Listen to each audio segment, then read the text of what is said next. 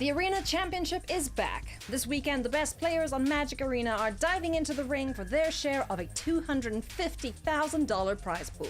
It took a lot for them to get here, but now they'll have to prove themselves in Standard. Coming off Pro Tour Lore and Eclipse, there's only one question on everyone's mind. Will these players find a new way to shake up the format? Get ready to find out. Welcome to Arena Championship 11. Hi friends, welcome along to coverage of Arena Championship 11. Maria Bartholdi, your host for the weekend. We have 119 players battling in Standard for their share of a $250,000 prize pool. We also have 2 spots at next year's World Championship on the line as well. And this is an incredibly stacked field. I think probably one of the most stacked fields ever in Arena Championship, with great players and huge names in the game of Magic the Gathering. Joining me here at the virtual news desk as we kick off coverage, I've got Daquan Watson, I've got Tannen Grace. Hey Daquan, what are you most looking forward to this weekend? Honestly, just what's going to climb its way to the top. It feels like every weekend we're seeing a new top tier deck or new best deck in Standard, and it's changed week to week, which is a good thing. That's where you want to be with Standard. So with all the players and the, like you pointed out, just the high level of players in the event, it'll be interesting to see what makes its way to the top this weekend. Yes, indeed. We're coming off a Pro Tour not too long ago where Standard was looking extremely healthy, so it'll be interesting to see that evolution here this weekend. Tannen, what are you most looking forward to? Well, you both kind of hit it there. I'm loving the stacked field that we have this weekend. We've got Pro Tour champions, we've got Arena champions, we've got every tournament under the sun. We've got a winner of it here this weekend. So will one of those players be the one that wins the Arena Championship this weekend? Or are we going to see one of the players that hasn't made their name yet make their name here this weekend? Absolutely. Let's meet the caster team who will be bringing you all of the action from the feature match area here this weekend. Of course, we've got myself, Tannen, and Daquan. We also have Ailey Loney, who will be talking to the players, giving us kind of a behind-the-scenes look at what they're thinking in these big matches. Hayu and Arya Karamchandani will also be joining us in the booth later. But how does our tournament break down? Let's take a look at day 1. Daquan, how do things work here? Well, today is where a lot of the hard business gets done. We're going to play those Swiss rounds. And honestly, it's a little bit of a different format the players may not be used to, or viewers may not be used to, where you got to win 6 rounds to get your ticket into day 2. But if you lose 3 anywhere along the way, your day's done. And then tomorrow we're going to have our top 16. And with the number of players, we might have a little more than 16. And if we do, we'll have one more qualification round in the morning, set that 16, and then play on. So 6 wins, the magic number that the players want to hit today. But when it comes to day 2 of competition, how does that work, Tannen? Well, we're going to start with those play-ins that Daquan had kind of mentioned there. If that happens, then they're going to play to make it into the day 2 single elimination from Standard here. At that point, you just got to win, Maria. Now, if you make it into the top 16 after that, that's when the stuff starts to get a little in the nitty and the gritty. Because in the top 16, we're playing for Pro Tour invites. But then if you're one of the special 2 that makes it into the finalists, not only are you looking at more money, a chance to win the Arena Championship, but you're also looking at qualifications for the World Championship. Absolutely a lot on the line for our players here this weekend. And like I said, we are playing Standard. So let's take a closer look at Standard. It's currently the biggest Standard has ever been in the history of Magic the Gathering. That is 14 legal sets that the players have access to cards from. More than 3,000 cards. In fact, almost 4,000 cards legal in Standard. Rotation will not trigger until next January. So Standard is only going to get bigger through 2026 and keep evolving. And like we've said a couple of times here in this show open already, we have one of the most stacked fields I've ever seen in Arena Championship. World champions, Mythic champions, set championship winners, Pro Tour winners, Hall of Famers. So let's meet some of those players right now. This is the match of perhaps their Magic career so far. Trophies of these high-level events, you'll remember that forever. They know all the ins and outs of everything that could possibly happen. Look how much it means to him. I mean, 6 more damage makes it fine. Both these guys have earned their spots here. Get ready to see Magic at its finest. Don't think I've ever lost a single winner in my life. If I get to the arena, I usually win. My goal is to win the Arena Championship. I feel decent about my chances. I have strategies against the most suspected deck. Yo me siento tranquilo y confiado. It really is just a very competitive landscape at the moment for Magic. There's just that feeling of walking away that I am the champion. There's nothing better than that. Yeah, it's just an incredible field. Did you see that two-time world champ Seth Manfield playing here this weekend as well? Well, if you want to set your watch as to when you want to watch, let's take a look at our schedule. How does this break down, Daquan? Yeah, everybody that's here today, you're going to get to enjoy 8 rounds of Swiss play. But then tomorrow, you're going to want to come back because that's where we're going to start dealing out the big money. We're going to get that last qualifying round, if necessary, done at around 9 a.m. tomorrow. And then we're going to play through all of our rounds to get to our finalist and eventually our champion around 4 p.m. But what are they playing for, Tan, and what cash and other prizes are on the line? Well, as you can see, all the players who show up here get $500 just for playing this tournament. Nice little amount of cash in the pocket. You can see that raises up. When you get to the top 16, you're looking at $4,500. You make it to top 8, you're getting $7,000. But that top 16, that's where the Pro Tour invites start to come in. And then they're playing for some real prize money there in the top 4. We're looking at $10,000, $12,000, and $15,000 up top, including those World Championship berths.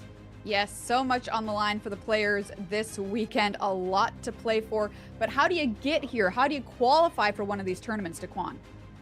Well, there's these things called play-in points. You get a few of those, and that'll let you play in the qualifiers. And then from there, if you do well, because the goal is winning, you will get qualified for a weekend just like this and get a chance to play for some of the great big prizes and invites. And once you make it here to an arena championship, what lies beyond that then, Tannen?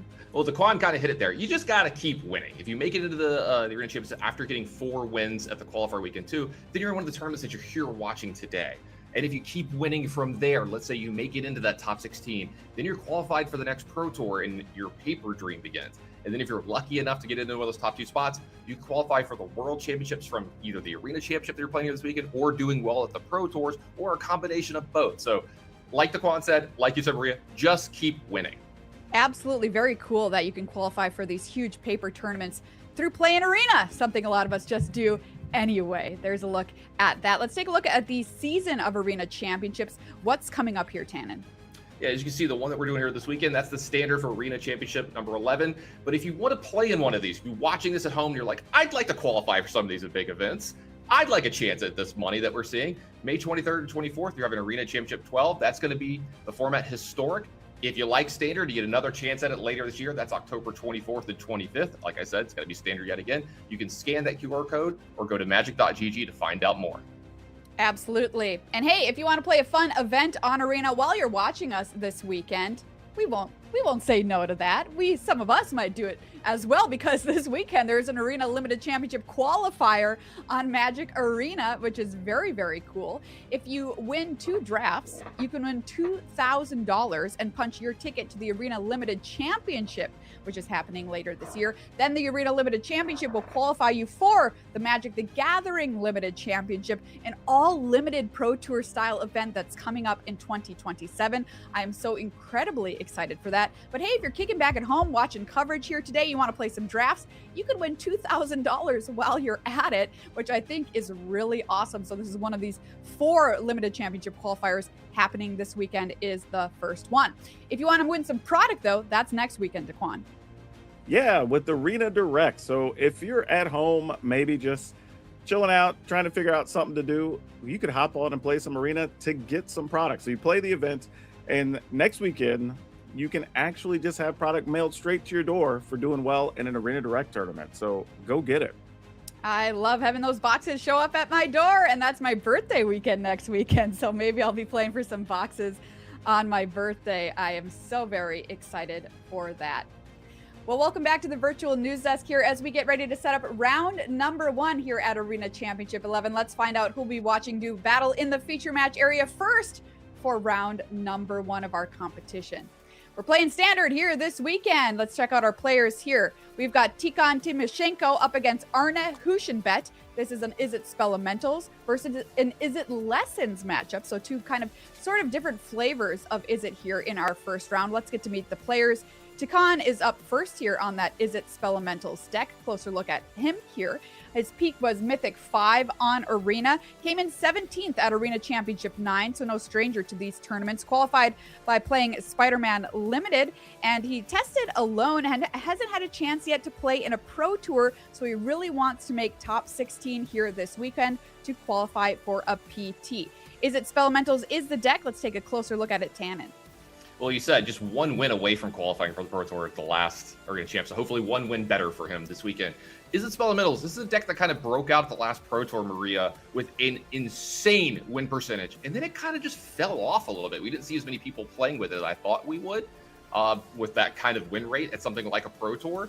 But let's see if it's a good choice for here this weekend. You can see you've got those Eddie Merc Crabs, those Hearth Elementals, and those Thunderfluxes. The big payoffs for playing all of these cheap cantrips like Sleight of Hand, the removal spells like Seer, and the interaction like Spell Pierce. So if those cards line up well, followed by one of those big creatures, easy sailing for Tika. Amen. Anyone who plays a 7-mana crab, I am all in your standard deck. Let's get to meet the opponent here in Arne Huisjenvet, who of course is no stranger to these online tournaments. He is your Kaldheim Championship winner back in 2021. Top 8 at the World Championship just recently in 2025. And in 2024 was top 8 at Pro Tour Outlaws of Thunder Junction. Running Is It Lessons, constructed peak of Mythic 5 as well, with a pretty good standard win rate there as well at 68.4%. Running this Lessons deck, which has come to fame recently here, Daquan. Yeah, I think this matchup's going to be one of those cases of watching a square fight a rectangle, right? They're both going to want to put a lot of spells into their graveyards, but for very different reasons. Where the previous deck's going to be trying to use that to fuel their creatures, this is using the spells to fuel spells, right? You want to get a bunch of lessons in there to get more value from all of your spells, while also trying to kill your opponent with a monument and cycle through a bunch of cards with the artist talent. So there's going to be a lot going on, lots of spells going off in this matchup, and it should be a fun one to watch. All right, it's time for round number 1 to kick things off here at Arena Championship 11. I'll pass it on over to Tannen and Daquan.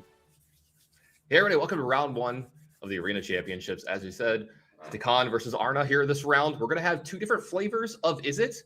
I expect this match to move pretty quickly, Daquan. Maybe not finish quickly, but there's going to be a lot of high velocity here. Yeah, I think that's a good way to describe it, where each player's not going to be worried about holding cards here because they're both trying to get through a lot of cards. So a lot's going to be happening, at least spell-wise. We'll see how long that takes the game to kind of resolve, because they're going to be aiming for different things toward the end. It's going to be mostly about how can they stop the other side's game plan once those spells start hitting the graveyard. Yeah, like you said, it's going to be quick, right? There's going to be a lot of stuff cast really fast from Arna's side, but he might have a really long turn where he plays, 10 spells and goes through 30 cards here in a turn. So let's head on down to the feature match area and see how this one plays out. All right, looks like that's a hand. Well, I was about to say that is definitely a hand. Is Grand and a blue source on turn 1? Is that just almost an auto keep with this deck? Yeah, it's one of the things it's hard to toss back, right? And in this matchup, it's a little interesting too, because Arn is going to know that having these removal spells aren't necessarily great in this fight, because one, the creatures are larger, but these also aren't big enough to do anything about those till later. But I was about to say, but it depends on how much he values Grand on if he wants to keep that. And I think he agreed that those spells just weren't going to cut it. Yeah, it looks like he's going to go down to 6 here. Now he does have a blue source and a Grand, except this will be coming into play untapped on turn 1, and he's going second here.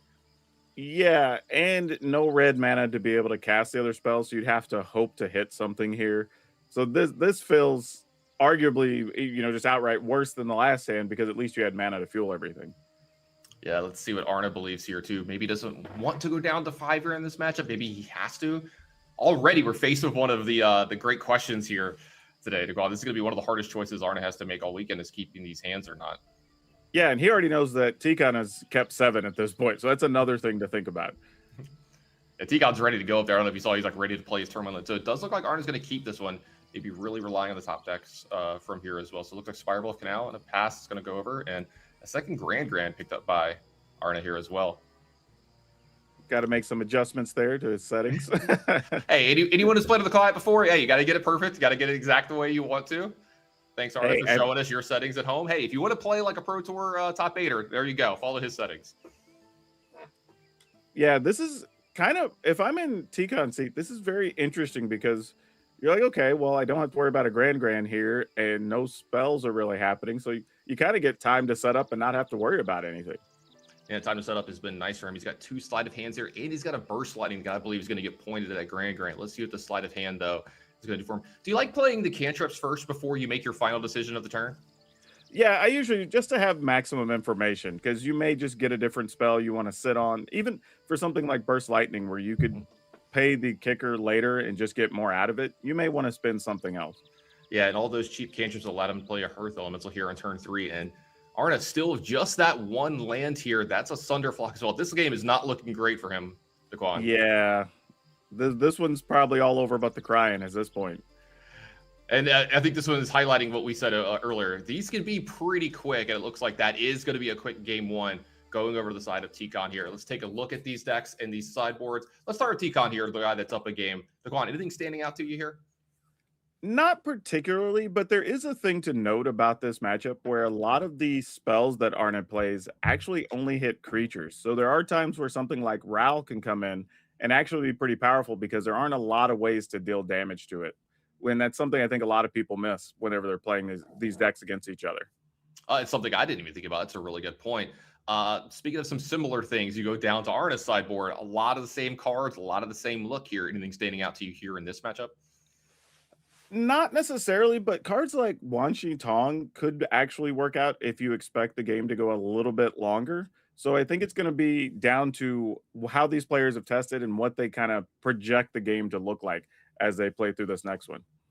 Absolutely. Let's see how these players have sideboarded as we move on down to game 2 here. Is Arna going to be able to even this one up?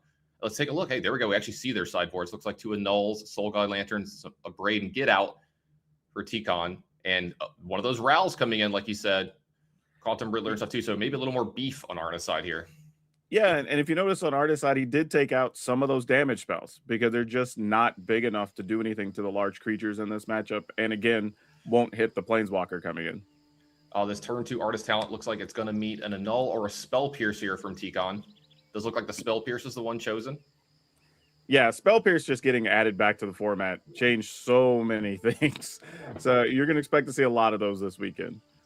Yeah, Arna already making his second land drop here in this game, too. A lot better in the first one. Finds a third land drop off the top here. Had some cantrips in a way to find that if he didn't get there just yet. But a lot of setup still in Arna's hand. See 2 Accumulate Wisdoms, an Artist Talent, and it'll quench you. So the real question here is, does he want to develop an Artist Talent here, or does he want to maybe hold back the instance and quench or Accumulate Wisdom? Yeah, I think that's what he's thinking about here, if it's worth trying to force it through. But I think the plan here from Arna's side is probably going to be to try to fire off a Wisdom, see if you can find another land, and then try to back up the Artist Talent with the It'll Quench You. Yeah, it looks like he's going to pass on quenching the Abandoned Attachments there. Some extra cards here added to T-Con's hand. He's going to make the third land drop to himself here. He's got a couple reactionary stuff here too. And this is one of the things in this matchup. The games 2 and 3 feel a lot different than games 1, right? Oh, for sure. Yeah, just with the dead cards just not being there, there's just more action to happen on both sides. A lot And more now interaction T-Con's- from the players too. Yeah, and T-Con's actually just saying, okay, I guess I'll go ahead and Spell Pierce this, knowing that he's holding 2 Annuls, which is kind of wild. Yeah, he's got to get out as well. Maybe not an answer to this Ral, though, like he talked about. That could be pretty impactful here if Arna were to go for it. Yeah, let's see if he does, because it's one of those cases where Artist Talent is such a strong card in this matchup that when you're able to play it with a counter backup, it's very tempting. Yeah, I think Arna said the same thing you did last time. He's like, look, this card is so good against their deck. They don't have a lot of ways to interact with it. They don't have a lot of ways to counter it. We've already seen a Spell Pierce out of T-Con. Maybe lamenting that choice of using Spell Pierce over Annul earlier. Sleight of hand, though, going to dig through the deck just a little bit. Second sleight of hand here as well. Maybe trying to find a creature here, way to interact. There we go. There's a Hearth Elemental with just enough mana to cast it, too. Perfect find for T-Con here to develop his board. Yeah, for sure. And number of spells in the graveyard is already beyond what he needs for anything. Now it's just, can you find the beef to let you get some fighting done? Yep, coming back over to Arna's side. He is facing down this 4/5, but he does have an active Ral here. He's got an Accumulate Wisdom. He's got Artist Talent. Only 1 mana available for T-Con here. If this Artist Talent were to resolve, he could probably go off this turn, but there isn't a null ready to beat this here. Does Arna want to quench back? I would think you do here. It's a chance for you to get it on the battlefield, and you may not have many windows. It's a really good point. Let's see if he agrees with you here. He's taking his time thinking about this. Maybe thinking about how the next couple turns look out. And do I need this Artist Talent to resolve? It looks like Arna's going to go with no here. A little surprising, but I can see it. Still got Yeah, and Accumulate Wisdom, still got Disdainful Stroke behind this as well. I wonder if that's more about fearing one of the other creatures that could drop from Tikon here and trying to save the quench for that, potentially. Maybe worried about Sunderflock or something along those lines. Yeah. Develops an extra Otter here, though. Going to make sure he can keep this Ral around as long as he possibly can. See if Tikon can find a way to maybe break through this. It's going to start with an Op, and that's a way to possibly break through a little bit here. Eddie Mark Crab, that card just, it works on offense and defense. I think people forget that sometimes. It looks like it's going to be a pass from Tikon here. Does Arna want to fire off this Accumulate Wisdom? It looks like he's thinking about it, but maybe he doesn't want to put the shields down, Daquan. Is that what he's thinking about here? Yeah, I think that's exactly it. Eddie Mark Crab exists, you go for it with 2 blue up. There is a chance you're going to be staring down that crab next turn and things get really difficult. Yeah, looks like Arnie agrees with you there. Arna agrees with you there too. It doesn't play the Spelty in a turn here. Just content to keep playing out his lands and playing behind this Quench, playing behind the Disdainful Stroke. That Ral is still, marching up. It's at 8 loyalty right now. That's not a number to scoff at. And he does get rewarded for his patience here, getting that It'll Quench You to stop an Eddie Mark Crab. A lot of back and forth between the players here. A lot of cantrips from Tikon here. The first one usually finds the second one and so on. So slide a hand and go here. To write stories off the top. Another way to draw a bunch of cards for Tikon here, but he's not making inroads on this board. Are you getting a little worried if you're him, Daquan? Yeah, because at some point you have to think Arne's going to hit some of his card drawing stuff, and then you're just going to be in a really tough battle trying to sneak spells through when you're behind. But the interesting thing here is kind of what we talked about, right? Lots of spells have happened at this point, and we're kind of now just at the midpoint of the game. Yeah, you can see kind of the same thing on Arna there. He's like, I've been holding up this Disdainful Stroke, I've been holding up this stuff, but I'm going to go ahead and play this Accumulate Wisdom this time. So it does look like he's going to add an Abandoned Attachments here, another way to draw some cards, and a Monument to Endurance off the top, a card that's very impactful from this deck. Yeah, an interesting thing there to note is while he did get the Accumulate Wisdom off, he actually only had 2 other lessons in the yard so far. Even though all those spells have happened, they weren't actually lessons, so he didn't get a lot of value off of that. Looks like Monument to Endurance is going to get played here. Going to keep adding loyalty to Ral. You do see the Abrade on the other side of Tikon here, but he's going to go ahead and cash in that Annul as well. Keep that Abrade around. It's a little flexible as well. We won't always get a target for Annul. So like the thing in here. Hey, look, we've got an ultimate here. That is a -10. Just get some extra cards. Everybody loves that. But not a land there, which is something Arne could actually use, because you're kind of in a situation where getting multiple spells off would be really good here, especially since he doesn't have any of the things that reduce his casting cost. Yeah, it's going to be important to get these extra spells here too. So I want to point out that Ral, it did draw 3 extra cards here, but Arne now has an emblem with instants and sorcerer spells you cast have Storm. Yeah. So if you're not an Eternal format type player, if you only play Arena, you might have a lot of interaction with Storm, but here's what it does. And it's going to put a lot of copies of the same card in the stack over and over and over again for every time you cast something. This is going to be quite the uphill battle to win from here. Right. There is a Winter Night Stories, though, so we're not out of options just yet. The negate is a little bit late. This get out hasn't really found a spot to be used, so Tikon really needed. Yeah, I was going to say, this is going to be a concession for him. He's not going to be able to beat the Ral Ultimate, so 2 quick games here at the Daquan, but we're going into a third. Yeah, and we figured something like this could happen. Like you said, just tons of spells, and it's a matter of who gets the right cards post setup, right? And we kind of saw each side do their thing, where we had the early elementals last time from Tikon, and then this time we had kind of the early spells into a Planeswalker for Arne. So it would be interesting to see which way things go here in this third one. Absolutely. Both players still sideboarding, changing up a few things. You can take a look at it there on the right side of your screen. They're going to make a couple changes. Good. There's a lot happening here on Tikon's side. He's making a pretty massive shift here, just swapping a whole bunch of cards out. Sunderflock, surprisingly, also going out. Just saying, not even going to worry about that. We're also going to go into the Ral plan and see if it works for me. Absolutely. Let's see if it works for him. Let's see if it works for Arna, and who's going to be victorious here in our first round of day 1. The Arena Championships. It looks like it's going to be let off just lands from each player, but we do see a Grand from Arna here. That's something we haven't been able to see yet in this matchup, as a Grand get actually going, and I don't think we're going to get to here. That looked like a burst lightning off the top. That's going to take care of that Grand as well. couple extra Yeah, that copies was though a here. clutch draw there because it was about to get really bad. And even here, there's another one, and he doesn't have an answer for it. Absolutely. So it's just going to be a Winter Night Stories here to fill up the grip for Tikan. If you were to be able to take care of this Grand, you'd see a problem kind of starting over on Arna's side, and the fact that he's a little choked on blue mana here. Yeah, definitely. And I think he was probably hoping to draw, even if not blue mana, just a land, so you can just start getting through more cards here. And I don't even know what this is going to be interesting to see how he values cards in this hand, honestly.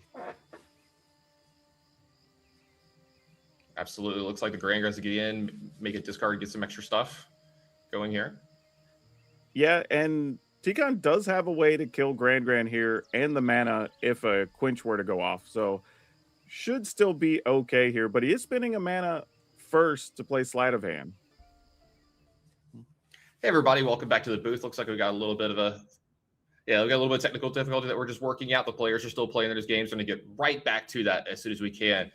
Daquan, generally when we get the Is It Mirror Match, I use Is It Mirror Match here by just the colors. You know, what did you say? It was a square fighting a rectangle here this round. I love that analogy. Do you favor one side of this kind of matchup generally, or is it like more down to who gets to go first and who draws a little bit better? Yeah, I think it's kind of down to who draws a little bit better. But if I was leaning one way or the other here, I would say probably on the side of just like the spells deck, just with the Is It Monument, just because there's more ways to force damage through in the matchup. And you kind of saw what happened in game 2, where the answer was to basically try to bring in a lot of anti-artifact and enchantment stuff. But then that kind of left you without a lot to do on the spell elemental side, you know. So it's a little bit of a tough situation, but I think I would lean more toward the monument. Yeah, it feels like it has a little more velocity, right? Like you're playing more things per turn, and then your payoff isn't just one big 4/5 or 5/5, which, hey, that can be good, but that has to attack multiple times to get the game over with. With the spell side, you know, the monument side, you can just go off on one turn, go off on their turn, go off on your turn again, and it's kind of over at that point once monument and artist talent gets going. So I kind of agree with you there, but these are world-class players. It's a little bit of a tricky game just trying to slip through your pieces, right? Like, can I get the artist talent down, right? Can I get the monument down? If you do, then you're probably going to race to the finish. So it's usually worth protecting to get there. Absolutely. And it looks like we didn't miss anything, everybody. We had the game on pause. Power of live television. We're right back to where we were. Let's revisit this. I think Arna just missed his third land drop here. He's got a Grand active, though, with some lessons going on and some interaction here. You know, you see the spell snare, you see it'll quench you, but he's going to go ahead and end of turn play Accumulate Wisdom here. Got to believe he's looking for some lands here, right, Daquan? Oh, definitely. So you stop that and take an opportunity to probably off Grand here. Grand, no! And let's see, exactly. Does Arna want to fight over this? He has an extra copy of Grand in the hand, but I think that blue mana is making things so difficult for him and these decisions a little bit harder. Yeah, I would probably fight over it just because getting the draw and discard now is so much better than trying to get it next turn, especially if you know there's a chance Tikan can put a creature in the way and then you wouldn't get that much value out of it anyway. Still no land for Arna here. Now, if this Grand stays in play, though, he is getting the discount now. So maybe possibly multiple spells in a turn so he can keep up with Tikan. Because, like, is that one of the problems he's running into here with this low land count, is he can't play as many spells as Tikan? Sometimes that can happen, but, you know, there's so many different cantrips and things to just dig that you're not usually worried about it. But draws like this can happen. Looks like a Winter Night Stories here. And this is great for Tikan because, you know, he kind of says, well, he's stuck on mana. The world's my oyster right now, right? Like, let's see what we can do. Yeah, how often do you see a Braid get traded for Grand in this matchup? That's not really what it's there for, but in this spot, like, you've got to like where that is with the mana advantage that you have. And Arna here picking up that third land. I guess late is better than never. You see him kind of sitting up at his seat. How do I want to do this? He can still deploy a Grand in this turn if he wants. It does still give the discount to play a bunch of other stuff. It looks like that's where he's going to start. Does he want to use maybe a Combustion Technique or the Barrage? Yeah, the Barrage might go off here just because, like, Arna's hand isn't really set up to try to end the game in 2 or 3 turns here. So you're not going to want to also just sit and just take a bunch of damage from a 4 or 5. So I think Arna's just trying to weigh what is he expecting the next couple turns to look like here. Yeah, I think he's trying to decide on which removal spell to use here. Maybe he's erring on the side of a lesson in case there's some kind of graveyard shenanigans that happen later in the game. And yeah, this is where he kind of gets a little mad at himself here. He's like, I didn't play around spell snare here like I could have with broadside barrage. Like, it not only costs 2 mana, but the converting mana cost of it is 3. Oh, and we picked up a lantern here as well. So now all that work of building up those spells, those lessons, is now going to get undone. Yeah, it's kind of like what I was alluding to. You know, if something like Soul Guide Lantern came off the top, now all that work, like you said, it's been undone. And here's the real thing about these big elementals that get cast for not for free, but for cheap for TCon, is they allow you to harmonize Winter Night stories and make that only cost 1, and that's where it really starts to get broken, right? Like, yeah, he could be attacking for 4 here, but he'd much rather just draw the 3 cards and have all of his mana, right? Oh, for sure. Anytime you can get a discount on getting access to 3 extra cards, like, you almost always are going to take it. Especially when you're like this far ahead too, right? And then you got Soul Guide Lantern here backed up with Get Out and Null. You guys gotta be feeling okay about this spot. That's the thing too. I think sometimes it happens is once you're ahead, you kind of start saying, okay, how can I lose this game? Right? Like I don't want to just like stumble here when I'm this far ahead. Like, let's do everything possible to not let this slip away. Arna thinking about playing Abandoned Attachments at the end of the turn there. Wants maybe the extra card here to figure it out. Autumn Riddler off the top. Looks like we're going to start with a Grand activation, though. We're going to get an attack here. Going to draw a card and discard a card here. Another mana found for Arna here, but is that what he's looking for? Let's find out. Seems like he's going to pitch the Abandoned Attachment. Likes the cards in his hand. Likes that land. Maybe wants to utilize all of them here. Yeah, it was also interesting that the Lantern didn't remove the graveyard. So I'm kind of curious what that's about. Maybe just holding on to another Accumulate Wisdom in the future, making sure that Arna can't repair from the Lantern too easily. You know, Arna did have 3 or 4 cards in his hand. I could see this. And this is an upkeep Broadside Barrage too. He's a lot of interaction from TCon post board here, so he wants to make sure to utilize that mana on TCon's turn to do this. Right, gonna try to get out here. Yeah, the other use of Get Out, you can either counter a creature or enchantment, or you can return up to 1 or 2 target creature and or enchantments from your own side to your hand as well here. So it looks like Arna might fight over this as well. TCon is down to 1 card after this. Still has a draw step, though. Yeah, there's also an interesting thing there. When your opponent wants to fight over you killing a singular creature, sometimes you start wondering, like, okay, do they just not have access to any other threats here? Right? Maybe I do need to fight over this. Yeah. Is this as important as I think it is? Do they think it's that important? No, exactly. So looks like the Hearth Element's going to get replayed here. Does Arna want to use 3 steps ahead here? Looks like he does. Discount in effect here, so only 2 mana. Counter target spell, so good old counter spell. Yeah, and this is big for TCon here, having picked up that Eddie Merc Crab and still having access to 2 blue mana. Yeah, does he want to play the crab here and make sure that he gets around permission? Or does he want to hold up a null? Looks like he's going to go ahead and pass. Keep up the option for both. Arna here. I think he just figures that taking the extra 1 damage here isn't that big a deal, and 1 card probably won't be the difference, especially if you're holding a null to block a monument or something here. Quantum Miller are going to go ahead and get warped here. This will draw 2 cards if this resolves. We know it will, but there could have possibly been some stuff on TCon's side. Yeah, and a pause here from TCon's side, dude, doesn't really tell you much because everything's instant speed, basically. Right. Could be a litany of spells here. So 2 removal spells picked up for Arna here. Combustion Technique, Firebending Lesson. Yeah, Arna's actually slowly getting back into this game. Yeah, Combustion Technique. Not the removal spell. It's going to be great here. That Soul Guide Lantern looming really heavy here. But if Arna gets enough stuff into play, maybe TCon will have to cash it in to get a card at some point, possibly. So maybe not, the end of the world here for the Combustion Technique, but we'll find out. That extra land is on this turn was pretty big, too, because it does mean that you could have a full-size Riddler next turn. Yeah, let's say 5 mana Riddler won't be too bad. If Arna can get an extra card out of his hand here too, and maybe draws a land, might be able to draw the extra cards as well off the Riddler. Something that he desperately needs to get a little velocity going here in this game, find one of his payoffs. We haven't seen an artist talent. We haven't seen a monument yet. All right, now we got more upkeep effects here. Looks like Eddie Merc Crab is going to come in. It's going to tap down this Grand. This has resolved. This is also where TCon's deck, the spell elementals can start making a run, right? You only need a couple of attack steps when you have Crab's just tapping down the blockers. All right, so Grangan does trigger here because it's when it becomes tapped, not when it attacks. So Arna does draw a card. It seems like he's very interested in this one. Another Verge off the top. So we've got Firebending Lesson, Combustive Technique, and a Verge in his hand. What does he want to discard here? Maybe you want to make sure that he draws that extra card off the Quantum Riddler. What's the best way to do that?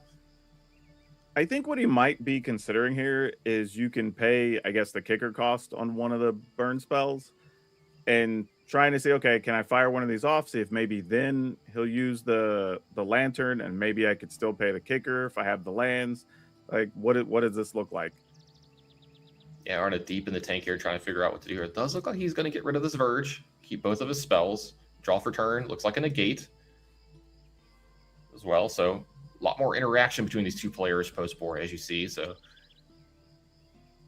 that's still looming large, like you talked about earlier. If this other crab comes down, there's going to be a lot of decisions we're going to see made very quickly. And that Soul Guide Lantern's just looming this whole time. Yeah. Mm-hmm.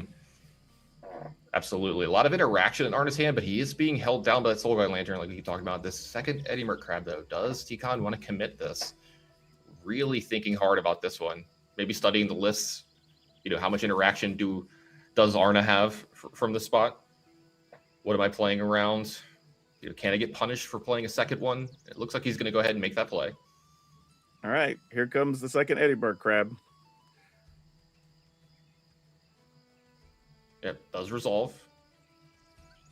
So back over to his side. It looks like we're going to start with the Firebending Lesson and kicks, like he said. We don't see this happen too often. Yeah, but I think you have to at some point. Like, this is the fewest cards Tikon's going to have. And you know at some point you got to get him to blow up that lantern. And he opted not to do it there. So lots of patience being shown from Timoshenko.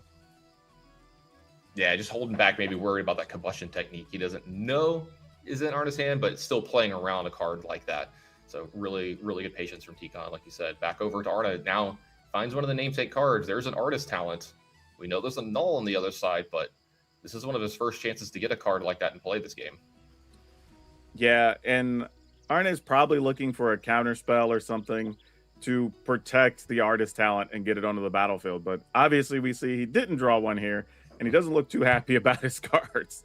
Yeah, he does still have this negate sitting around, but you can fight over something with that as well. I think he's maybe a little piece of his hand is too good here. Maybe he doesn't want to discard any of these four. You know, they're all pretty good here. Plus, he's still got that Quantum Riddler as well, so a lot of resources available to Arna here. Looks like he's going to just get rid of the Artist Talent. Interesting. Right? Maybe figuring he doesn't need it to win this game. Maybe he has a, you know what, honestly, Taquan, do you think he has a good read on what's in Tikon's hand? I think that's what we're seeing here. Yeah, I was just about to say that. Like, it's possible that he says, okay, we're deep into the game. We've seen multiple cantrips. We haven't seen an Annul get played yet. So maybe by now that's what this card is that he's been sitting on. So this isn't going to resolve anyway, and I could just save my counters for other stuff. Yeah, that's a really good point. As I say, we've been seeing Tikon leave up a blue every turn for a while. And it does look like Arna is going to go ahead and kind of just shrug and play Quantum Riddler here, and that's going to resolve. It's going to draw only one extra card here, but I think he's completely fine with that. That's a pretty big draw here as well. That's an untapped blue source. Allows him to hold up Negate and Abandon attachments here as well, and more lands for Tikon here. You know, we talked about this patience, the quad. He might have to cash in this lantern at some point. Yeah, sadly, it might come down to that. But the other thing to note here is a 4/6 does Stonewall an Eddie Merc Crab. So, yeah, I was about to say, the 6 point of toughness is big, right? Yeah. Yeah, so you have plenty of time now if you're on Arna's side. It looks like he might force the action here with this combustion technique. Hey, do you want a card, or do you want to go ahead and remove my my graveyard here? Yeah, this is such a tough spot for Timoshenko. Yep, and Arna might be able to rebuild pretty fast after this too. Even with the combustion technique on the stack, he could play abandoned attachments and see what happens from there. So we'll see how this plays out. Not really sure. If I'm Timoshenko, though, I'm probably removing graveyards here anyway and just say, all right, if you still have a way to do it, you have a way to do it. But man, he's giving it a long think here, though, on what he's going to do with this Soul Guide Lantern. Yeah, I was gonna say both these players taking their time on some of the hard turns, which you could appreciate, right? This is a very back and forth interaction filled game, so it's difficult. Plus, they've got the time to do it, and I think is part of that kind of like also just representing stuff you might not have. That's quite possible. I'm just saying, okay, maybe he doesn't have a read on my hand, so I have to try to convince him I have something else. Well, here we go. The game just sped up quite a bit, Daquan. That's an artist talent off the top. Yeah, and actually didn't even try to play an annul against it with all the mana open.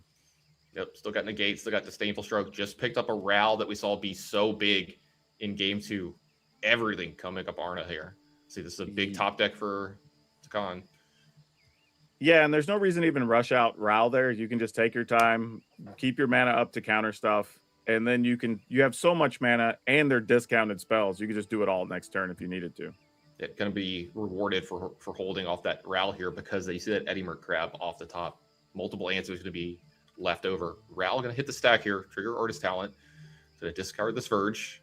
Going to draw a new card. There's an it'll quench you. Arna's got to feel like the game is his from this point. Yeah, for sure. Go ahead and make a Otter here, give you an additional blocker. Looks like it's going to tap some stuff down here and disdainful stroke. All right. If disdainful going to go ahead and answer Eddie Merc crab. Soul Guide Lantern is going to get removed to draw a card here. Across the top, another copy of Soul Guide Lantern. That's not going to get it done. Discard for the artist talent. Draw 2 extra cards here. Definitely not what Timoshenko was looking for there. Like, while you do like Soul Guide Lantern, this is not the spot in the game where it's going to get to shine, unfortunately. Oh, for sure. Extra draw off that Quantum Riddler there as well because he had got down to 1 card. It's going to leave him over with Negate, Monument, and 3 steps ahead as a bunch of removal spells. So Arna's got multiple ways to interact from different angles here. The Soul Guide Lantern's going to hit, but I think this is going to be a little too late, possibly for Daquan. He's going to be able to cash this in for a card. Picked up Disdainful Stroke, but that was a little late as well. A Ral of his own. It's not going to be enough. And Arna is going to win this first match here today. Starting off his Arena Championship in the right way, Daquan. Well, you know, he's no stranger to winning. I'll say that. Like we've seen his name for quite a few years now at the top level. So tough draw for round 1 for Timoshenko there. Absolutely. Great stuff from both the players. They played really well. A lot of back and forth, a lot of fighting in the upkeeps there. A little old school, like, controlled matchup vibes. That's not it for the Magic that we have in round 1 here today. We're going to have another backup match for you here in round 1. One of our players, Autumn Pritchett, you might know them quite a bit. We've heard quite a bit from them over the years. They've got some pretty big wins under their belt. We've got a player bio that we're going to go look at, though, right before their match. Hi, my name's Autumn Burchett. I'm playing in Arena Championship 11. I started Magic right before the Dragon's Maze pre-release. A good friend of mine, I was playing loads of board games with him. He'd been pestering me for a few months to try out this Magic game he'd been playing for a decade, and eventually I buckled, gave it a spin, and just fell in love with it immediately. I actually remember the first time he put on coverage, we watched some Legacy, and I was like, this is sick, compete for big prizes, there's a lot on the line, really push yourself to play as well as you can. And ever since that moment, it's like, okay, this game is a very competitive pursuit for me. I stream on Twitch over at twitch.tv/RainyTheWitch. I definitely primarily stream Magic just because, there's always something to learn in the format and things to figure out and discover. Competitive Magic means a lot to me. It's become a very big part of my life naturally with all the time I've put in and all the success I've had. So I was playing during the Mythic Championship era, where, there were in-person Pro Tour equivalents and then also digital ones that you'd fly out to. It's one of my biggest interests. Get those good results, get those prizes, just do the best that I can. Going into this tournament, my biggest hurdle is just that Standard as a format is very different to how it used to be back when I was having a lot of my success within Magic. And that definitely makes it a bit more of a challenge for me to approach. You prepare the best you can, you play the games the best you can, and I do think I'm very capable of getting the result I would need. Really great stuff there here from Autumn and their rise to the top here in Magic, and kind of a little bit of a comeback here too as well. So let's take a look at this matchup that they've got in round 1.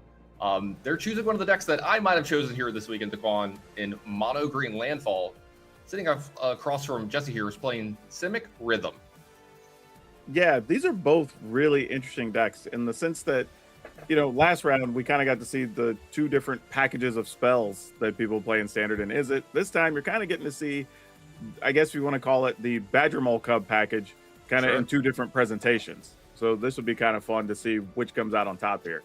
Yeah, I think who will play is going to be a big thing here as well. A lot of games between these two as well. Over 50,000 games played between these two at Arena. That is a lot of Magic the Gathering, but hey, this one counts just a little bit more. Let's go ahead and down to the future match area, see their match, and take a look at their deck list real quick.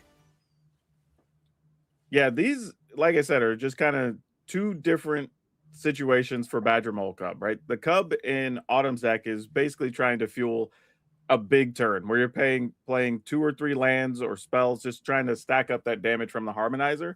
Whereas Jesse's deck is saying, okay, I want the mana, but maybe so we can use Rhythm to go find something, right? And go get a really big thing. Or in some cases, even use the Mockingbird to copy some stuff. Often going to be probably a Badger Mole Cub to just get you a ton of extra mana and fire off some things all in one turn. So can go either way here, honestly, depending on the draw. I'm interested to see what's going to happen. Let's head on down to the match and watch it. Will Autumn be able to attack for 40 on like turn 3, or is Jesse going to have a little bit too much mana and do maybe a little too many things? Great start for him here.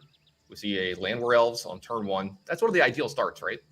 Yeah, definitely. It's mostly about having something on turn 2, because even being able to have the Spider let you untap and just generate a bunch of extra mana, even if you don't have a Badger Mole Cub.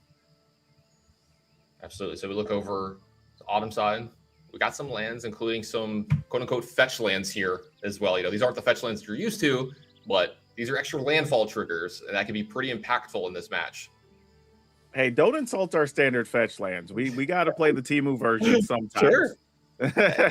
Hey, I wasn't insulting them. They're pretty good. Escape Tunnel and Fable Passage do some work in these decks. Yeah, they really do. There are times where you'll even use Escape Tunnel to get a Badger Mole Cub through and then just pump its power 2 times, and that's enough. Yeah, and then they die. Yeah, absolutely. Yeah. Leyline Weaver developed for Just here is going to have a ton of extra mana over these next couple turns, including a Nature's Rhythm. So maybe going able to find one of those toolbox pieces. Badger Mole Cub off the top here. Great play for Autumn here on turn 2. Going to go ahead and make the mana keep up here as well. Not to mention another counter going on that Chocobo as well. It's small right now, but it won't stay that way, right, Daquan?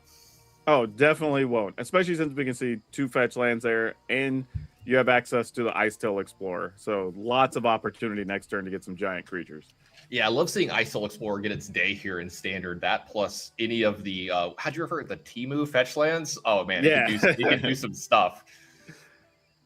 So we're going to Nature's Rhythm here, probably for a Badger Mole Cub, I would guess here, since it was just 2. Yeah. Untaps the Weaver here as well. Nice little synergy there. Going to allow for another Rhythm here if they want. Or you can go ahead and put a Quantum Riddler out into space. Yeah, this is where it gets pretty crazy, because you could go get another Badger Mole Cub and then untap with a bajillion mana and fire off Rhythm again.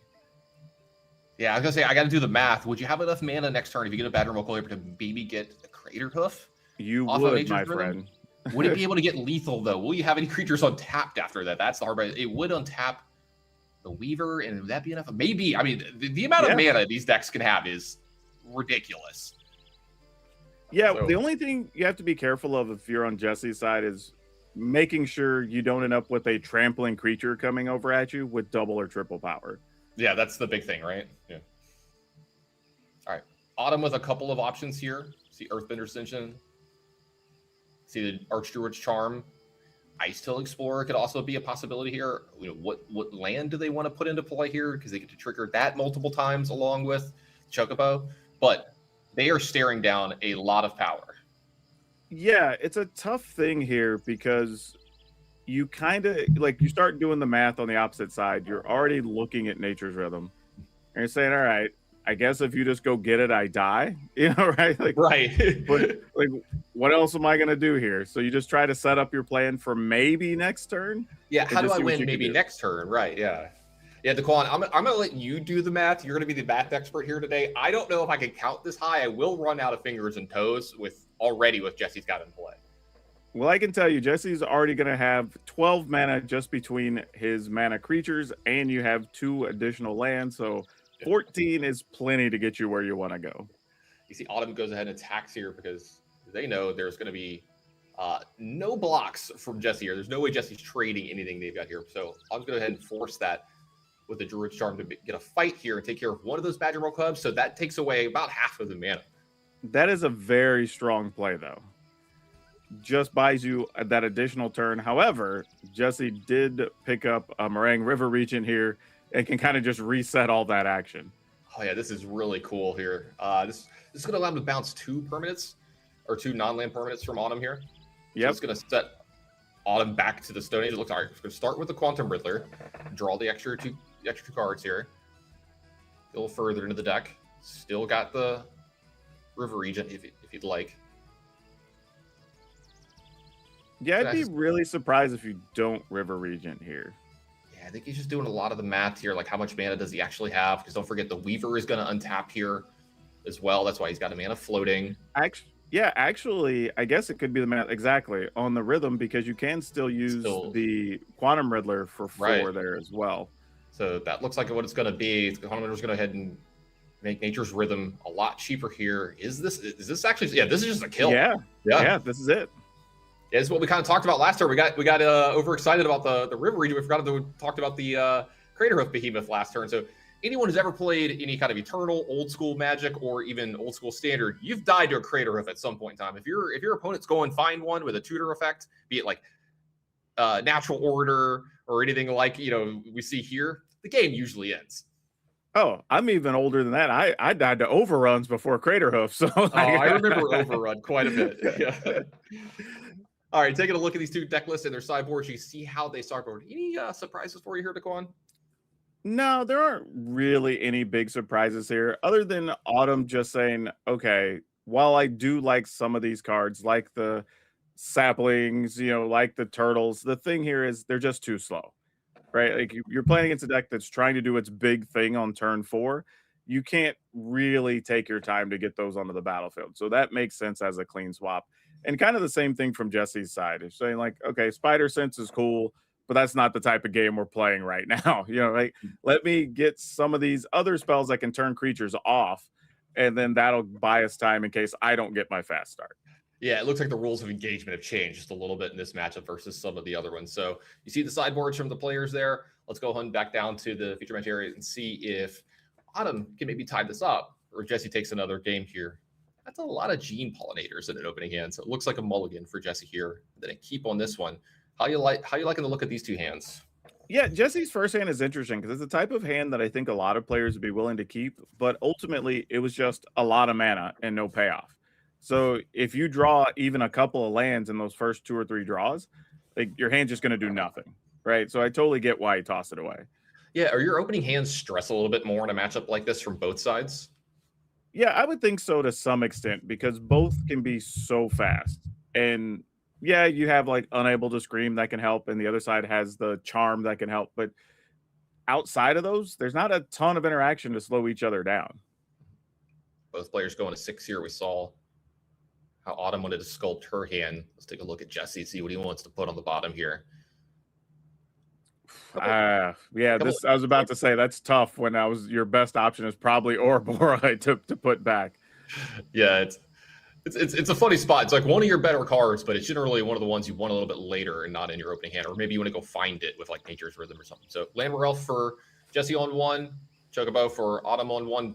Very good 1-drops for both players. Oh, this is the dreaded double starts from Autumn. We're about to see a lot of power here over the next couple turns. Yeah, I was kind of interesting that Autumn just played the Forest there, because I was thinking you would go ahead. That is a fetch land, right, in hand, or am I? Let me look this one real quick. Let me make sure. I want to make sure I get this one right too. Yeah, I feel like it costs 1 to do it as well. So that is okay. Yeah. It's the other land. It's one of the ones that you have to pay to do it. Yeah. I was supposed to say I had to make sure myself. All right. Well, I don't think anything changed here from Jesse's side. It looks like we're probably still going to play Riddler. but we did find another land, which is actually helpful. Gonna go ahead and Riddler before playing the land here. Maybe get, hey, if I pick up another 1-drop, I've got the forest that I want to play here. Maybe holding back the breeding pool to be able to play tapped. Looks like he is going to go ahead and play the forest here. Maybe going to go ahead and play the resolve. Yeah, and just going to pick off one of these creatures so you just don't get completely run over. Yeah, this is about slowing Autumn down, right? Just make sure you don't die. Yeah, and that's a tough spot because you're kind of just it's literally just a fight spell at that point. You're not getting any extra future value off of it. Yeah, I think Jesse's just fine with trading that in there, though. A little bit of a frown there. Lost one of her little companions. Let's see how they want to play this turn out here, though. A couple of different options. Got a Hydra. Got an Ascension. Do you want to get that started? Yeah, I'm trying to figure what Jesse is really hoping to draw here for next turn. It might just be go ahead and rhythm for a Badger Mole Cub and just set your sights on that. Set your sights exactly what Autumn's doing here. Go ahead and deploys that Hydra for 1, but it's not going to stay there for long. I think these creatures are going to start getting really big, really fast here. This is a much more, what's the right word here? Normal draw from Jesse. Fair draw. Yeah, from fair Jesse is probably more accurate. yeah. a lot more manageable draw if you're on Autumn's side. Yeah, the only real benefit for Jesse here is that there's not already a fetch land in the graveyard or whatever in case an Icetail Explorer were to show up. So that's nice. But the other side of that is, I was just saying, if Autumn just has another fetch land of any kind, that's a lot of damage incoming, and this could be bad. I was going to say, I think we just found the other fetch land that looks like an escape tunnel off the top. So we've got Vayne, we've got escape tunnel, we've got Earthbenders, and you can see Autumn. I don't know if I can do the math on all this stuff. So Earthbender is going to go ahead and get a land to deploy here. Yeah. That's a landfall trigger. And then not only that, you sacrifice your fetch land here, and it comes back, which gets you an additional trigger. I was gonna say we get 2 landfalls off this because of the way that earthbending works. Is this lethal? I was gonna say this is lethal if we don't get a block in. Yeah. So Badger Mole Cub is gonna step in front, but we're going to 1 if you're Jesse here. Does he have any outs from this spot? Not really. I mean, just because you just have such a huge creature there in the Hydra, and you're at 1, like even a best case scenario, if you had it, everything would have to block it anyway. I want to put it nothing. I want to put it that Hydra was a 1/1 last turn. Yeah, absolutely.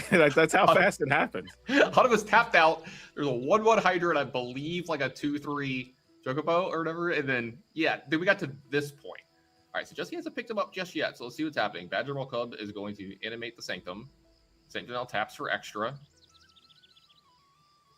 Yeah, the problem is even if you could search for something, it's a creature that just wouldn't do anything here. Right, like there's no cheap bounce, right? Like the Riverang is too much. You can't. Yeah, you can't rhythm for something here. I'm trying to think too. I mean, Jesse knows his deck probably better than we do, so. Yeah, I think he's just being fair. I mean, this is a high spot, just going through the motions to make sure. I mean, we're playing for world invites and a ton of money. Yeah, there's nothing wrong with making sure you're dead before you concede. I definitely could appreciate being in that spot and taking that time if I'm Jesse. Yeah, and that was kind of an interesting game in the sense that neither side had the super explosive draw to do the big thing they're trying to do. We kind of just went back and forth. They did normal things. Eventually, a big Hydra showed up, and it was over. Mono green landfall did mono green landfall stuff, right? It drew a fetch land at the right time. It's like, oh wait, you're dead. Like it just did a ton of damage, put a bunch of counters into play. So yeah, just having that automatic trampling from the Hydra is so big, man.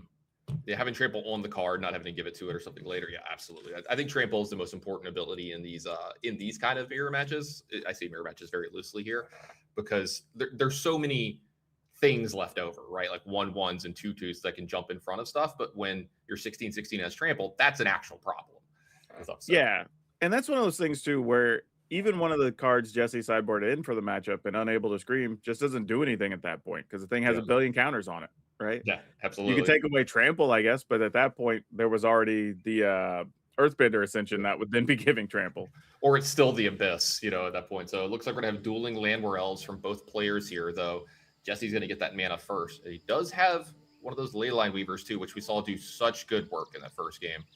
So it is gonna be a Weaver into a Pollinator here. so much mana for Jesse here, and he's got payoffs already. He's got an overboard, and he's got a behemoth in his hand already. So go back over to Autumn. Yeah, Autumn is going to have to spend this turn using a resolve, but the good news is they didn't have much else going on here. Right.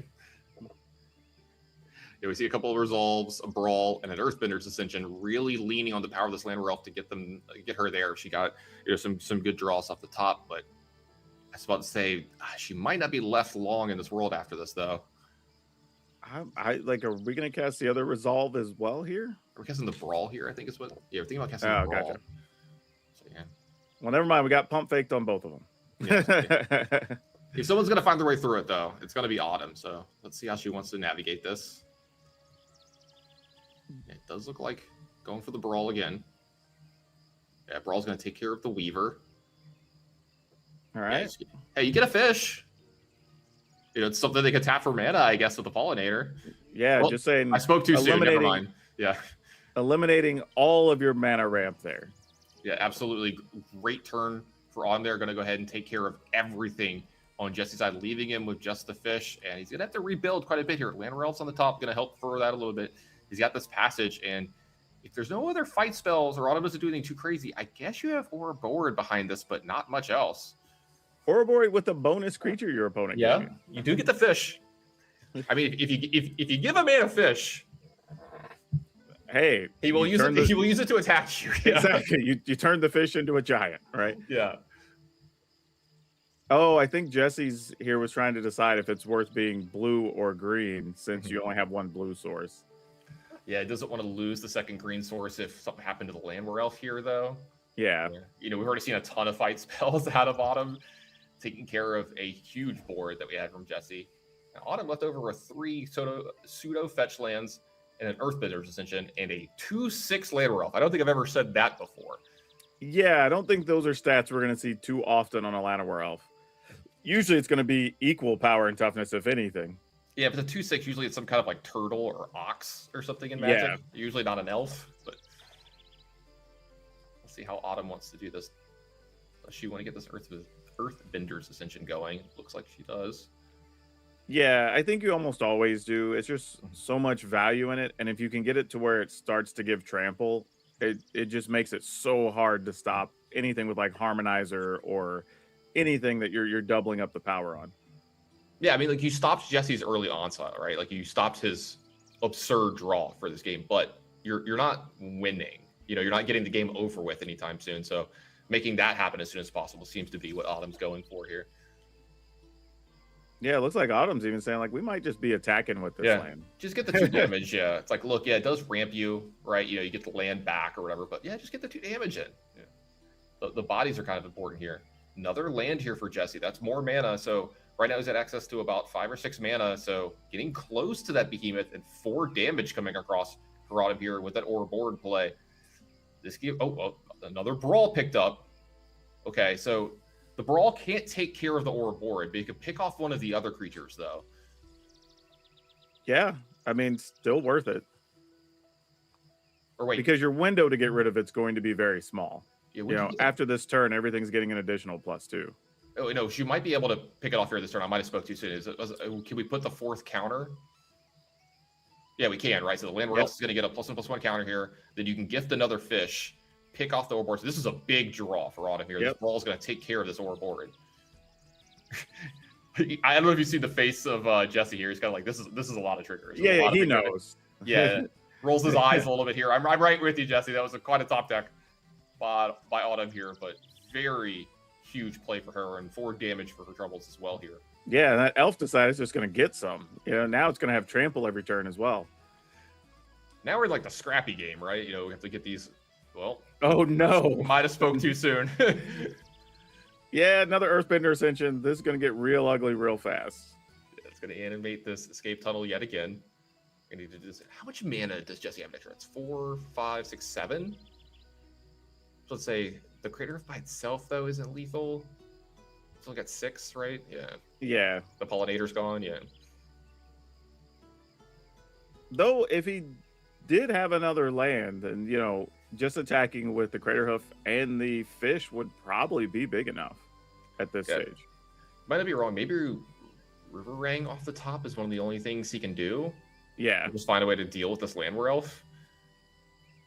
I mean, this elf is getting close. Yeah, I was gonna say, yeah, you only have one more turn. Yeah. Do you even have another turn? Hold on. There's another fetch land in play. Yeah, you fetch have the land. Landware Elf. That's Yeah. 1, 2, 3, 4. So you get to 13. And that might be exactly enough. No, because you only get 2 more. You only get Never 2 more. mind. Yeah. So You only it get would 2 be more. 11. So you can get it. Yeah. You can get Jesse down to 1. Yeah, might as well. I mean, you turn off any possibility of like a shock land or something that'd be top decked here. That's a good point. Yeah, it does shut off some of the lands. So 11 across, Jesse to 1. So top deck, it's a breeding pool. So Wait, both the speaking cards, yeah, both the cards are unplayable at this point. I guess breeding pool you can technically play tapped, but and that's a good game from Jesse. Autumn. Yeah, because there's already a fetch land there, so you're going to be able to give it trample, and that'll be it. Yep.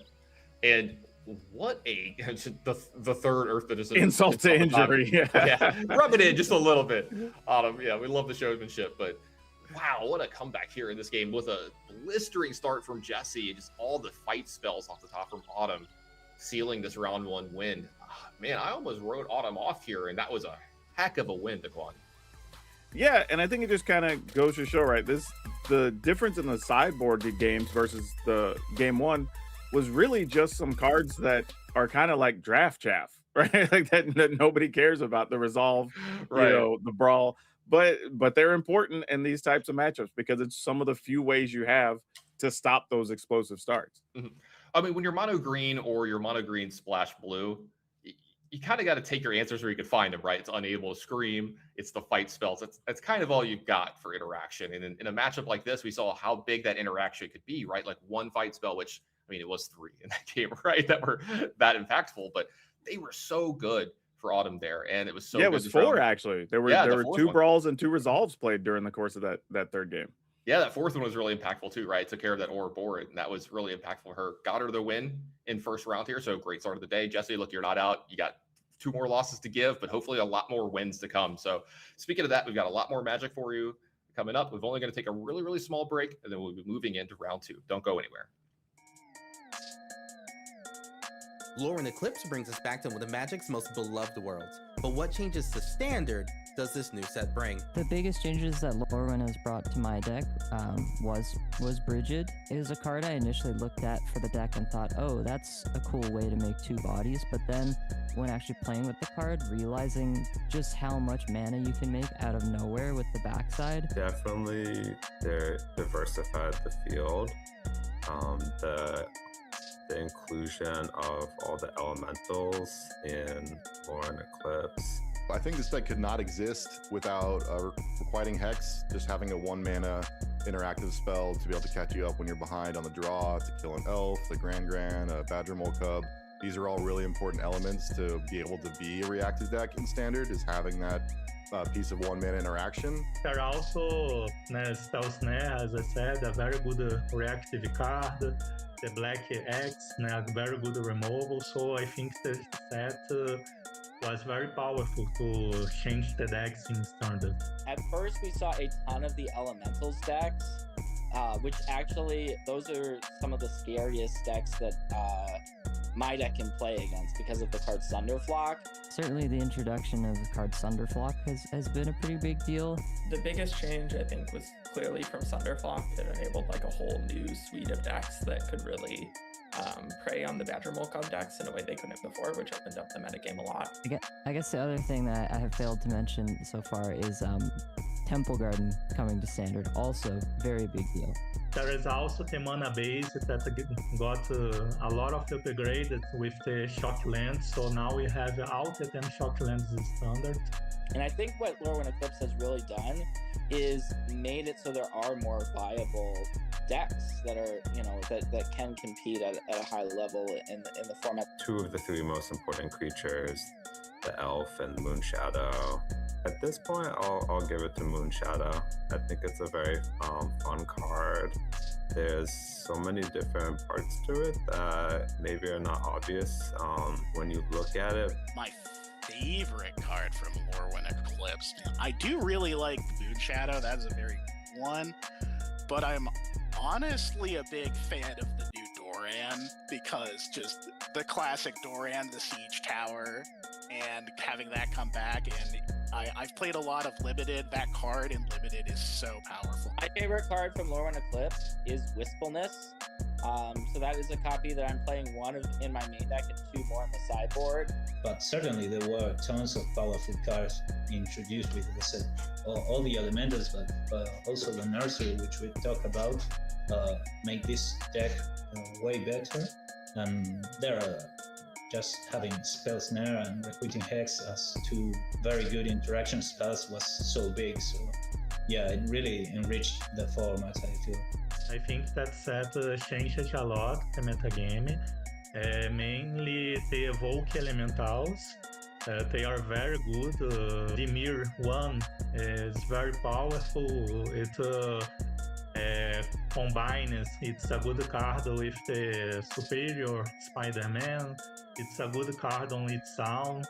But to be honest, like the main combo in the deck and the draw to the deck for me is the Elemental Deceit and its combination with the Superior Spider-Man card. Metagame has been evolving ever since, with no clear solution to it. There's an ebb and flow within archetypes that try to counter each other, and this cycle repeats week after week, and so that's very nice.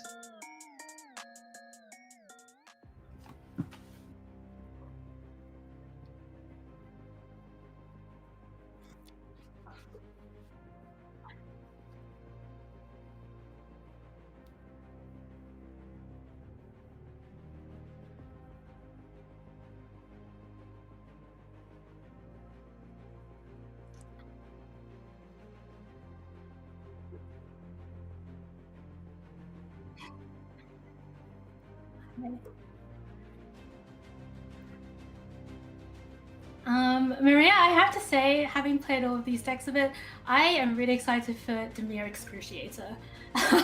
I just think that Deceit is incredible and the finish is super fun, so I'm looking forward to that. Yeah, I love that deck as well. Arya, what are you most looking forward to? I'm just looking forward to watching some really high-stakes Standard. Standard's probably my favorite Magic format these days, and every time I get to cast Standard, particularly with such a diverse spread of decks, I just can't wait to see what happens. Yeah, absolutely. We have a lot of different deck archetypes here this weekend, so let's take a peek at our Standard metagame and find out what the players have brought here to battle with this weekend. Hayu! Yeah, I mean, this is a great one. The metagame is so wide open. The most copies, of course, are Mono Green Landfall, but that's only about 20% of the field, 21.8%. And then you can see the cascade of other archetypes is a Lesson, Simic Rhythm, Dimir Excruciator, all the elementals, different decks, and then going all the way down to other, which is 13 decks, 10% of the field are one-offs, which is very exciting, and it feels like Arya, anything could happen. Yeah, I mean, particularly for a small field online tournament, this is a really good spread of decks. Generally, the field tends to coalesce a little more in tournaments like this, so really happy to see that actually there's a bunch of different archetypes. I'm really excited to see all these different decks and their play patterns play out, like Mono Green Landfall, Simic Rhythm. These are theoretically both green decks, but they play so differently. Their game plan is so different. Same is true for the various Izzet decks here, where they're engaging on really different axes, so I'm looking forward to a lot of games that play extremely different game to game. Yeah, absolutely. A really cool Standard metagame here this weekend.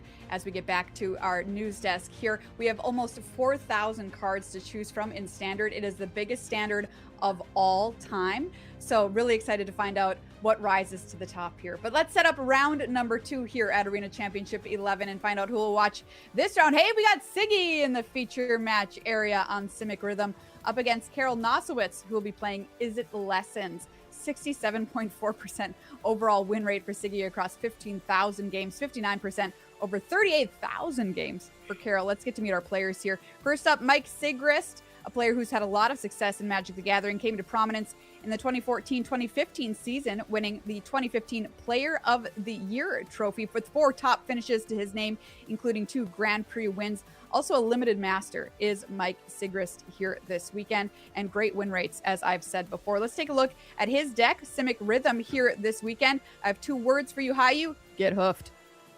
I mean, am I the one getting hoofed, or is my opponent? Oh, we're all getting hoofed. Oh, I see. It's hoofing all around. Yeah, I mean, this deck is super cool. Obviously, relying on that ramp provided by Llanowar Elves, by Badgermore Cub, and then this kind of slightly toolboxy kind of deal with the Nature's Rhythm. You know, the sort of newfangled Chord of Calling. For those of you who play older formats, and getting some very explosive stuff like Ouroboros and, of course, the Hoof. Absolutely. Let's take a look at the opponent here of Siggy here in round number 2. Carol Nosowitz here running Is It Lessons here this weekend. Started playing the game in 2000, so has been playing for a long time. Says his top accomplishment is top 8ing a Grand Prix in Barcelona, so very happy to be playing in this tournament here this weekend. Like I said, running Is It Lessons. This was your World Championship winning deck. Interesting to see how it's evolved to this weekend here, Arya. Yeah, a lot of this deck's core game plan has sort of remained solid as the main combo control deck of the format. You're trying to interact with your opponent early and assemble these really powerful synergies with Artist Talent and Monument of Endurance. This deck casts so many spells once it gets its engine going.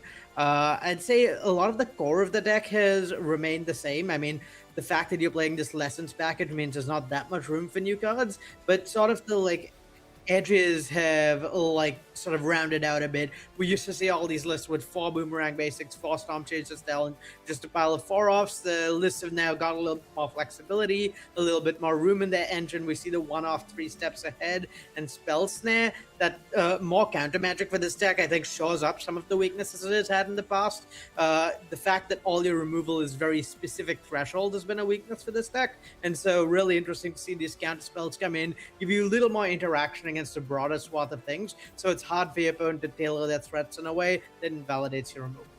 Arya, how do you like this deck in this matchup specifically? Do you think this is well positioned against Siggy's Simic Rhythm?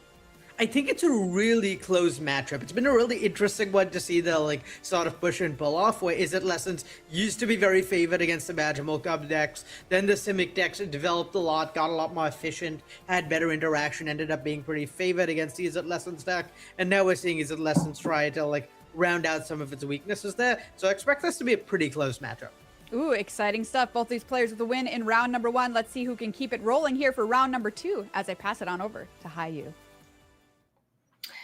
Thank you so much, Maria. Round 2 time here at Arena Championship 11. And we have Mike Sigrist, one of the veterans in the field, going up against Karo Nosovich, who has been playing Magic quite a long time himself, starting all the way back in 2000. And Arya, we talked a little bit about it before, but let's have a look at the decks side by side. I feel like, Arya, there's going to be a lot of mana ramp, a lot of mana maybe discounting in this matchup. Yeah, I mean, neither of these, both of these decks are looking to play 8 cost worth of spells by turn 4 or 5, either by discounting with Gran or by just spewing a bunch of mana with Badgermore Cub. And really what it'll come down to is who can more efficiently disrupt their opponent's mana engine to make sure they are casting more mana worth of spells every turn. Well, let's find out whether either of these players get off to that sort of explosive start here in round 2. Looks like it's going to be a mulligan for Carol. Comes up with double island, double abandon attachment, and then a bunch of removal. Not great, but not terrible, Arya. Yeah, it's a little unexciting, particularly in this matchup, game 1.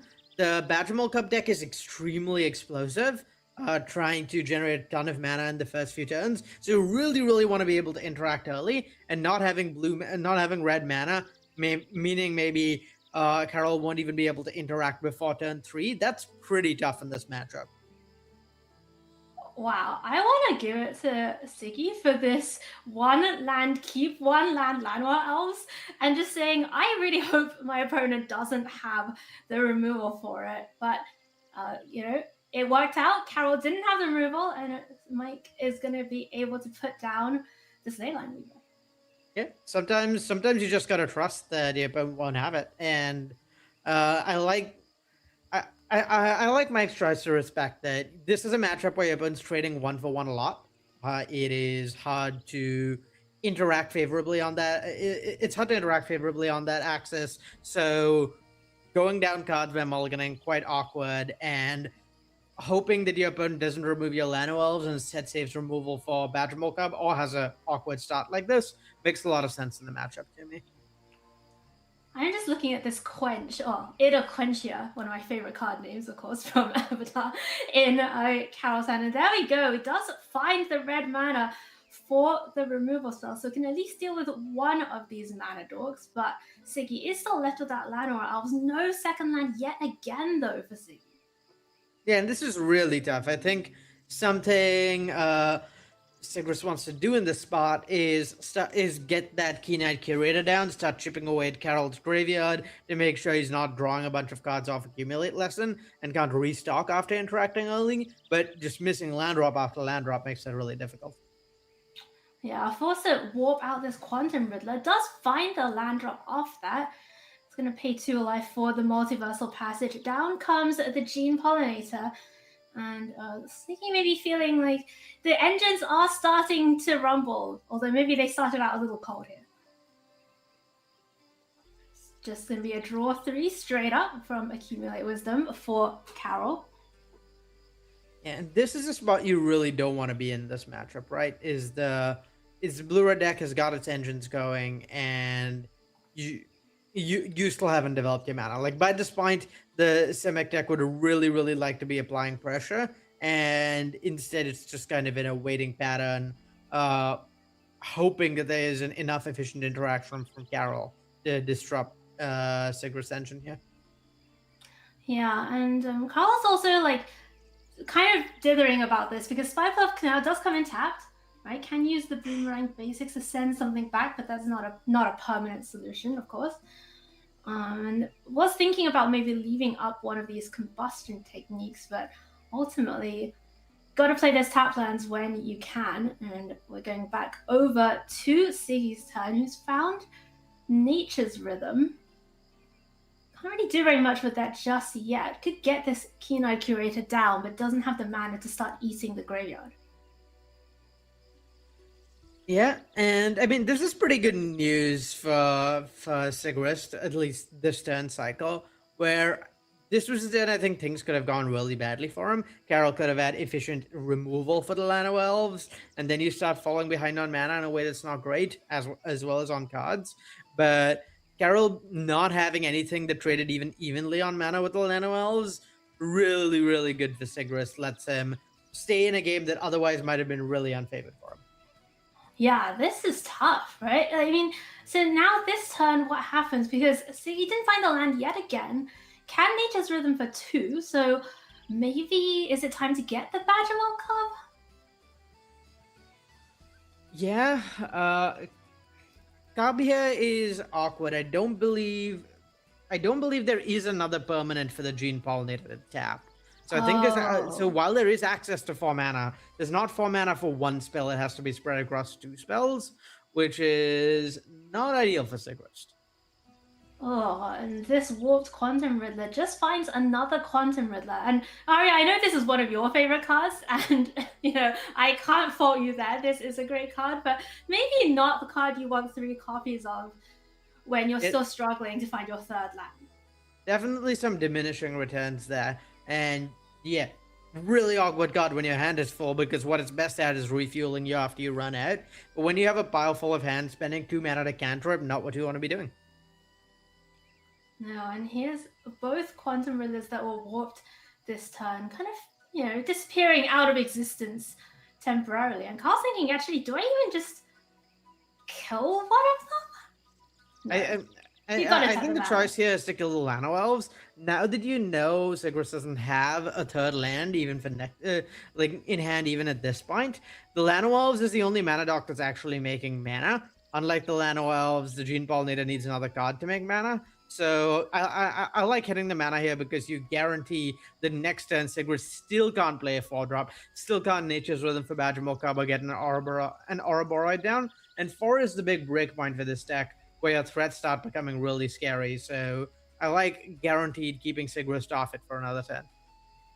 All right, and looking at, well, I mean, Carl also doesn't have the setup, right? Doesn't have the artist talent, doesn't have the monument down yet. Kind of just waiting on something to counter here is Nature's Rhythm for 1. And is it Quench in time? It's a tough choice here, actually, because Quench is appealing because you're not going to get to use Quench a lot past this point in time. Once Sigrid starts hitting lands, the Quench is very frequently going to be a dead card. But I think you need to take the mana here to take the chance here to draw 2 and discard 1 with 3 steps ahead. You just really need to find more action. Yeah, and there is more action. Second copy of Accumulate Wisdom. The first one, by the way, already drew 3 for Carl. So even though it doesn't have that discount, isn't the full Ancestral Recall, it's still pretty good. 2 mana to draw 3 cards. Yeah, I mean, I'd say it's better than pretty good here. Look, Aria, you gotta start low, then you can build up to more, right?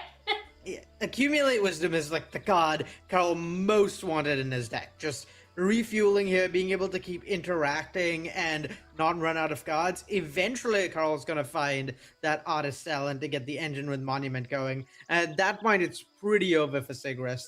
I think he's mostly just treading water, hoping he can survive long enough, hoping he can develop his board quickly enough or run through Carol's interaction like soon enough that he doesn't have to worry about that artist talent monument synergy unlocking, because once that happens, I think you fall really far behind pretty quickly in this matchup. Wow, look at this. It'll Quenchia is ready to hit the Wistfulness, and it is not often when you're playing against Simic Rhythm that you get to use this on turn, 6, turn 7? And Siggy's actually gonna just straight up bounce the Gene Pollinator, use Detect Intrusion, and try and make sure that he gets that land down. 3 cards in hand. Storm Chaser's Talent, one of them.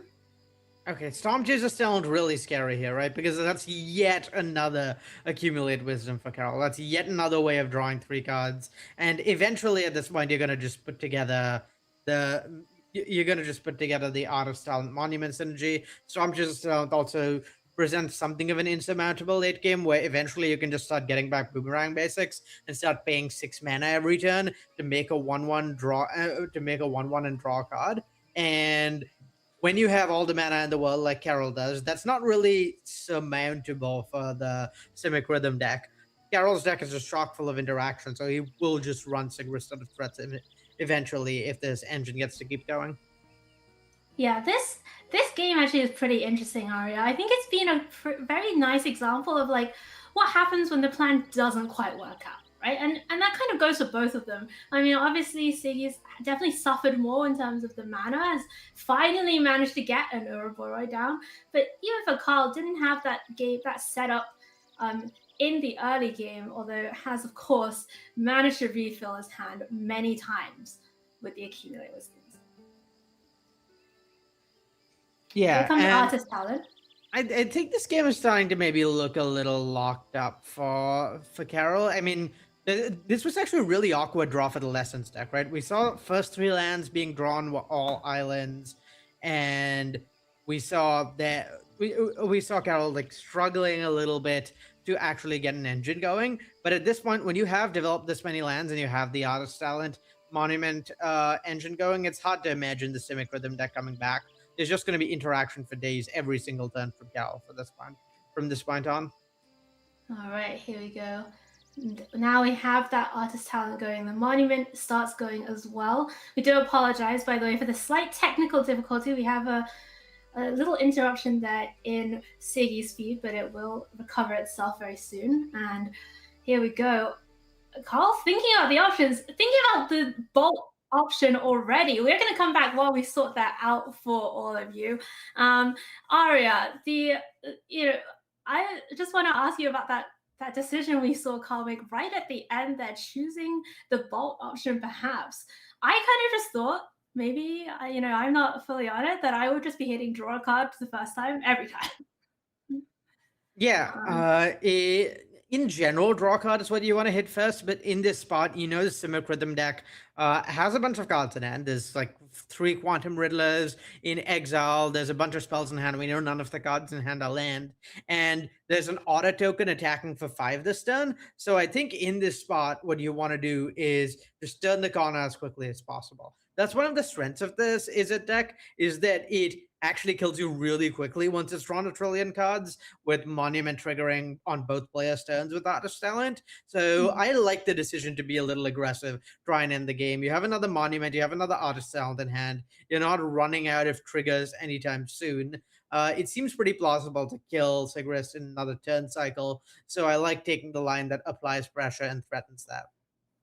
All right, so it does seem like we had a disconnection, I think, from Siggy, or at least from one of our players, while we just try and sort that out.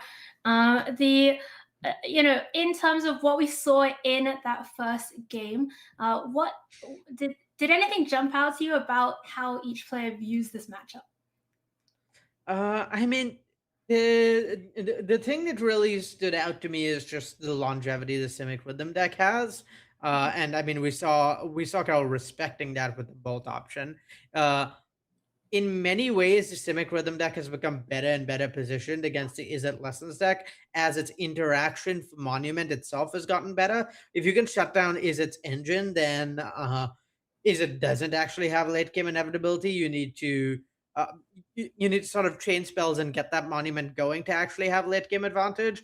And I think Sigrist recognizing that's in most games, you will be the beatdown, so to speak. You'll be trying to spew your hand, not get interacted with. But in the games where you draw a bunch of top end, that game's not necessarily over the way it might once have been, because of all the interaction the Simic Rhythm deck has for those Monuments. Yeah, that makes a lot of sense. I think, the interesting to me, every time we do one of these, every time we watch this kind of very high level play, I think that the interesting thing isn't necessarily in how well they execute like plan A. Right? A lot of people who learn these decks, everyone knows what plan A is. You kind of, once you learn how to sequence your Badger Mole curve and your lands and stuff, that part is learnable. But I think the thing that really interests me is how these great players approach it when things don't go to plan, like how they respond, how they react, how they read the situation. I love drawing out, love kind of thinking about the little decisions that they're making as they respond to the game state. I think we are ready to go back to the action. So let's catch back up. And here we are with that decision. Oh, just as we said, maybe thinking about the bolt, it's going to be the draw card. I'm with you there, Carl. I believe we're a full turn cycle later. So I believe the bolt did happen that turn. Carol is just choosing to draw a card first here because he's definitely triggering every single mode on both of those Monuments. Yeah, you're right. And there we go. Game number 1 scooped up by Mike Sigrist. He's going to have to do 2 on the trot if he wants to come out with the win in round number 2. Looking at the deck list side by side and the sideboards, what do you like? Well, I'm almost certainly bringing in the 2 Wistfulness in my spot. More interaction for Monument is great. And then post-board, yeah, I like more graveyard interaction as well. You shut off the draw 3 cards with Accumulate plan, which is really nice. Then beyond that, just a little more interaction, being able to play a long game better. I really like what I really like for Sigrist here is post-board, you set up, just make sure that the opponent does not have that inevitability. You have enough ways of interacting with the various pieces of the engine that they need to actually close out the game, need to actually get ahead pretty quickly, because eventually you are going to disassemble the engine and then they will kind of need to start over from scratch. All right, yeah, we see a bunch of cards coming into that for Siggy. A bit more interaction, the Spell Pierce, the Glenalendra, and a bit more sticking power as well with Oko, Lorwyn Leech. Let's go to game number 2. And a Zero-lander? So might get that out of here. All right, this one. Oh no, the double Willow Rush Verge, no green mana. You gotta laugh at that one. Yeah, double Verge pretty brutal here. Just look at Siggy's face. It's such a tough spot, right? Because you Oh. really don't want to go to 5 in this matchup. In this matchup where your opponent's deck is just a pile of 1-for-1 removal and card draw, and all they're trying to do is trade 1-for-1 until they get ahead in the late game. Going to 5 on the play is this is a 5. This Going to is 4 5. on the play is just truly Not makes like the matchup this. feel like pretty unwinnable. So I think you have to keep a really awkward 5, but this is not what Sigris wanted to see.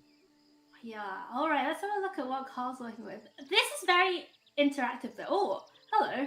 Quantum Riddler, that's at least a redraw. Plus the wistfulness does do a little bit of digging as well. So actually Siggy's not as out of options as it looked just from that mana base. Yeah, Riddler's a really good one here because it's going to give Sigris the ability to maybe actually refuel on cards. All right, and there is Multiversal Passage. So Siggy finds the green source, finds Soul Guide Lantern as well. And Carl's hand looking very interactive. Another removal spell joins the fray. Abandoned Attachment's the only real card draw in the hand so far, and no engine pieces. Back over to Siggy. Finds Leyline Weaver for the turn. Yeah, and in Sigris Seed, I really like playing out the Weaver here. It's a little awkward into what's pretty face-up removal, but at the same time, you force Carol to spend this turn removing the Weaver rather than trying to cantrip, or spend next turn trying to do that. And then on top of that, I really like that this means the Quantum Riddler is almost certainly going to draw 2 cards when WAP next turn, or at least hopefully will if a land is drawn. And yeah, when you're down this far on cards, you just need to take every inch of card advantage or access to card advantage you can get. Wow, I'm just thinking about that keep from Siggy. If this works out, it will be an all-timer. Soul Guide Lantern, the follow-up, may as well use up all the mana if you are lacking some. And we see Carl also prioritizing mana efficiency using that Abandoned Attachment this turn. Finds Artist Talent. That's a great draw for him. Yeah, Talent is nice. It would have been really good for Carl to have efficient interaction for this Weaver. Something like a Firebending less than a trade for 1 mana with it, rather than needing to either trade for it with 2 mana or just not trade with it this turn. So definitely not the ideal draw, but an acceptable one, perhaps. Oh, this is tough. I mean, if you're going to see it, shouldn't you do it now? I think what Carol's trying to do here is threaten Searing and Ouroboride. Gotcha. And that, you do have to be always careful of the Ouroboride, and Siggy's actually going to not play that out, even though he has the option. It's going to be the Quantum Riddler with Warp. And here's the thing we were talking about earlier, where this Riddler just represents so many resources to Sigris. It's drawing 2 cards here. It's probably going to draw 2 cards where it's cast on the cast on the fair later from WAP. Right. And it's really, really hard for Carol to run Sigris out of cards while this Riddler exists. You really need to get your own engine going as well. Yeah, this is becoming a pretty interesting battle. Siggy found the Badgermole Cub. So that could, of course, mean a ton of mana with Leyline Weaver already down, and an untapped land as well. I mean, if Badgermole Cub comes down and the Weaver lives, that's 4 mana. Yeah, between the Badgermole Cub and the Leyline Weaver, Sigris could just play Ouroboride here, no problem. I think in Carol's, for Carol, that would be kind of magical Christmas land. Getting to kill the Ouroboride with Seer and then wipe up things with Pyroclasm, really, really what you want to be doing here. The problem is if there's like some sort of different line taken that builds up the bottom, or that could be a bit of a problem. Though we know that's not actually possible. I kind of like this as well, the Spell Snare. Just maybe playing around some kind of weird possibility. See, he does have the Detect Intrusion. Yeah, I really like this. I like that this represents the ability to I like that spell here represents the ability to double spell here.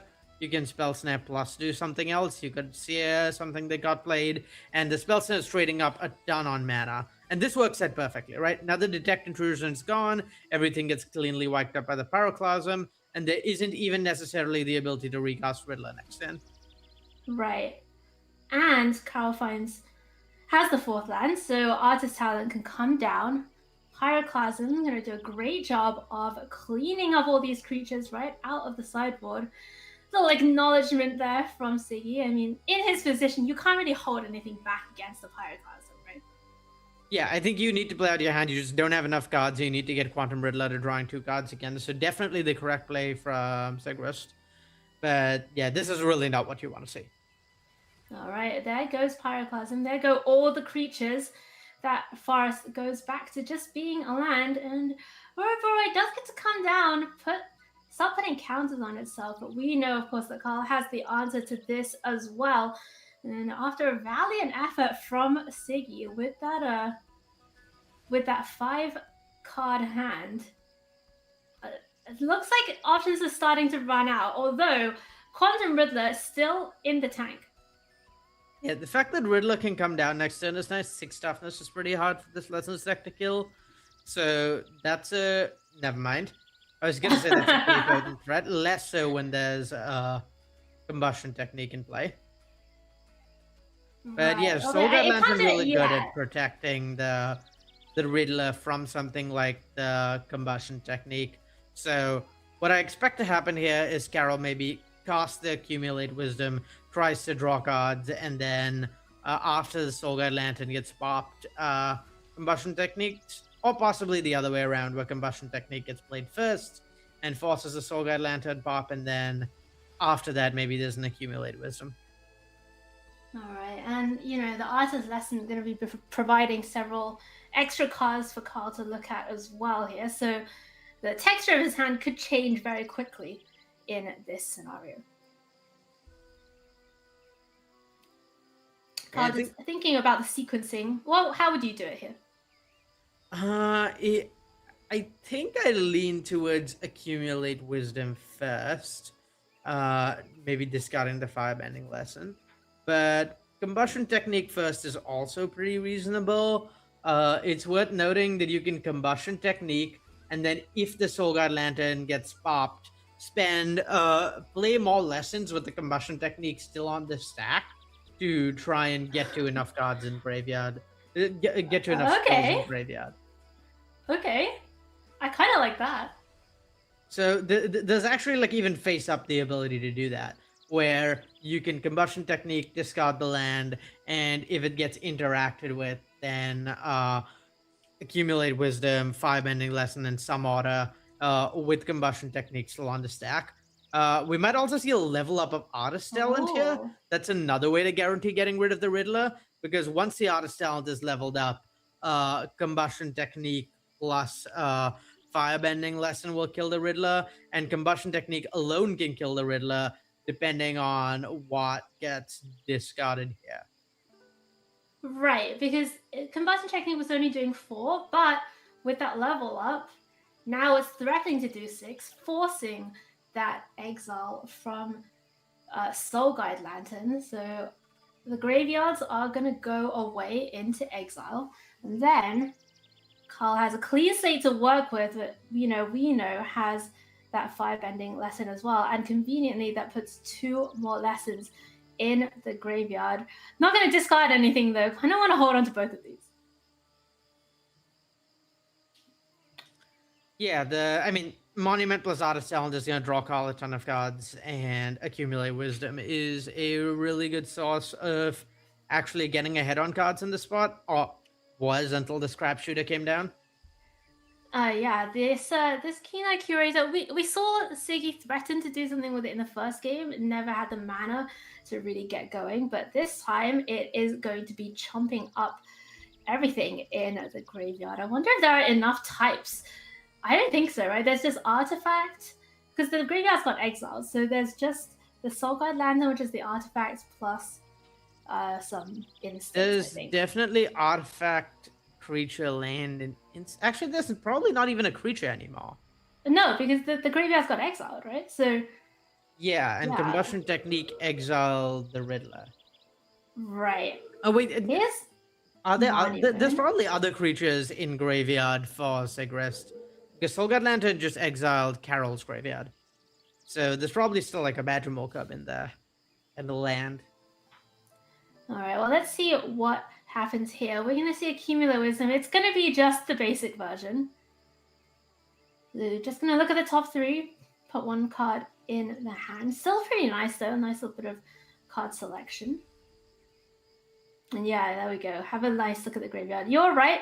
There's a bunch of creatures in there still. So this Keen-Eyed Curator can get pretty big, and it's going to be a problem for Carl unless he can find some kind of way of interacting with it right now. Yeah, I think the main scary thing for Carol here is the Keen-Eyed Curator plus the counterspell we know is in hand. Like, dealing with the Curator itself is not easy, but possible. But dealing with the Curator while having counterspell up for whatever your biggest damage spell is, that seems pretty impossible. So, Okay, yeah. so I mean, this is forced, right? This is the one weak this is the one moment of weakness for the combustion for the Keen-Eyed Curator here, right? At any other time, the Curator is threatening to eat 3 types with land, a creature, and artifact out of Sigrist's graveyard, and this is the one time where there's not enough mana up to represent eating all 3 of those types. But right. So it's a good way to trade the firebending lesson for a card at the bare minimum. Well, I mean, you know, I think it was pretty bad news there for Carl to see that counterspell in Siggy's hand, but for now, Siggy's going to just prioritize cleaning up the graveyard a little bit, leaving up all the mana available, abandon attachments for Carl. Doesn't necessarily want to discard the Accumulate Wisdom, but might have to here. Yeah, I think at this point you have to, and the nice thing about Abandoned Attachment is it's drawing you a lot of cards thanks to that Monument. Right. Here we go. Monument Trigger. Number 1, which was from the Artist's Talent, and then, of course, the Abandoned Attachment has its own Monument Trigger. Yeah, once you get to this point with the whole Monument Artist Talent engine going, it's pretty hard to actually run out of cards. So I think Sigrist needs to end this game quickly or interact with Carol's engine. And interacting with Carol's engine seems like a tough call when, at this point, Carol has gotten pretty far ahead on cards. Or at least will have by the end of this turn.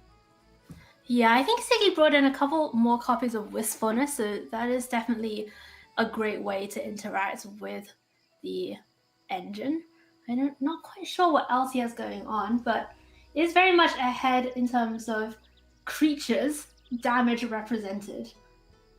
Although second Monument, I mean, 2 Monuments kills you so quickly. Yeah, 2 Monuments. I mean, this is a 1-turn clock, right? This is like a 1-turn cycle clock, depending on whether or not Carol tries to deal another 3 here. I said a card probably gets drawn this time with Monument, but you need to.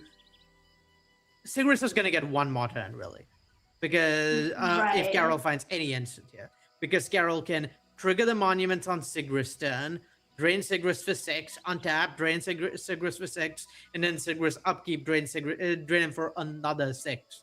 So time is quickly running out, I think.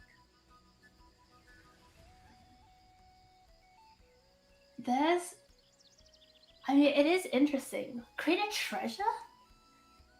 It can't be treasure, right? The reason that I could see a treasure created is if there's an Agna Kella in play for Carol that is untapped, just to get to enough mana to discard a card. There's one in hand, it looks like, yeah. Right. Well, Keen-Eyed Curator is going to keep chomping away. May as well make it a 7/7. So that is also a very quick clock. But yeah, not quick enough though. At 12, Sigrist is going to get 1 more turn, I believe. 1 turn in which he needs to find interaction of some sort. Otherwise, Agna Kella plus Monument probably gonna cut it. That's 6 points on Carolston, and he has several draws to try and find any other spell to cast to trigger Artist Talent.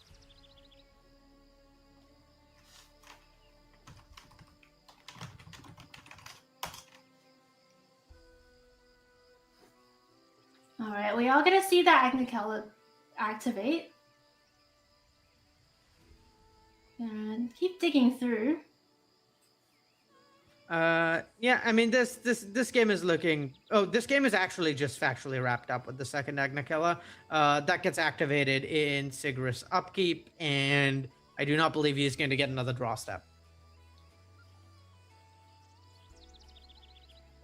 Yeah, there we go. There's the upkeep activation, and Siggy really did make a valiant effort. You know, the mulligan to 5, no green mana, hung in there for as long as he could, but ultimately it is Karl Nosovich who is going to walk away with the win in round number 2.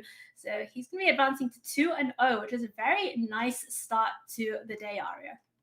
Yeah, I mean, excellent start. What more could he hope for? And I really like I like the list he brought and the way he played it for this event.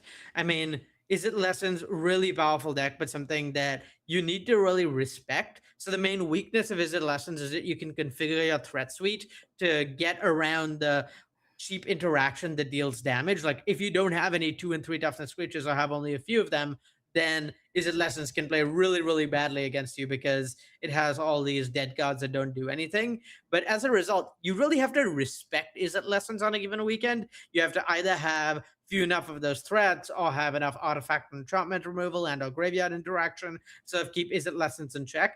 And we saw that it wasn't the most played deck this weekend. People are leaning on things like Landfall and Ouroboros. And so really like bringing Lessons to this weekend when it isn't respected, leveraging the fact that your opponents are not going to be prepared for this, haven't taken the necessary concessions for this matchup, and as a result, they're going to be behind.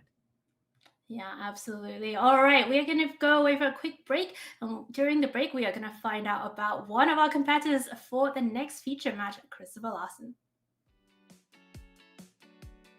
Hey, I'm Christopher Larson, and I'm playing in Arena Championship 11.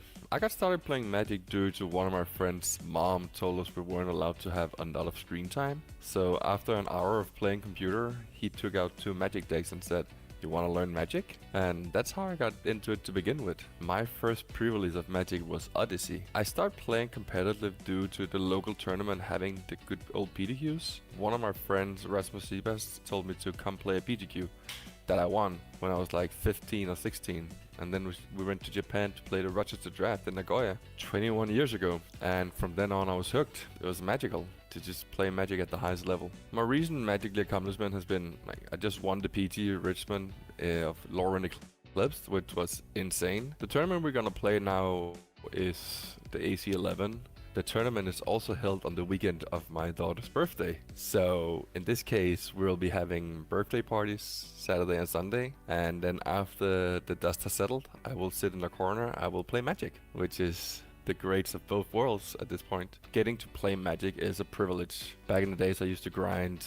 I traveled like between 15 to 17 times a year, and now I'll likely be down to 4 to 5, and I get to appreciate it a lot more now. I'm just happy I get to play, and I hope it shines sometimes. Win or lose, I still get to play Magic, and that is actually what it's all about. I don't mind the winning, let me be straight up that, but I really just enjoy being at the tournament with all my peers and friends and teams.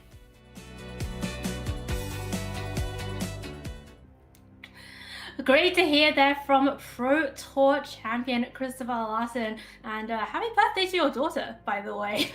I don't know, Ariel, whether you have any children in your life, but I'm not sure how any of the children in my life would feel if I missed their birthdays.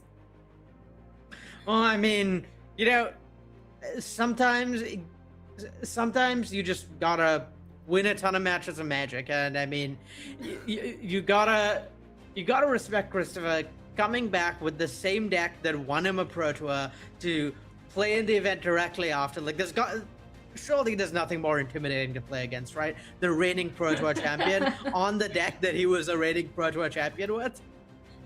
Right, like just the aura that you get from that is gonna just start intimidating your opponents. And I love to hear about the players, about their histories. Before each of these events, we get a little cheat sheet, little bio sheet for all the players, and they tell us, when they started playing, what that Magic origin story really is. And I have to say, winning a PTQ at 15 and getting to Rochester Draft in Nagoya, that's one hell of an origin story. Yeah, gosh. Rochester drafting your first PT is just extremely daunting. It's always wild to be reminded of how PTs worked back in the day. Right, and it's so public. Like, if I'm drafting and I make mistakes, if I'm not on camera, no one's gonna know but me. Right? But Rochester Draft, everybody is scrutinizing all your decisions, and that's really something. Bring back Rochester Draft. That's my new appeal. Ever since I've been trying to bang the more limited events drum for a long time, and we are starting to see more competitive limited events, including on Arena, so that is very exciting. And I believe we're going to get to have a look now at the head-to-head for the feature match with Christopher Larson there, holding up his beautiful Black Lotus trophy proudly. And it is going to be Demir Excruciator against Jeff Lynn on Is It Lessons. Both of these players with a pretty sweet standard win rate. Like, you see Jeff Lynn is definitely an arena grinder. Almost 30,000 games played. That is a lot of time spent on this client. So I'm excited to find out what happens in this matchup between this arena grinder Jeff Lynn and Christopher Larson, who of course is coming off at that Pro Tour win. I believe we are joining in game number 2. Christopher already won the first game, so just one more game win for Christopher to get to that 2-0 record here in round number 2. And Aria, how does this matchup tend to play out? So I think this matchup is generally favored for Excruciator. The card Doomsday Excruciator is a bit of a problem for Lessons. Once you either put that into play or copy the ETB ability off of Cavero, it is pretty difficult for Lessons to win with 5 cards in their deck. Some may even say impossible if they untap both Excruciator and need to just find enough gas to win. The deck is really reliant on this card draw and rummaging engine, and so 5 cards in deck makes for a pretty impossible victory condition for them. Additionally, this Excruciator deck is doing a lot of what we were just talking about a few minutes ago, where its threat suite is really well lined up against Is It Lesson Dancers, Firebending Lesson close to a blank card, or at least a very inefficient one. And what you're looking to do in this matchup is leave your opponent a bunch of blank cards, resolve this card that's pretty impossible for them to beat, and then go from there. Jeff's specific build of Lessons has a little more room to play than the other builds we've seen. Specifically 4 copies Vital Quencher, 2 3 steps ahead, 2 Spell Snare, a lot more counter magic than the Lessons deck we just saw, but also a good amount less pressure. This is what some folks are calling the Chaser-less Lessons deck. It's not playing any copies of Storm Chaser's talent, so it does not have that same early game pressure that many Lessons decks we've seen have the ability to apply. All right, and we also have to apologize that we don't have Jeff's hand, so we're going to be playing from Christopher's perspective, blind as he is to the hand, and it is Artist Talent on turn 2. Down on the battlefield for Jeff, our Is It Lessons player. How's Christopher going to respond to that? Doesn't really have an answer necessarily in hand. This turn could do something like get this Terminus down, get the mana ramp going, or Aria, play my favorite card in the format, Deceit. Yeah, I mean, neither are great options. Artist Talent is definitely the strongest engine piece for Lessons. Having it resolve pre having any interaction is pretty awkward for Christopher. So not thrilled about that. Well, we are going to get to have a look at the hand now, thanks to Deceit. And yep, Monument is going away straight away, leaving Jeff with 2 counter spells in the form of Essence Scatter and It'll Quench Ya, and as well as an Abandon. I keep thinking abandoned lesson, which just sounds like playing truant. Abandoned attachments is, I believe, the Abandoned attachment. Thank you, Arya. Appreciate it. And looks like Jeff's gonna just play out a tap land, hold up all of those options that we talked about, while Christopher finds the Excruciator. Yeah, and I mean, this is a pretty scary hand from Christopher. Having Excruciator plus Cavero means that Jeff's probably not going to be allowed to tap out for most of this game, particularly if this Winter Night Stories resolves and puts Excruciator in the graveyard. Yeah, handful of counter magic. Kind of the ideal thing for Jeff to have had in this spot, because if both players just develop their engine, Jeff would basically lose the game next turn. Right.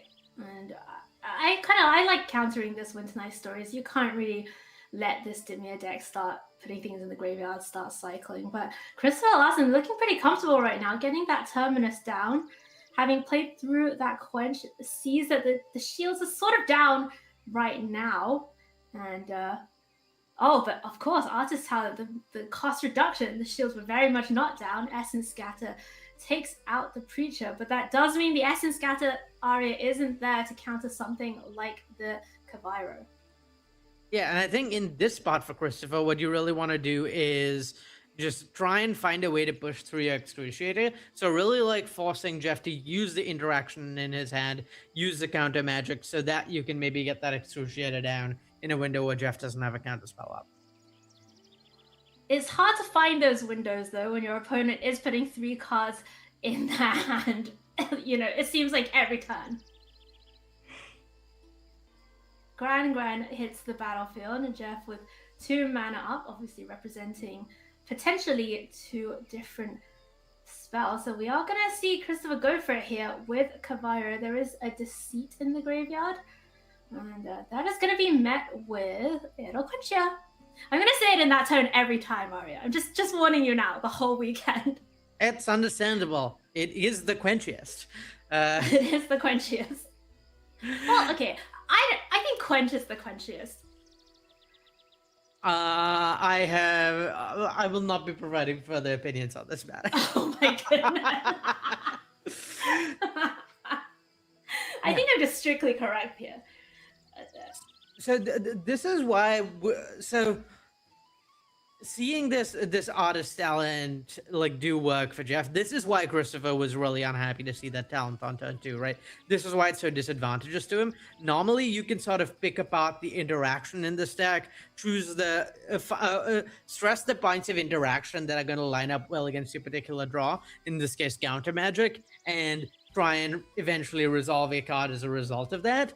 But because of how much card selection Jeff has had off this artist talent, he's just been able to look at enough cards that even when the interaction was stressed, he is just not going to run out of ways to interact with this Excruciator, most likely. Oh, Ral Crackling Wit seems like a pretty tough Planeswalker here for Christopher to deal with no board right now. It does have a Restless Reef, but you don't necessarily want to spend your turn firing that up while your opponent continues to draw infinite cards. Is that Jeff tapping out though? Oh no, those are that. Right, obviously not. Obviously. Oh. Yeah. Sorry, I got distracted by Christopher's baby. Duress is a nice draw here, but yeah, this is the problem, right? Like once you get into this point in the game, Christopher's kind of been in a spot where he's been forced to jam every single turn because he doesn't have the room to wait. I think if he resolves Excruciator next turn, he would just die the turn after that. But yeah, being forced to jam Excruciator here, and then your opponent counters it, untaps with Ral and Artist Talent. This game is over. There's no coming back. Yeah, for sure. And we're gonna see Christopher scoop that one up. I did have to kind of appreciate the the pathos of Christopher putting a baby in his lap and trying to cast Dimir Excruciator at the same time. Just the tension, the dramatic tension between those two things happening. And we're talking about dramatic tension. We are going to game number 3. since Jefflin was able to close that one out with all of those infinite cards. And really crucially, that Artist Talent on turn 2, as you were saying, Arya. What do you like for turn 3, for game 3 here for both of these players? I think it's still primarily going with the same game plan. Jeff really wants more counter magic, wants more on the stack interaction, doesn't want things like firebending lesson. So it's very much a cut the bad cards, put in the good cards angle. You're trying to keep you're trying your efficient interaction here. You're having a rail in as a pivot threat to close out the game post pod. And yeah, just like many control decks do in game 2, trying to have your interaction suite line up with your opponent's threat suite. All right. Well, we are going to get to have a look at what Christopher sideboarded. We don't have that information from Jeff because we did not have his feed. And you can see, some of this kind of clunkier removal coming out and coming in. The mid-rangier cards, the Preachers, the more specific graveyard hate with the Lantern and the Vacuum. So just a little bit more of a flexible suite there from Christopher for these sideboarded games. Let's go down to game number 3 and find out who is going to take this one down. Is it going to be Christopher Larson, our Pro Tour champion, who opens up with Winter Night Stories, Deceit, and Requiting Hex? So a nice hand there for Christopher, a bit of everything. Yeah, a pretty good hand, particularly if your opponent has Gran. We saw a lot of removal come out from Christopher. There's definitely a similar problem against the User Lessons deck where a lot of your removal is blank, so you don't want to draw too much of it. But you have to keep at least some of it in, because if you don't, Gran can just take over the game. So kind of the perfect landing spot where you draw only one piece of interaction, but and your opponent has exactly one threat to spend it on. You don't draw more dead interaction, and your opponent doesn't have more threats. Pretty much how you're hoping that lines up from Christopher. Wow. Arya, I was just thinking, wow, it's nice that Christopher has all these extra lands in hand to pitch to this Winter Night Stories, but that's pretty brutal. You do not want to see 3 more lands when your hand looks like that. But does find Undercity Sewers, at least gets to Surveil next turn. It needs to find some help, though, for this Deceit in hand. Yeah, really needs to develop something here. You can't just give the Lessons deck infinite time. We saw how that panned out last match with the Simic Rhythm deck, but yeah, pretty awkward into how Jeff Sanders into how this game is lined up to draw quite this many lands. Unlike many so-called control mirrors, this Dimir deck is not a true control deck, and so it's pretty hard to lean too much on drawing a bunch of lands, never missing land drops, because you just don't have the amount of card advantage to keep up with the Lessons deck over a long game. All right, we're going to have a look at Jeff's hand as well here with Deceit. The grief mode of Deceit is what I've been calling it in my mind. Accumulate Wisdom hits the bin. Monument, Artist Talent, both available. There is Artist Talent. That's going to get annulled, but we know, Christopher knows as well, Jeff does have the counterspell in hand, but chooses to let it go. Yeah, I think in this spot, Jeff really worried about Deceit from Christopher. If you quench the counterspell here, and then Cavero comes in, copying the Deceit in graveyard, that can bounce the Artist Talent, undoing the work there, and make Jeff discard it. Oh, all right, okay. Now this Doomsday Excruciator that was found for Christopher doesn't want to play it out into this copy of It'll Quench Ya. But that's going to get fired off on the Winter Night Stories. Pretty understandable there for Jeff, Arya. You do not want to see your opponent get more cards, more fuel in their hand. Yeah, we're also reaching the point of the game where Quench has limited utility. At some point, Christopher is just going to be able to pay for it. So yeah, I like spending the Quench here. I think Jeff is basically forced to. And in Christopher's seat, you're hoping that there just isn't another counterspell. Arya, can you give the card the due respect by saying its full name, please? My mistake. I will not make that. I will not make that error again. I'll be watching. I'll be listening. Creature of the Schism, that one can't get quenched. Yeah, this is a really tough spot for Christopher, right? Because you really want to resolve the Doomsday Excruciator here. If you do, you just win the game, almost certainly. It seems very difficult for Jeff to win without having only 5 cards left in the library. But with 3 unknown cards, no main phase discard spell or interaction, there's just gotta be a counter spell from Jeff. So I feel like you have to make the more disciplined play here. It's just that the timing for the Excruciator isn't getting much better from here. Right. Well, I mean, and players do have each other's deck lists. As you mentioned way back when we looked at the deck list, Jeff's version has a lot more counter magic than some of the other lists. Has, I think, 2 copies of 3 Steps Ahead, along with all those quenches. So I think Christopher is also just being wary of what Jeff could have out of the deck list. And now has to be even warier as Jeff's back up to the full 7, thanks to Kino's. And this turn is the window, I think, for Christopher. You need to hope that the only counter spell in hand is a quench. If there is, this Excruciator resolves. And yeah, this game looks extremely over, given the Excruciator did not resolve. Yeah, and Christopher had that Restless Reef as well, so yeah, it was almost within reach, but just too much counter magic out of Jeff's version of Is It Lessons. And you see Christopher extending the GGs, bouncing the baby on his lap. Very cute. A huge advantage, by the way, of these arena tournaments where we get to see players in their natural environments at home with their families. And now, looks like we're going back over to Jeff. And I kind of want to see him do it. I kind of want to see the wheels spin. And I want to see this play out. Yeah, I think in this spot, it's an interesting spot for Christopher where he's certainly not allowed to concede here. Because there could be no counterspell other than Quench in hand, and then you draw another Excruciator and win the game. So, Right. well, honestly, maybe win the game at this point. It's not even clear that this would actually result in victory for Christopher, because it might be possible for Jeff to just kill Christopher before Excruciator, before Jeff decks with Excruciator. In fact, it's fairly likely even. Oh, look at this.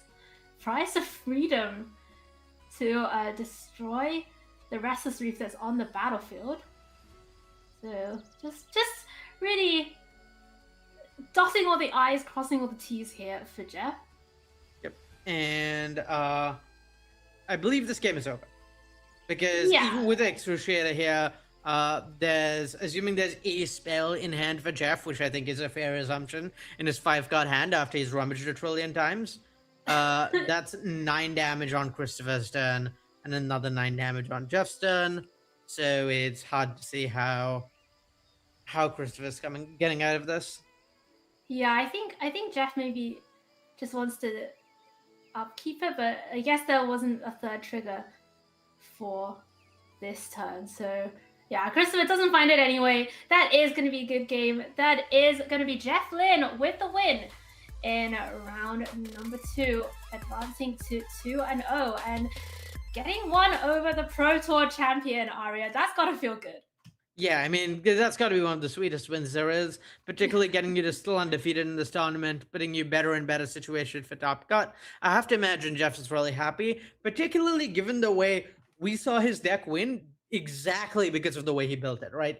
Like, we've seen the Lessons deck strength. There's certainly a lot of power in that shell, but Jeff's deck has a lot of differences from the other Lessons deck we saw. Is very much more of a controlling deck, has all these counter spells, and won a matchup that would normally have been very difficult, specifically because his deck was chock full of this on the stack interaction, better covered against more angles from these non-Lessons decks from a deck like Excruciator. So yeah, really well done by Jeff. Piloted the deck really well, but even more importantly, figured out what the configuration he wants for this tournament, and we just saw that coming into play and leaving him better situated than the deck generally is in the matchup. Right, and that's the nice thing about having this format straight after the PT. We do get to see that evolution. We do get to see these players respond to what happened at the Pro Tour. And there's, as you say, there's got to be that feeling of satisfaction for Jeff being like, yes, I made these decisions. I chose to put these cards, I chose to change the composition of the deck, and it's working out. All right, I think that is it for round number 2. We're going to go away for a quick break, and when we come back, we will have more Magic for you from the Arena Championships.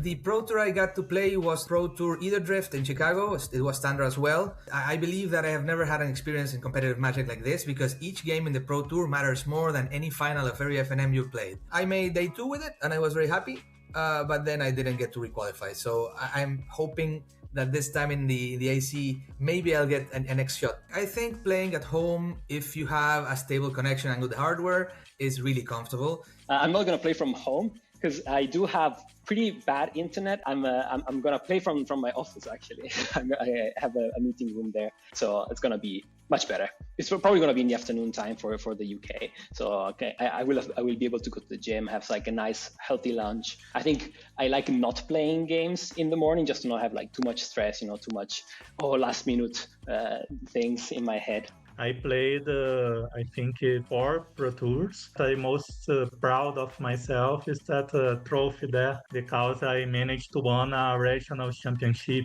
in 2023. Personally, I prefer to play physically. I still have that phrase in my mind that play the game, see the world.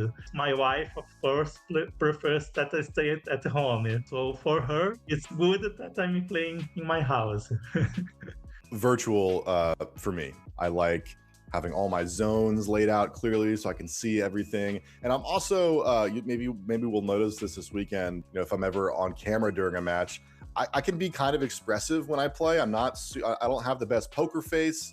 I definitely give a lot of tells with my posture and my facial expressions, and that's okay. Like, it's a whole nother sub game to that in paper.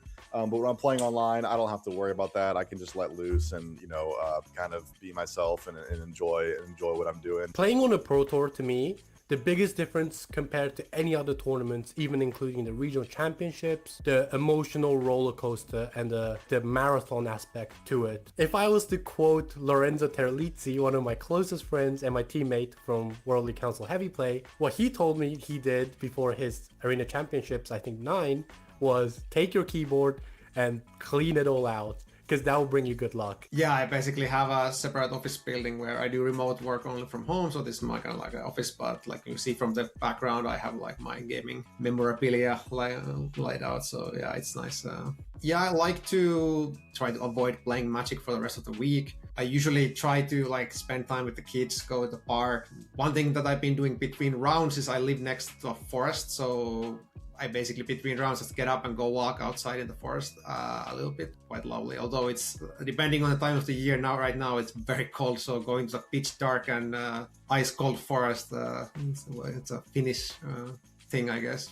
Maybe not all people would find it relaxing, but I like it. Well, it's more convenient to play from home, and it's kind of the true form, in my opinion. There's no external factors. There's just like the skill and no like distractions, no stress, stuff like that. This past Pro Tour was my first time going to a Pro Tour. So it was a really exciting experience.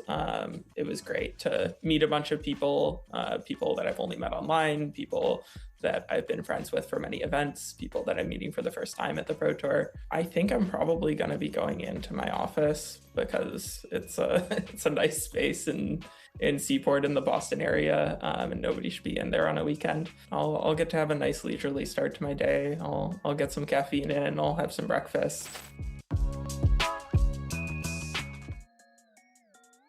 My name is Scott McNamara. I'm known on Magic Online as Oaf McNamara, and I'm going to be playing the Blue-Black Doomsday Excruciator deck. The Blue-Black Excruciator deck is kind of like a control mid-rangey deck with a combo finish. So it uses a bunch of hand disruption and interaction involving the semi-combo of Deceit and Superior Spider-Man, and finishes off the game with a combo finish with Doomsday Excruciator and some kind of mill effect, most commonly with the Manland Restless Reef. Well, the Blue-Black deck kind of burst onto the scene a couple weeks ago when it won the Pro Tour, and it looked really sweet to me. It's right up my alley. I was kind of upset with myself that I didn't figure it out first before that team put that sweet deck together. And I've been playing it for the last couple weeks in preparation for this event, and I really like how it's positioned in the format right now. I love a deck that can interact. Not only a deck that can interact, but that can close out the game quickly. That's really important in Standard. You can play a slower deck, you can play an interactive deck, but when it's time to end the game, you have to do it very quickly, because there's so many decks that kind of have an overwhelming advantage once the game gets to a certain spot. Yeah, so I mean, most people of course would point right to the Doomsday Excruciator. That's like the combo finish. But to be honest, like the main combo in the deck and the draw to the deck for me is the Elemental Deceit and its combination with the Superior Spider-Man card.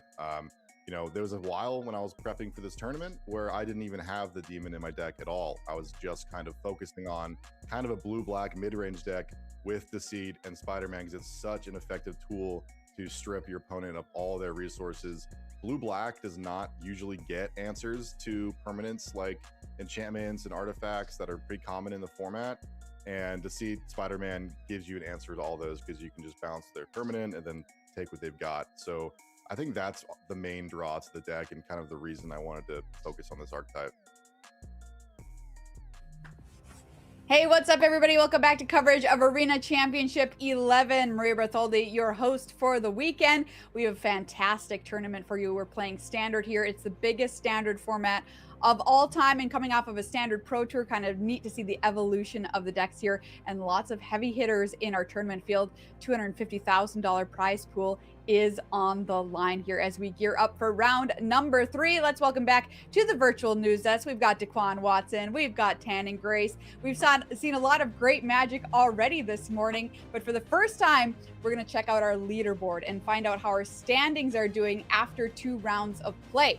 Check it out. These are the players who are having the best start to the tournament, feeling very good indeed. You'll see Jeff Lynn on your screen there, has played in 5 Arena Championships. So an incredible player here. Welcome back here this weekend. Autumn Burchett, we saw her on camera earlier. She is a Mythic champion, currently starting out 2-0. So an excellent start for the tournament for Autumn as well. 30 undefeated players left in this tournament so far. Let's take a look at some more players who are starting off their tournament very well indeed. Ethan Sachs, currently in 19th, sitting at 2-0. You might know him better as Lord Tupperware, the streamer. So doing really well here this weekend so far. Other big names here starting out 2-0. Andrew Cuneo here, 4 top finishes to Andrew Cuneo's name, including 11 Grand Prix top 8s and 3 wins. Daniel Weiss rounding out our players who are starting out 2-0 undefeated.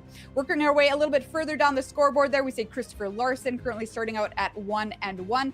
So a lot of Magic left to be played. 6 is the magic number. That's where you want to be if you want a chance of playing in day number 2 of competition.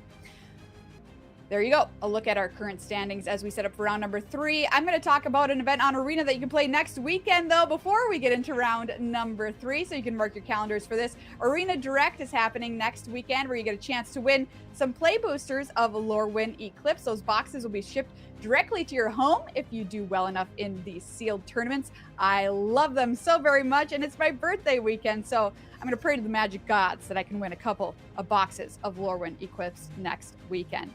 But now moving back to this weekend, everybody, we've got round number 3 on the way. So let's set it up for you and find out who'll be watching do battle in the feature match area this round.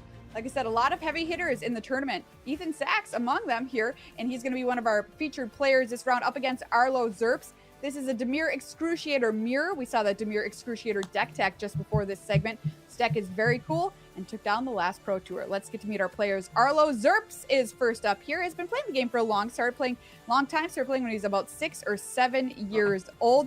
Loves Limited most of all and qualified for this tournament, playing an Avatar The Last Airbender qualifier in Sealed to qualify as testing alone. Let's take a peek at his Dimir Excruciator list, Tannen. Yeah, and so like this is kind of a blue-black control deck that has a different gear than usual. You know, you have the Dimir Excruciator, you have Harvester Mysteries as a way to get the game over with, and then you have something like Restless Reef behind that to mill your opponent out after you've resolved the Dimir Excruciator. Deck made really popular at the last Pro Tour. It was a really good meta call. It won in the hands of Christopher Larson. As you see, not many changes have been made to it since then as well. So the deck looks like it's pretty good and stayed pretty good from that Pro Tour. Let's take a look at Arlo's opponent. It is none other than Ethan Sachs, Tups himself. A lot of games played on Arena here. More than 36,000 constructed peak. Was Mythic 51. Played in AC5 and finished in the top half of that tournament. So looking to improve that record here this weekend. Also qualified via an Avatar The Last Airbender sealed tournament. Running Dimir Excruciator as well here this weekend, Daquan. So what do you got to think about when you got two Dimir Excruciator decks facing off against each other? Yeah, I think the biggest thing is kind of what they valued in a potential mirror match or what they thought the field was going to look like, because while these are the same decks, this one does have a few different cards than the last one. You know, we have the End, a Quantum Riddler in this list, and opted to go with Duresses over Intimidation Tactics. And those will all make a difference going both directions in this matchup. So it's going to be pretty interesting between that and their sideboards, especially to see how games 2 and 3 play out and the decision that these players made coming into the event. All right, let's find out whose deck is more excruciating. It's round number 3 here at AC11. Tannen, take it away. Absolutely. Round number 3, we're going to have a mirror match here, Dimir Excruciator, between these two players, both of which limited masters from what I've heard about Arlo. We know that Ethan Sachs, Lord's the Limited, Lord Tupperware online, as everybody might know him. Great limited players, but hey, they're playing constructed here this round. There are no slouches with that either. Obviously, both of the 2-0 record. Daquan, tell me a little bit about how this matchup's going to go. You touched on a couple of the card differences maybe looming large here as well. Yeah, where I was talking about having something like Intimidation Tactics versus having Duress, those are going to both play out differently depending on where we are at different stages of the game, right? Like getting a creature exiled with the Intimidation Tactics could be huge, if it's timed properly, but also being able to get rid of maybe a counter or a card draw spell with the Duress could also be important. So I don't know which way it's going to go here. All we know is this is going to be an excruciating matchup. Nice. All right, let's find out how excruciating it's going to be. Let's head on down to the feature match area and play this one out between these two players. Taking a look at Ethan Sachs' opening hand here. He will be going second. How's this one looking to you? Yeah, this is fine, though. The Requiting Hex is kind of an interesting card because it does work against the opposing Restless Reefs, but not really great against anything else in this matchup, particularly. So I don't know if that card, it almost feels like a mulligan to 6, though you're just camping on the card till later in the game. Okay, maybe get a look at the other hand here, the opener as well. Anything standing out for you there? No, that one kind of looks a little bit more standard here. And this is where we're talking about, where you actually are able to get off this Intimidation Tactics, and getting rid of a Riddler or getting rid of a Deceit here can keep if you're trying to protect your hand, obviously get rid of the Deceit. If you're trying to keep your opponent off cards because his hand is kind of weak here, get rid of the Riddler. It looks like he's hovering over the Riddler to start here. Go on, so maybe a good call there. He just wants to make sure, the card quantity stays low here for Ethan Sachs. Yeah, and the fact that the card gets exiled is also part of the decision as well, because the plan of trying to use Cavero to copy the Deceit and whatnot. So you can kind of just get that out of the picture if it's a concern. Yeah, speaking of Deceit, we got a Deceit from Arlo here as well, taking another look at Ethan Sachs' hand. It looks like he might be gearing towards that stock up here this time. Yeah, because you obviously don't want to make it easy on him by putting the Deceit in the graveyard. Right. So it's likely going to be stock up here, I would imagine. That Deceit's going to get to the graveyard one way or the other for Ethan over the next couple turns. And you have to wonder about what's going to happen on turn 4. You see that Mind Bitten in the hand. Okay, so Ethan kind of nods his head like, yep, took the Deceit there. So one good Deceit. Probably deserves another Deceit from Ethan. If you're a fan of discard, you have come to the right matchup. Yeah, Come on, exactly. I feel like we're going to see a lot of that here in this round. Yeah, what is that? 3 discard spells over the course of 2 turns so far? Yeah, at least. We're going to probably see more. Yeah. So card draw denied to Arlo here as well. Deadly Cover Up on the top, and no land for him here. So going to be stuck on 2. And, something that we talk about a lot, I joked about this being a control deck in disguise. In the control mirror, generally the person who makes more land drops is the one that wins. Yeah, very much so. And this is actually a pretty critical point in the game here, because while Cavero is very good at being able to copy the Deceit that's in Arlo's graveyard, just doesn't have mana to do anything here. Right. So it does look like it's going to be the Cavero. Mind Bitten's going to come in. Yep. and you're going to get full value here, being able to pay both black and blue casting it. Yep, absolutely. So it is going to get a card out of Arlo's hand. You saw Ethan take his time there, tapping his mana to make sure he gets that all correct. Take the deceit out of his opponent's hand. There you go. Since the mana was tapped correctly, got all that done as well. Third land found for Arlo here, but distinctly showing a lack of blue mana as well. No blue spells, but that might come to haunt him if this game doesn't get over with really, really quickly. So Scarborough is going to attack in as a 4/4 copy of Deceit. A Restless Reef was deployed by Ethan here, so a little bit of pressure here for Ethan against Arlo as well. Removal spell off the top, though, for Arlo. That's a bitter triumph. Yeah, that's a big pickup, because kind of what we were starting to see with Arlo's hand is why this deck was good against the Badger Mole type decks when you have the Hex and the Harvester, but those don't do anything in this matchup. So picking up that bitter triumph is actually pretty big business here.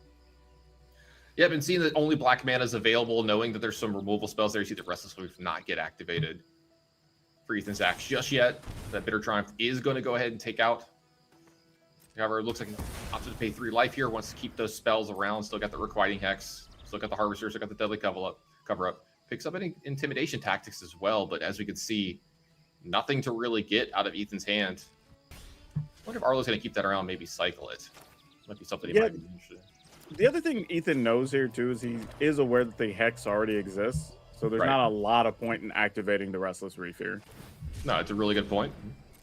Yep, Intimidation does get cycled here, looking for just land drops, maybe some blue mana at some point as well, but maybe not now. Doomsday definitely added to the hand here, so that's, what is that? It's a 6 black mana card. We've got 4 swamps on the other side, so maybe black mana needed from here on out for Arlo. Yeah, also, Ethan plays 1 copy of the End in the deck, which is kind of interesting as well. It could be used to remove a set of opposing Restless Reefs, maybe.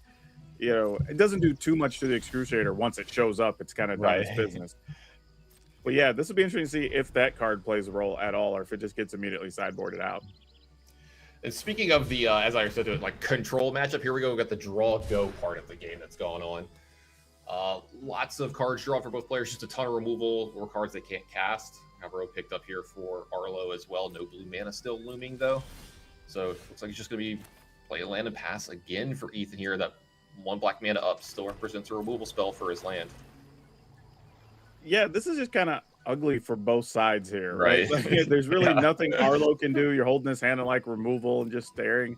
And both sides, you're just like, well, I have a thing, and you know I have the thing, so I guess we'll just pass, you know.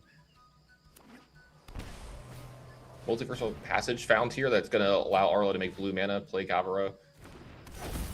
Going to be in the seat of his own.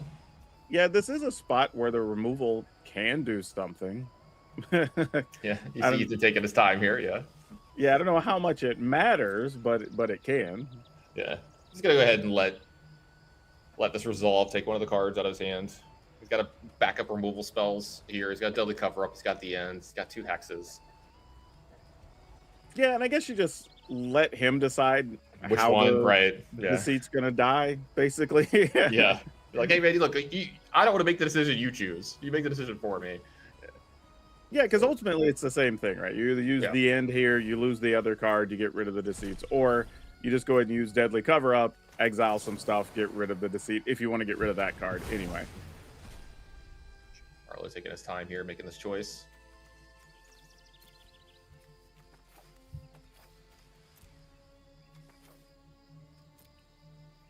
Yeah, I don't know. There we go. Oh, was like we had a little bit of a glitch here. Yeah. Yeah. I was about to wonder that. I think our video feed is a little stuck here. So, 3 of a kind dealer. What do I win? Ethan Sachs with 3 refining hexes. Yeah.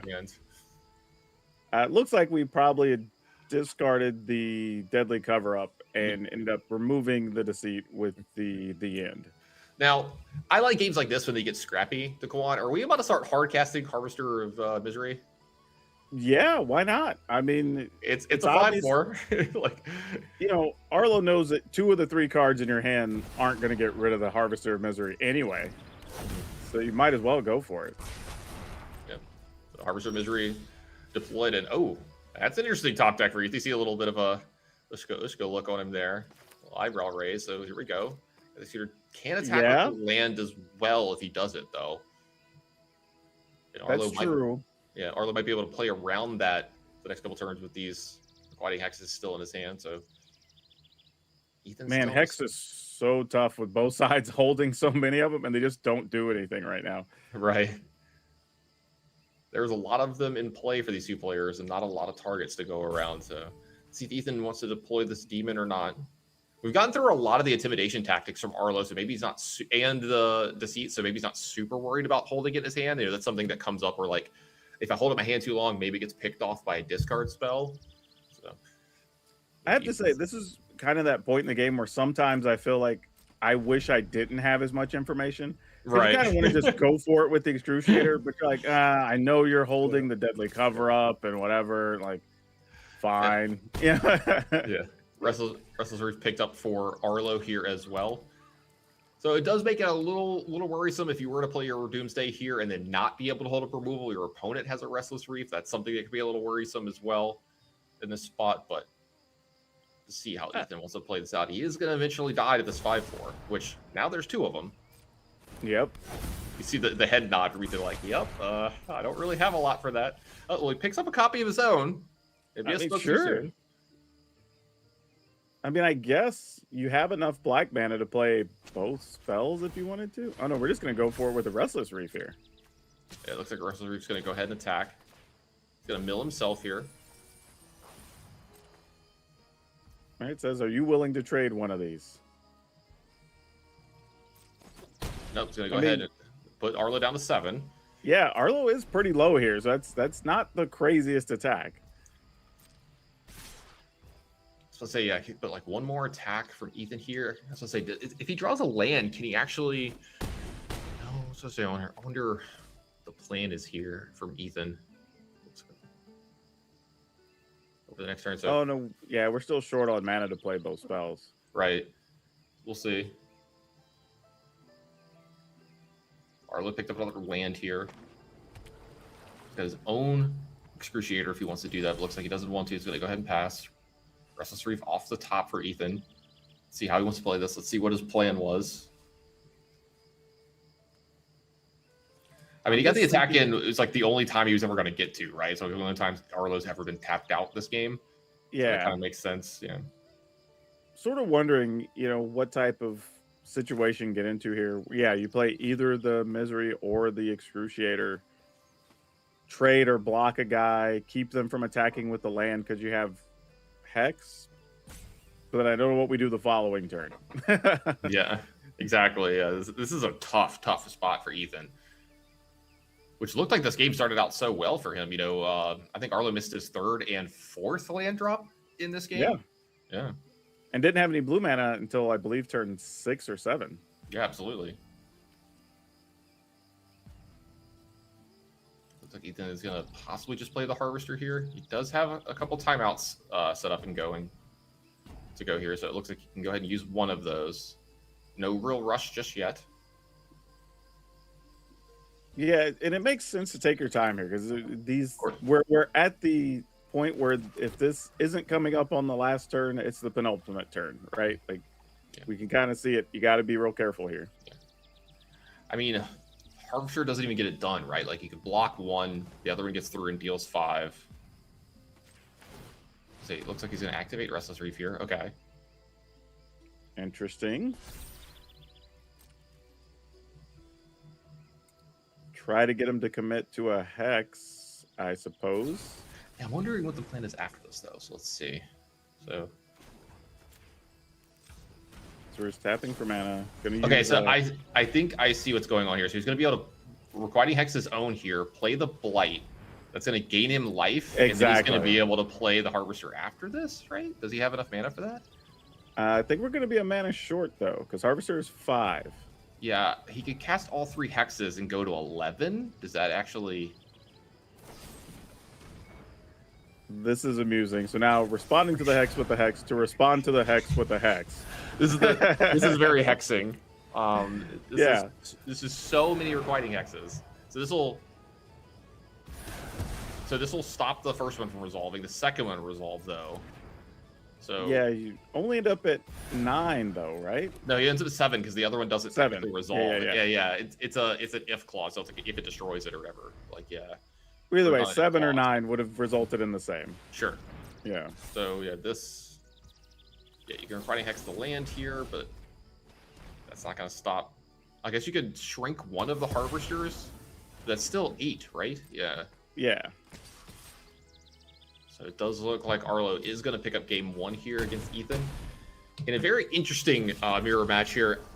I'm really interested to get into the sideboard games, though, Daquan, and how these decks are going to change up. So let's take a look at what's going on here. Anything standing out to you on the sides, or is there any differences that might stand out to you?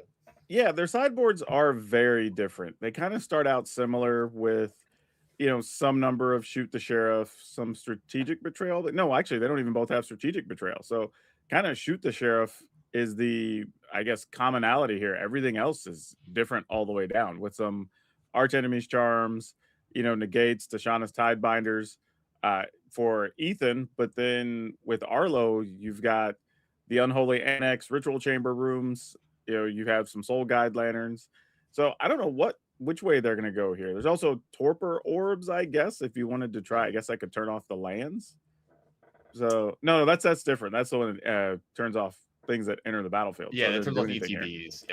Yeah. So it does look like the Torpor Orbs are going to come in for Arlo along with Unholy Annex as well, which is a card that could be pretty sweet in this matchup. A lot of extra card draw and then some pressure in making demons. Yeah, and it's another way to run the life totals down, right? Mm-hmm. Like where some of your other cards don't really do anything here, you at least get to bring in cards that have some amount of value. Also, it gets around the fact that Ethan's taking out requiring hex from his deck, so like he doesn't have a 1-mana way to just kill your 6/6 demon token. Speaking of the demons, we're even seeing the Excruciators come out for Ethan on his side as well. Well, actually, funny as it is, you can use a requiting hex to get rid of a 6/6 demon.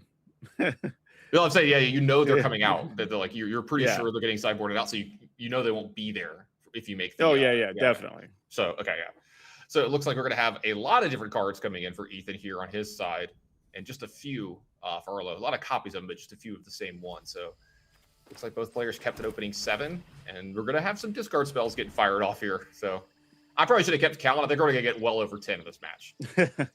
Yeah, the one thing that's noticeable is they both opted to side out a bunch of the smaller removal because they just don't have that much value in this fight. Right.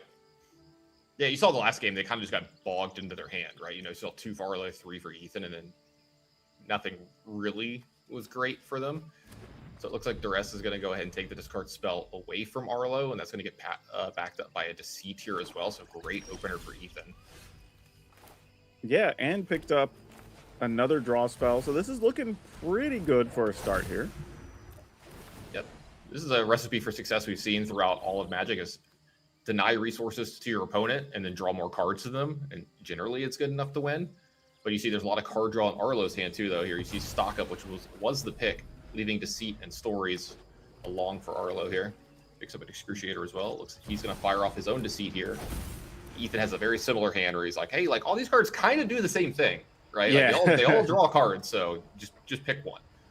Yep, you pick, I'll cast the other one next turn. Generally, Stock Up is like considered a little more powerful without creatures in play because you get to look at 5, so it seems like that might be the one they pick. Yeah, it's kind of funny how this, while it looks like 2 control decks, sort of turned into a discard matchup. Yeah. Mm-hmm.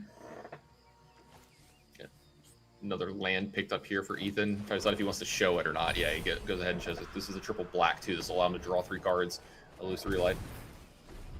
That one has a little play late in the game too because it does target a player. So if Excruciator happens, you can target your opponent. But nice early game, be able to draw 3 cards. Speaking of that, Arlo's going to draw 3 cards here as well and discard a creature card here. So gets the full value of this Winter Night Stories. And they both picked up a Cavaro in that exchange of that last turn. And Ethan's going to be able to get his off first. Yeah, let's see. I think Arlo was immediately about to discard the Excruciator, and now he's double, like he's thinking about it, and like maybe that's what to his mind's like, what if he drew Cavaro? So you see Ethan kind of with like the eyebrows raised, like wait, yeah, exactly. I have this option. Yeah. There are deceits and stuff still too, so let's see what he takes. Yeah, he tapped the mana pretty carefully. Because Cavaro can copy something in your opponent's graveyard as well. Absolutely. So it's going to go ahead and take a look at Arlo's hand that after he takes a Cavaro, this hand is looking kind of barren besides the Excruciator. Yeah, and Excruciators are still even 2 more turns. Well, yeah, minimum 2 more turns from hitting. Restless Reef up here. He'll have all the black sources, though. That's at least something for Arlo here. If he is trying to get to the Excruciator on turn 6, he will have 6 black sources, but he's kind of under some pressure now, is the problem. Right, and Winter Night Stories here, a second copy. Absolutely, from Ethan. He can cast 2 of those this turn if you'd like, which I think maybe he's thinking about possibly. Let's see what the first one. First one nets him a negate and some lands. So no creature to discard here, but lots of basics that he can get rid of if he wants to not get rid of spells here. Yeah, but this might be a spot where you just want to play a land and leave up negate and protect your 1 creature. Yeah, not a bad idea. I mean, the most likely play that you're seeing from Arlo next turn is just Winter Night Stories out of the yard, right? So, yeah, also true. Maybe, well, double up on the Excruciators here. So it does look like we're going to get the Winter Night Stories. This negate could not happen faster for Ethan here. Yeah, if there was a way to beat him into the pot there, as they say, that would have been it. Absolutely, yeah. Snap call, yeah, exactly. Yep. So back to Ethan here. Does have that Winter Night Stories in the yard here if he wants to, not attack for 4 this turn. Let's see how much he values this damage, because we are at a very relative life total here, 16. It's only 4 attacks. I have to admit it. Ethan is the reason we need to keep having player cams, because man, he has given us all the emotion with every card on his face. Oh, absolutely, I love it. I mean, he's a big time streamer too. I think he's just used to being seen while he's playing Magic. Like I would like to know if he plays more Magic when he's not on camera, or if it's more when he's on camera. So this is a very normal thing for him. Yeah, so he gave him the gift so he would draw an additional card, which many times is the correct thing to do. Just get a look at the most cards from your opponent. Yeah, this will give him a copy of Deceit for next turn as well. Or he could just do it now if he'd like to go black, black, take care of an Excruciator. But we are going into the 6-drop turn for Arlo. So if Arlo wants, he'll be able to Excruciator next turn. Yeah, there is some things to consider here that, like, do you just want more cards? Because you're already holding a removal for the Excruciator, so you can keep attacking. Because effectively, if he plays Excruciator, that's his whole turn. Yeah. It's his whole turn, yeah. You do have the Bitter Triumph, like you said. You will be attacking for 4 here, down to 12. If they play the Excruciator, it'll put him down to 10. You see the 2 Watery Graves in hand. Now, admittedly, Arlo does have a Restless Reef, so you would have to worry about that potentially if one of these Excruciators does get resolved. Yeah, and I think that's why Ethan might be thinking about, do I attack here or do I play Winter Night Stories either? Because, hey, I only have 1 removal spell, and there's about to be multiple threats that are really problematic. So it does seem like he is going to go for digging just a little bit more. Oh, second Bitter Triumph. You saw the nod of the head from him there. Yep, that's exactly what he was looking for. Just making sure you can cover all the bases. Yeah. Now you could discard 2 cards here, or you could discard a Deceit. You do have a Deadly Cover-Up and 2 more lands here, but it looks like he is just going to go for the card quantity here. Just another land for Arlo, unfortunately. Well, I guess he doesn't have to take 2 here this turn if he wants to give perfect information over to Ethan. I mean, in some spots I value the information. Some spots I kind of would just shrug and play the land here. What about you? Yeah, it kind of goes both ways, right? If it's a tough spot for Arlo because you're saying he already knows my whole hand. Like, do I want to just protect something as far as information goes? Or is it worth just saying I can't even afford to take 2 here? Yeah, are we past that point? Yeah. Yeah, right now you're not at a multiple of 4. So I guess it's fine to go to 14. Yeah, it doesn't change the clock any. Yeah, so it does look like he is going to go to 14 here. He is going to play an Excruciator. All right, well, the deck's just got real thin. Yep. I love this animation. Yeah, Arlo's saying, I don't know what I'm going to do with the rest of this junk in my hand, but here it is. Yeah. Land for Ethan. We see those deadly, the deadly cover up here, the double Bitter Triumph as well. Looks like interesting. We just went for the deadly cover up here. Yeah. Gonna go ahead and collect the evidence here. What does he want to get rid of?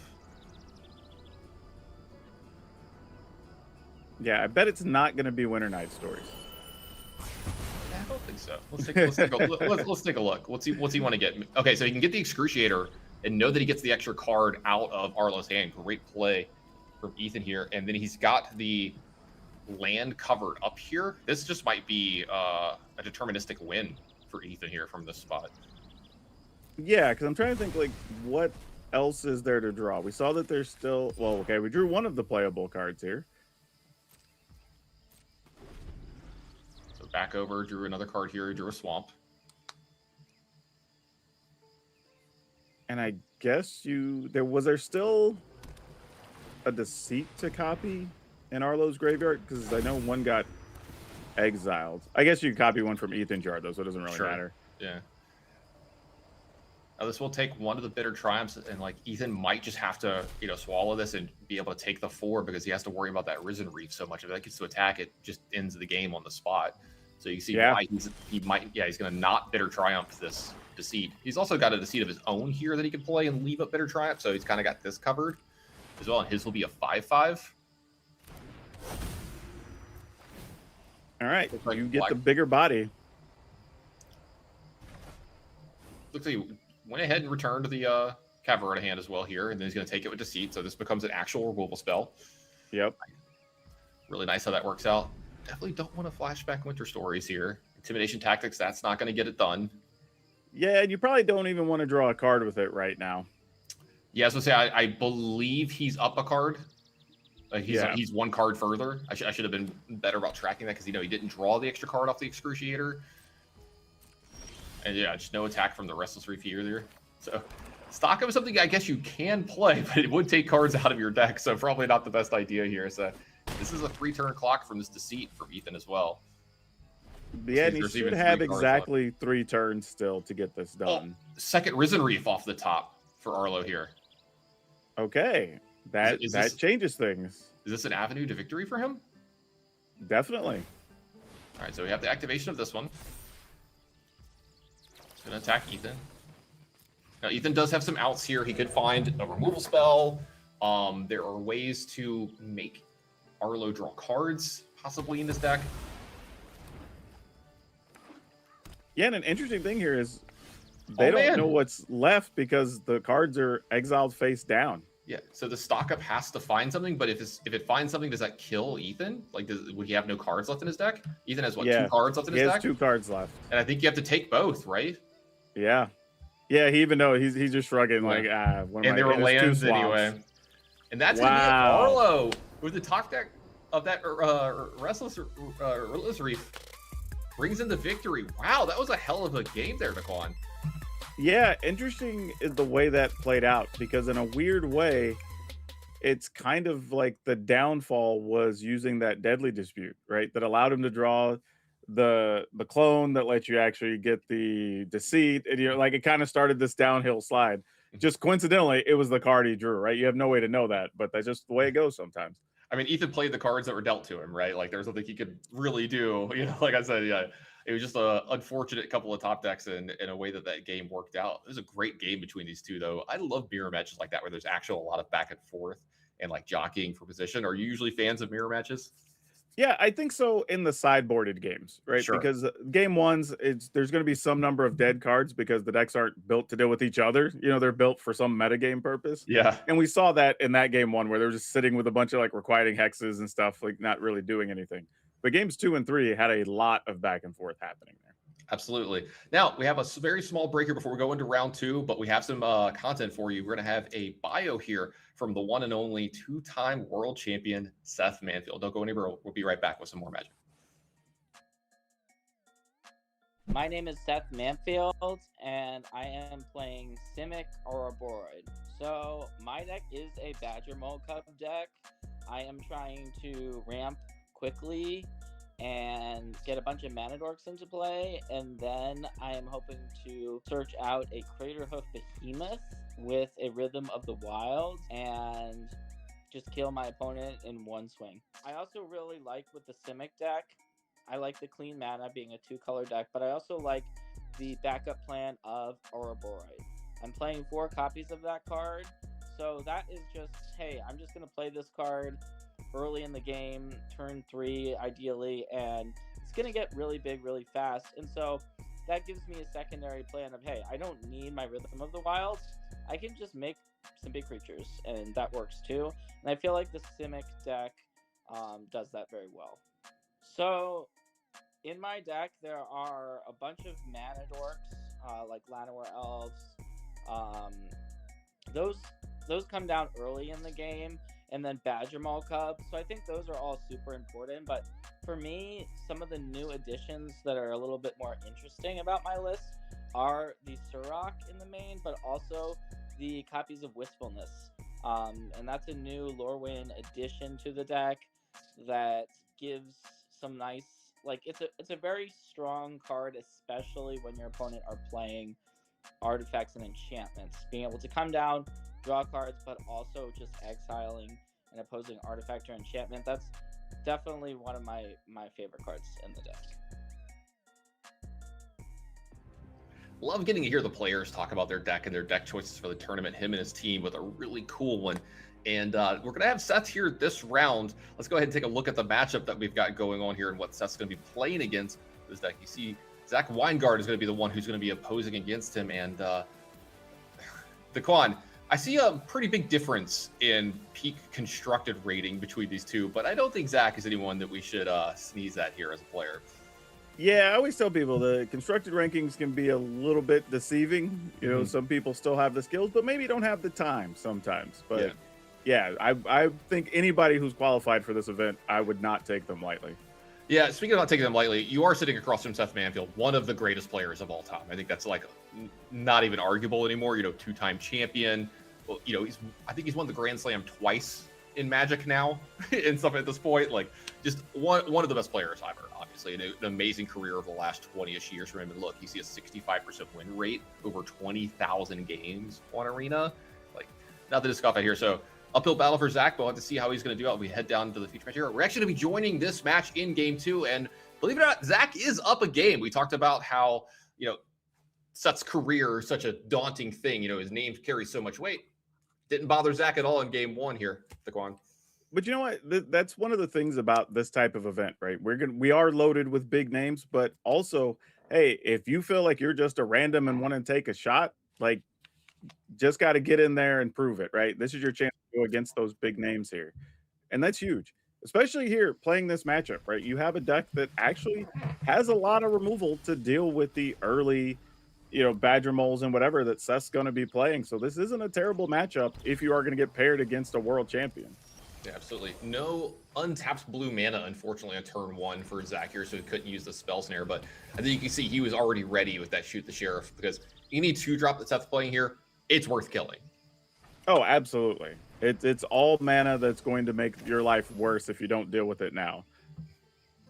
Absolutely. Even Flash Freeze making an appearance here. You know, I love these sideboard cards from back in the day, the color hate spells that we used to have. This one only countering red or green spells. So practically everything out of Seth's deck. Yeah, people kind of forgot about that card, but it is one of the many cards from Foundations, the set that just keeps on giving. I'm people, by the way. I completely forgot that card until the Pro Tour, and I saw, you know, somebody draw it in one of their sideboard games. Like, oh wow! Speed of cards that are good against that cannot decks. Be countered, actually. Whew. Surrak is a heater in this matchup, Daquan. This is a pretty sweet one for him. Now, oh, absolutely. Two deadly cover-ups here, though. We'll give Zach some cover. Yeah, and even if you did find a spot removal card, it does let you draw as well. So it's just the perfect type of card for this matchup. Yeah, absolutely. Like, just it keeps the stuff going, right? You know, it's a threat in of itself. It's really good at that. Like you said, it can't be countered. So Zach did nothing with his mana that turn when he thought he was going to get to either Spell Snare or Flash Freeze. So just a really good tempo card for the green decks here. Great way to put it, Daquan. Yeah, what are we going to play here? We're tapping 2 mana, leaving... Oh, no. Usually when you tap like that, it surely means like a Badger Mole's coming. So you're trying to use your creatures so you can get more mana out of your land. But yeah, you want to pick the specific land that you want as well. Yeah. But we'll see here. This is also tough from Seth's side because you know you're reaching the point where a deadly cover-up is likely. Oh, that's an Oko. Yeah. Okay. That is neither spell snareable nor flash freezable. Yeah, and Oko's amusing because we've been seeing this card floating in sideboards a little bit here lately, and a few people did sideboard it this weekend, so we're probably not the only appearance we're going to see of Oko. Does it look like Zach might be thinking about maybe consulting the star charts here in response? Yeah, see if maybe you could find a removals or a counter spell for it. Yeah, I'm not sure what he has left here in his sideboarded games. Which responses he could possibly have here. Yeah, I'm trying to think, like, what could you even find that would matter, but I don't think there is anything. Yeah, it looks like it's not going to be anything in response here. It's going to go ahead activate Oko here, but then this is going to let... Yeah, I was going to say, we're going to get to put a creature into play here off of the Fountain Port. 1/1 fish. Just going to take a shot at Oko and then sweep the board, maybe? Yeah, I'm guessing so. Oh, he gets to make the Risen Reef here, so this is actually 5 power to take care of the Oko completely. He could take a turn off from Deadly Cover Up here. You know, we didn't mention that Seth is actually missing some lands here, so the deck that generally wants a decent bit of mana is getting a little starved on it. Yeah, and not even the case where you have any Earthbent lands or anything like that. They're just nothing tricky happening. Yeah. Let's see if Seth finally wants to do that, though. Like you said last turn, conspicuously, there is 2 mana here. Here comes the Badgermaul Cub that is going to activate onto the Breeding Pool. So the Breeding Pool taps for 2 now. Throck's going to get in there, putting Zach down to 11. This is a really good board to get covered up, though. Yeah, but I'm always suspicious. If you didn't cast anything and you didn't attack with your land, why did you leave the 2 mana there? Yeah, so let's see. Is there a negate for Seth? But we do have the Spell Snare ready to go for Zach here, so looks like Zach might have this covered. That's a good catch, Daquan. Yeah, it's just one of those things. I always tell people, it's not so much what your opponent does, but sometimes what they don't do, right? That you have to start asking questions. Especially if they're like a really good player, too. Anytime someone who's like got a decent bit of skill in the game makes a strange play, I always ask myself why. Like, why'd they do that there? You know, like that's... Oh, yeah. That's interesting, you know? So it does look like it's going to be the Detect Intrusion. Spell Snare immediately responded to by Zach, so this is going to be a Deadly Cover-Up. That land is going to come back. Oh, never mind. No, it's not. I forgot about this. Deadly Cover-Up is going to take the land before it can come back. Yeah, that's tough. Yeah. I completely forgot that we get to LD Seth here too. So Seth is down to 1 permanent, and that... Oh, never mind. We got to force into a land world, so there's a little bit of recovery. I was about to say he doesn't even have green mana, but... Oh, and a Tidebinder. So even if we are able to make something happen, this Tidebinder's going to be a real nuisance. Yeah, so it looks like we're going to kicker consult the star charts. Yeah, might as well take Marine River Regent, right? Just lock things up even easier. Yeah, pick up the land here too. He's going to go ahead and Bitter Triumph down this Landware Elf. Generally, it's pretty good to kill the elves. This late in the game, generally not. But when your opponent only has 2 lands, yeah, it's kind of hard not to kill the lands. Quantum Riddler is going to get a card here for Seth. Only 1, though. The saddest of Riddlers. yeah, right. Looks like another Riddler and an Aura board is left over at Seth's hand. Stock up here for Zach. 1 Qitong and 4 lands. Demolition Field's a sweet one, though. Nice utility land picked up for Zach here. Another Quantum Riddler. Going to draw another card. I mean, and this is all Seth can do. Just like try to draw your way out of this, right? Any extra cards or whatever are beneficial here. Yeah, we're finally seeing a real threat from Zach here, because that's the thing the control decks do, right? Like a lot of times they don't actually kill you. Like they give you a ton of time to get back in this. So Spell Snare is going to get moved to the graveyard here off the Undercity Sewers. Attack for 4. Qitong, and then a pass with some counter spells, some removal spells, some bounce spells. Yeah, it's just, you know, you have your pick, man. Yeah. It's like, what do you want to use? Go ahead. Looks like it's going to be Tidebinder here. Go ahead. Stifle this ability. It looks like that's a good game from Seth Manfield as well. And that is Concession from Seth Manfield. And that is a win for Zach here with the blue-black control deck taking care of Seth. That's a big win, not only in this tournament, but, you know, that's a nice one to have in your career to a spot where you're like, I just beat Seth Manfield on a big main stage match. Yeah, I only have a handful of those where I can tell people like, hey, I have a Hall of Famer that I beat, you know, right? I don't have many, right? But I that's one of, like we were saying, that's one of those matchups where while it is a tough opponent with huge accolades, right, you had the right matchup, right? That's going to be a hard matchup, I think, for Seth to win anyway. So, hey, congrats, right? Like you take your wins where you can get them. Yeah, what do you think about the deck choice of Demure Control in this standard environment? Yeah, I'm not too sure if I would feel comfortable with it, but it does play well against it, you know, in this field in particular, because there were, I think, 20% of the decks that were registered with Badgermaul Cup, right? So it's going to be very good in those matchups. It's some of the others where it could be a little tough, the spell heavy decks, or even maybe the Excruciator decks, I think could be a little tough as well. But it's good against a big chunk of the field, and all you got to do is get your 6 wins to get to day 2. Exactly. Now, great win for Zach there. We're going to be taking a really small break and then come right back with more coverage of this round. Don't go anywhere.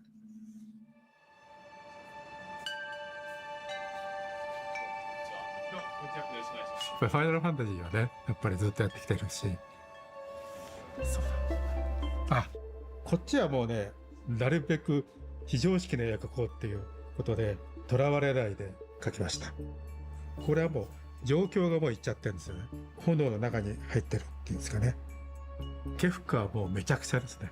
狂った色、いろんな色が入った方が、いいんじゃないかなっていう。イメージみたいなぼやっとしたものがあって、それを形にしていく。その行為が、楽しいというか。まず、通常のティナは剣持ってて、空挺がいっぱいいてっていう、ファイナルファンタジーの世界をちょっと、もう一回表現してみる。こっちの変身後の方は、最初にキャラクター作った時以外はあんまり書いてないんですよね。あの時はもう少し腕フォルムされてましたから、これはちょっとリアルにしたんですけど。おー、かっこいいですね。素晴らしいです。素晴らしいですね。へー。小さいんですけども、すごい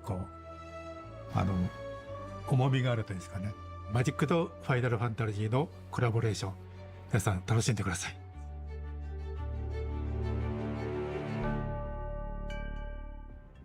Hey, I told you that break was going to be pretty quick. We're going to be moving into the third game of a round here in just a moment. As we get that set up, though, Daquan, you did a lot of preparation for this event. You were telling me, you're like, hey, man, this standard format's awesome. There's so many cool decks that you could play. You sounded like really excited. What would you have played if you were playing here today? Dude, let me tell you, I honestly believe for the first time, maybe not the first time, at least over the last 4 or 5 months, this has been a standard where you can try a lot of stuff, right? And while we are seeing a lot of decks this weekend that we kind of know the format a little bit, right? Obviously, that's going to change in 2 weeks as we have another set dropping. But I think there is still a lot of room here. And what we are seeing is people moving some levers on what's main deck, what's sideboard, what decks do I think are going to be popular this week.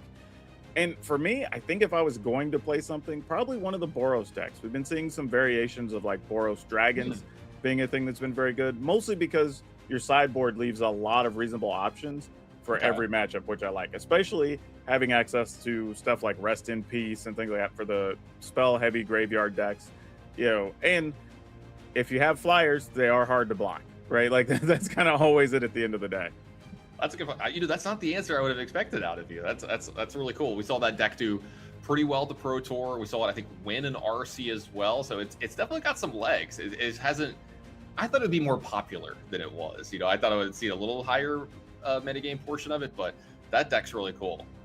There's an interesting thing, I think, when you see people prepare for turn, and you've been a grinder in the past too. Sure. It's there's a lot of competitive players that kind of I don't know if I just want to play the creature deck. You know what I mean? Fair enough. There's a lot of that, right? So even if it's good, I think there's a lot they go well, let me see what else is out there, right? Let me play something with a few counter spells that feels a little safer. Yeah, and that ends up being the case for a lot of people. Well, you and I are both a little bit on the older side of Magic players, especially for Magic players. We've been playing for a long time. Generally, when we were growing up and grinding, the spells decks were better than the creature decks. Creatures have gone a long way. Oh, sure. I mean, over the last few years, I'm pretty sure Seth, Javier, whatever, they won some championships with some creature decks, So nothing wrong with it. All right, sounds like we are ready to head back down to the feature match here. We're going to be getting game 3 here between Brian Zhang and Jesse, who we saw a little bit earlier here, and we saw the Simic Rhythm deck. It's against the Azorius Tempo. Anything coming off the top of your head before we jump into this game between these two? Man, I gotta tell you, this Azorius Tempo deck, if it even gets a little bit ahead, it can be so hard to climb back against this deck. Just Aang's, Aven Interrupters, just taxing your mana so hard every turn. It almost feels like it turns into a stacks deck at some point where you just can't play anything, like a death and taxes sort of thing. Sure. But yeah, this is going to be tough. It's going to be all about the first 3 to 4 turns here and how things set up. Let's see how those first 3 and 4 turns go. Let's head on down to that feature match area. Get this game 3 and see who's going to be putting themselves at 2-1 here today. Every win so important for these players. Going to reiterate, you're trying to get to 6 wins here before you get 3 losses today to make it into day 2. If you make it into day 2, you've only got to get one more win to get that Pro Tour qualification spot. So these wins mean so much to these players.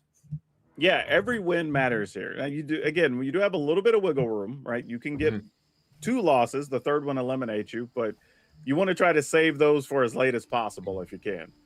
Love this Hollowed Fountain art. From Brian here over to Jesse. Turn 1 land rails, one of the better starts that his deck can do. Lots of Hollowed Fountains here, and it looks like it's going to be high noon. Try to slow these decks down just a little bit. Hey, you can have Badger Ball Cub, you can have land rails. You get 1 a turn here. Yeah, and that's also big business here, right? Because you can only do one thing, which means you can't like draw a card and play a mana creature, or you can't play your Badger Mole Cub and go search for something, right? You get one or the other. And when you're also only able to play one thing, makes this stuff like Aven Interrupter that much better. Oh, absolutely. Now, there's an interesting thing here. Does Formidable Speaker go and get something that has like a naturalize effect? Does Jesse still have that in his deck? I think we're about to find out. Yeah, no, I'm just like, what would you go search for? I don't see anything in his list that would, though, unfortunately. Well, he's about to find something, it seems like. I guess we got to start packing the well, actually, there's a few creatures I guess you could play, because there's elves and raccoons and whatever that all do it now. Mm-hmm. All right, let's see what Jesse wants to go get. I mean, you already have Ouroboros. You already have the mana for it. So that's probably like your best regular play here. Yeah, let's see. He went ahead and got... Okay. We got one of the big elementals. Okay, Wistfulness gets rid of stuff. It does exile a artifact or enchantment when you pay, I think it's the green side, blue is draw 2. Yeah, there we go. It's Wistfulness. That takes care of it. So you will be able to take care of this high noon at some point. Yeah, now Aven Interrupter is a sweet one. You were definitely right. Yeah, like we know that you can try it one time, Aven Interrupter stops it, and then you have to do it again the following turn because you can't do it the same turn, obviously. Yeah, thankfully you can still pay the green for that, right? Like that still works. It doesn't mess with it anyway. Yeah, it's just however you decide to pay for it. So if you use 2 green mana, that still works. During Innocence here for Zhang. Yeah, that is a reasonable blocker here.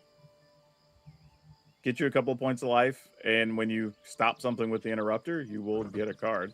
It's interesting, though, that we didn't leave mana up for the Interrupter to try to get like one more turn out of the high noon, but maybe the plan here is just we're going to fire off the Avatar's Wrath anyway, so who cares? Yeah, I was going to say, I wonder if it just has to do with like how the next turn is going to play out. Yeah. So this does. Oh, actually, you can't do that because of the Air Temple is going to come in tapped because there's no base 6. That's a good point as well. So maybe he's going to be doing the Aven Interrupter next turn into the Avatar's Wrath. We'll have to see, but this board is starting to get pretty big here for Jesse. Does Zhang want to save a couple life points here this turn? Or do you want to keep this around possibly for blocking next turn? Looks like he's going to go ahead and take the 3 here, down to 13. Hey, we spoke too soon. There's the 4 mana. Found the planes anyway. Found the planes anyway. Looks like we're going to have Avatar's Wrath. Going to go ahead and airbend that one. Yep, you choose a creature to keep. Everything else goes back to, well, I was going to say back to hand. Actually gets exile and airbent, and you can't play those next turn. So, yep, back over to Jesse here. Got a lot of stuff for next turn. It looks like it's just going to be the Wistfulness this turn. Take care of this high noon. Oh, yeah, I was supposed to say possibly follow this up with a Quantum Riddler as well, since he'll be able to play a second spell now. And you can play the land, so you'll get 2 cards off the Riddler. Oh, that's a really good catch, too. Yeah, you'll be able to play this Passage. All right, so this isn't too bad of a situation, and we can see that it will be, at least for now, a clear path for Jesse next turn to kind of unload his hand. So Quantum Riddler drawing a card here. It's going to go ahead and go into that zone with all these other cards. Land Morel, Formidable Seeker in, or a board over there. Oh, I guess Jesse had already played a land, so my mistake. Yep. Toss this Night Binder off the top here. So this is the spot. Is this the spot the blue-white deck wants to be in? Oh, yeah, definitely. Like, if you kind of control everything here, you'll be able to get an Interrupter if you want to. Or you say, all right, we'll let them have a turn, play all their stuff down, reset them again with the Avatar's Wrath, and then we'll start playing the long, slow game of counter something, turn your stuff off, whatever. Let's see how Jesse wants to play against this. I see what you were saying, man. Like there are board states this blue-white deck can get you into that are just annoying. Like you said, you're just like, man, I feel like I can't play anything. Yeah, Like, I've what am I played on supposed the to other do? side of this a few times, and it's a lot of tough decision making. Like even now, it's like, okay, obviously I want to try to get my bigger creatures like an Ouroboros through, but it's like they also know I have these, so do I just want to lead with the Llanowar Elf to make sure I get mana for the next turn? Because I'm gonna need to try to replay all this stuff. Like there's a lot of tough spots here. So let's see how Jesse wants to do this. He's also got, some counterplay here as well if he wants to. So lots of options. All right, so it looks like Formidable Speaker is going to be the first one. Only 5 mana here, so you can't do both Interrupter and Tidebinder. Exactly. That's important. It looks like it's going to be Interrupter here, taking care of the Speaker yet again. Yeah, we'll net a card as well. You also got to mention this makes everything in exile cost 2 more. Exactly. So, yeah. That's the other tough spot, which is why you're trying to decide what order you want to play your cards, because you're only going to get 1, maybe 2 of them off. Yeah, so he's going to counter that ability. So the Formidable Speaker comes in through the Aven Interrupter, discards a card here. What's he going to find? Looks like he's going to find another Wistfulness. Okay. Just in case. Playing around possibly a High Noon and just a high value creature too as the game goes on. Okay. So we got a Wistfulness. I thought for a second you might go get a Badger Mole Cub or something, but that kind of makes sense. I think you might be thinking ahead here. He could also exile the Enduring that's in play right now too. The Enduring Innocence as well. Yeah, exactly. Yeah. Because I think if you could stop the card draw from Zhang, maybe that's his idea. If I stop the card draw, maybe I've got a better chance of playing this game out. Now the sick thing is we know that there's a Tidebinder that's going to make things very uncomfortable. Yeah. This blue-white deck is tricky. Yeah, it's like I was saying, there's just so many things this deck does to just make your life difficult. And again, it does feel like you're playing against kind of a Death and Taxes sort of style deck, if for any of the older Magic players that are listening. But it's that type of thing where it's just I have to think about every card I'm playing because I'm just going to be crushed for mana on my turn. Yeah, because we can see that Llanowar Elves now cost 4 mana to play. Or more, hey, look, 4 mana. Look, that's what we play retail, so we're cool with that. But Llanowar Elves at 4? What kind of economy is this? Yeah, exactly. All right, we got a full casted Wistfulness here with blue and green going to happen here, and this tosses Tidebinder. The call, I gotta believe this one's looking real good. So I have to say, I think looks like we're gonna go ahead and play the Tidebinder here. Stop this ability. Yep. The other one does go off though. You only get to stop one of them.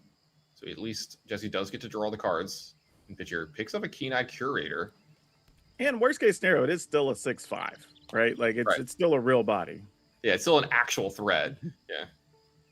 Because it's not like Zhang is beating you down a ton here, though he did pick up a Flood Pit Drowner. Yeah. This makes it even more tough because now there's situations where you can Avatar's Wrath, you can leave up the Aven Interrupter, you could flash in. Yeah, there's just everything's happening here now. Yeah, so this allows him to use Aven Interrupter yet again and Tidebinder yet again. This is got to be really annoying. Like, I see exactly what you're saying. If I'm Jesse, I'm getting kind of annoyed at this point. I'm like, man, let me This is play what my this deck stuff. does to you, Yeah. though, man. Yeah, let me play my stuff. Yeah. Yeah, this is really tough here. I don't even know because like right now, Jesse can only play 2 spells, the 2 live cards in his hand, because you can't cast the other ones until the following turn due to the Avatar's Wrath. And then Aven Interrupter is probably going to be in play at that point. Yeah, and everything's going to cost even more. Oh yeah, it's just problem on top of problem on top of problem here, Daquan. Yeah, this is why I was saying earlier, like I thought he might go get a Badger Mole Cub, just knowing the mana situation. That you just might need so much mana. Yeah. So it looks like he's finally going to get that Badger Mole Cub here. Yeah, but it may not matter at this stage. It might not resolve. Yeah. And Zhang might be trying to decide, okay, do I just want to stop it outright, make everything else expensive? Do I just want to turn it off so it doesn't even do anything? Yeah, a couple of different options here. Yeah. Keeping this Enduring Innocence in play this whole game has been really big for Zhang as well. I think he's drawn like 3 or 4 extra cards off of it so far. Yeah. Curator into play. This is something that can maybe get something done in the game. Or as Sort it of. goes, it's at least a threat. You know, it's got a decent sized body. The problem though is nothing's gone to the graveyard. It's all Right. been put Right. into, it's all been air bit or whatever. Like, so there's nothing even to grow it. Yeah, it's all in this weird mythical area. Yeah, Disdainful Stroke is a big pickup here for Zhang as well. Yeah, this is just I think Zhang might be getting to the point that we're locking this up, especially with Jesse only at 12 at the moment. Yeah, I think the Air Temple's looming pretty big too. Like we haven't talked about that just yet, but Jesse's about to take a little bit more damage here this turn, and then we're gonna have at least 3, if not 4, creatures next turn. So activation of the Air Temple might actually just seal the game.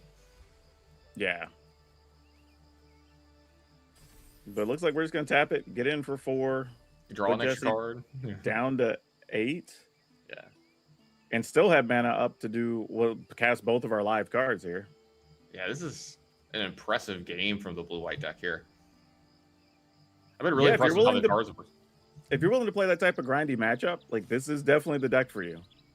I mean, I do like tempo grindy decks, Daquan. Don't threaten me with a good time. You know what I mean? Hey, this is right up your alley, my man. Yeah. Oh, I might have to put this one through the paces. Yeah, look at this though. Jesse has 6 cards, with the lowest cost one being 4 that he just can't get onto the battlefield right now, or if he does, it doesn't do anything. Picked up a Pollinator, so he has a 1-drop here, but like that's not really gonna do too much work. I mean, it might be able to block and buy him a turn. Sure. I mean, you're at 8. You flash in the Tidebinder. Tidebinder gets blocked. Well, not even then. Yeah, you still pump not even everything then. else. You take 9. Yeah. Let's see. I don't know if Jesse can get out of this. Yeah. Let's take a look. So let's see. Might start with Wistfulness is to take care of the Enduring Innocence, maybe.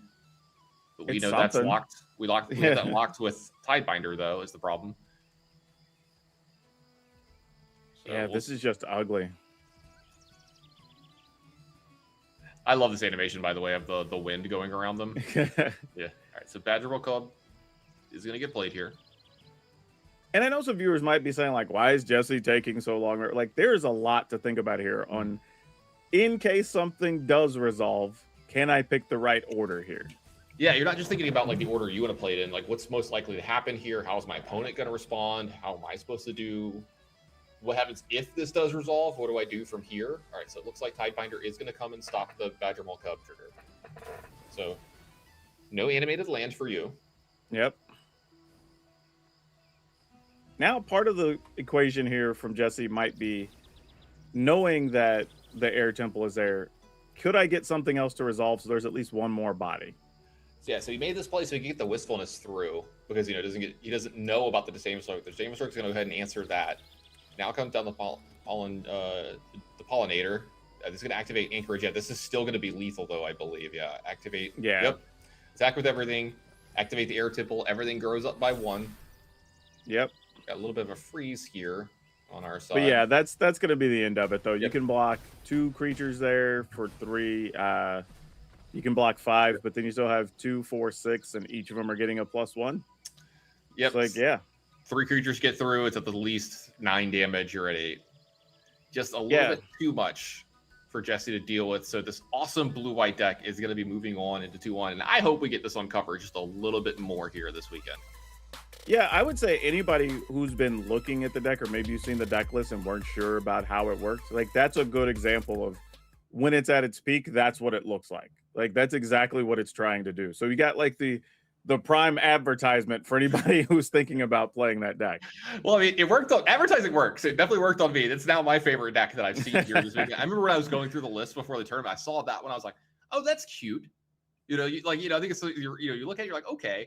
And you see it play out and you see how the cards work together and you're like, oh, there's a lot going on here.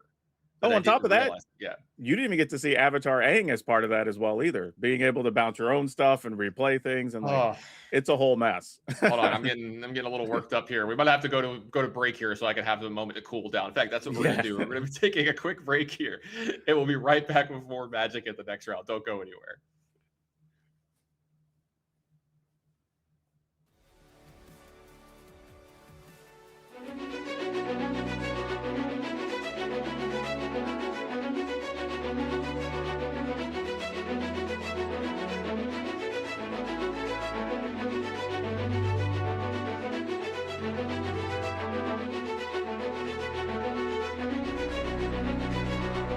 The elementals from Lunar Eclipse are the perfect addition to Standard.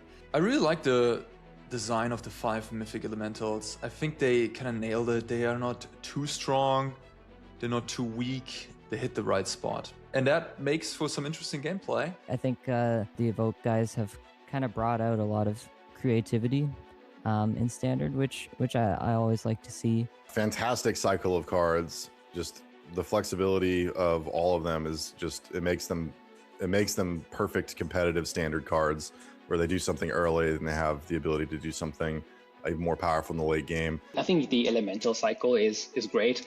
It's so flexible, so like allows such variety in gameplay. Just beautiful designs, like the art and the like just how it plays out and how you just read the card and you immediately get like kind of the complications, all the cool things about the cards, and like there's so many ways that you can like utilize, you evoke and you crew something, or you play not dead after all, and like there's like so many cool interactions that people are coming up with how to use the cards. The evoke elementals are, in terms of game design and card design, like they're obviously very popular and they're awesome. This seems like it's created the start of a new cycle, and I'd love to see that cycle completed in a future set. No, I think they're great adds to Standard that sit at like a super appropriate power band. I think they hit a nice point where they're flexible, they're powerful, they enable some really cool synergies, but they cost enough mana for their various modes that I think it feels like it's at just the right level. They are very strong, and I think that the number of different gameplay patterns that they enable is very cool, that there are more like main deckable sideboard tricks that you can get off of all of these creatures. I've seen lately, especially like quite recently, people using vehicles a bit more, thanks to the evoke elementals, because you can cast it for the evoke cost, create your vehicle. But in general, I think the flexibility of those cards is really good. So I really like that theme of cards. To me, in Magic, the best things are when you have options. Like you can like do many things, and those cards are just like full of things you can explore and how you can utilize them. So I think they're like fantastic cards. What we want is powerful cards that are also flexible. And most importantly, what I think is really cool about all the elementals is there's all these like little secret synergies that people are finding with these cards, and that will continue to be the case as we get new sets into Standard. So I'm really excited about those cards in the format. My favorite elemental among all of those, I mean, it's got to be the Wistfulness because it's in my deck. Deceit is, I think, the best of the cycle. You can beat some of these decks that are doing super powerful things because it doesn't always matter what the text on their cards say. You can just take it from their hand and you don't have to worry about it. Deceit is probably one of my favorite cards in set. It's like blue-black is probably my favorite color combination in Magic, and Deceit is just like such a cool card. I had many decks I tested that had Deceit in them. Vibrance is by far the best part of the elementals. I think the dog, because honestly, I mean, I love dogs. And I think like the art is really fun. I love that card. I'm gonna go for flavor and pick the dog because it's very cute. My favorite is probably Vibrance, just on vibes. I just kind of like it. It's got some nice stuff going on. The alt art for that one is pretty nice. Deceit just rubs my classic Jund heart a lot with the grind part of it. It is a lot of things that I want out of a creature because it lets you get knowledge, it gets rid of a problem, it is a solid body, it can put stuff in the graveyard. There's so many effects that it does that really pushes it to my clear, top spot. I think from the alt evoke elementals, it's the most powerful, and I think it's a lot of fun to play with it too. not so fun for the opponent. I think the card is amazing, and I'll probably play with it a lot more in the next weeks.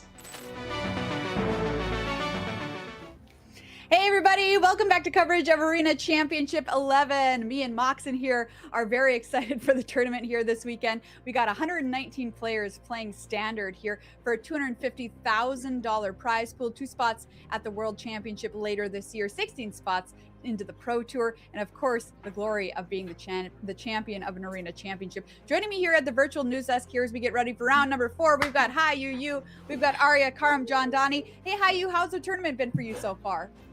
Yeah, it's been great. I've been loving watching these decks and kind of just seeing the little evolutions from the Pro Tour into this tournament and seeing how they work out. Arya, what deck have you got your eye on personally? I mean, it's got to be this mono green landfall deck. There's a bunch of different like slight twists on it, but I mean, this is the first event where we've seen that deck be the most popular. It's existed for a while, but it's always sort of taken a backseat to the Ouroboros deck, Celestins deck, stuff like that. Even with the regional championship that's happening at the same time right now, it's not this level of presence. So, I mean, the players clearly thought they were onto something with so many players bringing it to this tournament, and I'm really interested to see how that pans out. I know there's so many Magic events happening this weekend. It's very exciting. Speaking of one that you can play in right now, the Arena Limited Championship Qualifier is going on this weekend. Everybody, are you a draft fan? Well, if you are, and you're good at draft, hey, you can win up to $2,000 this weekend and punch your ticket into the Arena Limited Championship coming up later this year. You're going to have 4 chances at an Arena Championship Qualifier. This is the first one this weekend. They feed into that Arena Limited Championship happening later this year, with then feeds into the Magic the Gathering Limited Championship, which is a paper tournament that's going to be happening in 2027, and that's like a large Pro Tour scale tournament. We haven't had one of those that's been all limited for a very long time, so I'm super excited for that this weekend. And if you want to get your road started to that big tournament next year, it can happen this weekend. And hey, you can win $2,000 while you're at it if you trophy 2 drafts. So that's something to do while you're watching coverage this weekend. Welcome back to the virtual news desk here as we set up round number 4. Let's check in at our standings though and find out where we're at after 3 rounds of play, because these players got to set themselves up for doing well this weekend. 6 wins is the magic number. That is what we are looking for. If you get 6 wins, you get to come back and play tomorrow. You might have to play a play-in round if your record's not as good as everybody else, but you will come back and play tomorrow. Checking out all the players, we've got 15 of them who remain undefeated here in the field. Jeff Lynn, I gave him a shout out last time. Very cool to see him play in so many of these Arena Championships, 5 in total. Masaya Hoshino there, a member of Team Worldly Council Heavy Play, was the winner of the Axion Now Invitational, doing very well indeed, starting out 3-0. But really, it's kind of a tale. We've got a lot of big names in this tournament, right? But we don't see a lot of those huge names at the top of the leaderboard right now. One big name we do see is over there on the right side of your screen, Andrew Cuneo, who has 4 top finishes to his name. He's been a long-time pro player, did a lot of stuff in the 90s, playing with Magic in the pro scene there, starting out 3-0 for his tournament. Let's check a little bit more down the leaderboard and find out how the rest of our players are doing. Ethan Sachs saw him on camera last round, picked up a loss, currently sitting at 2-1, better known as Lord Tupperware, the Lords of Limited podcaster there. Autumn Durchette also picking up a loss. She's your Mythic Championship 1 winner, currently sitting at 2-1. Christopher Larson, just coming off a huge Pro Tour win at Pro Tour Lorwyn Eclipse, currently sitting at 2-1 as well. Working our way down the leaderboard a little bit more, let's check in some more players and find out how they are doing. Mikko Raksinen currently sitting at 2-1. Daniel Weiss of the US at 2-1 as well. So like I said, 6 is the number of wins we are looking for here on day 1 of play to come back and do it all again tomorrow. Welcome back to the news desk. Let's set up round number 4 here at Arena Championship 11. Let's find out who'll be watching this round do battle. We're playing standard all day today and all day tomorrow, and it's an exciting standard environment too. Andrew Cuneo, gave him a shout out. There he is on your screen, running mono green landfall this weekend. We'll be up against Arlo Zerps on Demir Excruciator. Both of these players have a lot of arena games, but Cuneo has way more, almost 65,000 games of arena. Cuneo, you beast, with a win rate of 63.8%. That's pretty incredible. Let's get to meet Andrew Cuneo here. Like I mentioned, 4 top finishes to his name. Just a longtime pro player, 11 Grand Prix top 8s, 3 wins, so just a killer on the Grand Prix circuit back in the day. Was a champion of the 2017 Team Limited Team Series Championship, if you remember that, with Team Ultimate Guard, so that's one of his claims to fame. Running mono green Landfall. Hi, you. Tell me about this deck. Well, I mean, we've seen a lot of these decks this weekend playing off that powerful start with the Llanowar Elves, with Badgermore Cub, and really trying to get these landfall triggers to just overwhelm your opponent thanks to, you know, the Icetail Explorer, the Fecund Greenshell enabling that, and then the Earthbender Ascension and the Sapling Nursery, those 2 very powerful enchantments kind of just pumping out more creatures, making them huge. And also, by the way, you might get to double their power sometimes, multiple times a turn with the Harmonizer. There's a look at Andrew Cuneo. His opponent this round, Arlo Zerps, who we've seen on camera already this weekend running Dimir Excruciator, was taught to play Magic by his older sister when he was about 7 years old. Says he never really plays competitive Magic, he just loves Limited, so he qualified for this tournament playing an Avatar The Last Airbender sealed tournament on Arena. So, like Arlo, you could find yourself here doing very well, starting out 3-0. Let's take a look at this Dimir Excruciator list. Arya. Yeah, so this is a pretty similar Excruciator list to the ones we've seen before. Started playing a little bit like a blue-black control deck, and then you finish by either putting Doomsday Excruciator into play or copying it with Cavero, and then decking your opponent frequently with Restless Leaf, sometimes with Insatiable Avarice. Sort of, again, this combo control deck that we've seen more and more pop up as like what an archetype for control decks look like in Standard these days, where you sort of play to a late game, but you do need some way to actually close the game out quickly, have an explosive finish, because every deck has a ton of late game. So just having a different axis than most decks of actually ending the game, not necessarily needing to attack your opponent for lethal. Well, let's find out which one of these players will continue their undefeated streak and be just 2 matches away from locking up a day 2 berth. Hayu, I'll turn it over to you. All right, let's go down to the action here. Let's look at the decks side by side first here in round number 4 of AC11. Andrew Cuneo, who I had no idea Cuneo had played so much Arena, over 60,000 games. That's a lot of games, Arya, and 3-0 in the tournament. It's paying off him.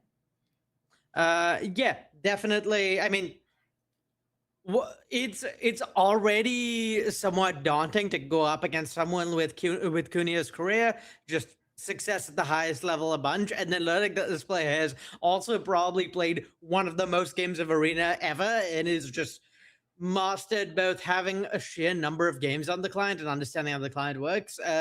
Daunting opposition for sure. Well, Arlo Zerps is doing pretty well, 3-0 himself with Dimir Excruciator. Let's go down to the action. We're going to be watching from Arlo's perspective. This opening hand has the Kavira, has a Harvester of Misery, so that could deal with some early stuff, and Insatiable Avarice as well, but that's not going to be good enough. He's going to throw it back. Yeah, I mean, you really need early interaction this matchup with like a pretty clear game plan following it. So yeah, I think you need to mull aggressively from the Dimir side, just to make sure you don't get run over so much.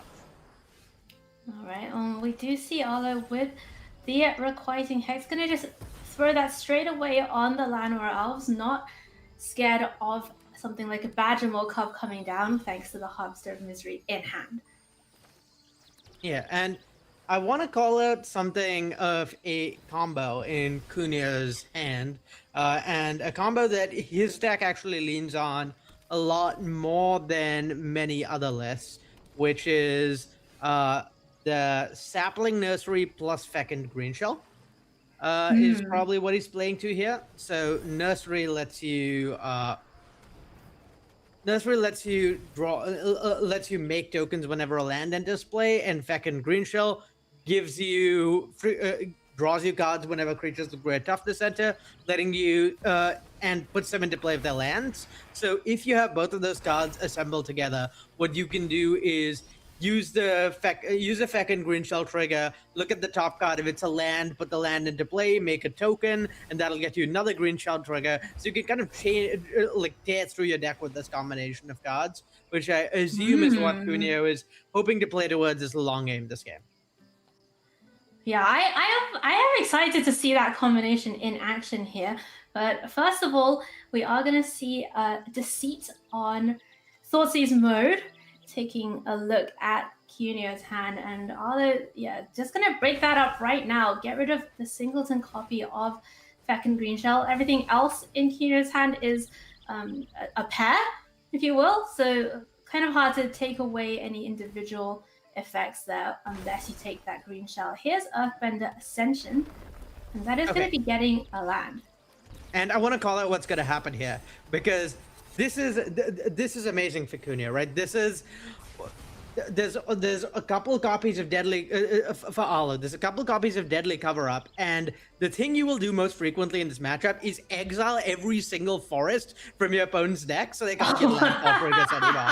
Because Deadly Cover Up does not say non-land card on it. Oh my goodness!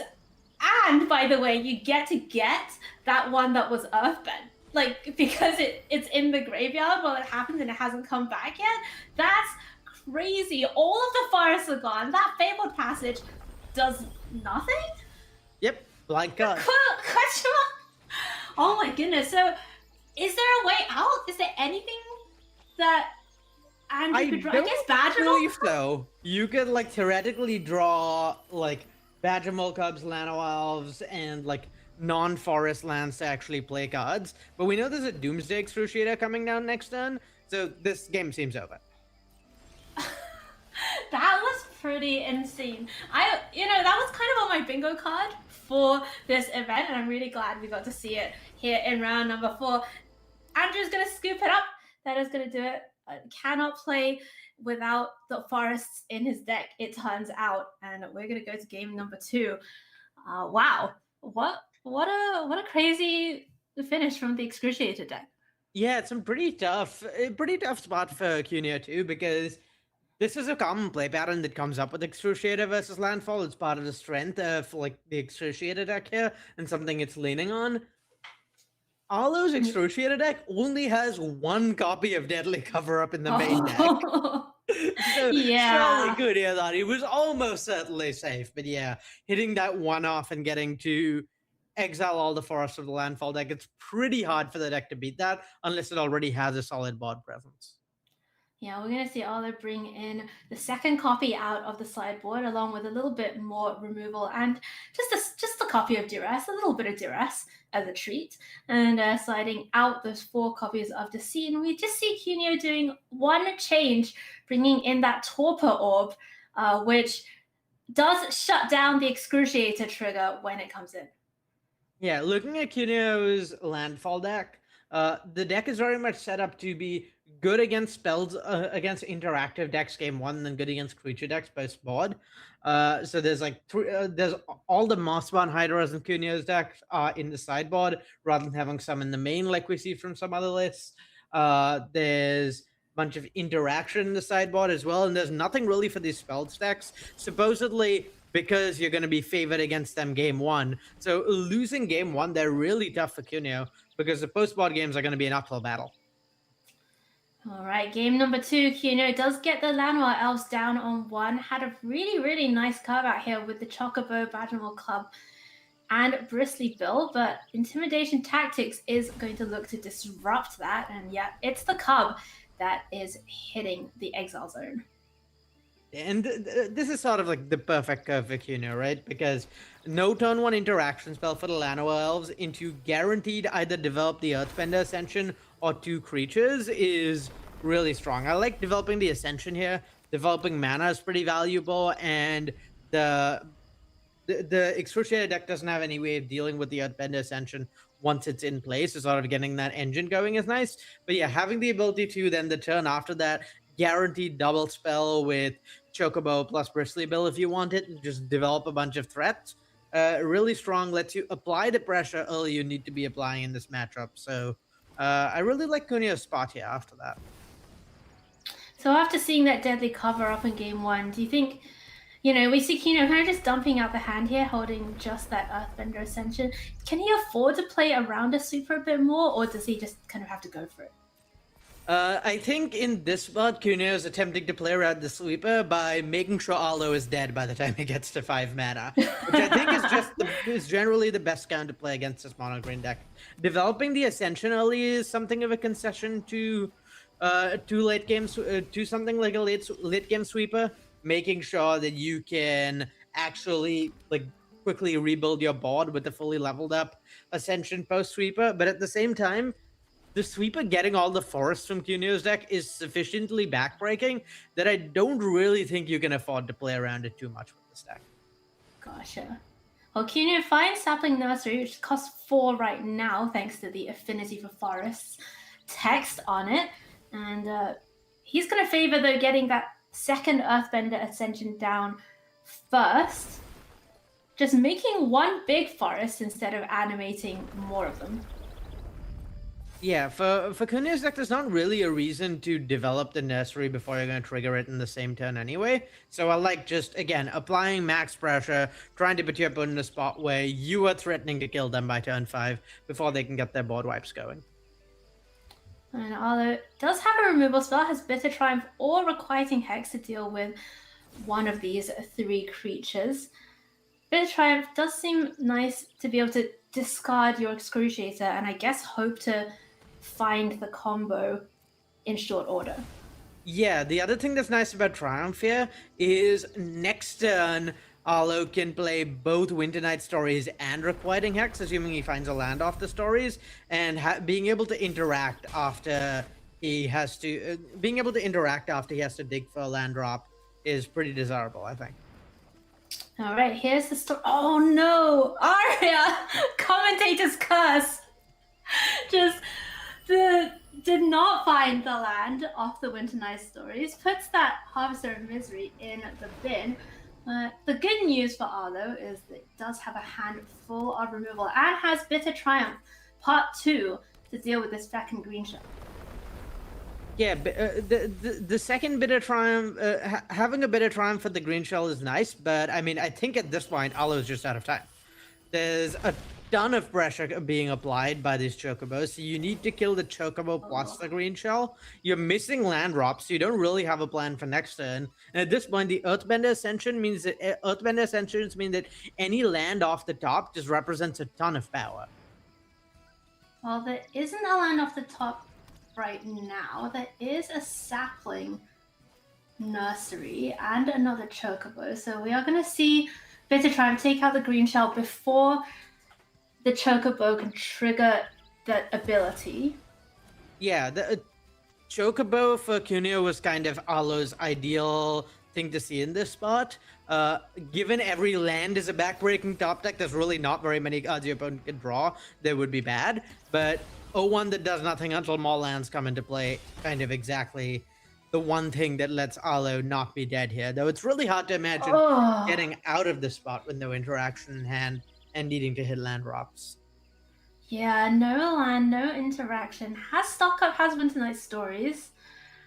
But, I mean, even then, right? You're spending 3 mana and you're dead to a land. That's 100%. There's all the lands, by the way. And unfortunately for Arlo, I believe there's maybe one more chocobo that Cunio could draw as a truly dead draw. Oh no, there we go. That's a land. Yeah, and there we have it. So it's going to be 1 game apiece here as we go back to the sideboard. I love how expressive the players have been, by the way. Just all of being like, oh no, not the one of 27 something lands or whatever it is in this deck. And what are the odds? A whole 50%? What are the odds? Yeah. I mean, it's definitely more than the Singleton Deadly Cover-Up, I can tell you that. Well, post both there's 2 Deadly Cover-Ups, so I was probably hoping to draw 1 this game.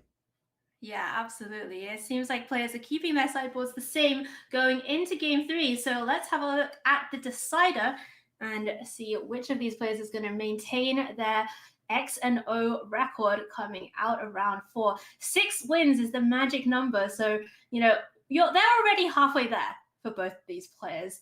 But, just getting that one more, making sure that you can go into the later part of today with some room to spare, some breathing room is very nice indeed. All right, game number 3 between Andrew Cunha and Arlo Zerps in round 4 here at the Arena Championships. And we're going to have a look at the opening hands.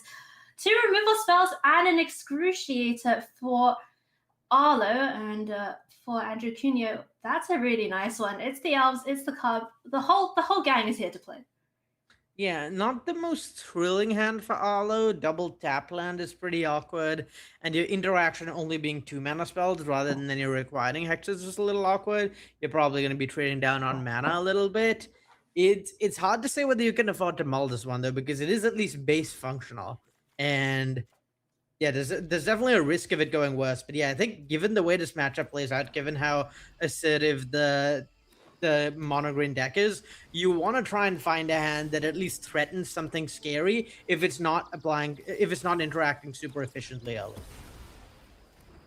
Right, so we are gonna see Arlo just bolt the bird here, or I guess shoot the sheriff. I guess, is Llanowar Elves a sheriff in this legal system? We will look into that and find out. But second shoot the sheriff is going to take down the Badgermole Cub. And those are like the big scary things in the beginning, right? For Arlo to kind of hold down. Yeah, interaction for the first 2 plays is really nice, but it's a really awkward file that his hand doesn't do anything. He needs to find a way to get that Excruciator in the graveyard to threaten Caveroing it, because the pressure is going to build pretty quickly for the mono green deck from here. Yeah, I mean, if one of those shoot the sheriffs had been a bitter triumph, this game would be just in such a devastating position, right? But the fact that both of them were shoot the sheriff is pretty brutal here for Arlo. And are we just gonna see the? Oh, hello. How about a Badgermole Cub of my own? Yeah, just getting a 4/4 down here to block seems nice. It's pretty awkward for Cunha that both the Badgermole Cub and Llanowar Elves... It's pretty awkward for Arlo that both the Badgermole Cubs and Llanowar Elves add extra green mana, so don't actually accelerate towards Excruciator in any meaningful way. Oh, stock up. That's a great draw for Arlo. Just any amount of more mana to work with seems nice. There is Deadly Cover-Up. Yeah, is that good? I don't think there are enough cards in Graveyard to collect evidence at this point, is the main issue. Oh, I guess there will be once the stock up resolves, yeah. Yeah, because there's the 2 shoot the sheriffs and stock up, so it does seem like it will work, but... The main problem is that there is not a forest in Graveyard right now for Cunha. Oh, and the Promising Vein wouldn't be a forest, of course, when it goes. I think in this spot, what Cunha is probably looking to do is just put what Cunha is probably looking to do is just get the Might Form Harmony, the second Green Shell Sapling Nursery engine going, start threatening a bunch of damage very quickly. While what Arlo is looking to do is slam Excruciator, hope it's enough. You can Excruciator into attack with Restless Reef, so that's a 2-turn clock. And I don't think Cunha is applying enough pressure to beat a 2-turn clock right now. Well, Arlo doesn't have a Restless Reef. Right, that's that's a Gloomlake Verge. You're right. There isn't a Restless Reef quite yet, though. Once the Excruciator's down, Deadly Cover-Up might just be enough on its own. Right, like you kind of you don't have to survive that long, right? Particularly because, well, it's hard to make land drops once the Excruciator's down, because you can't search your library for lands with Right. things like Escape Tunnel, you just don't have those lands left in your deck. Playing Isle Explorer is pretty fraught because you stop milling cards, and you can't. Playing Feck and Grinchell is just absolutely banned Right. because You it can't might do just it. randomly deck you. Right. I mean, that would be a way to go, but I'm sure Kino would want to avoid that, of course. Making a bunch of reach blockers. You know, we know, of course, that Arlo has the deadly cover up, but you know, as things stand for Kino, it does seem pretty nice to at least have that defense on the ground. But with 6 cards left in the library, or 5 now after the draw, what can Kino even do? Like, is there a way? So I think what Cunha's going to do here, what Cunha's hope is to lean on the sapling nursery, providing protection here for his tree folk, and hopefully use that to beat the deadly cover. Oh my! Wait, hang on. Can this? What about? Because there's the Oh. ascension and the Are there 2 triggers here for the dulling? Oh my goodness! So this is 24, which Wait, I but think this Cunha is can almost fetch. exactly lethal. Well, so There's- I don't know whether Cunha can fetch is the main thing. Well, yeah, we don't clear know. It's not clear whether or not there's a forest in deck, but even without, this is just 26 damage, right? This is just enough to get to kill through an Excruciator as a blocker. Oh my goodness! Oh my goodness! The post excruciator put the Might Form Harmonizer down. I guess there wasn't another forest to get, but yeah, that's gonna be enough. And all those ups is gonna fall to the might of the Harmonizer. Cuneo is going to advance to the 4-0 record. And that was a pretty insane game. I honestly thought that Andrew was going to be out of it. Yeah, a really impressive performance there with the combining Ice Still with Might Form. Yeah, I guess that's a clear weakness of the Excruciator deck is tapping out the turn you play Doomsday Excruciator does leave you pretty shields down, and it was hard to identify, but yeah, the fact that you can that even without having lands to fetch from your graveyard, I still get to make a bunch of land drops just playing useless lands from your graveyard. Definitely a powerful combination with in conjunction with Nursery. I want to call out the fact that Cuneo recognized the importance of getting his Earthbender Ascension online early too, and that was a lot of why we saw a win there. Without an Ascension to give Trample, getting through the blockers would have been pretty impossible for Cuneo, and likely would have just been Trump blocked into Deadly Cover Up for a win for Arlo in that spot. But yeah, recognizing that getting the Earthbender Ascension online lets you have these explosive Harmonizer turns that kill through a bunch of blockers, and yeah, taking advantage of the 1-turn tap out window from the Doomsday deck. Really, really well done. Yeah, that was sweet. So congratulations to Andrew Cuneo, going to 4-0, just 2 wins away from that magic number for day 2, and moving on to the elimination rounds tomorrow, where he is trying to get the chance to play for that all-important World Championships invite at the end of Sunday. But we're still back here in round number 4. We're going to go away for a break, and when we come back, there will be more magic. So we'll see you very soon. My name is Luis Vials, and I'm playing Mono Green Landfall, a very proactive deck which looks to win the game with some big power creatures, and it achieves this via the landfall mechanic, which lets you double the power of your creatures. If you have a Might Form Harmonizer in play, you can also grow a number of your creatures with Earthbender Ascension. Sash Chocobo grows by itself, but it's also a very grindy deck. I mean, it can accrue a lot of card advantage using Ice Steel Explorer, Sapling Nursery, and Esper Origins, and it's frankly a hard deck to stop. It's very proactive, and it deploys thread after thread after thread, and with the new Sapling Nursery, it's got a lot of inevitability. In the Lumbering World Wagon, this is a card that has been seeing play in these lists consistently, but people mostly play 1 or 2 copies. And I just felt like it was a very good proactive play.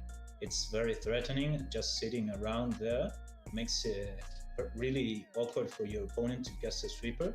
So I just toyed around and increased the copies until I arrived at 4 copies, which I guess it can be awkward at times with it being a vehicle, but most of the times, I mean, you just have some way to crew it, and it's just so threatening. It also lets you kill your opponent on turn 3, which I've done a bunch of times. So I just felt like the card was being underplayed. It's very good against blue-red lessons, and it's very good against Dimir Excruciators, and that were 2 matchups that I was expecting a lot of. So I just went up in the world wagon. Welcome back to the booth here at Arena Championship 11. If you've just joined us, we're halfway through round number 4, and we're about to bring you some more magic here.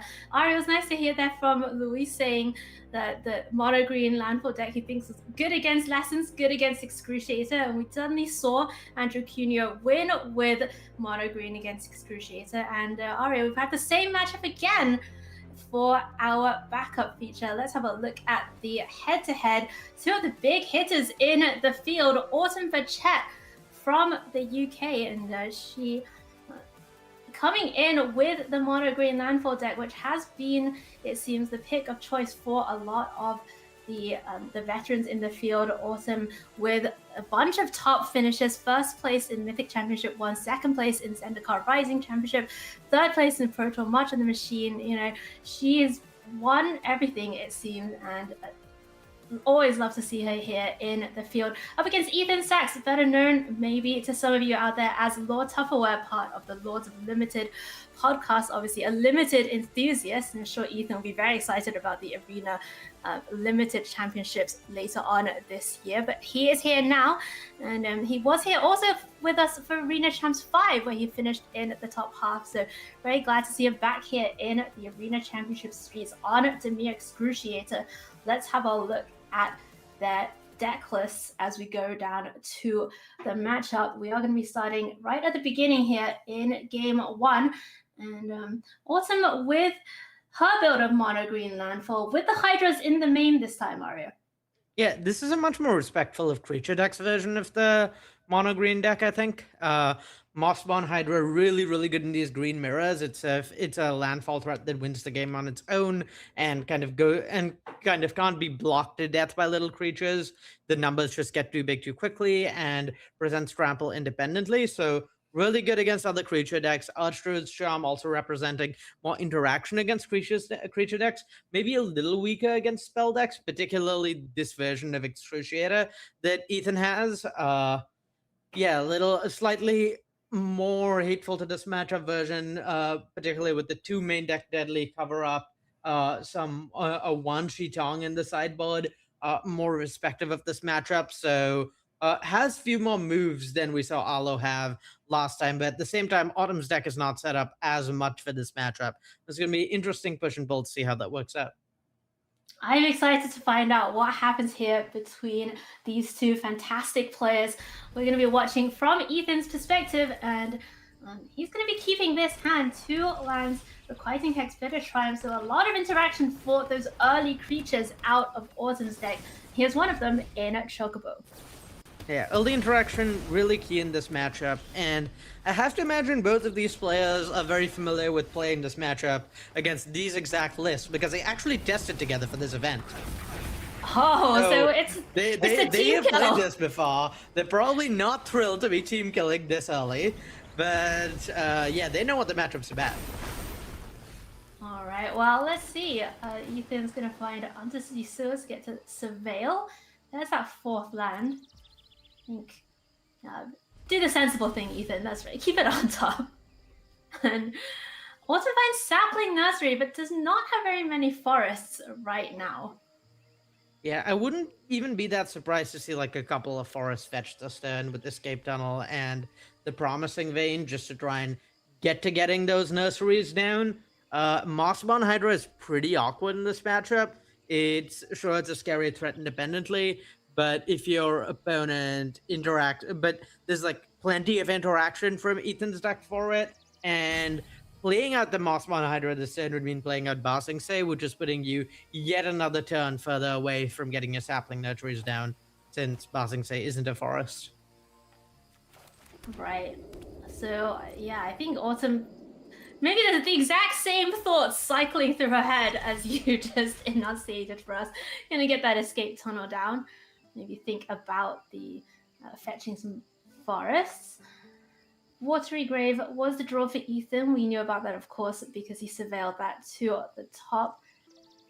What do you like here for Ethan, given that Autumn didn't play out, another Badgermore Cub or really any other creatures? I think for Ethan, you just need to develop your mana and your threats here. You can't just give this landfall deck forever. The blue-black deck doesn't really have any good angles of attack against Sapling Nursery. Like, both of these decks have a really strong late game, so you need to dig towards finding your own late game of Excruciator and threatening something against this deck, because if you don't, then eventually the landfall deck will put a bunch of threats into play that you can't 1-for-1.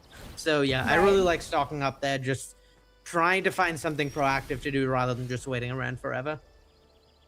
We're gonna see Autumn crack the fetch land here, and of course Earthbend means that Promising Vein is going to be coming straight back onto the battlefield along with the forest that it fetches. Yeah, a little awkward that the Promising Vein isn't a more efficient fetch land here for Autumn to be able to easily activate it on her next turn. So it's definitely not going to be nurseries coming down this turn. But yeah, Ice Still Explorer, develop Escape Tunnel twice, fetch a couple forests. Really strong for Autumn still.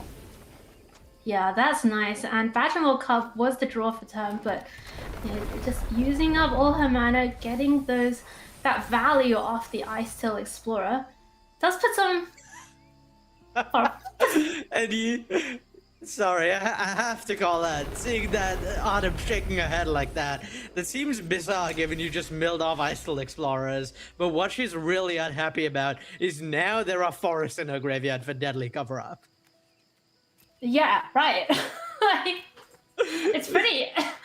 I mean, Ethan doesn't have it, right? But they, as you said, they tested together. They know each other's decks. Ethan did bring that extra copy compared to some of these other lists. Does the end hit forests? Surely not. I don't think so. Surely not. Just double check. Actually, I think it does. Okay, yeah, thanks. This is not an interaction that's Bring it up. come up before, but the end does hit forest if your opponent has an Earthbent Forest in play. That, however, is not relevant right now, so okay. Some small forests. I mean, if your solace is that you don't have a forest Earthbend so that your opponent can't end it and exile your forest, like that's, I don't know. You might be in bad shape there. We're gonna see Ethan draw 3. I think in this spot, Autumn's got to be overjoyed that there is not a that there wasn't a copy of Deadly Cover. Deadly Cover-Up here for to get rid of the forest. Just getting another turn, untapping with all these nurseries in hand, and being able to develop one or more. And well, I think she's gonna be able to develop 2 and then play a land drop. And just having that threat really powerful for her here. So I think she's pretty happy with how this turn has turned out. Yeah, I mean, certainly the worst was avoided. And now, here comes the 5th forest. So those nurseries are now costing 3 each. Does have the ability to get another one with the vein. And is that Fabled Passage? That sounds like a lot of tree folk to me, Aria. Fabled Passage is huge here because that means as many as 4 tree folk this turn for Autumn if she wants them. What about the Hydra? Is that a consideration? It could be. This is roughly the time where you're going to be seeing stuff like Excruciator for Ethan. So what playing out the Hydra here does is it means Ethan can't tap out for Excruciator next turn, because if he does, the Hydra will probably just kill him. Now, we know Ethan has Cavero plus potentially Interaction, but actually, given the way his hand lines up, there's not a way to play both Cavero and the Hydra, so I actually really like this choice. Running out the Hydra rather than the second Nursery to force your opponent to spend mana interacting next turn rather than developing an Excruciator. Alright, well, let's see what Ethan does here. Autumn gets that Fabled Passage down. Of course, you don't have to fetch immediately. And save that for when you need it. Yeah, if anything, it's Second actively Cavero. better not to fetch right now, because if there's a board wipe, you might want to do it post board wipe, and if there's not a board wipe, you might want to save it for sapling, for after your second sapling nursery is down, depending on how you value pressure versus the ability to develop more creatures to the board. Ethan thinking about using the end here on the Hydra, which, you know, it is going down in mana. It is. Yeah, I think Ethan just has to kill the Hydra here. If he doesn't kill the Hydra, we're looking at it goes to 4 off the Fabled Passage being cracked, 8 off a land being played for turn, and then 16 off of the Promising Vein. That's not an acceptable amount of damage to take. So Yeah, I think I mean, killing the it's Hydra here is exponential. lost. It's exponential at that point. Great use of the word exponential, because the Hydra very much is. Yeah, thank you. Thank you. I've been so scolded throughout my life by Magic R&D members for not using the word exponential correctly. I'm really glad to find a spot to use it. Here's Requiting Hex to take out that 3/4 as well. I'm gonna see Fabled Passage. He cracked. That 3/4 is getting replaced. Oh no. More nurseries? Another nursery is quite. It does develop like another threat here, which is nice for Autumn, but it's really awkward that they're not applying pressure more quickly. Because next turn we're gonna see Cavero copying Doomsday Excruciator, and then the turn after that, there's a pretty decent chance Autumn just dies, depending on what Ethan actually has left in his library. Like, we might see something like Stalk Up into Cavero, find something like an Insatiable Avarice to sort of close out the game afterwards. Okay. So Autumn's not gonna play out that third one. He'll leave at the mana maybe to crack one of these, just in case there is a deadly cover-up. Yeah, I think Autumn's playing around a deadly cover-up here. In fact, playing around really well, because if there's a deadly cover-up, Ethan will die. Autumn can sack the Promising Vein, make her Tree Folk indestructible. That's 15 power of Tree Folk in play. And then afterwards, on next turn, Earthbend with Bossing Say to have 17 power coming in.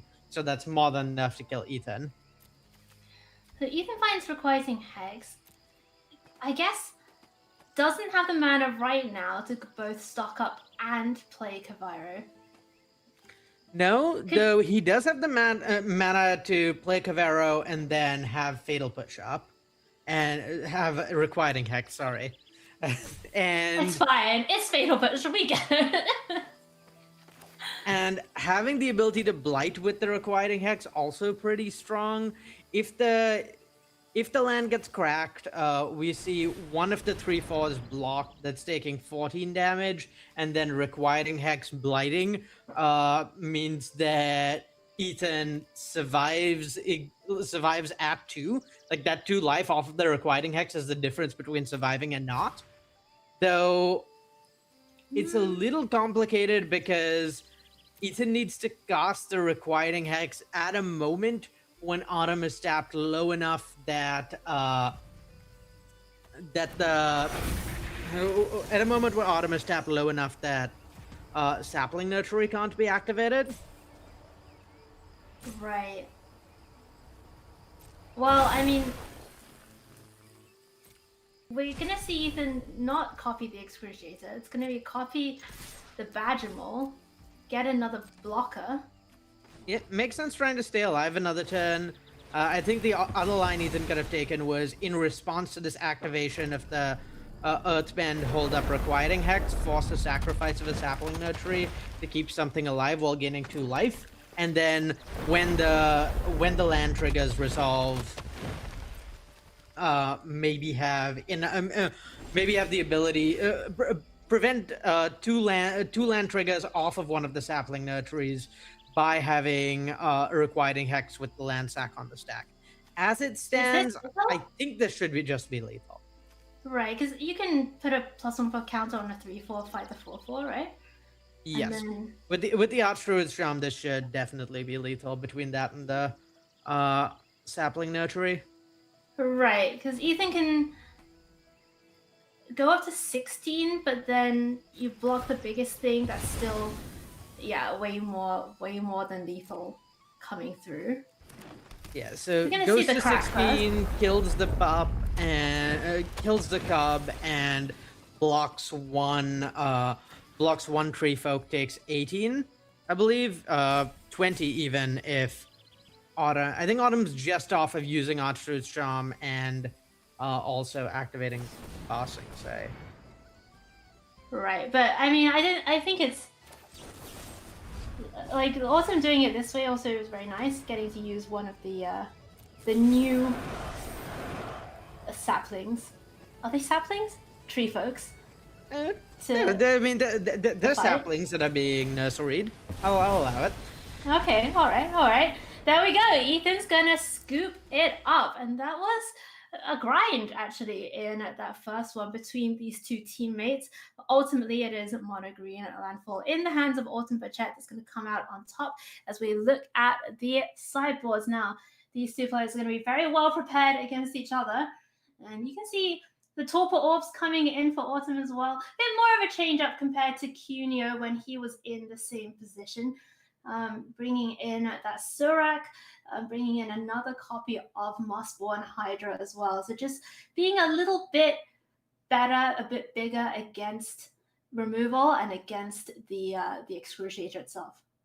Yeah, I mean, the nice thing for Autumn is she's able to take out some of her weaker cards in this matchup.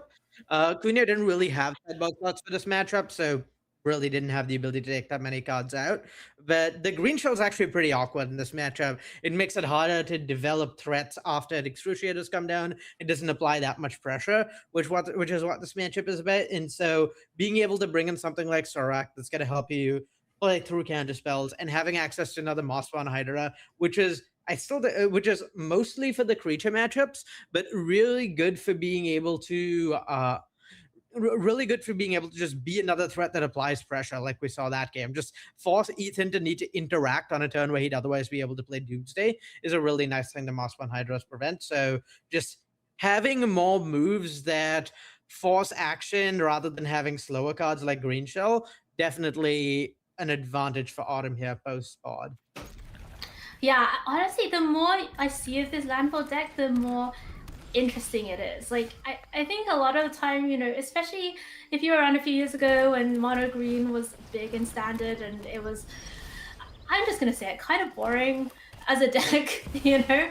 But this Mono Green deck is very, very different from Mono Green of yore. It feels like it has so many different axes to attack on and different tools and different ways to kind of get around what your opponent might be doing. So I'm loving seeing this here as we see Autumn's hand with Ethan. And what are you taking here?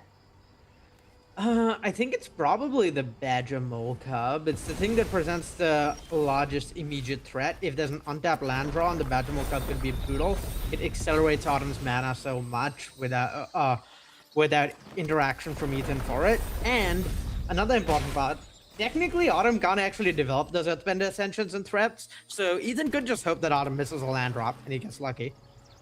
Okay, all right. Meanwhile, Ethan has Insatiable Avarice, so we could see some draw 3 action. There we go. Oh no, it's 2 more lands and Deceit. There's a little nod of the head there from Ethan. The acknowledgement, and here comes Torpor Orb, so Deceit is locked down. It is a 2-mana 5/5 now, though. Oh. The nice thing of playing the evoke elementals into Torpor Orb is you can just evoke them as 5/5s. Okay, all right. have the land. So, oh, there it is. Never mind. Yeah, the problem is, so you talked a little bit about how this mono green deck has these different angles of attack, and that's just something that's really, really true for these decks. Is you have the ability to apply. You have the ability to have this like insurmountable late game as well. I think that's something that's really important for all standard decks these days. Is just having the ability to, over the course of a long game, apply threaten to take over with some sort of inevitability. It's part of why late games like the Excruciator things, like the Excruciator and the Lessons Monument Artist Down Shells need some way to close out the game quickly, is because even these like faster, lower to the ground decks are eventually going to threaten some amount of insurmountable advantage that you just have to deal with. I like this here from Ethan. Just use firing up that Restless Reef, getting in, saying, okay, maybe Autumn gets choked on mana, maybe, you know, the Sapling Nurseries don't have a lot to do. Like, I have to try and win the game somehow. Has a removal spell, can clear out some blockers. I mean, this is how you have to do it, right? If you're on the back foot like this. Oh, how about Deadly Cover-Up? Deadly Cover-Up is like interesting here. It's a little complicated. So in this spot, because there's a forest that's a creature, so he can get the forest. Yeah, the forest Deadly Cover-Up is going to get cast here, almost certainly. But Ethan's in like a pretty awkward spot where it's really hard for him to be anything other than the beatdown in a long game here when his Excruciators are shut off. And he has nothing but lands in hand. So he's going to need to Deadly Cover-Up here and hope that that's going to be enough. Hope that Autumn doesn't draw lands. But if Autumn draws any land here, then she just gets to play Sapling Nursery, make 2 more lands, and sure, she's not going to be able to fetch anymore. The land she has access to are weaker, but she does still have things like Isle Explorer in her deck, ways to develop more lands through post a Deadly Cover-Up. So even after exiling all the forests in Autumn's deck, Ethan is not out of the woods here. This is still a very real game, and both players are kind of going to be looking to the top of their decks. I'm kind of excited. I kind of want to see how it plays out, you know. Step 1, it's going to be the Deadly Cover-Up, right? Like, for sure, that's going to be wiping the board, getting the forest, getting all of the other forests, the other 13 or... oh, actually, I guess there's 4 on the battlefield. The other, like, 10 or so forests. And then, I guess it's kind of just seeing how these players navigate in this position. Now, when we saw this happen earlier, it was lethal, right? Because there just weren't enough forest lands in play to really do anything. But this time, Autumn has resources to work with.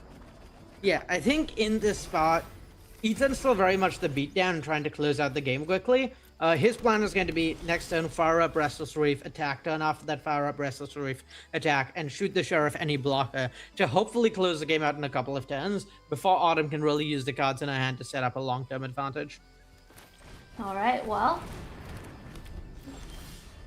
Sapling Nursery Part 2, and Autumn knows, I mean, obviously the rest of the Reef has been getting in, so we could see here Ethan take this down in a couple of turns. It's some Mill Winter Night Stories. And back over to Autumn, who needs something here. Mossborn Hydra. But there are no lands, and that's going to do it for game number 2. We get to see a decider here between these 2 fantastic players. One of them is going to advance to 3-1 here on day 1 of Arena Championship 11, and for the other it will be 2-2 and a long fight through to try and get to day 2. But let's have a look at the sideboard here to see who is going to go ahead in this matchup. I mean, is there really like a play draw dynamic here? The dynamic is that the mono green deck is much, much better off on the play. You apply a lot of pressure faster, you get to develop more before an Excruciator comes down or Deadly Cover-Up comes down. The blue-black Excruciator deck is really looking to lean on these mid to late game haymakers and like pseudo combos. So just being a turn later to deploy them, being further behind when you deploy them is pretty difficult for the deck and definitely makes the mono green deck favored on the play. All right, let's go down to the action. It is going to be awesome on the play for the crucial game 3. Oh, this hand doesn't... Oh, and now this is a 6 already for Autumn. Yeah, that's got to go back. Much better 5, but it is a 5, Arya. Yeah, definitely not thrilled about this in Autumn seat. All right, I mean, this is what you got to do. Keep the 3 lands, Badgermore Cup, Sapling Nursery, and Prey. She is on the play as well, so down a lot of cards here compared to Ethan, who has the Requiting Hex, has Bitter Triumph, Stock Up, and Cavalry. That's a really nice hand for Ethan, and it really has a bit of everything of what he's looking for. Yeah. Stock Up, huge draw there. Huge. The only thing this hand from Ethan is really lacking is the ability to sort of develop like a mid to late game threat to turn the corner. And yes, drawing Deceit, drawing Stock Up, really, really good for him there. Wow, Deceit. What a find off the top for Ethan. Gets to put that in the graveyard. Autumn finds Earthbender Ascension, so that's not bad. It gets to turn that Promising Vein into a creature and get another land out of the deck. Yeah, and this Earthbender Ascension probably gonna get turned on as soon as this next turn. Autumn can play Fabled Passage, Earthbend onto it, and suddenly is representing like a pretty big threat pretty quickly. So definitely, the game definitely not over with this Earthbender Ascension representing a recurring source of threats. Right. I mean, it's already got 2 counters. You know, here's the Cub that animates the Fabled Passage. And Ethan has the ability to remove 1 thing this turn. And you have to imagine that the Cub is priority 1. Yeah, though if counters start going on this Promising Vein, I could see that starting to become a threat as well. At this point, Autumn does have all the mana in the world. Right. She's gonna get in with the Promising Vein. But yeah, it's pretty awkward because if you do kill the Promising Vein here, then a counter gets put on the Cub. So there's not really a good form of interaction. The nice thing about hitting the Promising Vein here, though, is that when Cavero copies Deceit next turn for Ethan, that can hit the Badgermole Cub. Deadly cover up the draw. Yeah, that can hit the Badgermore Cub. The Cavero, pay the blue boot back. Be very careful. For those of you at home on Arena playing this deck, maybe you're trying it for the first time, float your mana manually for that Cavero. And it's actually going to be the Ascension that Ethan targets to bounce and discard. Yeah, that makes sense given how much of a threat the Ascension is right now. Harmonizer? Does that do anything? So Harmonizer can, I think, force a trade here if Autumn wants it to. Oh my god, if Ascension was still in the battlefield, would this have been lethal this time? Almost certainly, yeah. Oh wow. I mean, just obviously, you know, Ethan spotted the threat, dealt with it, etc. But like the fact that Autumn might have had a line there if Ethan just wasn't able to deal with that Ascension just shows how powerful this deck is. Either it's gonna take the trade, it's gonna be Stock Up, Deadly Cover Up is in. Oh my god. Okay. I mean, that's not great. No, though Ethan's playing from so far ahead here.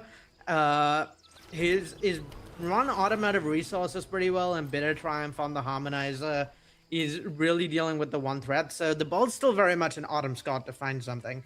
But if Autumn were to find, say, a Sapling Nursery off the top, then all of a sudden she could very much be back in business. Right, and there's no forests in the graveyard, and no Earthbent forest right now. So that Deadly Cover-Up doesn't really do anything that Ethan wants. I imagine the thing a Deadly Cover-Up might do here is actually just get rid of Sapling Nursery. Ba Sing Se? Ba Sing Se is huge here. That's just a source of recurring turn-over-turn value for Autumn. Okay, alright. Has to do it as a sorcery, so, you know, but she does get to fire the Promising Vein, another land for Ethan. And we're in a race situation, perhaps, with the creature lands going at each other. Ethan is going to mill himself. Oh, mills the Excruciator and mills Kaviro. What can Ethan find this turn? I want to call out Autumn being very patient here, recognizing she's just never going to Earthbend the forest yet. She's just going to Earthbend Fabled Passages and Promising Veins and put more counters on them until the end of the game, because if she Earthbends the forest, that's how she can lose this game, is getting all her forests exiled from her deck. Oh my goodness. Do you think Ethan should be milling Autumn to try and, like, get a forest in that? It's a consideration, but the fact that there's Ice Steel Explorer in Autumn's deck, and you really don't want to be spewing Deadly Cover-Up just to get rid of the forest, only to die to these two Earthbend lands in play already. So I think I like Ethan's decision of milling himself so far. Though at this point, I think this like starts being a consideration of whether you want to mill Autumn or not. But yeah, I still like milling himself for the most part. Surak Elusive Hunter. I mean, it doesn't do anything against Deadly Cover-Up. Yeah, I think I actually prefer not playing out the Surak here from Autumn, or at least whether or not doing that versus Earthbending onto a land is better is pretty close. Either way, it represents a 2-turn clock, which is nice. And this line does at least offer Autumn a blocker against... right, the Earthbending does give haste, so Earthbending onto the escape tunnel, that makes sense. Oh, sure, that makes sense. Okay, so this is gonna force the hand now. We are gonna see Deadly Cover-Up. We get rid of collect a little bit of evidence from the graveyard. No forests to get. Yeah, you can get the nurseries or the ascensions, maybe. I think in Ethan's spot, you probably want to get one of the lands that was just put in the graveyard, so that there's one fewer land for Autumn, or at least that's a consideration. Particularly because you can then Tidebinder another land return trigger and put Autumn down to up to like one non-forest land. The other option is the nurseries, just because that's Autumn's main tool of presenting a long game. But I still think it's pretty tough to beat the Ba Sing Se face up, at least at the moment, given the life total for Ethan. Escape Tunnel plus Ba Sing Se is really scary too, because you start making your Earthbend lands unblockable, and that can kill through an Excruciator. Right, there's another Fabled Passage for Autumn, so I don't know. There's, you know, you can Tidebinder this. Does this lock down the Ba Sing Se? Oh, right, No, that does. right? Yeah, turning off the Ba Sing Se with the Tidebinder makes a lot of sense here.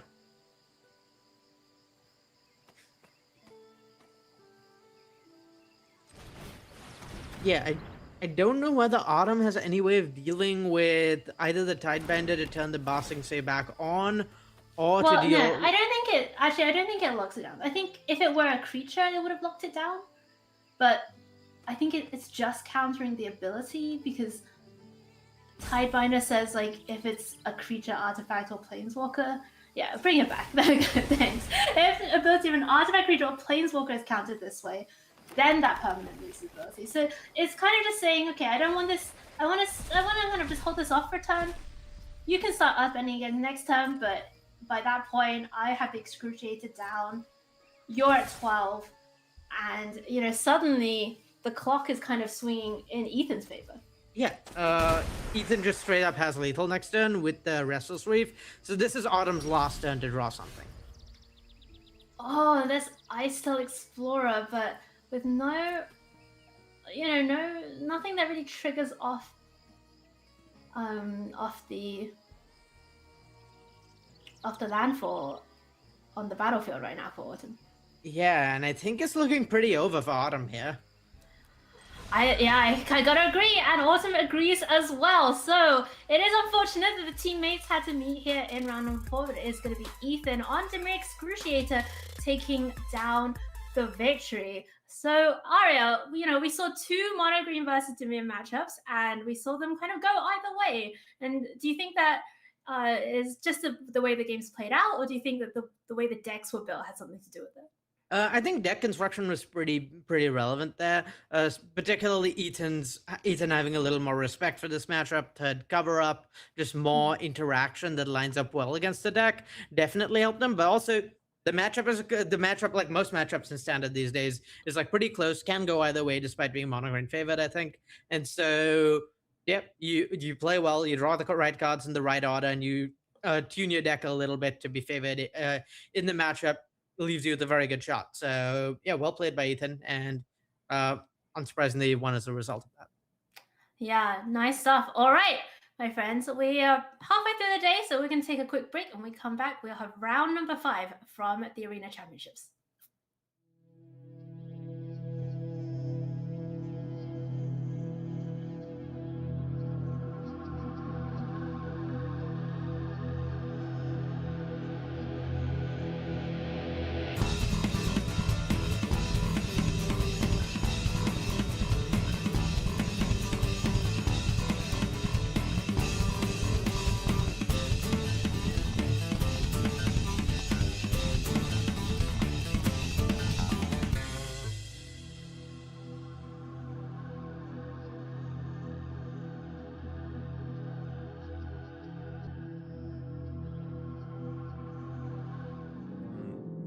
So I must have been around 10 years old when Lorwyn came out, and I had my brother teach the game to me when I was a little bit younger, like with Mirrodin and like 8th, 9th edition. And I bought some, I think, Lorwyn theme decks. And I also remember back in the days, they had some Magic magazines, and I had one of those for maybe it was Eventide or Morningtide, and they had like the entire card pool of the entire set in the back, and I was just like scrolling through that magazine when I was like 9-10 years old. Lorwyn was the first set that I played competitively as a Magic player. Lorwyn happened to be the main set of GP Buenos Aires 2008, which is my first big competitive event. I played it when I was 17 years old, and I was playing Kithkins back then, mono white Kithkins in Lorwyn originally. I drafted a lot. I love the draft format, and also that was my first national championship deck from 2009 had cards from Lorwyn. I played a lot back then. I was like a university student back then, and I had infinite time to play. I was playing like kitchen table Magic with my neighborhood friends when Lorwyn came out. So we weren't even playing by the right rules, you know? We were just kind of doing our thing. I really liked looking at the Lorwyn cards, like the hybrid split cards really appealed to me. The Kithkin art in particular is nostalgic for me. My friend's older brother had a Kithkin deck that was just unbeatable. Like we just couldn't imagine, because we weren't playing any removal spells or anything. So it was like, oh my God, a 2/2 with first strike. The Lorwyn aesthetic is absolutely nostalgic to me, even though I wasn't playing competitively at the time. Obviously, with like funny Kazan's beachside rule sets, you tap your Llanowar Elf and you get a forest from your deck. Like, wow, so powerful. Classic thing. So yeah, we're a bit like naive. I did play a bit with Lorwyn things. I think like the big thing that Lorwyn added to the game obviously is Planeswalkers, and it's like one of my favorite. And I played the original Lorwyn. It's also an amazing set with elves, fairies, goblins. A very well structured set. I suppose goblins would be a fun one to have constructed viable. We actually tested it for the Pro Tour a little bit, and it was really close to being good. Champion of the Weird is extremely powerful. Grub's Command. I remember during our prep for the Pro Tour just noticing like how many goblins were already in Standard. There was already sort of a goblins deck with like Krenko and Howl Squad Heavy that some people were messing around with in the past. I'd love to see goblins playable in Standard.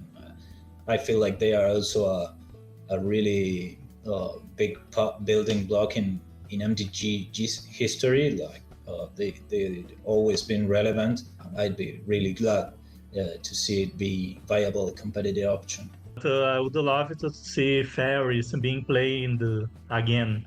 Maybe when the Standard rotates, the bitter Bloombeer will have a time to shine. I love elementals based on me being a 5-color, soup player. These cards have that feeling of powerful evoke spells that you can bring back. I think like one thing that was also important was how much people in general were nostalgic about this set. You can see all the streamers, all the people like in the Magic scene were talking about it and like bringing that nostalgia, even though it was not so like present for me because I was just like playing for fun with kids, but like seeing the same like archetypes, all the like the elementals, the elves, like giving importance to those cards, to the evoke elementals. Definitely like brought this feeling back. I think they did a good job with that for sure. Hi friends, welcome back to coverage of Arena Championship 11. Maria Bartholdi hanging out with you this weekend, as well as 119 players who are battling for dominance in a field of standard decks here. A huge standard format, $250,000 prize pool is on the line, as well as 2 invites to the World Championship coming up later this year. Pro Tour invites, and of course, the glory of calling yourself an arena champion. Welcome back to the virtual news desk here as we get ready for round number 5. Daquan Watson and Tannen Grace here. And hey, I want to tell you about something that's coming up on Arena next weekend. If you're an Arena fan, which I assume you are because you're here watching this tournament, you can play in an Arena Direct event February 27th through March 1st and win yourself some Lorwyn Eclipsed boxes. I love playing in these events. I love competitive limited, so that scratches that itch for me, and there's nothing better than a booster box just showing up on your doorstep after you do well in one of these tournaments. All right, welcome back to the news desk here. As we set up for round number 5, we're going to take a peek at the standings and find out how things are shaking out here on day 1 of competition. Remember, 6 wins is the number these players are looking for to come back in battle on day number 2. So a couple of these players might be doing that pretty soon, locking up those 6 wins. Take a look here at the top of the standing. Sean Doherty currently sitting at 4-0. That's a Magic judge. Jeff Lynn sitting at 4-0. Taylor Cobb, Matthew Wright, Dan Milkman, and Jack Sun, as well as Andrew Cuneo and Daniel Perlmutter, all currently undefeated. So 8 players left undefeated here in the tournament.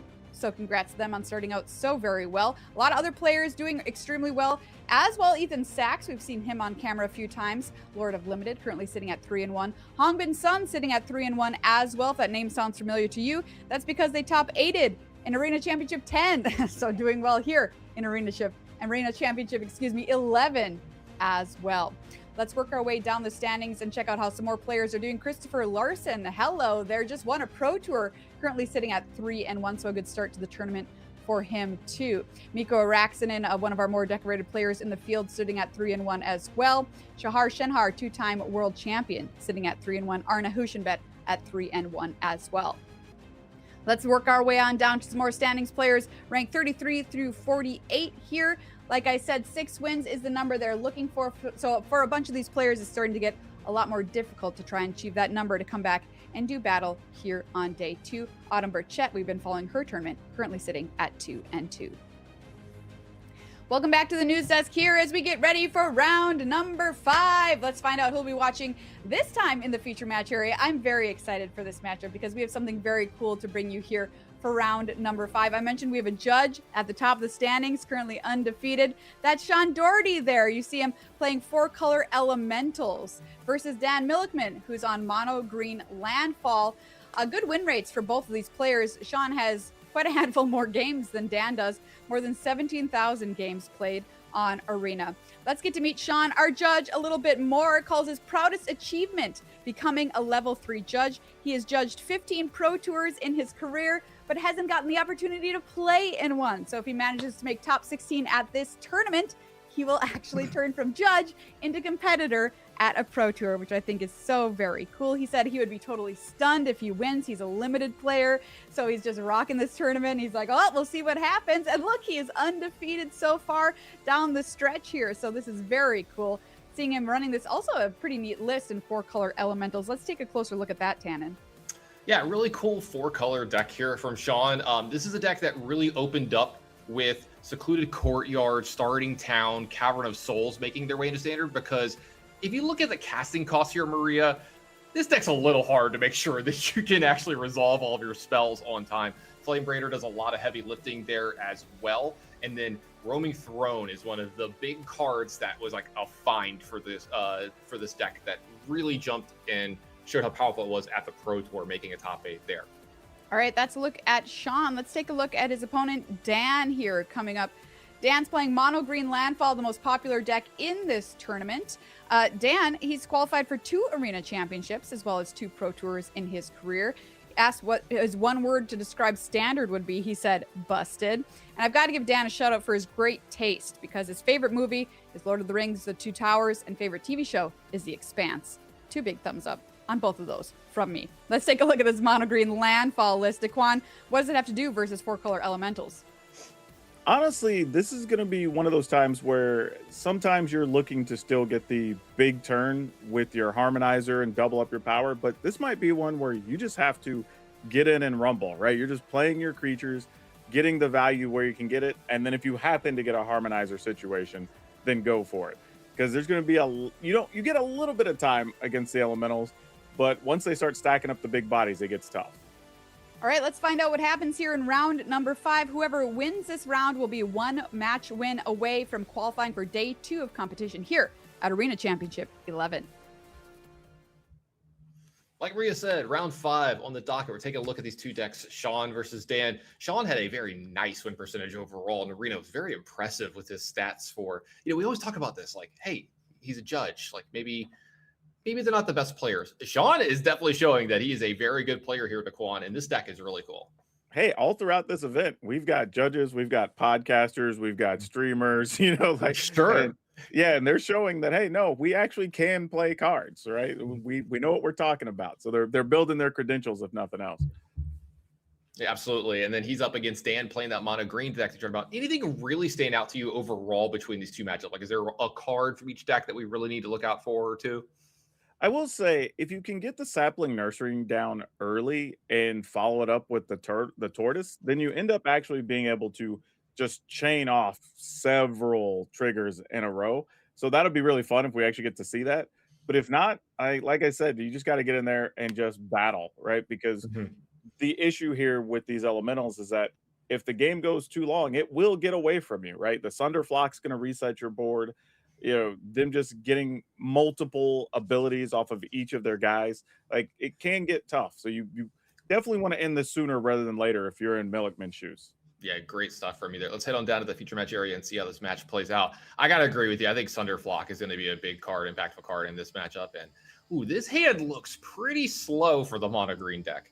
It's probably too slow, to be honest. Like, if like, you don't want double Fecund Green Shell, right? That's not where you want to open with. And honestly, even the sapling nursery at best really is like a turn 4-ish play. So not great right now. You're probably going to end up having to mulligan this away unless Dan, for some reason, thinks he can get more time and make it worthwhile. Yeah, absolutely. We can talk a little bit more about this opening hand. Looks like we might have a little bit of a frozen video here for just a second. But yeah, get a little preview of the next set out here. We're about to have some Teenage Mutant Ninja Turtles all over Magic, and we might have some tortoises actually coming into play here this round. Looks like we got the video up and going here. And I'm with you. I believe this is a mulligan, but let's see if Dan knows something that we don't. Yeah, if you like playing turtles or you have a turtle deck, there's definitely about to be quite a few of them. Hey, I will admit, I was a huge Ninja Turtles fan as a kid. The original live action movie to this day is still one of my favorite, I don't know if I say favorite bad movies ever, but favorite like comic book superhero-ish type movie. Absolutely adored that movie as a child. Oh, I'm with you. I remember when Vanilla Ice was hanging out with Ninja Turtles. So it's all right. You ever seen a turtle get down? Like, come on. Yeah.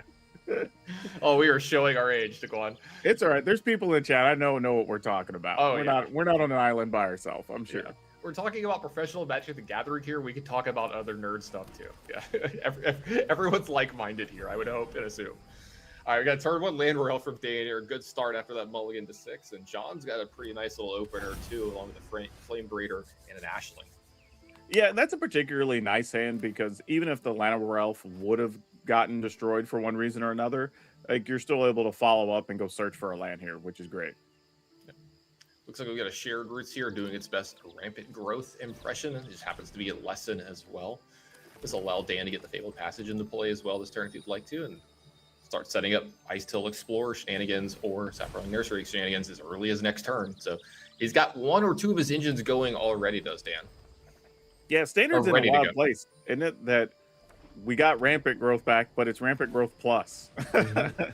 Yeah, and you don't even see it that much either. I like when I saw it get spoiled, I was like, oh, we might be in for this. Like rampant growth is a powerful Magic card that like I absolutely adore. I've played a ton of my time, and you know we've seen this format sometimes be too efficient or too fast for it. Yeah, it only tends to show up in decks like this that care about landfall, or if you're doing something where you're trying to ramp up to a like 6-cost spell, whether it's like Smuggler Surprise or Random Encounter or something like that. You'll see it in those types of decks if you're playing on the ladder. All right, if you're Sean, this is an ideal start for you as well. You have the Flame Breeder on 2. It did not die. It did not get interacted with. So you have 5 mana on turn 3 of all the color combinations you could possibly want. It looks like we're going to start off with that. The Wistfulness? It is a Wistfulness here. Yeah, this is pretty big. And this is what I was talking about. It doesn't take long for the elementals to start firing off and getting both abilities off every card. Yep, go ahead and draw 2 cards, discard a card here as well. Does have a copy of Roaming Throne in that hand too, so if he gets that into play along with some of these, he's going to be doubling up on those abilities as well. Lots of mana to use here for the next couple turns for Sean, so we'll have to see. And that is, look, it's a landfall deck to call on. I don't know if you want this many lands, especially not with an Ice Still in play. But you don't mind that much, right? With Sapling Nursery, this is going to be, what, at least 4 tokens here? Yeah, so, this is a bunch. Yeah, if you are going to be staring down a bunch of elementals, this is one way to at least give yourself a shot. Yeah, this is the best that he could have if he was going to draw this many lands for sure, for Dan's sake. Yeah, and you have to play an extra land, actually, so you could get 2 more triggers here if you wanted them. Yeah, so Sean up against it here. That's going to be an army of, we made a Lord of the Rings reference here. It's an army of Ints on the other side of the board that he's going to have to deal with quite a bit here. Yeah, not just that, but they will be potentially indestructible if they need to be. So this Wistfulness is going to go ahead and take care of that enchantment here, though. Before that, I assume we're going to get a couple more tokens here, some 3/4. So we're about to have to start. Would you say before this, they're going to have to battle? Yeah, or it looks like we're going to have some battling going on here in the red zone soon. There's going to be a ton of creatures in play. Yeah, and I don't think there's anything. I think Milkman did the right thing there. Just go for it. You already saw one Wistfulness get played. Turns out that Doherty was holding another one, so that's a little tough. But you've now cycled through a bunch of lands. You've kind of done one of the better things you can do, and now you're probably thinking, okay, can I find like a green shell? Can I find an harmonizer? Like, need to hit one of these big cards. Yeah, it should be a little bit easier for him to hit one of those big cards too, because now there's so many. Like his deck is so thin when it comes to land. I think he had 4 basics left after those last 2 because of all the mills and the Fabled Passages triggering multiple times a turn. So Dan's deck is definitely a little thicker with spells here. Well, I spoke too soon. Yeah, it didn't matter, though. There was one more forest in there, apparently. I heard you like forests. Oh, and there goes a harmonizer. Oh, no. I was going to say, that's one of the ones that he needed there. Yep, harmonizer for the yard. Escape tunnel found. Maybe something can be done with that. The harmonizer in a turn or 2. But it looks like, yeah, it's just going to have to be a pass. No real good attacks just yet. Crazy, but 5 tokens just isn't enough. You'd get through a little bit of damage. I think you'd be giving up a little too much there running those into those Wistfulnesses. Yeah, I think you'd be able to get in for 9-ish, and then you can't do anything the following turn. So you're better off just being on defense here to double block some guys if you have to. All right. Let's say it looks like Sean drew a Deceit here, so this is going to be able to bounce something and take a look at Dan's hand. Thankfully, your Dan, he doesn't have anything unless Sean wants to pick up the Ice Still here. Yeah, Sean, I was about to say, is you're going to have to pick up the Ice Still. Otherwise, you're going to look at a hand and be both pleased and disappointed. Right? You're like, oh, wait, you have nothing. Yeah, that's great for me. Yeah. Yeah.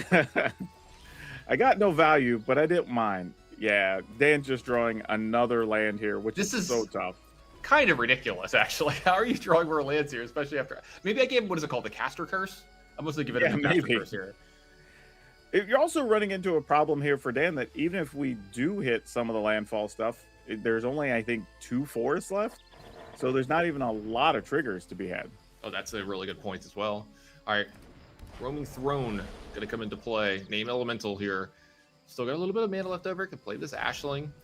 You get 2 triggers here, and then anything behind this is going to start doubling up as well. Yep. I'm trying to think about what Dan could possibly draw here. I was thinking the same thing. Sort of thing that gets him multiple things. Like, there's anything that starts like a chain going. I don't know if there's like one card at a time that can get him out of this. Another Sapling Nursery, maybe? Yeah, as we'll say, it's in a rough spot for him here with this many lands and now drawing Badger Bolt this late. Oh, you were late to the party, little cub. Yeah. Like, he's not dead just yet. It's getting bad. The problem is that Roaming Throne is going to go unanswered here. And if you think Sean's deck was doing some cool stuff before this, just wait till it gets to have Roaming Throne and play multiple turns. Yeah, because you're just sitting here looking at every elemental is just going to be doing 4 bonus things, basically. Yep, we're going to go ahead and flip this over. All right, so we got 2 mana. Could allow him to play anything with 4. Maybe we play... Do we play the second Roaming Throne here and still play Let's Vibrance? see, 2, 4, 5, 6, 7, 8, 9, 10. Yeah, you definitely could. Oh boy, we might be having quite the turn here.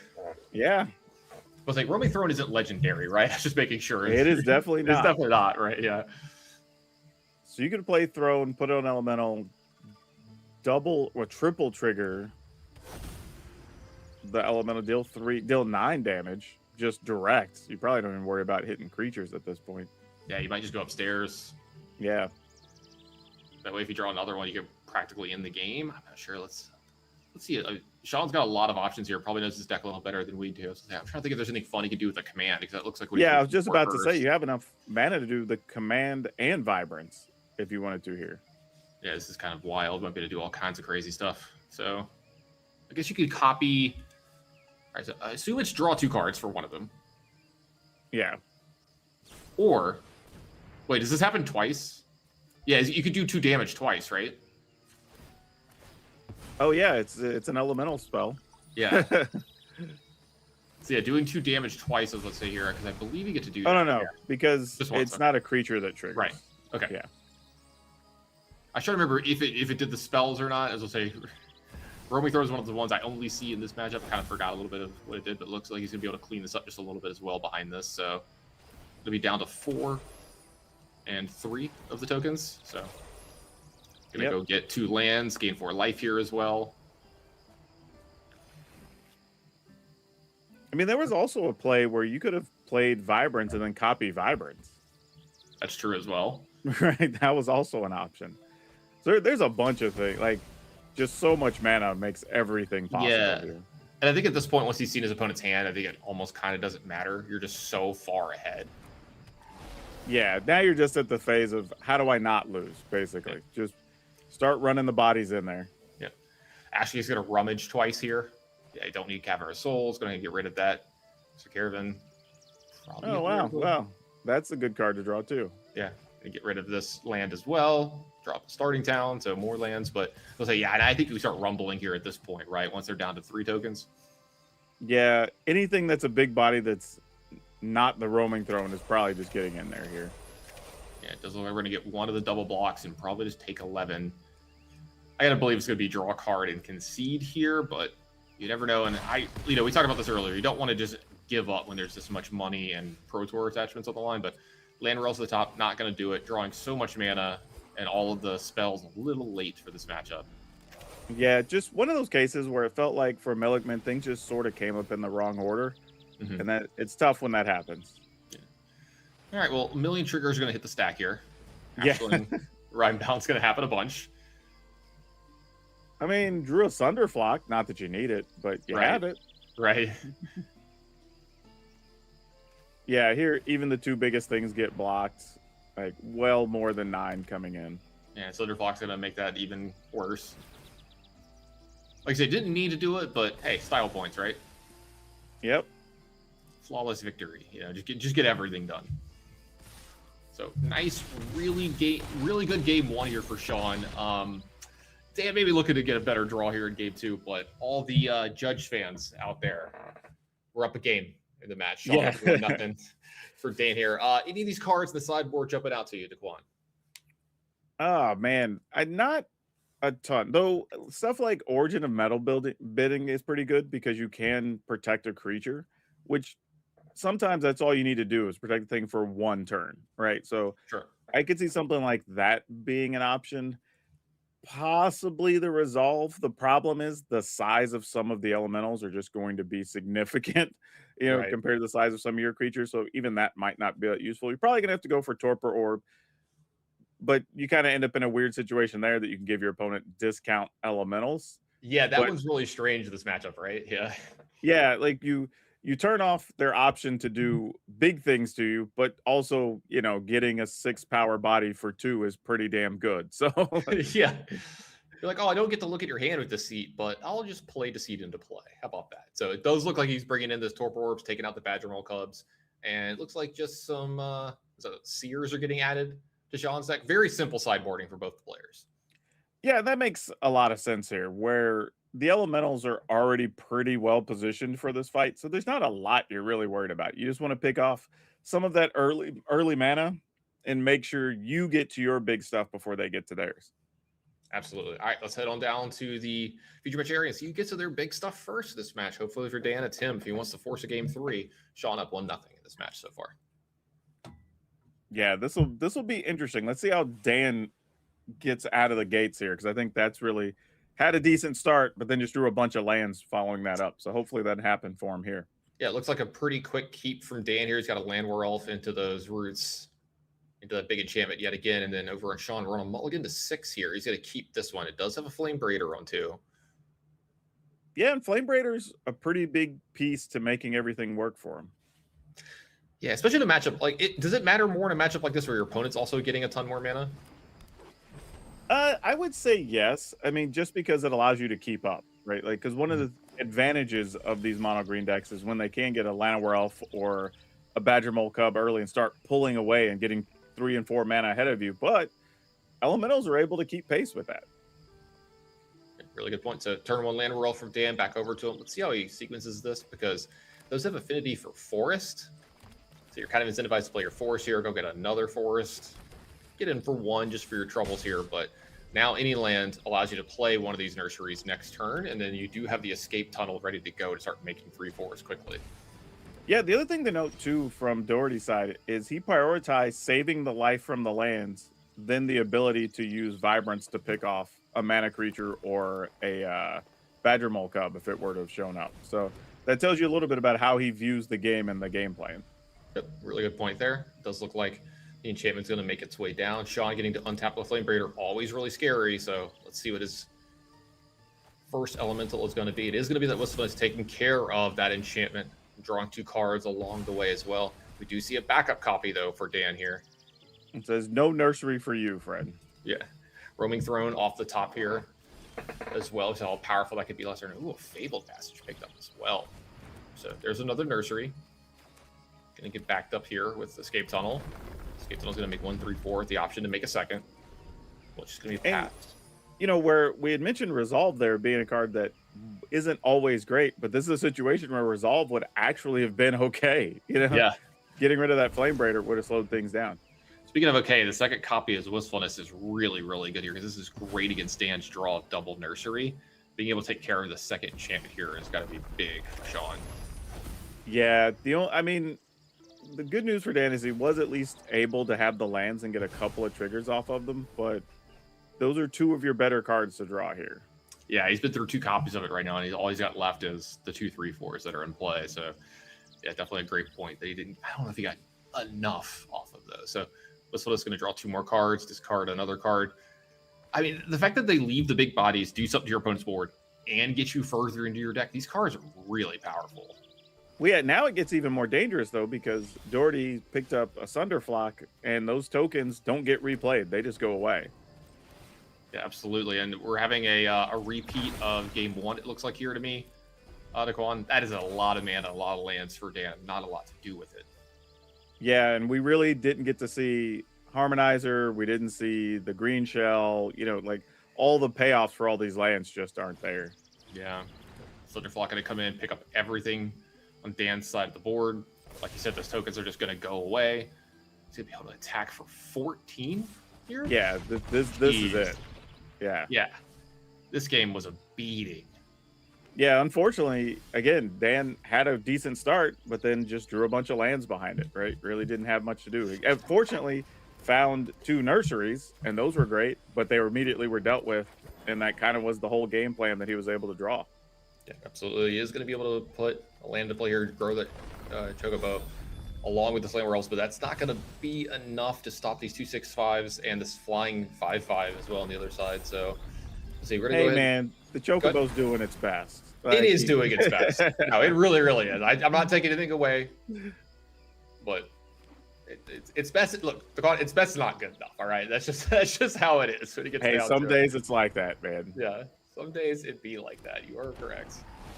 Yeah. Oh, and you can just go upstairs for 6. Oh no, I guess he does. Oh yeah, you have Flame Braider or whatever. Yeah. Double do that, and so it looks like Sean Doherty is going to move to 5-0. Dan down to 4-1. So that's going to mean that Sean is 1 win away from qualifying for day 2. Dan going down to 4-1. Hey, look, Dan's still in a great spot, right? Still got a ton of losses to give. A bunch of rounds left. Only needs 2 more. Obviously, he's doing great on the day. It's his first loss. So don't want to get too discouraged just from this first loss. Yeah, for sure. I think for people that are just joining us and don't know the format for the day, if each player gets to 6 wins, they automatically qualify for day 2. So Doherty is now 1 win away from locking that up, being 5-0, and his opponent being at 4-1 still needs to win 2 more. But if they get 3 losses, then you're out. So there's still a lot to play for. And, if you can get that win early, you get to go get a nice dinner, get yourself some rest, get set up, take some time off, de-stress a little bit. So there is an importance to hitting your 6 early. Yeah, you just made a point that I hadn't thought about.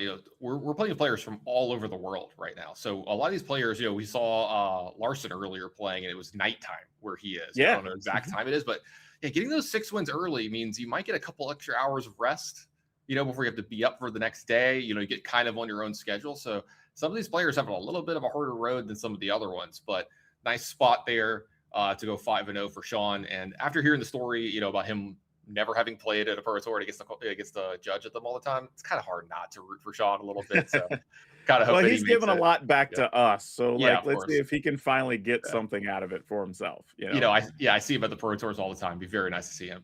But that's not the only magic we've got this round. We've got another one, another future match set up for you guys. We're going to be able to get to that just very, very soon.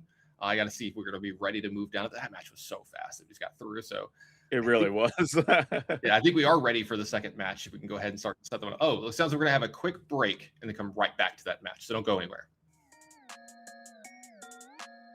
Hi, my name is Avi. I registered Izzet Lessons for Arena Championship 11. Izzet Lessons is a powerful deck that leverages the Artist Talent and Monument of Endurance engine to burn its opponents out after accruing a bunch of card advantage.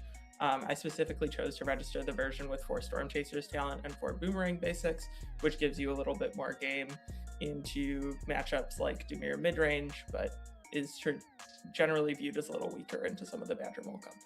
Other versions are usually running like some counter spells in their deck instead of the Storm Chasers talents and Boomerang basics, maybe some Iroh's demonstrations to keep the lesson count reasonably high so they can still turn on Gran, just like a suite of different interactive spells. Yeah, Gran is an incredibly broken card. It's ridiculous to have a 1-mana creature that loots whenever it attacks and then turns into a discount for all of your spells. I love playing Ruby Storm in Modern, and casting my Ral for 1 mana feels completely absurd. Yeah, when you play her on turn 1, she attacks like a champ into a Lana Morel or a Gene Pollinator. They don't have any moves. I was tempted to hot swap to Badger Mole Blue-Green Cub at the last second because I was pretty sure it was going to match up well into the metagame. I expected Mono Green Landfall and Izzet Lessons to be the top 2 decks, which they are, and it has good matchups into both of those, but I decided to trust my prep and stick to a list that I felt confident in. I think Izzet Lessons is generally a really strong deck. I have a good number of reps on it, and I wanted to register something where I could feel confident with a high degree of mastery, and not worry too much about metagaming up until the event. Hey, welcome back. Daquan, very quick first match for us here. So you know what? They blessed us with some extra ones. Hey man, if the more matches we can get of this standard format, I will take every little bit of it. Absolutely. Let's take a look at what our next match is going to be. This is a sweet one. We've got another 4-0 matchup here for you. Matthew Wright versus Daniel Perlmutter. And we're going to have Simic Rhythm versus Izzet Lessons. And this is a pretty cool matchup. What do you think about this one? Yeah, this is one where both decks have the ability to play fast and play long, right? So it's going to be a lot of back and forth depending on what these opening draws look like. And I think there's going to be a lot of post-sideboard action that happens here. You know, even with the Rhythm deck being able to bring in like Keen-Eyed Curator to remove cards from the graveyard and stuff like that. You know, Wistfulness to get rid of the artifacts and enchantments. There's going to be a lot of back and forth here, but both decks can be explosive. Yeah, absolutely. And I'm actually a big fan of Matthew Wrights. If people at home don't know him just yet, you will very, very soon. Very good grinder. Like, just been around every card game. Magic is the main one for him, though. Has results in every game that he plays. His partner also puts up a ton of results, plays on the Pro Tour as well. She's very good in her own right. They both just crush it, like, every level they play. And it's like really cool to see them because they push each other to be better. It's really cool to see that in a couple and stuff. So love seeing him do well here. Let's head on down this match and take a look at what's going on. Take a look. Man, imagine the fights at home if y'all were both like battling. Oh, you didn't win this round. I just got mana screwed. It's like you're sleeping on the couch tonight. Right? No, this is going to be a fun matchup here. And what I like about what we're seeing between this matchup and the previous one is we're seeing very different decks that have managed to 4-0 to this point, right? So when we're talking about the diversity in the format and like the excitement that's available for everybody and the different decks you can be played, like these 4 decks were all very different. Yeah, like so this is going to be a lot of fun to watch. Absolutely. So let's head on down to the feature match area and see how this gets played out. All right, we got 4 lands, an attachment, a wisdom, and a monument. These are some spells. You are going second here, though. Yeah, this feels keepable. Like wasn't overly strong, but I get why you would mulligan it. Yeah, Daniel thinks he can do better. Yeah, and this one looks a little bit better to me. Having a spell snare on the draw is pretty sweet too. Yeah, picking up actually, both spell snare and combustion technique could buy you the time that you need to pick off those early mana creatures. Yeah, so this looks like a keep. Looks like abandoned attachments is going to go away. And like you said, keeping both spell snare and technique could be really big here. He does lead on island. Do that 2-drop here for Matthew Wright, and this might be the fastest spell snare ever. Yeah, and to be fair, with his opponent also mulliganing once, that gives you a little bit of wiggle room to like, okay, if I could find one thing to deal with a early creature, I might be okay, right? With him being shorter on cards. In this case, he found 2 of them, which is great. Absolutely. Boomerang Basics picked up here. Also added It'll Quench You to his hand. It looks like he's going to forego playing the talent here. Just going to leave up Quench as well. But we see that 3-drop that can't be countered here, though. Yeah, and can't quite be shot down yet, which is very interesting because Combustion Technique only has, or actually doesn't have anything, so just 2 damage right now. Yeah, unfortunate for Daniel there. Just had to pass and not use his mana this turn, so might have been better off using Artist Talent, but you can see why he made that play. Yeah, and this is a rough spot here because do you try to get a talent down and just leave up the Boomerang Basics to bounce something? Are you just going to go for Monument and try to set up the next 2 turns? Or are we just going to wait for Quench? Yeah, I was going to say there's a lot of different ways you can go here. It's a good question. Let's see which one Daniel wants to do because there's a ton of different ways he can go. It looks like he's just going to go ahead and utilize all his mana this turn, playing Monument of Endurance and passing back over. Or Borid off the top for Matthew right here. Wow, that is a good pickup here. Mostly because Ouroboros being able to land now means that the creature's toughness are going to be much harder to deal with from Daniel's side. That's a good point. He's going to put it out of range of possibly, Combustion Technique plus a lesson being able to take care of one of these. That's a big chunk of damage coming over 2 with 5. This also kind of incentivizes Daniel to interact with your board when you have a Surrak in play, which, hey, it's going to draw some extra cards for him. Yeah, this might be a situation where you have to go like maybe talent, bounce the Ouroboros so it doesn't get out of hand. Hopefully you find something from the next couple of cards you pick up. Yeah, I was going to say, then what? Like, oh, maybe we'll dig. Yeah, I was going to say, Daniel's under a lot of pressure here from Matt. Yeah, this is a tough spot. Yeah, you see Daniel really taking his time here. I wonder if he's going to go with the line you think. Yeah, it does look like he is. So he's going for the other tough thing here in Daniel's spot is like you have to not get too much in your own head because I've been in a spot where you go, man, if I'd have just left the mana, I could have quenched that. And and there's a point where you kind of say, well, what's done is done. Yeah. No, I've been there a bunch as well. Hey, look, this does get a lesson into the yard. You know, puts the Sarok back into Matt's hand. A lesson gets to the yard, so the combustion technique's a little bit higher now. You're gonna have a little bit more velocity next turn. Maybe he can deal with it the second time around. But the extra card was added to Matt's hand as well. It was a force that he drew along the multiversal passage.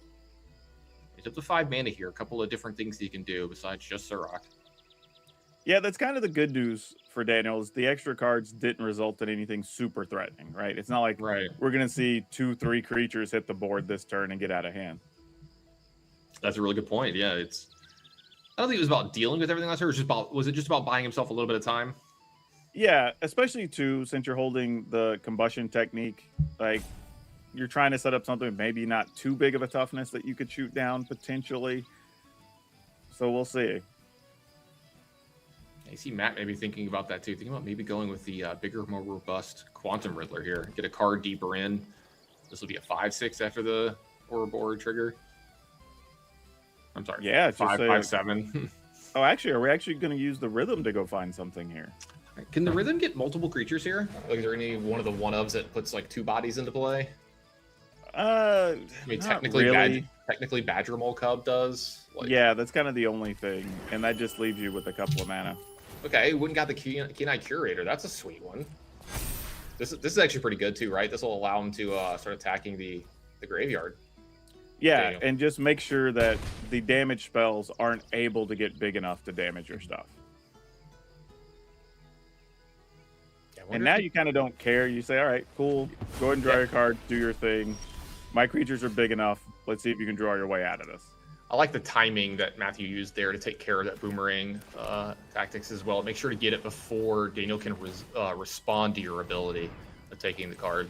So good for him there. It looks like we're going to have a second Monument to Endurance here. And we're going to start getting some triggers. So Monument to Endurance triggers.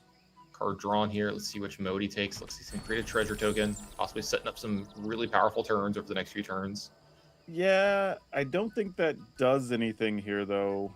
Yeah, I was going to say, is he staring down lethal?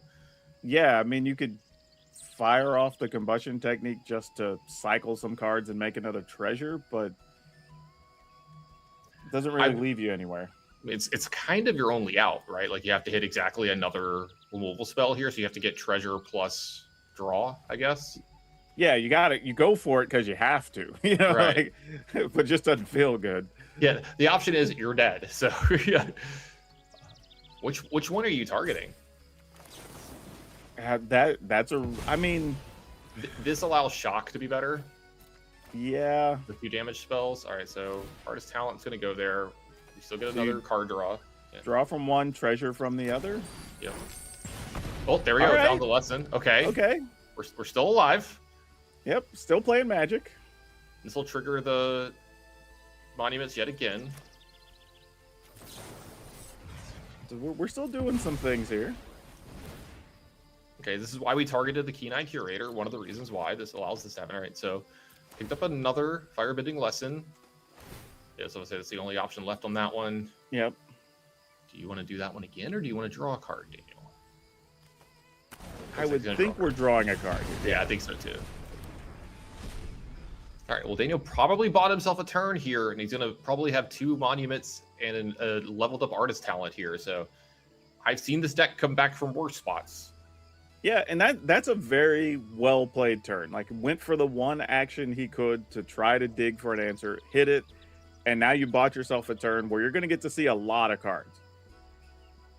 No, absolutely. I got to admit that too. That was really well done by Daniel playing to his only outs. Now, admittedly, this Ouroboros is going to smack for 8. So, I mean, it's not nothing. Let's see what else Matt wants to do, because he is incentivized to put these creatures into play before attacking. So, looks like it's going to be Nature's Rhythm. There's no haste creature, right? Besides Behemoths, that's too much. Something else to point out here is Wright did go down to 13, which, when you're dealing chunks of 3, does put you in closer range here. Yeah, as I'll say, as long as you stay above 12, yeah. Yeah, you think you've got to see to try as hard to stay above 12. That's a really good point. All right, so Riddler. Didn't find anything, just a Sanctum. He can still Nature's Rhythm here if he wants. All right, attacks for 8. Looks like he's going to go ahead in Nature's Rhythm. What are we going to get? So Keen Eye Curator is gone.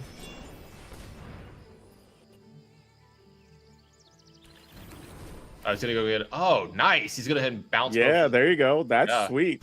Well done. One of the monuments, one of the talents. Very nice. It's one of the main reasons they're playing blue in this deck, too. This is really cool. Yeah, that's a sweet pickup because now you're not nearly under as much pressure and you're forcing him to, you're probably going to have a bounce spell because your burn spells just don't do enough here. All right, Monument's going to trigger Talent. Talent's going to discard a card here. We're going to pick up a Grand. First trigger of Monument to Endurance. What's that one going to do? Maybe find some boomerang tactics and find them fast. Yeah. So, going to draw a card here. Hey, well, Boomerang Tactics. Sorry, Boomerang Basics picked up. Boomerang Basics is going to bounce.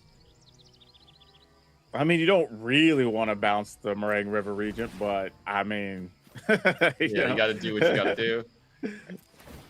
Fix that up. All right, so the island drawing for turn here. Create a treasure. Second Monument still has all of the abilities, so you can draw a card here if you need to, or I don't think you could make a treasure here. You have to draw a card, right? Still digging for the one out, another bounce spell basically, but I mean, you're just trying to get there. Just get yourself one more turn. All right, well, we made another treasure, and he can actually block here, so. But the River Meringue, you just play that here, right? Exactly. It just gets the creature out of the way. Yeah. So this is funny. Kind of what we talked about in a previous round. If you're in Matthew's shoes here, you're kind of going, okay, I can bounce the Grand. Yeah. So is there something up for it? Yeah, exactly. What's going on? Like, why did you do this? Yeah. Like, I'm your Huckleberry. I'm still going to do it, but I'm not going to like it. You know what I mean? No, right there with you. It's like, surprise me, impress me. Yeah. This looks like it's going to be Grand and Monument of Endurance getting bounced here. And the ore board's going to come across for a pretty big, healthy chunk.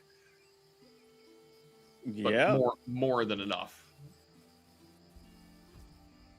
So I'd just as well, if I'm Matt's shoes here, going, all right, what are we doing with this mana? All right, so it is the good game. I'd be like, okay, because if I'm in Matt's shoes, I'm like, I start second guessing myself. I'm like, wait, what's going on? What did I miss? Yeah, that was just a tough spot for Daniel. And credit to Daniel. I think he played those last couple of turns about as tight as he could have, digging to the right answers, and found them on one turn and just didn't find it on the other turn. 100% agree with you there. All right, take a look at these sideboards. Anything standing out to you? Now, this looks like what you would expect, right? If you're on Matt's side, you're not really trying to get to the Crater Hoof, whatever type turn. So it makes sense that some of your big cards are coming out. It's not really the game plan you're trying to play there. And on Daniel's side, it's just saying, okay, let's make sure we have a couple of extra ways to get rid of creatures. You're starting to see the pyroclasms coming in, things like that. Even Rao, just making a blocker every turn could be good enough. Yeah, absolutely. So you see the changes right there on the right side of the screen. Let's see how it affects the game as we move into game 2 of this matchup with Matthew Wright being up a game. That's a lot of mana. Yeah, and those are the hands you hate because you're like, well, I have a Llanowar Elf and I can get some cards off of the Riddler, but if I draw anything that's any land along the way, it's going to feel terrible. Yeah, every land after that is a disaster. Exactly. So he does go down to 6. And looking over at Matthew Wright's side, we do have the turn 1 Grand's backed up by Spell Snare, Firebending Lesson, an Artist Talent, a Pyroclasm, and 3 steps ahead. So he's got a lot of stuff that might be pretty good in this matchup. So we'll see how it's going to work out for him. This is virtually a dream hand in this matchup because you're like, I can get rid of Llanowar Elves, I can get rid of Badger Mole Cubs, I can get rid of Spiders, and I'm going to be able to draw and discard every turn. I was going to say, well, now it is, though, that he found the second land. That's the biggest thing. Yeah, he had all the spells he could possibly want. He just really needed his Grand to find him a land or his draw for turn, obviously. Yeah, even then, though, just having the 1 mana was still good enough because it was a multi-land. So you still had 2 real answers while you were searching, which is great. Multiversity Patches, though, definitely welcome addition to the hand here for Daniel. Yeah, now this is kind of tough for Matthew here because the best thing you can do is, I guess, double blue up a Wistfulness to dig a little bit. Yeah, it's that or you get to Quantum Riddler, exactly. But with Daniel not doing anything, I think I might try to play around Spell Snare and stuff like that. So like Quantum Riddler's a nice one here. Yeah, so he's gonna do that, just draw a card. But yeah, it's like you said, this isn't ideal for the first 2 turns out of Matt's deck, right? Yeah, like the next best thing is, you know, you get to play Surrak. Surrak probably dies. You get a card off of it. But then this is a situation the green decks don't like, because when Ouroboros does show up, like 3 toughness is susceptible before you get those counters on it. Oh, 100%. Yeah. Accumulate Wisdom picked up for Daniel here. He's got 1 lesson in his yard, but it'll have some friends very soon. Yeah, real quick. Again, holding up Counterspell, going to run into Surrak, but luckily for Daniel this time, he has something that can actually kill the Surrak this turn instead of just passing and not using any of his mana. So it looks like this Combustion Technique is going to go ahead and take that out. And we're 1 lesson away from turning Accumulate Wisdom into Ancestral Recall here. So yeah.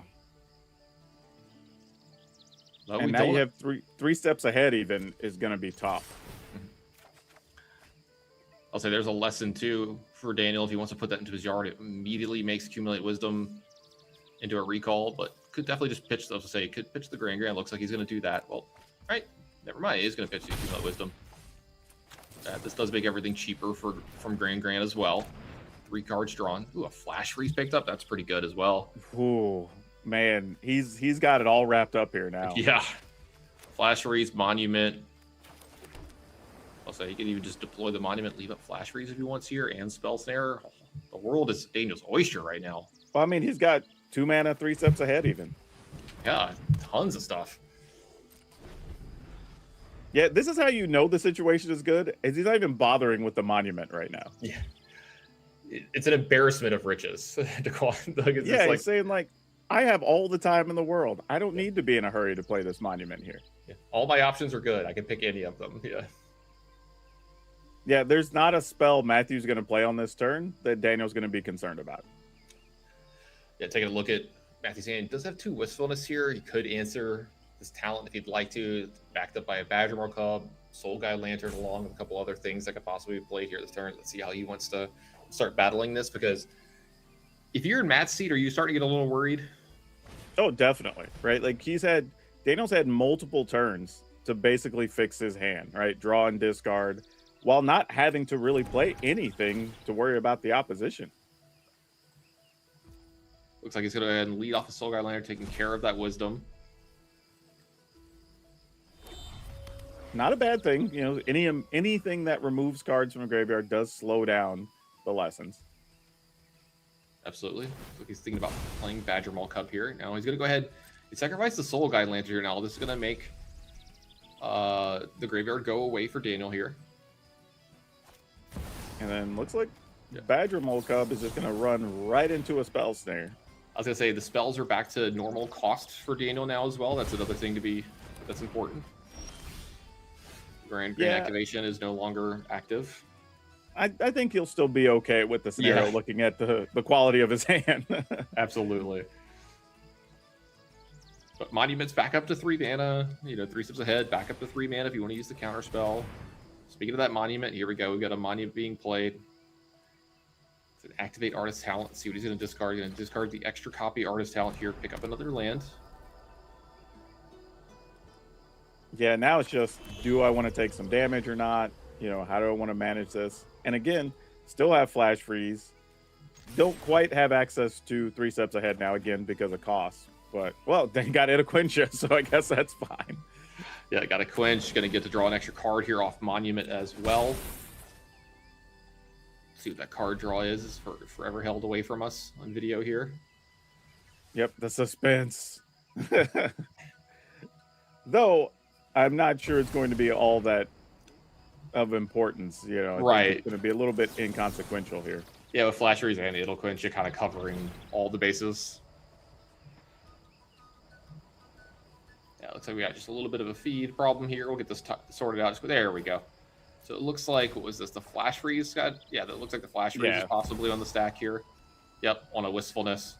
Monument to Endurance is triggering. Gonna go and pitch the Idle Quencha. 2 Abandoned Attachments have been added. Detect Intrusion, though, is going to fight back here. That's pretty huge for Matt. This one's going to get into play. Which one are you going after here? I mean, you're at 16. You're not going to have anything on the board. Yeah, I was going to say it kind of has to be Monument. Yeah, I agree with you there. Second Artist Talent picked up for Daniel here. And if Daniel wants to get back to 3 lessons in the yard, he could do it easily here.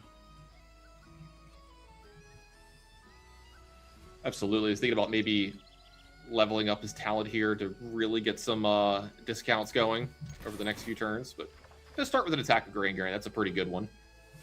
Hey, look, we got Ancestral Recall. It's Ancestral Recall at home, but it works just the same, right? Yeah, absolutely. So we've got to attack it for the Grain Grain. 1 lesson has hit the bin. So we're at 2 out of 3 now. So if we can get any activations from here, it's pretty easy to make that 3rd one. Yep.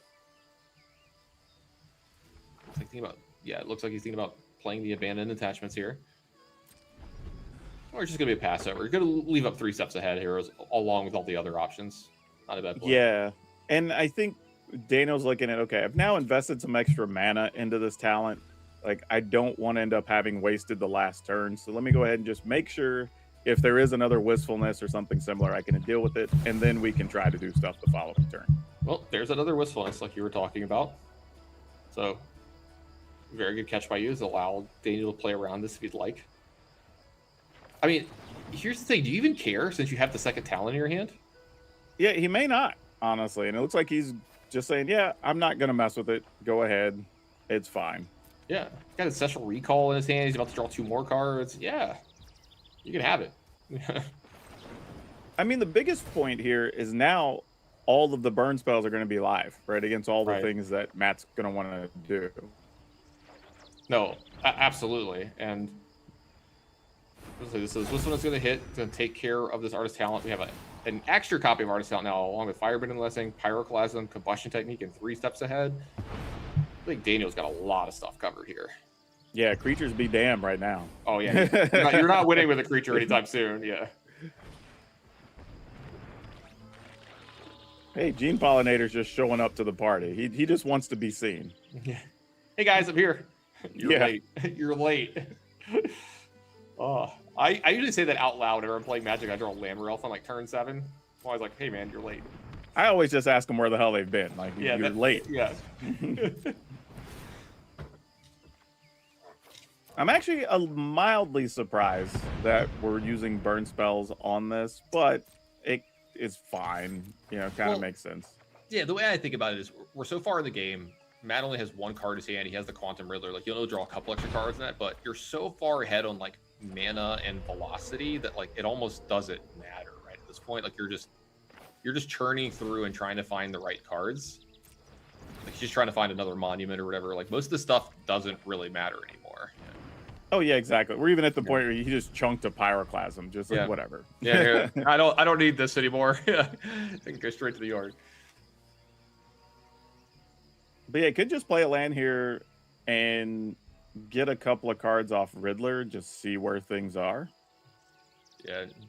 Let's see if Daniel even lets that resolve. He has a bunch of choices whether he wants that to happen or not. Because every creature, he can either kill it with Combustion Technique, Firebending Lesson, or he can get out it or 3 steps ahead. So he's got answers for days. It looks like that is what's going to happen here. He's going to go ahead and play the Multiversal Passage. He's going to make the Quantum Riddler, draw an extra card here if Matt wants. He's down to 1 card in hand. Yeah, and this has been kind of a situation where Matt never really played more than 1 spell a turn, I think, this whole game. Oh, I think you're actually right, yeah. Which is obviously not where the Simic deck wants to be. Yeah, that is not ideal, yeah. Matt trying to think about what he wants to do this turn. Did eventually say that he wants to go for Quantum Riddler, because I think there's part of him that knows this is not resolving. So get out, it's going to tell that one no. So pitch. I'm going to let him pick up another Ancestral Recall. Do you want to discard a card and draw a card? Looks like we're going to say no. Whenever they start saying no to Artist Talent, the game is actually over. Yeah, like, because then you know, it's like, oh, you're not even looking for anything anymore. You're all set. Yeah. Well, there we go. We found the win condition. It doesn't have to be Monument. This one's a little bit slower, but it'll get the job done just as well. Yeah. And from Matt's side, one of those things, you know, I jokingly tell people, we call some decks control decks, but really you get to decide what they get to answer. Right. Yeah. And I think that's what that last turn was. Okay, I kind of maybe can make a comeback with Ouroboros if they just happen to not have the removal spell. But seeing as how they were no longer wanting to discard there, you kind of know you're in trouble. No, 100% agree with you there. I think this game's all but locked up for Daniel. And Matt, look, he's good. Yeah, I was going to say, Baby starts to need to think about game 3, and he agrees with both of us. It looks like we're going to be going headed to a game 3.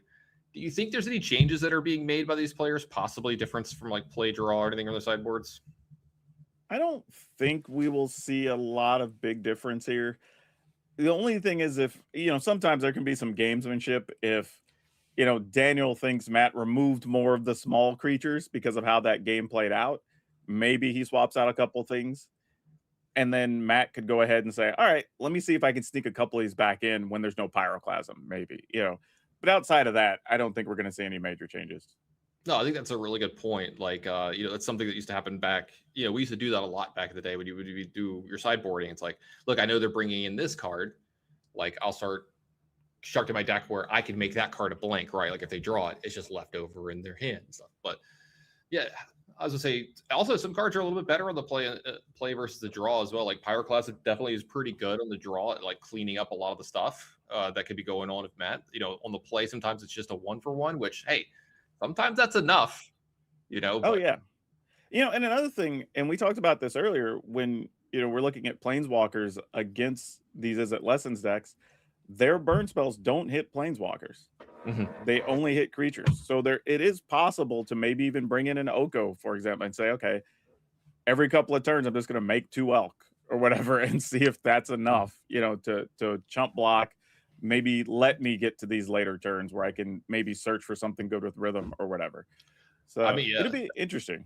Hey, good call. He actually did that. There's the Oko. This is something that we saw earlier as well. It looks like we're going to enable a Scream come in, Spell Pierce, the Soul Guy Lantern, the Keen-Eye Curator, the Oko, the Sorok, and the Wistfulness as well. There's 2. We saw a lot of this in game 2. It looks like a very similar sideboard to what they did, but you're seeing the Seer, the Pyroclasms, the Ral, the Flash Freeze, the Get Out, and the Spell Snare as well. And you can see those Boomerang basics don't seem as important for Daniel after these boarding games. And, looking at Matthew's sideboard, it's almost like a variety of pack of things that are pretty good against this deck. It's like, okay, well, maybe I do want another counter. I want something to deal with graveyards. Like, oh, you can't hit Planeswalker. Kind of like all the stuff we've talked about. It's like, there's a bunch of one-ofs here that we're bringing in. And maybe between all the stuff we're doing, this new plan works out. Yeah, bringing in an extra copy of Monument as well. We've seen how good it can be in this matchup. I'm sorry, taking out a copy of Monument, but we have seen how good it can be in this matchup. But we've seen those get removed by the Wistfulness quite a bit as well. Just turning into kind of a is this Daniel kind of turning into a control deck almost?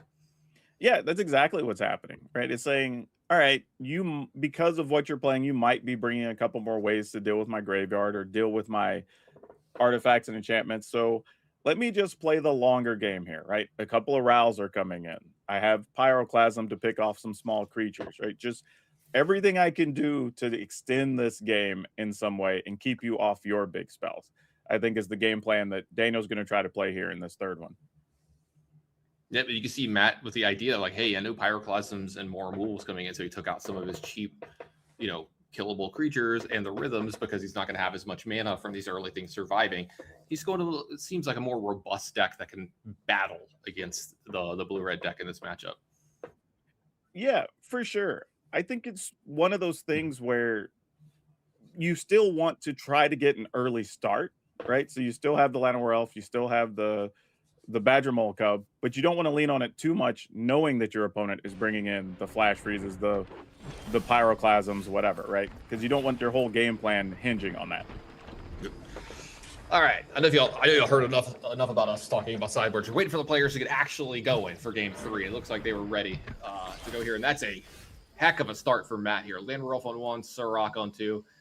Though Daniel does have his best one dropping Grand here.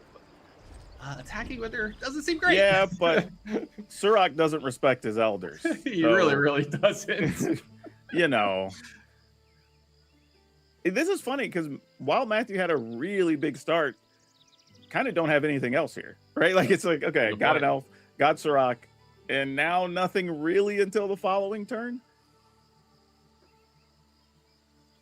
That's a really good point. You know, what's he going to do? Play Landwehr Elf and develop some more mana here? That doesn't seem great after the start you've had. You can't really play Wistfulness for value here other than the draw 2 card discard here. And I mean, you could do that next turn with a lot of mana as well. It looks like, yep, Matt's is going to take the time to develop his mana some more here. Probably get an attack in with Surrak. Which, to be honest, from Daniel's side is probably the best case scenario.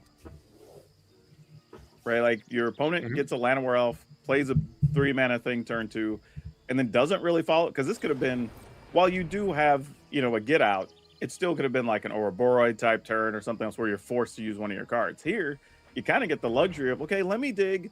I found a removal spell. I get to untap. All right, let's see what we can do now.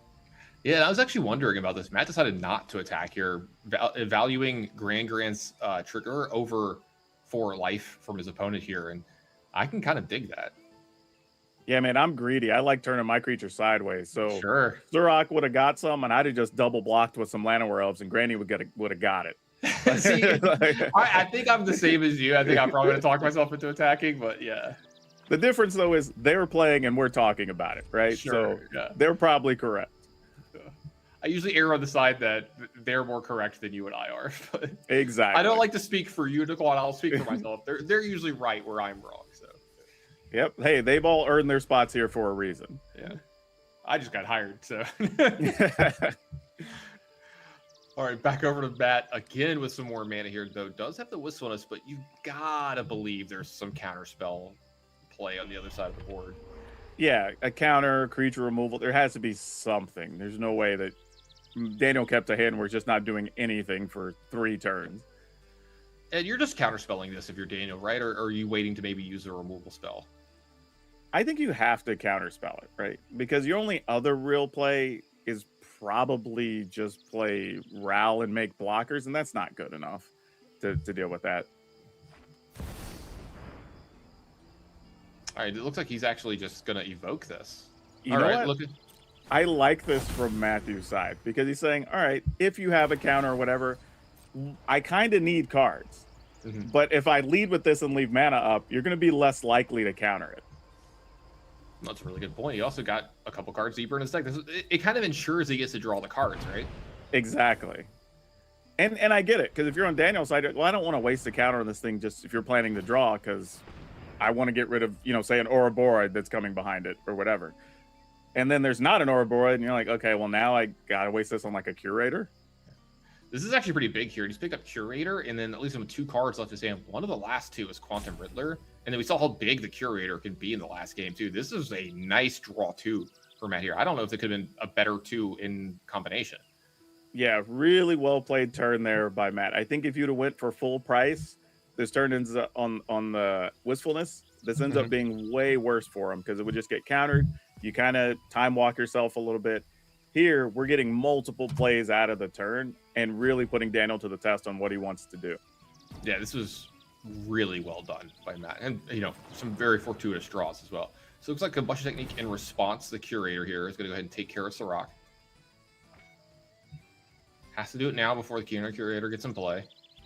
Badger Maul Club picked up. That one's pretty good, too, with this 2 mana that's left over. But this also puts Matthew in a spot here, right? Of, do we want to play Cub here and say, all right, let me go ahead and build my mana, but a Pyroclasm sucks. Right. Or do I just go ahead and get the other cards because I kind of need something more than just Badger Maul here? Yeah, I'm wondering. Let's see what he does. It looks like he's going to go ahead and just use Curator to attack the graveyard. That's also another option, which kind of hedges it a little bit. You can just do both next turn. Yeah, keep your costs down so you have to spend more mana to deal with my stuff. No, I think we're back to that spot you were talking about where we're back over to Daniel. It's like, what do these cards do against what you're looking at the board? Yeah, you can play Ral and start making some blockers, but that's going to take up your entire turn, and I don't know if that's good enough.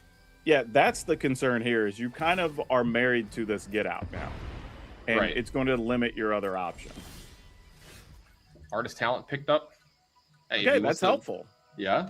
Something you can play along with Get Out if you'd like to this turn. Yeah, I think you kind of have to, right? Because at some point, we need to start finding other plays that we can really get these creatures off the battlefield. Yeah, It looks like it's gonna take time to play the Rao here, though. Probably prioritizing just getting the mana spent. So, actually, this actually makes sense from Daniel's last play, right? Where he decided to combustion technique on Surrak instead of getting rid of the Keen-Eyed Curator, which is an ongoing problem. But if you were planning to play Rao, you got to get rid of the Trampler. okay, that makes a really good point. Yeah. Breeding pool from Matt here. This does unlock the Quantum Riddler after this Badger Maul. Yeah, this is a big turn for Matthew Wright here. Like, getting all your mana set up. You get 2 cards off this Riddler because you did manage to empty your hand effectively. Also going to get to keep holding up interaction here as well. Yeah, this is a big turn. Yeah, this is a busted turn for Matt. Picks up Aura Board as well. If there's no Pyroclasms anytime soon, Daquan, this is going to be a problem. Yeah, can't quite get the Ouroboros deck because we've already played a land. But man, next turn, like that get out's gonna have to do some real work next turn. It's gonna do some heavy lifting, yeah. Well, actually, it's gonna need backup because you have Detect Intrusion actually on Matt's side. Yeah, that's something we have interaction. So, are you digging for Pyroclasm here? If you're Daniel, man, I don't even know if you can afford to. Is the problem? Okay. Looks like he agrees with you here. It's going to be Monument of Endurance. Mostly because you can't have anything where like a big rhythm or an Ouroboros or whatever. Like if those things hit, that just ends the game. So you kind of have to leave mana up for the get out. Yeah, exactly. So he did draw 3 cards. We'll be looking for something to help here. It's going to pitch away these 2 lands. It's going to activate Monument of Endurance twice. They pick up a Human Wisdom here, but the graveyard is not helping him out a lot right now with the Keen-Eyed Curator on the other side of the board. Yeah, not great. And you can see it on Daniel's face there. He was not happy with those draws. Yeah, none of the red spells showed up to the hand. None of the removal showing up.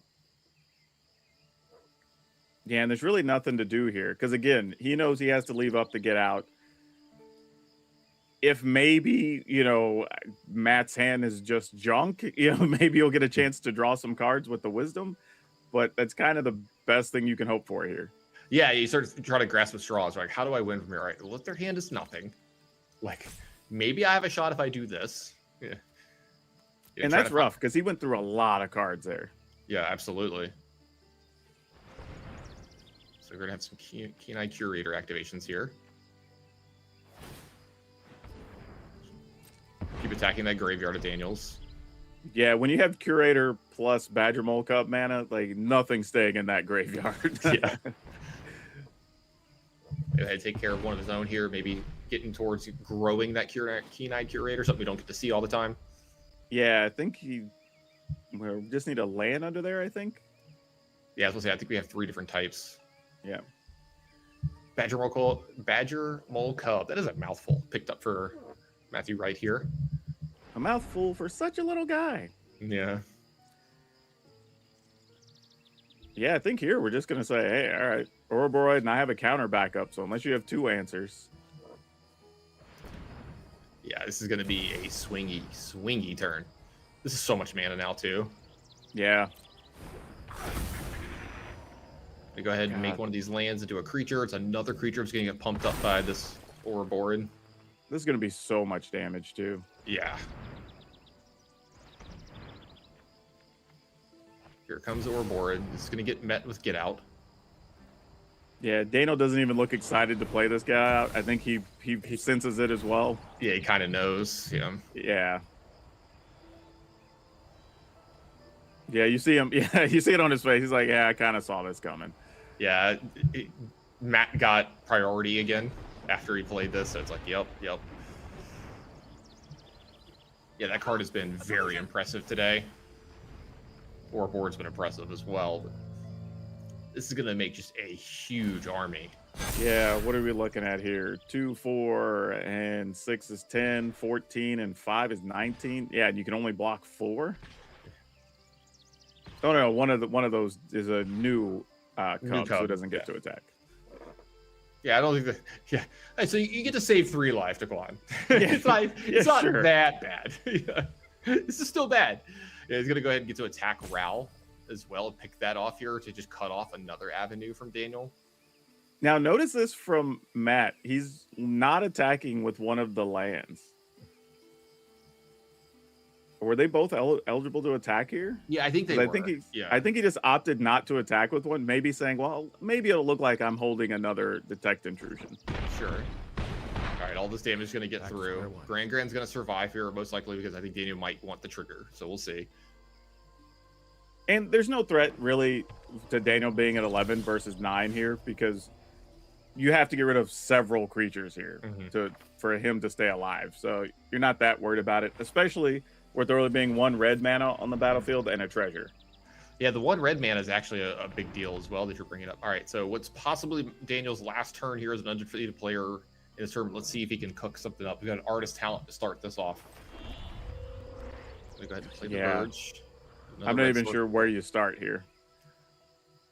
Well, you gotta start digging. You gotta start going. Leaving the 2 mana back, it might have been for Keen-Eyed Curator activations from Matt. Sure, it can be used for that as well. Yeah. Going to go ahead and start with attacking. I'm sorry, fire bending the Ouroborid.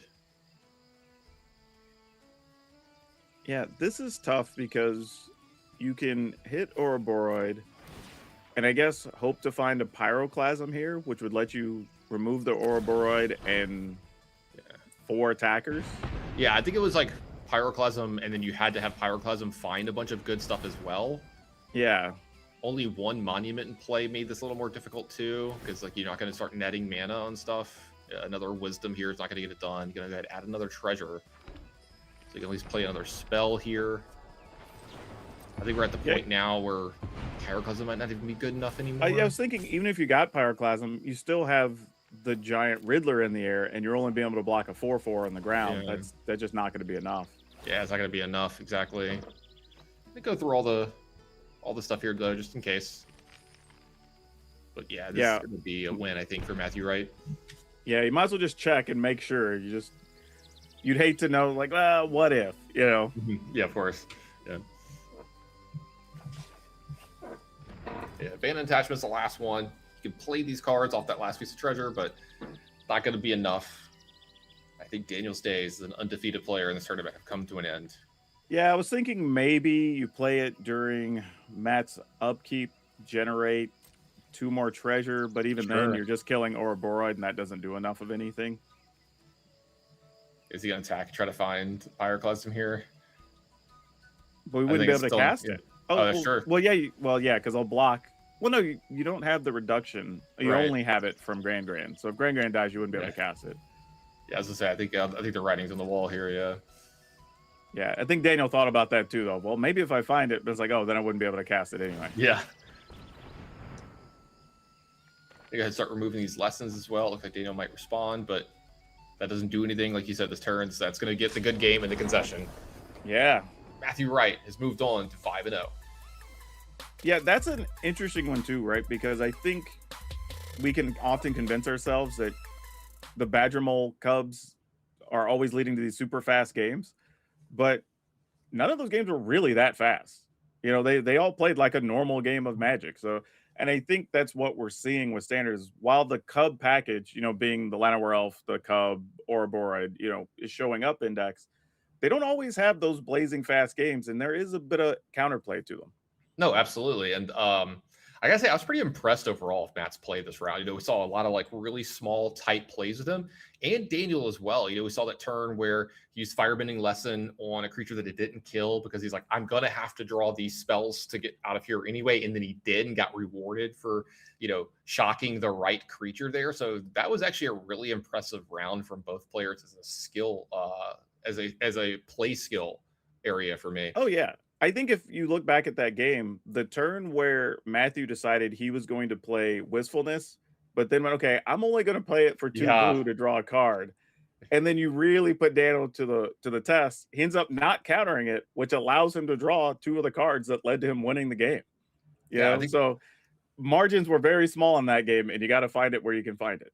Yeah, I think it's a great example of I could watch this round and just this round and learn a ton of things from these players. And I love seeing that for Magic. It just shows you how good the competitors are here in the Arena Championships. Well, if you want to see how good some of the rest of them are, we're going to be back right after a very small break with the next round. So don't go anywhere.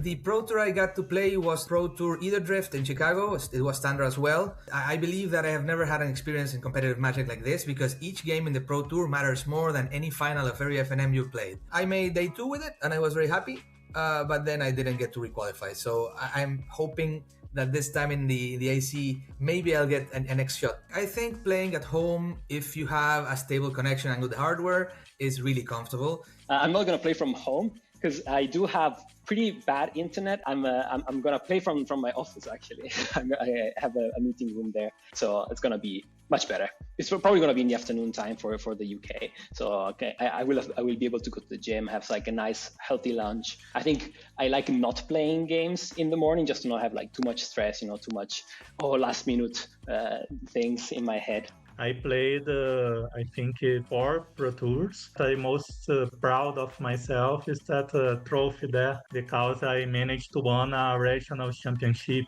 in 2023. Personally, I prefer to play physically. I still have that phrase in my mind that play the game, see the world.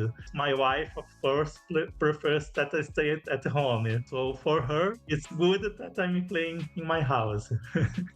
Virtual for me. I like having all my zones laid out clearly so I can see everything. And I'm also, maybe we'll notice this weekend, if I'm ever on camera during a match, I can be kind of expressive when I play. I don't have the best poker face. I definitely give a lot of tells with my posture and my facial expressions, and that's okay. Like it's a whole nother sub game to that in paper. But when I'm playing online, I don't have to worry about that. I can just let loose and kind of be myself and enjoy what I'm doing. Playing on a Pro Tour, to me, the biggest difference compared to any other tournaments, even including the regional championships, the emotional roller coaster and the marathon aspect to it. If I was to quote Lorenzo Terlizzi, one of my closest friends and my teammate from World League Council Heavy Play, what he told me he did before his Arena Championships, I think 9, was take your keyboard and clean it all out, because that will bring you good luck. Yeah, I basically have a separate office building where I do remote work only from home, so this is my kind of like an office, but like you see from the background, I have like my gaming memorabilia laid out, so yeah, it's nice. Yeah, I like to try to avoid playing Magic for the rest of the week. I usually try to like spend time with the kids, go to the park. One thing that I've been doing between rounds is I live next to a forest, so I basically between rounds just get up and go walk outside in the forest a little bit. Quite lovely, although it's depending on the time of the year. Right now it's very cold, so going to the pitch dark and ice cold forest, it's a Finnish thing, I guess. Maybe not all people would find it relaxing, but I like it. Well, it's more convenient to play from home, and it's kind of the true form, in my opinion. There's no external factors. There's just like the skill and no like distractions, no stress, stuff like that. This past Pro Tour was my first time going to a Pro Tour. So it was a really exciting experience.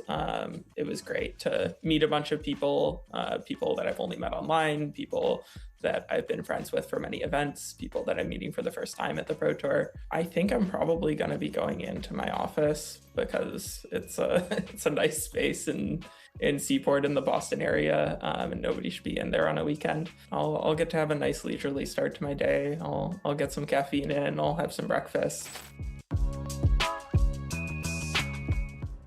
Hey, what's up, everybody? Welcome back to coverage of Arena Championship 11. Maria Bartholdi, your host for the weekend. We've got 119 players here battling in Standard, all of them trying to make Day 2 and our top 16, lock up one of those spots to the next Pro Tour, $250,000 prize pool as well.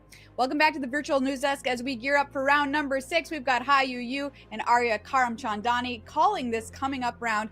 And I've got to say, this is when the rubber hits the road for these players, because if the players manage to get to 6 wins this round or next round, they are locked for our top 16. They cannot be knocked out. And why is that so important, Hayu? Well, for a lot of these players, you heard some of them talking about it in that video. Maybe they played Pro Tours before, maybe going to the Pro Tour is their dream, but this is the step where they get to start making that dream a reality. So if you get to 6 wins, you're in the top 16 tomorrow, but also that means that you're qualified for the next Pro Tour in Vegas.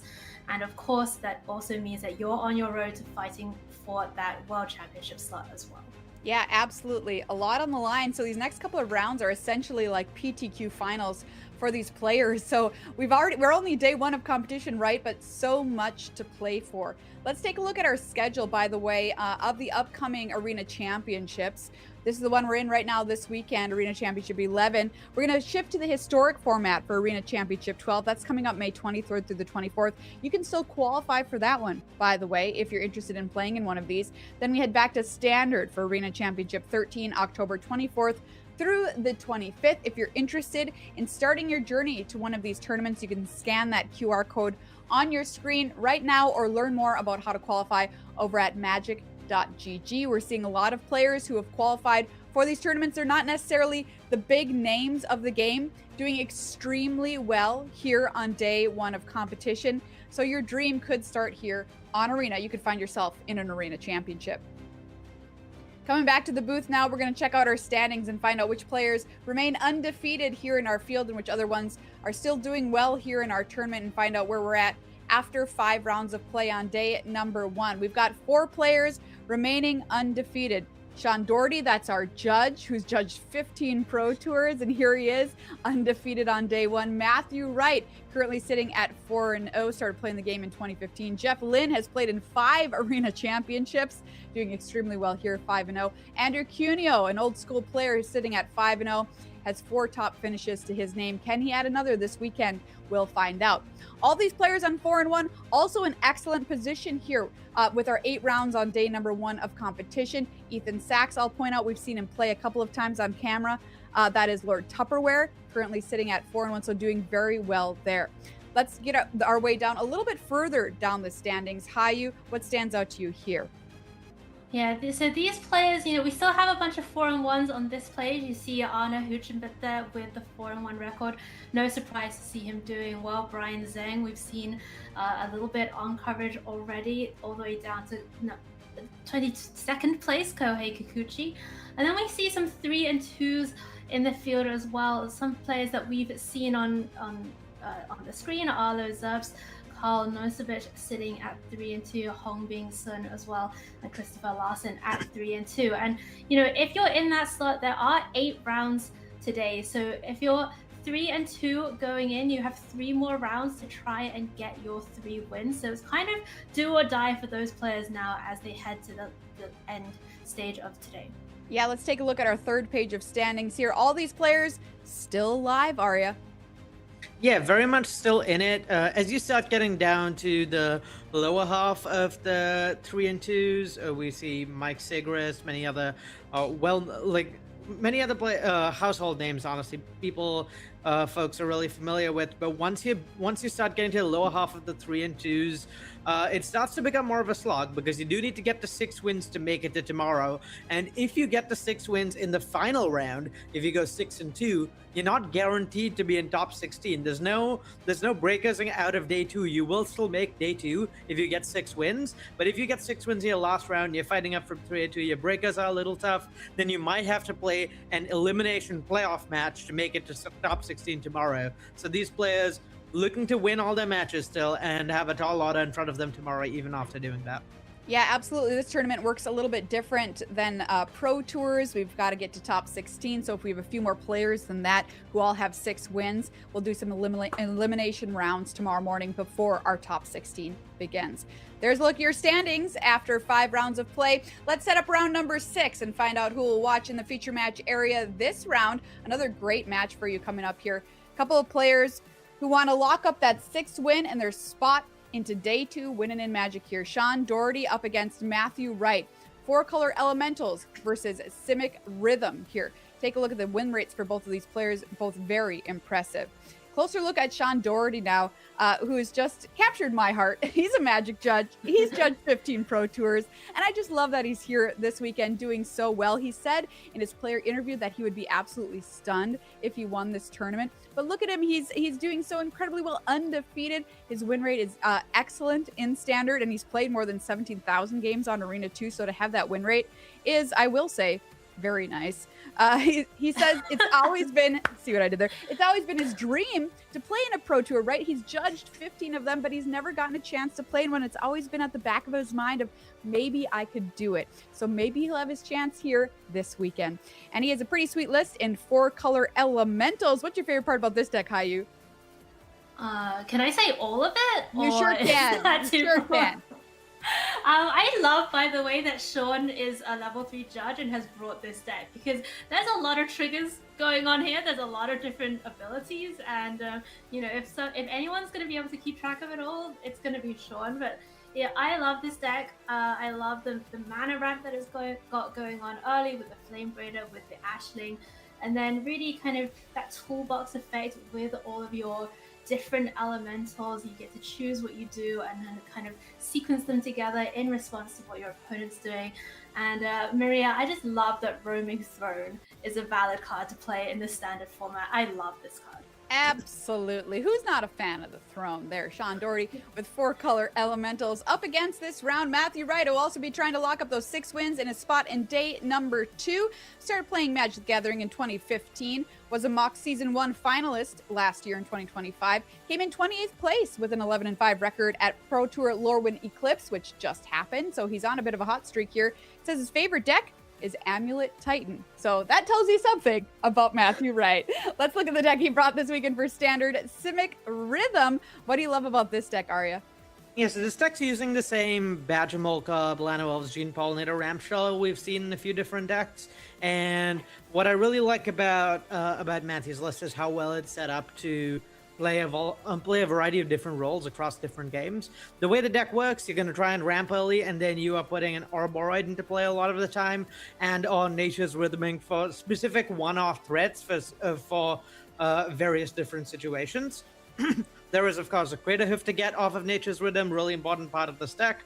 But then, even beyond that, I like that Matthew's list has these one-off toolbox cards that let you attack on different axes in a bunch of different matchups. We have Keen-Eyed Curator providing some pretty useful graveyard hate that we've seen across matches. And then the one-off Meringue River Regent, really, really good at playing to the board and competing against other decks that are generating a lot of board presence. Okay, we've got win in Magic here for day 2 of competition and a guaranteed spot in our top 16. I'll pass that on over to Hayu for round number 6. Thank you, Maria. You said it earlier. Each match from here on in is the equivalent of a PTQ finals.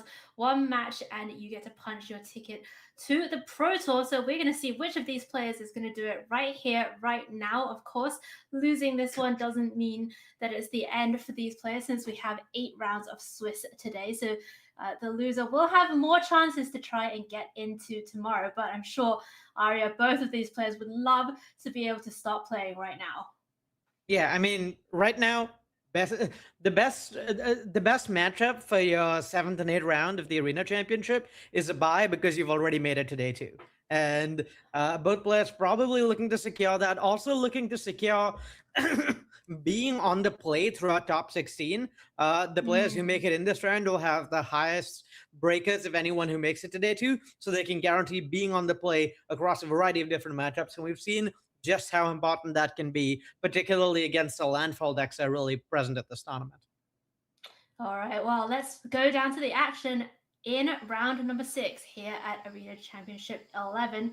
And we're going to have Matthew on the play, looking at a 7 of Leyline Weaver, Ouroboros, and Double Quantum Riddler. Little clunky, doesn't have the Badgermole kind of stuff to begin with, but not awful, Arya. Yeah, this hand is functional, but not exciting. No turn 1 ramp is the big issue, and I think I probably mulligan any 7 that doesn't have turn 1 ramp in this deck. With 4 Gene Pollinators and 4 Lano Elves, you're fairly likely to hit something. So I like Matthew's decision to ship it back and hope for something better. This is a really nice 6 here. Double Botanical Sanctum, Gene Pollinator, Mockingbird, as well as Keen-Eyed Curator. So a nice hand, nice flexible hand here for Matthew. And Sean has a nice one as well, Ashling and Flame Braider and Sunderflock, kind of in hand, ready to do some bouncing later on. Yeah, Sunderflock is far and away Sean's best card in this matchup. It's really a lot of what the matchup is about for this Elemental deck, is leveraging Sunderflock going way over the top of these elf decks and sort of punishing them for playing so much to the board. So yeah, ramp into Sunderflock, kind of the perfect hand for Sean here.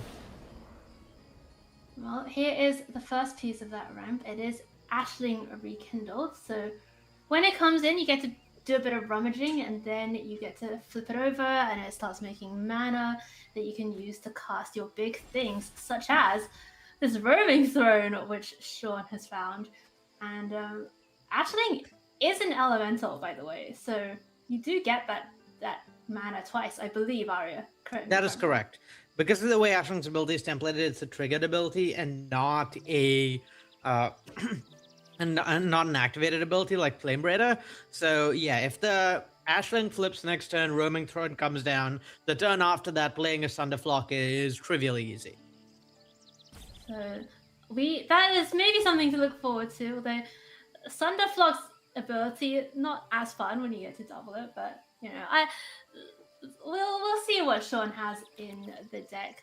But meanwhile, we are here with Matthew on turn number 3 with Mockingbird coming down, potentially copying the Leyline. Nope, it's just going to be put down a few more mana dogs.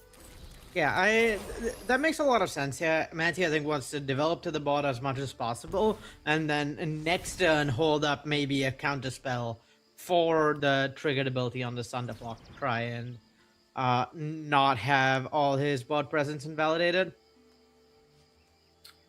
All right, so here is the flip from Ashling. We're going to see our land come into play, and it is going to be Roaming Throne. Sean did draw Wistfulness for the turn, but next turn, I mean, this is where it really shines, right? Roaming Throne, like when you start getting these Lorwyn, like elemental incarnations down, and you get to double those triggers, that's when you feel like you're popping off. Yeah, I mean, next turn is going to be absolutely insane for Sean, almost certainly, particularly because I'm not entirely sure. So this is why you need to be a level 3 judge to play this deck. I'm not entirely sure, but I think there's some chance that Sean can make 4 mana with Ashling, then pay to flip Ashling twice, flipping it back and making 4 more mana with Ashling. Wait, what? I'm not 100%. Does that work? I don't know. Surely like not. I said, I'm not a judge. Oh, wow. I don't think it. I think it can only flip once, because it's the ability of this side. So I don't know. I would love it if that was the case, but I have my doubts. Sorry, I'm gonna press X to doubt. All right, I may well be wrong. Yeah, I'm definitely not a judge. So no, you just make the game, but that's fine. This just goes to show how powerful judges are. Matthew, by the way, has put down the Keen-Eyed Curator, drew a card off the Warped Quantum Riddler. I was kind of staring a little bit at Mockingbird, thinking, could Matthew copy the Roaming Throne, name something else, and pop off? Maybe, but the problem is there's not that many powerful triggered abilities. Right. Well, you can name Badger one, yeah, probably not. Yeah, the thing here that really matters is weirdly the second copy of the Sunderflock trigger off of Roaming Throne. Normally, the Sunderflock trigger is not really something that it does anything when doubled because everything's already returned to hand anyway. But the redundant second copy of the Sunderflock trigger in this spot is going to mean it will take 2 counter spells to counter the Sunderflock CTB, which is a lot of resources for Matthew to be spending. And I think at this point he's kind of priced into it. Otherwise, he loses his whole board. Right. Because you can do it, right? Because you can use the web cost. Yep. For the second one and just return a thing. but using 2 cards on that and your opponent still gets to have the 5/5 on the battlefield does feel pretty rough. And Sean says, okay, you can throw 2 cards away and return a creature to hand for that. What can Matthew really find here? Like, what's the best find for Matthew? It's tough to say. Ouroboros probably is his best route at getting to generating board presence quickly, so probably his best individual draw. But if we're looking for draws over a sequence of turns, then something like Badger Mole Cub into Craterhoof is probably the quickest route to him actually winning the game. Gotcha. Well, Basic Forest isn't any of those things, but you do want to develop out your mana. And Matthew can get that down, maybe play both of these things. Yeah, Matthew could play Try and get empty-handed for the Riddler? Yeah, Matthew could play the Riddler here. So I think this Mockingbird probably copies the Pollinator. Then, yeah, that plays Riddler with 1 card in hand. You draw 2 cards towards something like Badger Mole Cub. And then maybe next turn you can create a hoof. Okay, alright.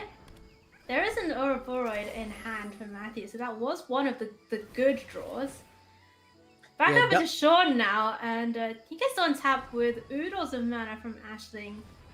Yeah, double Deceit, yeah. Double Deceit here is brutal, because this is going to take care of both the Quantum Riddler and the Ouroboros, bouncing the Ouroboros and some other creature, and then taking both the Ouroboros and the Riddler as the 2 threats in Matthew's hand. So this seems hard to come back from, and this is sort of why the Elementals deck is favored in this matchup. Is you do at the end of the day go pretty far over the top of this mono-green of this green-blue ramp deck, assuming they aren't able to close out the game really quickly. Thunderflock does a really good job stabilizing against their board presence, and yeah, once you've got your like trigger doubling engine set up, it's very easy to whittle down at their board presence over the course of a turn or 2.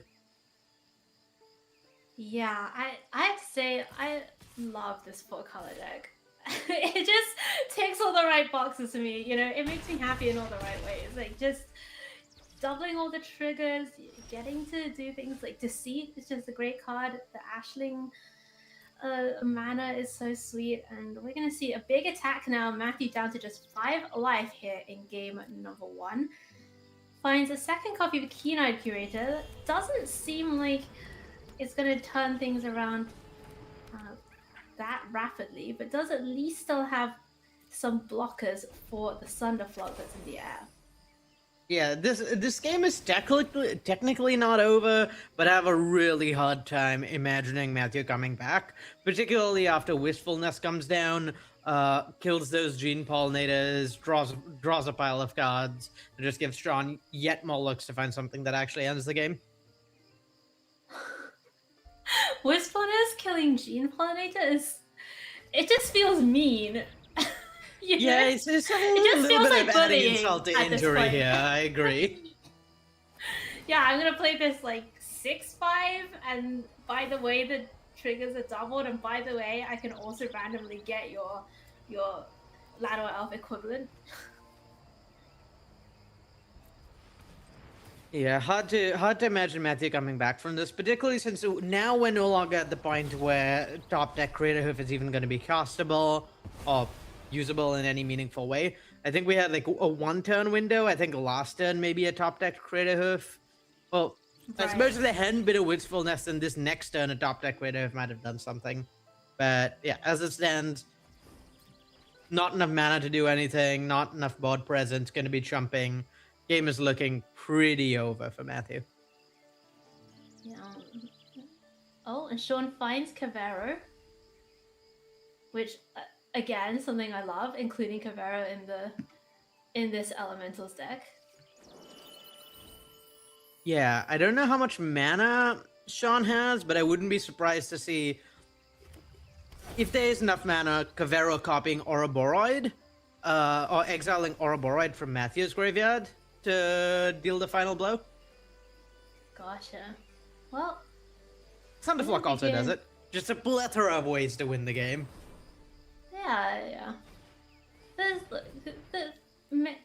I was gonna say many ways to skin a cat, but that's not cool. Don't do that. But do this, which is win your first game in your equivalent of PTQ final match. So Sean Doherty, after spending years and years watching players, and helping out with judge calls at Pro Tours, is on the doorstep now, just one game away from making that dream a reality of getting to play the Pro Tour himself. What a fantastic story. But Matthew Wright still hoping to stop him, at least at this stage. Simic Rhythm. What can Matthew do in the sideboard here as we see him bring in Oko, bring in a bunch of copies of Unable to Scream, and an extra copy of Wistfulness?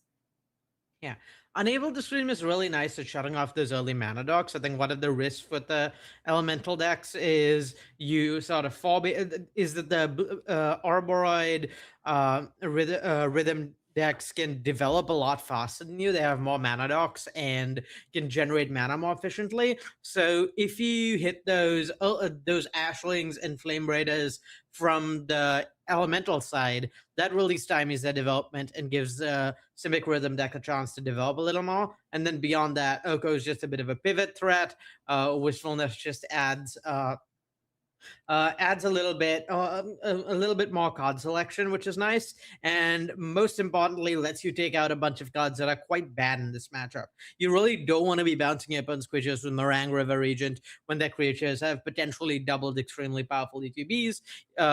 Sean isn't really using the graveyard, so Keen Knight Curator is not really doing anything and isn't really countering spells with Matthew or fighting on a card advantage axis. Just Serac not at his best here either. So Matthew, more so than even bringing in cards that are particularly good here, other than the Enable to Screams, which fit really well, is just getting rid of all the cards that are very bad here. All right, well, let's go down to game 2 and find out what happens here in round number 6. Aria, do you know what's on my wish list? I can't figure it out. Tell me, Hayu. What is it? Okay, my wish list is I want to see Matthew use Oko to turn all his creatures into elementals so that they can't be bounced by Thunderflog. That's my bucket list for the day. All right, both players looking like they're keeping these hands, and Matthew has the Bashmore Cub plus Leyline Weaver, so a lot of mana potentially available. And Sean Doherty, looking at his hand, also has a bunch of mana dogs, has the Seer to deal with one thing, and Thunderflock to deal with everything, but potentially a bit later on. Yeah, and this is potentially a really explosive turn for Matthew if this Leyline Weaver doesn't get interacted with and there's a land off the top. We could see Badgermole Cub into Ouroboros, maybe into a second Leyline Weaver, because the Ouroboros would untap the Weaver. Weaver's untap ability really, really powerful with Badgermole Cub specifically. It lets you, giving you like a 2+ mana rebate on your expensive spells is huge. No third land for Matthew. So, can still play out the Badgermole Cub. Get a bit more mana. Yeah, no third land is not ideal, but at least his interaction for the Ashling should Matthew want it. Yeah, I think plan A definitely would have been, right, to just do the line you said, but since, we talked about it earlier, the best players, the great players, they adapt, they improvise. So Matthew says, okay, I don't have the land, I'm going to just play out another Leyline Weaver. Don't expose the Badgermole, lock down your mana, and try again next turn. And next turn, there is the Oko, but there is no third land yet again. So, do you need it now if you have Badgermole? So, with the second mana dock, you don't need the third land. Also, notably, once you get the Badgermole Cup down, these Ouroboros are free. That's insane. They rebate you the full 4 mana. Right. And I think Thunderflock probably going to mean that this development doesn't stick for too long. Or, well, might mean that depending on what Sean draws, but yeah, there's not going to be a window, because getting 2 Ouroboros down means that there's just definitely lethal next turn. The fact that the Ouroboros are free is so stupid. It's so insane. Don't forget that while the Ouroboros are free, the Riddler actually costs negative mana. Like, that was a ritual there, to be clear. That is... Look at this. I mean, just look at Badger Walkup. Like, what is... This card is just so crazy. Are we gonna see it? Yes? Yes? Yeah, I mean, it sounds Yes? like we might have an elemental Ouroboride. Nice. I'm gonna need to make a new bucket list. This one was done too easily. Well, this was just one creature. You wanted all the creatures, right? I do. I got bad news for that. There is no chance Sean will live that long. Well, okay. All right. We'll see. Maybe we'll get to see it in a later time. But locking down one of the Ouroboros, at least protecting it from Sunset Block, is pretty important. And Sean finds a land for turn. Yeah, He Sean can't even being- Thunderblock here, right? No, he's 1 mana off of Sunderflock. He needed to hit like a Wistfulness for the Ashling, maybe? For the Unable to Scream? Something like that. But yeah, after the... even that wouldn't have given him Sunderflock in time. So yeah, it's looking pretty over. Yeah, alright. Okay, so Matthew Wright with Simic Rhythm, after going down a game, looks like he is locking this one up. And I'm gonna see Oko flip over. Maybe do its thing. Maybe make some elves. I don't know. We'll find out. Yeah, I wonder whether we're gonna see combat damage and Sean go to, my guess is negative like 60-ish? No, it's gotta be more than that. Yeah, I don't know. I can only count up to 20. 67. Not bad. Okay, alright, not bad. And we're gonna go to the sideboard. Once again, Arya, stop laughing at the 6-7. I can tell. Like, you can't fool me. Yeah, so this is kind of exactly like we drew it up, right? Like, this is how the games go well for Simic Rhythm in this matchup. You have better mana acceleration, you are more explosive, and there was that key Unable to Scream interacting with Ashling to sort of stymie the elemental deck's development a little bit. If we hadn't seen that Unable to Scream, it's quite plausible to me that Sean could have won that match with the Sunderflock being able to come down a turn earlier. It's pretty hard to for the Civic deck to really develop through that, because it sets you back to square one and frequently bounces lands as well if you have Badger Mole out. So makes a lot of sense to me for that to be the default plan for this deck and the way it wins both spot games. It's just a matter of whether Matthew draws the correct mix of interaction and explosive power in this game. All right, well, it's the decider here between these two players. One game to see who is going to lock up the top 16 slot for tomorrow, as well as the Pro Tour invite. And Matthew on the draw did go down to 5, kept Unable to Scream plus Nature's Rhythm. Sean with a pretty sweet hand. Ashling Rekindled plus 2 Flame Braiders plus Roaming Throne. Doesn't have any of the bigger elementals just yet, but we may see that to come as we see Ashling get locked down by Unable to Scream yet again in a repeat of what happened at last game. It's a slightly awkward spot for Sean because his hand isn't really doing very much right now. This Roaming Throne isn't doing anything on its own. It can't even be cast off Flame Braider because it's not elemental in hand, I don't believe. And yeah, Bounce Off, not exactly the best interaction when you're trying to run your opponent out of cards once of mulligan. So Sean's in a decent spot, but really needs to draw something that does something. Right. I mean, there is at least the Roaming Throne, right? So, you know, Sean might not have anything now, but when he does draw something, that's going to give a boost to the effects of whatever he draws, hopefully, for him. Yeah, Roaming Throne means that there's a good deal of outs for Sean to draw here that do take over the game or do snowball pretty well. But if he doesn't draw one of those, Nature's Rhythm in Matthew's hand is going to sort of set up his whole game. He just needs a little time for it. Oh, how about Deceit off the top? Can Sean play that? He can, right? I believe so. I believe he can play the Roaming Throne off his lands and then play Deceit off of the Flame Braider. And yeah, that's brutal here, I think. You could also just play I think Deceit you could just straight up go- to 6 mana if you wanted to. Right. It's interesting because we know, of course, that Matthew only has land, Nature's Rhythm. Sean doesn't know that, right? And there could be multiple threats in hand, or Ouroboros, or other more expensive spells. So I kind of like this for Sean, trying to like set up the longer game a little bit, holding the Deceit, saying, Yeah. okay, like I do your really worst. like that play.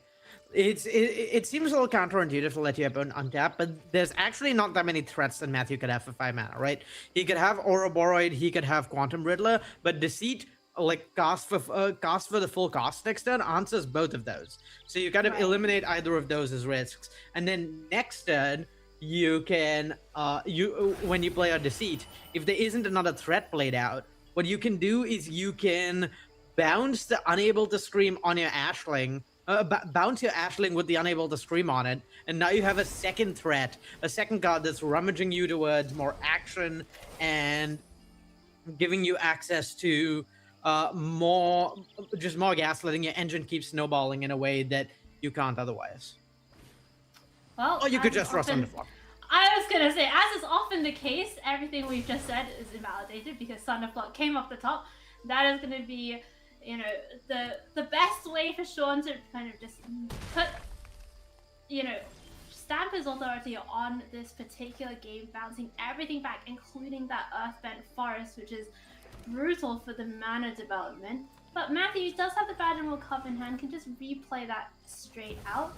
That means there's 3 mana available. Both of these dorks can come back down.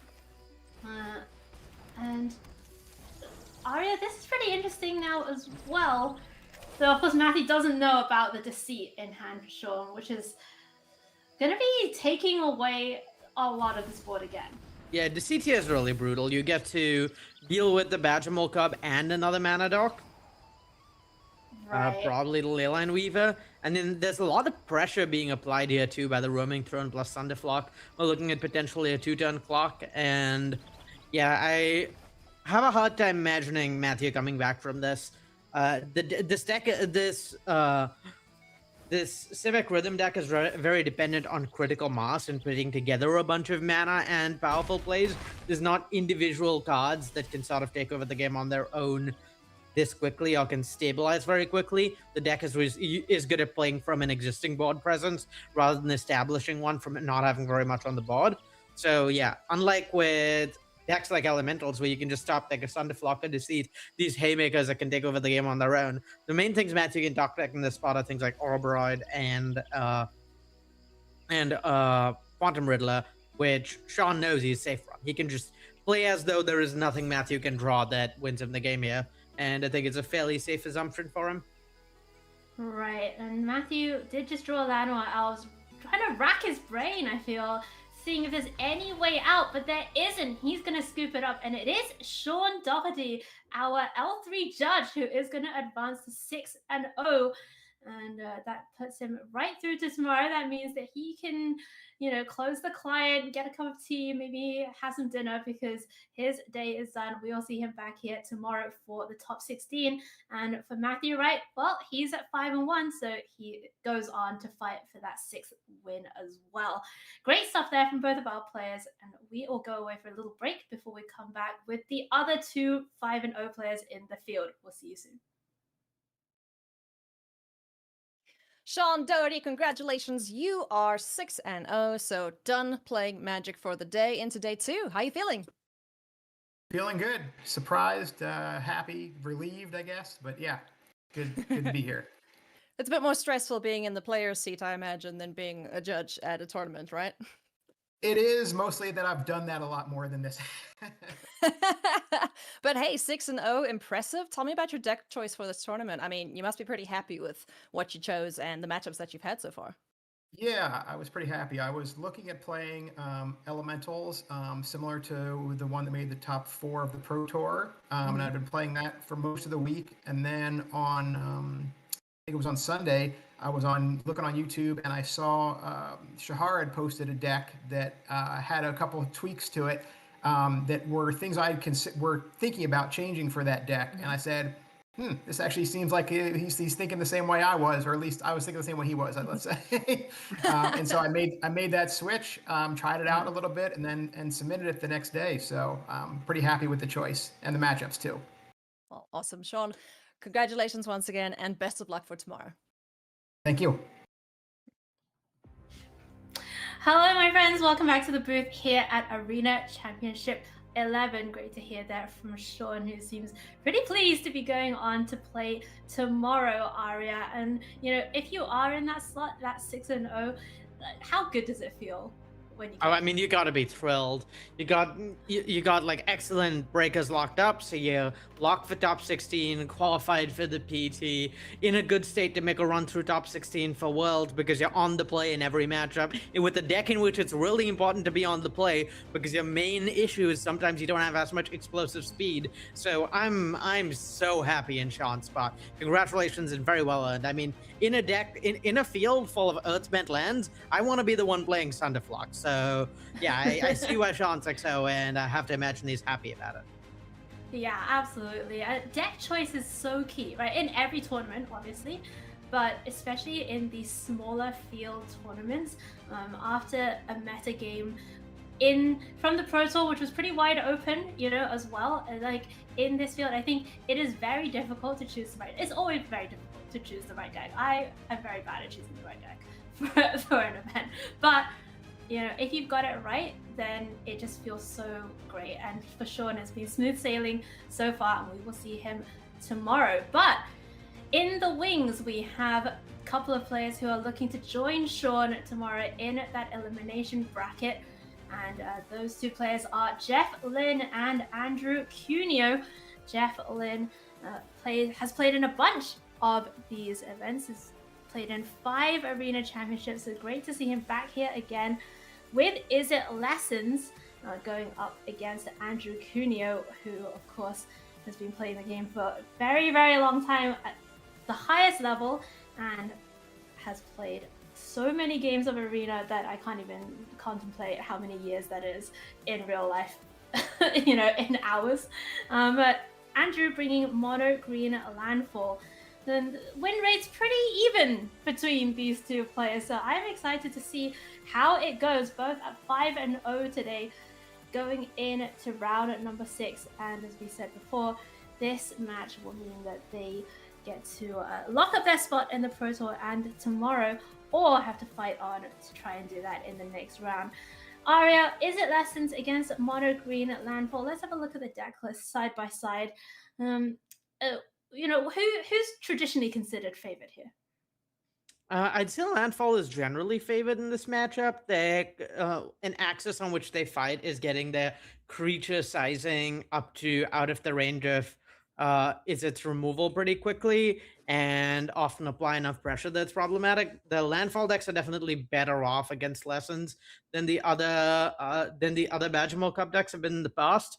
With these specific lists, it's a little more complicated. I think lack of Stomp Chaser's talent in Jeff's deck is definitely a benefit in this matchup in favor of more interaction.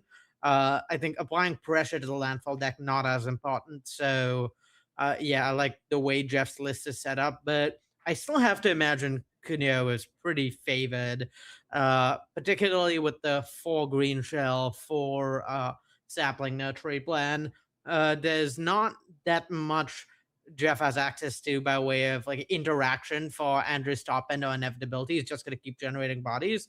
So yeah, I like where Andrew's at, but there's definitely going to be a lot of play to it. And yeah, those extra quenches going to come in extra handy, countering those nurseries and feckin' green shells in Andrew Cuneo's deck. All right, well, let's go down to the action and find out who is going to take away the win here. We're actually starting on turn number 2. So we see Cuneo has kept a hand of Chocobo, which is immediately being dismissed to the graveyard by 5 bending lesson, but has the Badgermore Cub to follow up, and a nice hand. Ice Till Explorer, double sapling nursery. Could do with a couple more lands. It does have that promising vein already kind of souped up to be an Earthbent land, which means that you can make a bunch of mana with the Badgermore Cub, or really combine with these landfall cards to get extra triggers.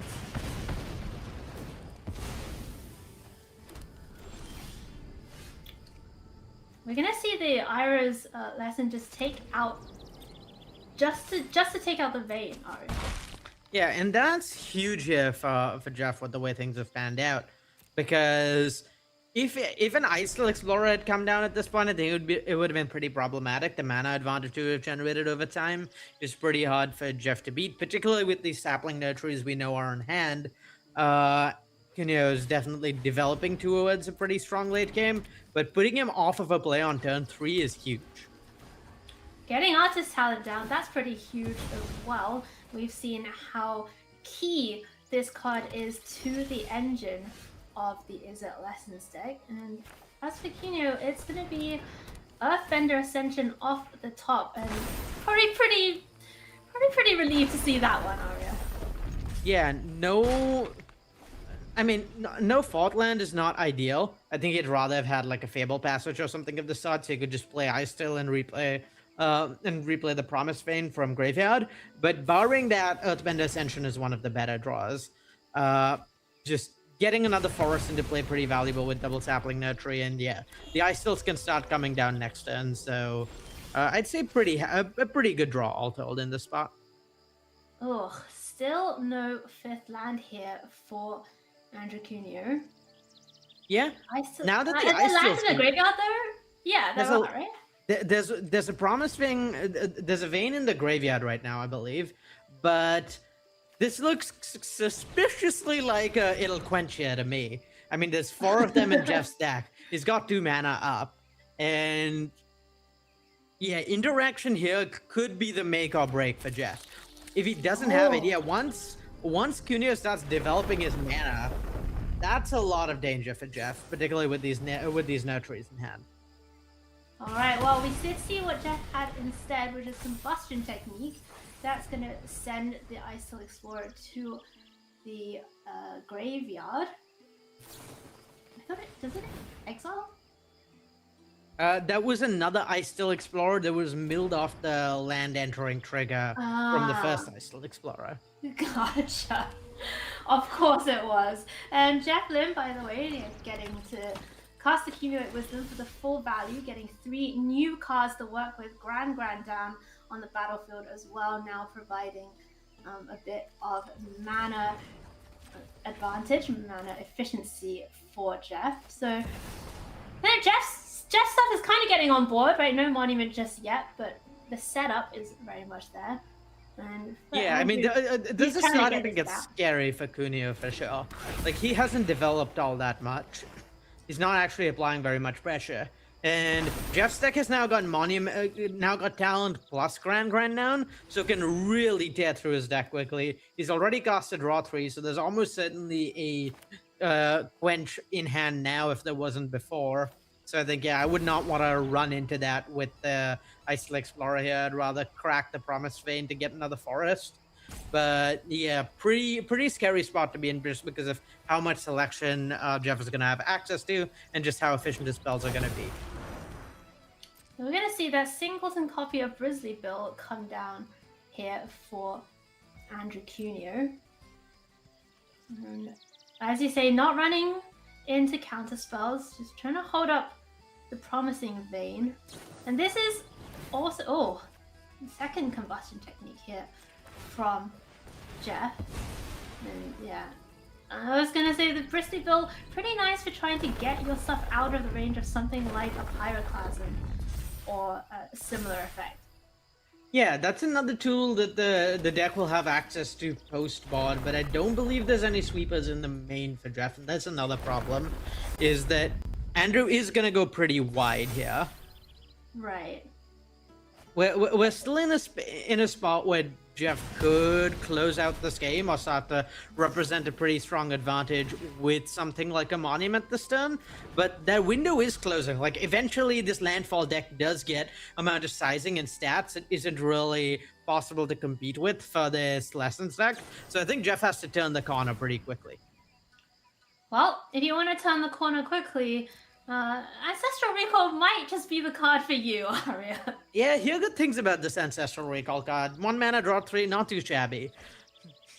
No, not too shabby indeed. And we're going to see Jeff refill the hand here. Is there a Monument coming Yeah, it's pretty much a now or never moment, because at this point, with through 3 combustion techniques, there's not really ways to deal with big creatures from Andrew's side, and so you need to find something quickly that is going to let you close out the game. Otherwise, Andrew is just one of these sapling notaries, or honestly, even just his Earthbender Ascension paired with making land drops is going to lead to too much pressure for Andrew for Jeff to reasonably answer, given how much the removal in his deck is dependent on specific sizing.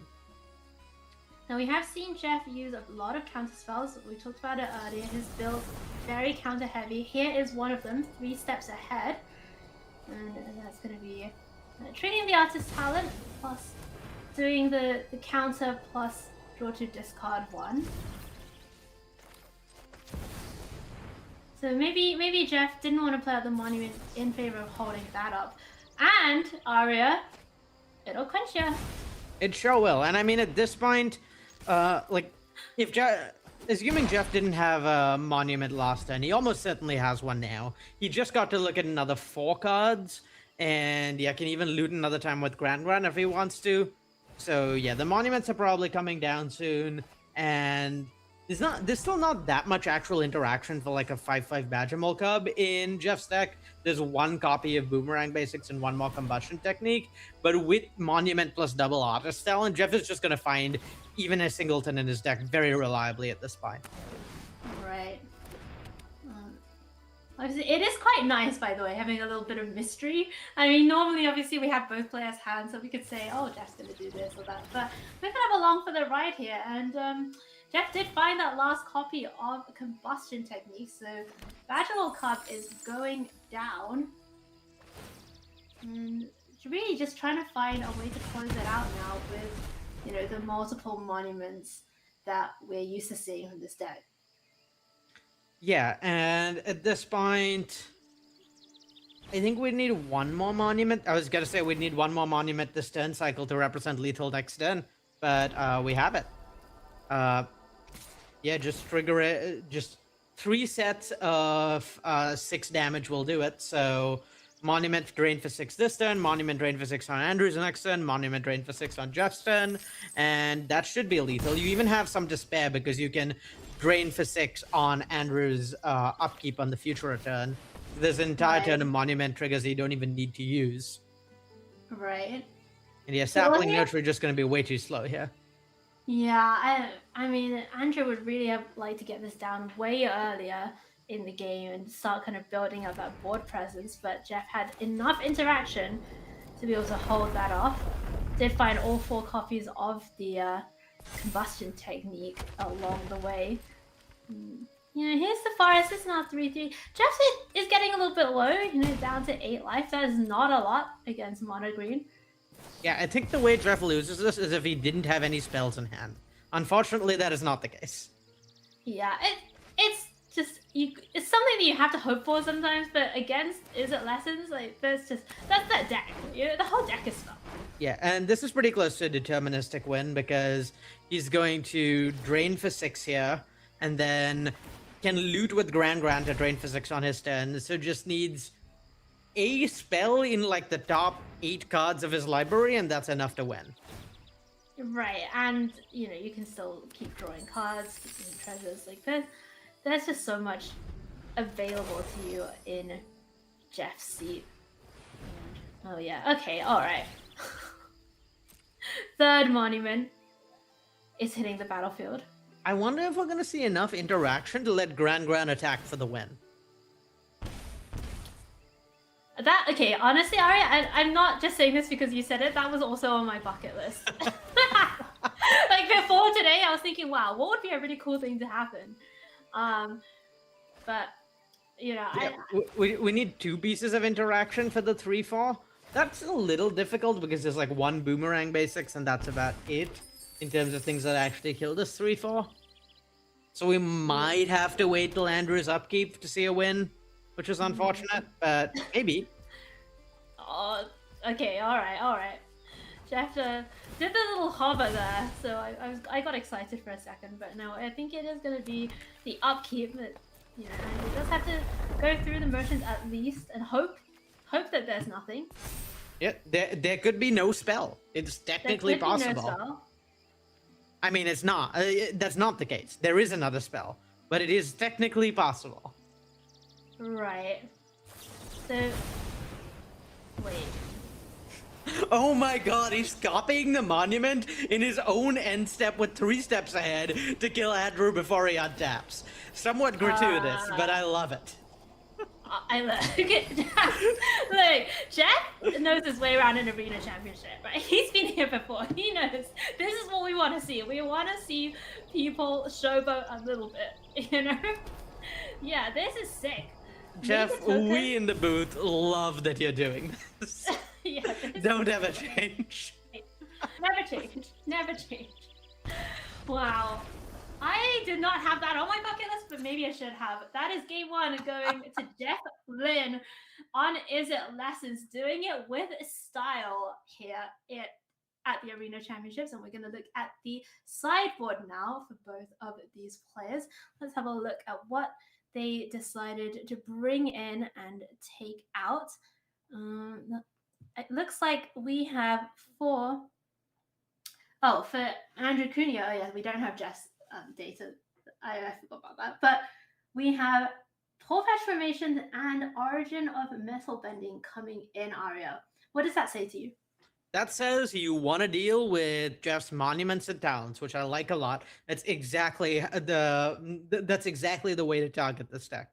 So we talked about how eventually Andrew will just get enough sizing that the Izzet deck can't answer it. Like even in that game, he was finally starting to get sufficiently on board that Jeff was running out of answers. It's just that the best answer to the opponent building a board presence is to kill your opponent. And so if you reliably answer the monuments and talents, it's really hard for the lessons deck to actually beat you in a long game. You do just put a lot more presence on board and do present a sufficiently large amount of statting that's pretty hard for them to beat. So yeah, artifact enchantment removal as much as you can get. I really like the sideboard plan from Andrew. Yeah, and you know, we can't see Jeff's sideboard, but we do know in the past he has brought in stuff like the Essence Scatters, the Rowls maybe. So we'll see what Jeff, has brought in as we go through this game. But for now, it's going to be turn 1 on the play for Andrew, and he's kept Chocobo, Badgermore Cub, Origin of Metal Bending, and the Green Shell. So no mana dorks, but does have the Cub at least to get some ramp going.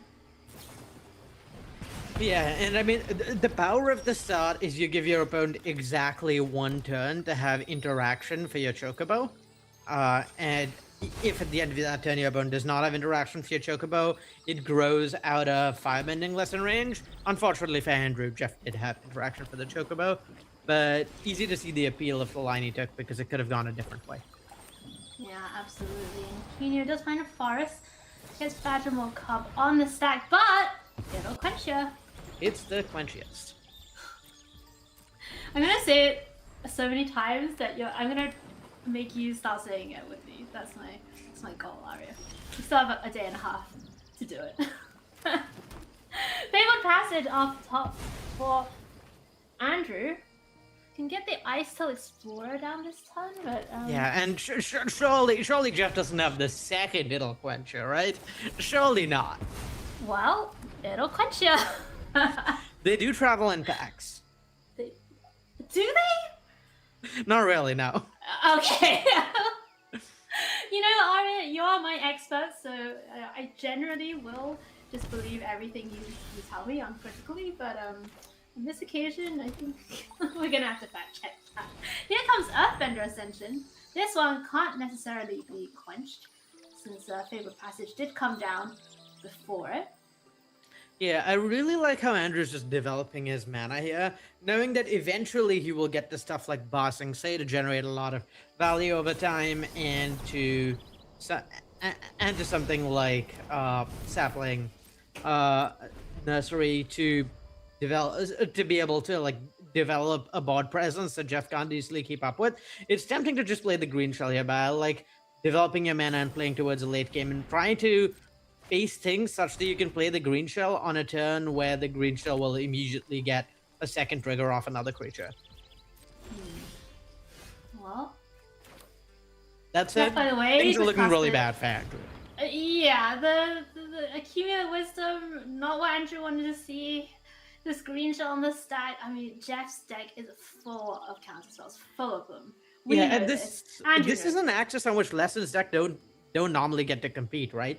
Normally you have like a couple counter spells, but you have to answer most of the large creatures on board, and that's really difficult to do. But it's Jeff's specific choice to bring a Lessons deck structured with this many counter spells that have left him with a lot more moves in this matchup that you normally have.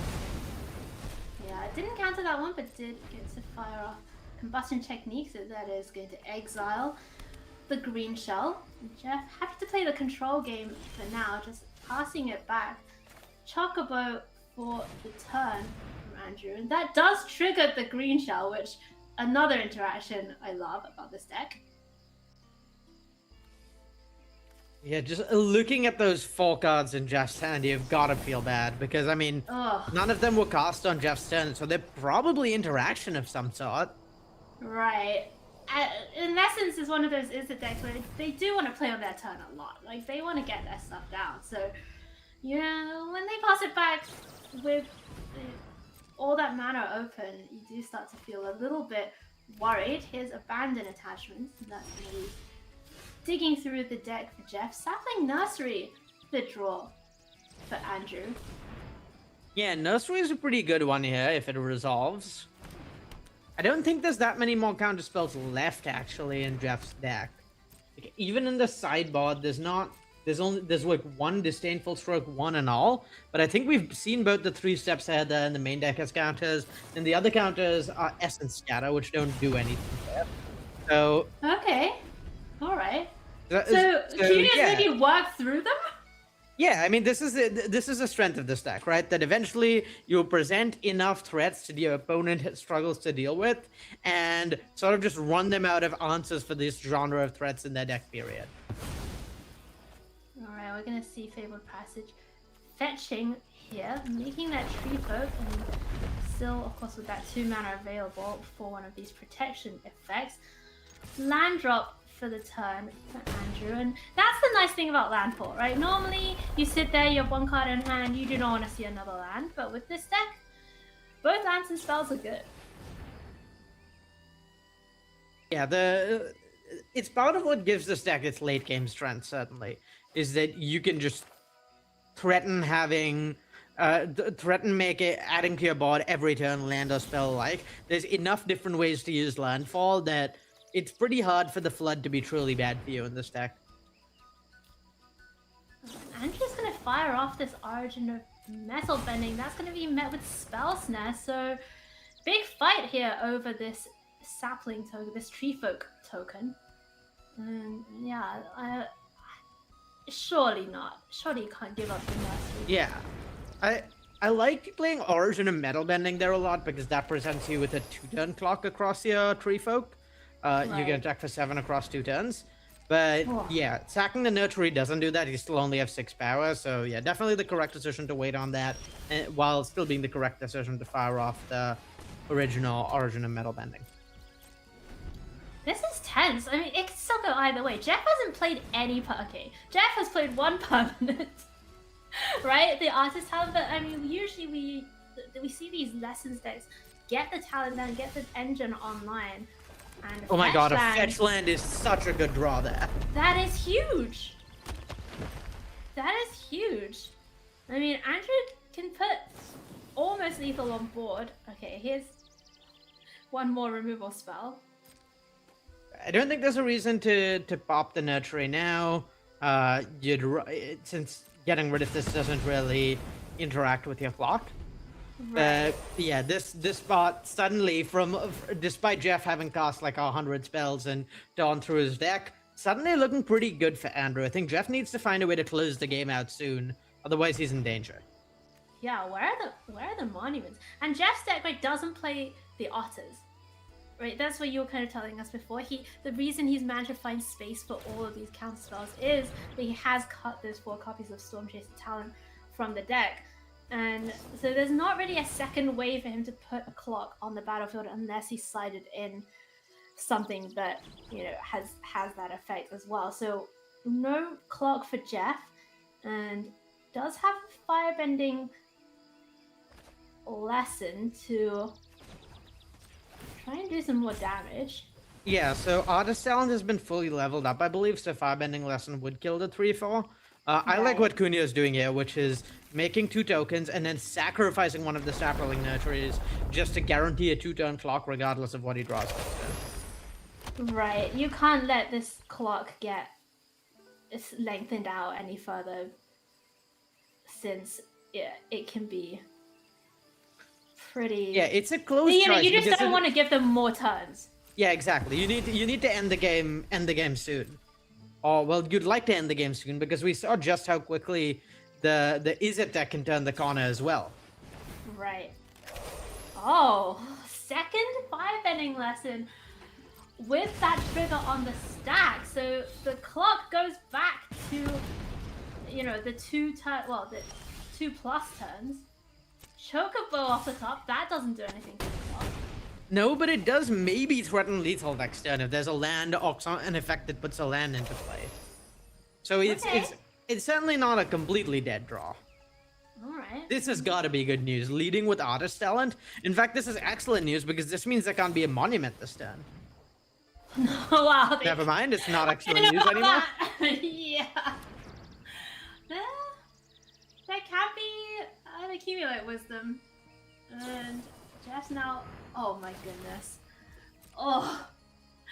And Andrew's got to be thinking, like, come on. So close to closing it out. It was so close to wrapped up for Andrew. And now we're back to it being a very real game. Yeah. Right. I mean, Jeff has only 3 mana available. So does a land drop this turn, I believe. So, but assuming 4 mana available, that's a lot. I think that's all 4 of his Firebending Lessons, so there's not 1 mana interaction for Andrew's board anymore. Wait, but isn't there the Iris demonstration? There is Iris demonstration, which is 1 mana thanks to the reduction. In fact, it's extremely 1 mana now that Grand's also in play. Extremely 1 mana. Just the worst mana there ever has been. Oh, that can't be good news. Abandoned attachments getting discarded? Okay. Okay, yeah, there we go. Iris demonstration. So that could take care of... Yeah, and things are really slipping out of control for Andrew here. This is going to be another draw, another treasure. We'll probably see Andrew lose 3 life, and I believe we are once again in the spot where Andrew has 1 turn, and after that he's dead. Well, okay. Well, let's see what Andrew can find, though. So Jeff doesn't have any mana right now, can make a treasure, I believe. Yeah, I believe we'll end up making a treasure off of one of the monuments, and then can cast another spell, and that'll end up making another treasure.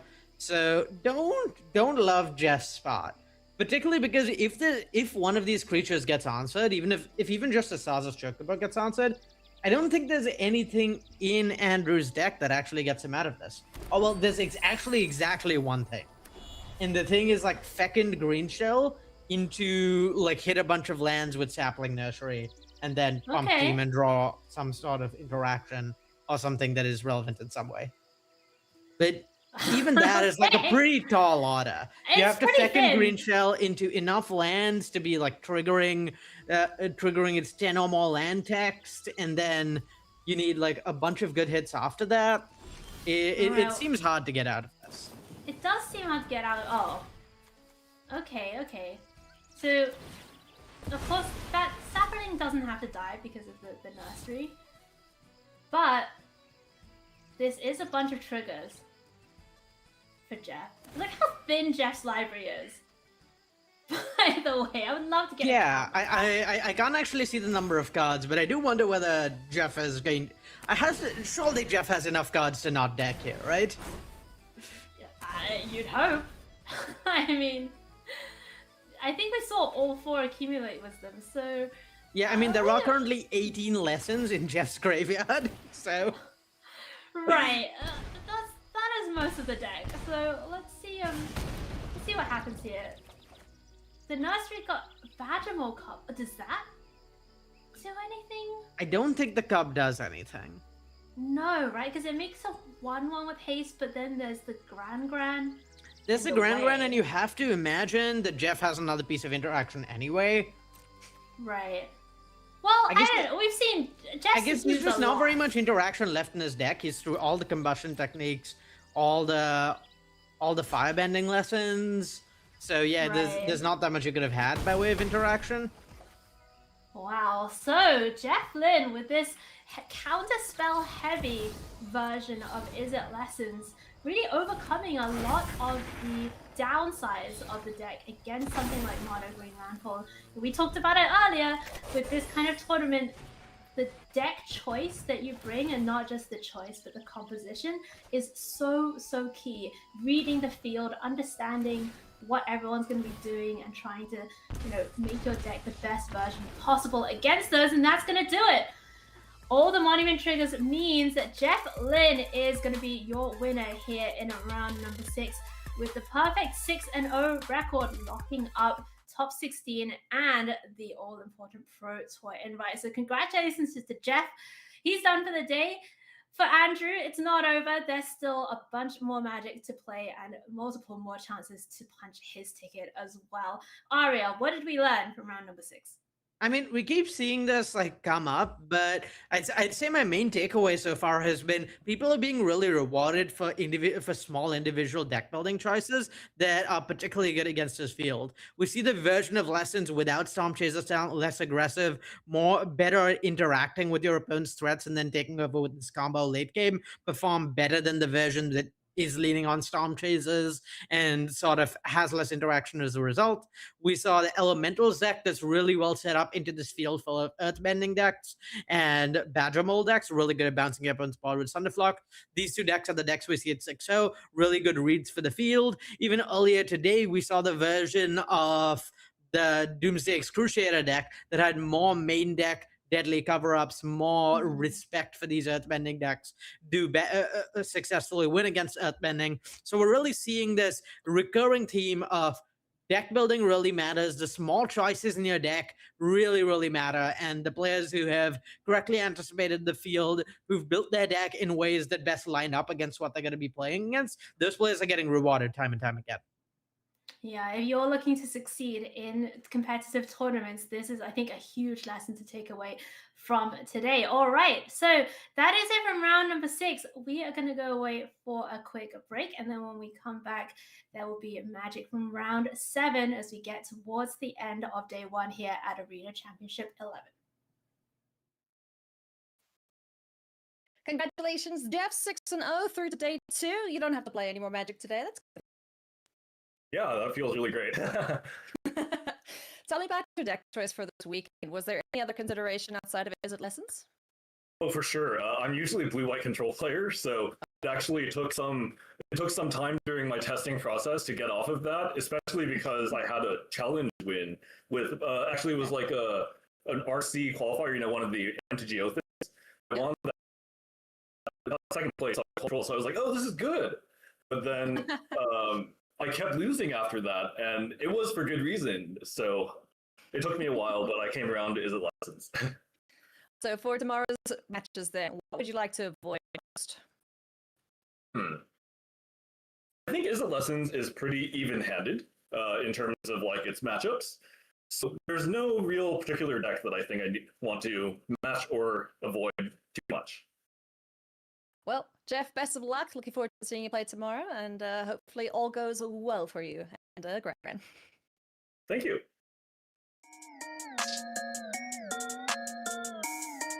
Basically, the deck tries to get 3 lessons into the graveyard as fast as possible, and then utilize the mana from Gran and the cards from Accumulate Wisdom. That's like the core, and then assemble Monument to Endurance and Artist's Talent together. Usually sets this stream of deterministic combo, basically where you just draw a lot of cards and deal damage to your opponent, and then it's just get buried. Only creature in the main deck is Gran, and the attack ability when you get to loot is very powerful, but the crazy part is when you activate the 3 lessons in the graveyard, everything is 1 cheaper, and like said, Grand Grand is the only creature, so every other card is now 1 cheaper, and basically it just generates anything between 3 and 7 mana every turn. My deck is a bit more controlling, so stuff like Firebending Lesson, Combustion Technique, Seer, Spell Snare, just cheap interaction that prevents the opponent from overwhelming me before the engine is online, and that's like the key non-engine cards of the deck. I think Steam Vents is probably the biggest thing, that the mana is just a lot better now, and Spell Snare for this build, Spell Snare is quite critical, like being able to counter a 2-drop on turn 1 to kind of stop the early onslaught is very important. It's not as flashy as cards like Wistfulness or other powerful cards for other decks. Steam Vents and Spell Snare, in my opinion, have been quite big upgrades. I feel like it's the most powerful deck. It might have a target on its back, but I decided I should probably play Ragavan and Ancestral Recall in Standard. So Grand is the Ragavan, and Cumulative Wisdom is the Recall. So yeah, the cards are just like very powerful when they come together.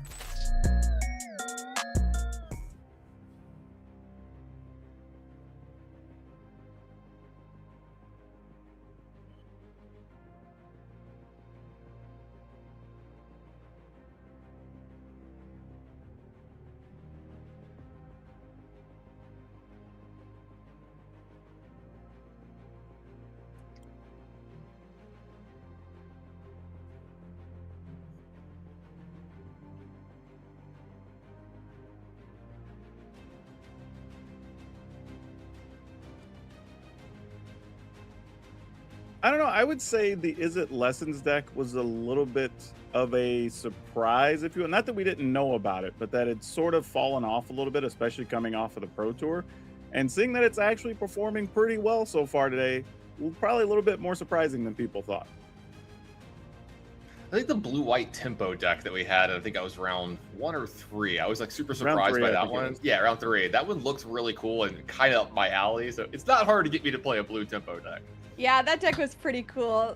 So we'll keep our eyes on to see what kind of decks we can send to day 2 of competition here over these next couple of rounds. But before we do that, I'm going to talk about a cool event that's happening on Arena this weekend that you can play in, an Arena Limited Championship qualifier. If you love Limited, hey, if you win 2 drafts this weekend, you can win up to $2,000 in prizes and punch your ticket for a qualification into the Arena Limited Championship coming up later this year.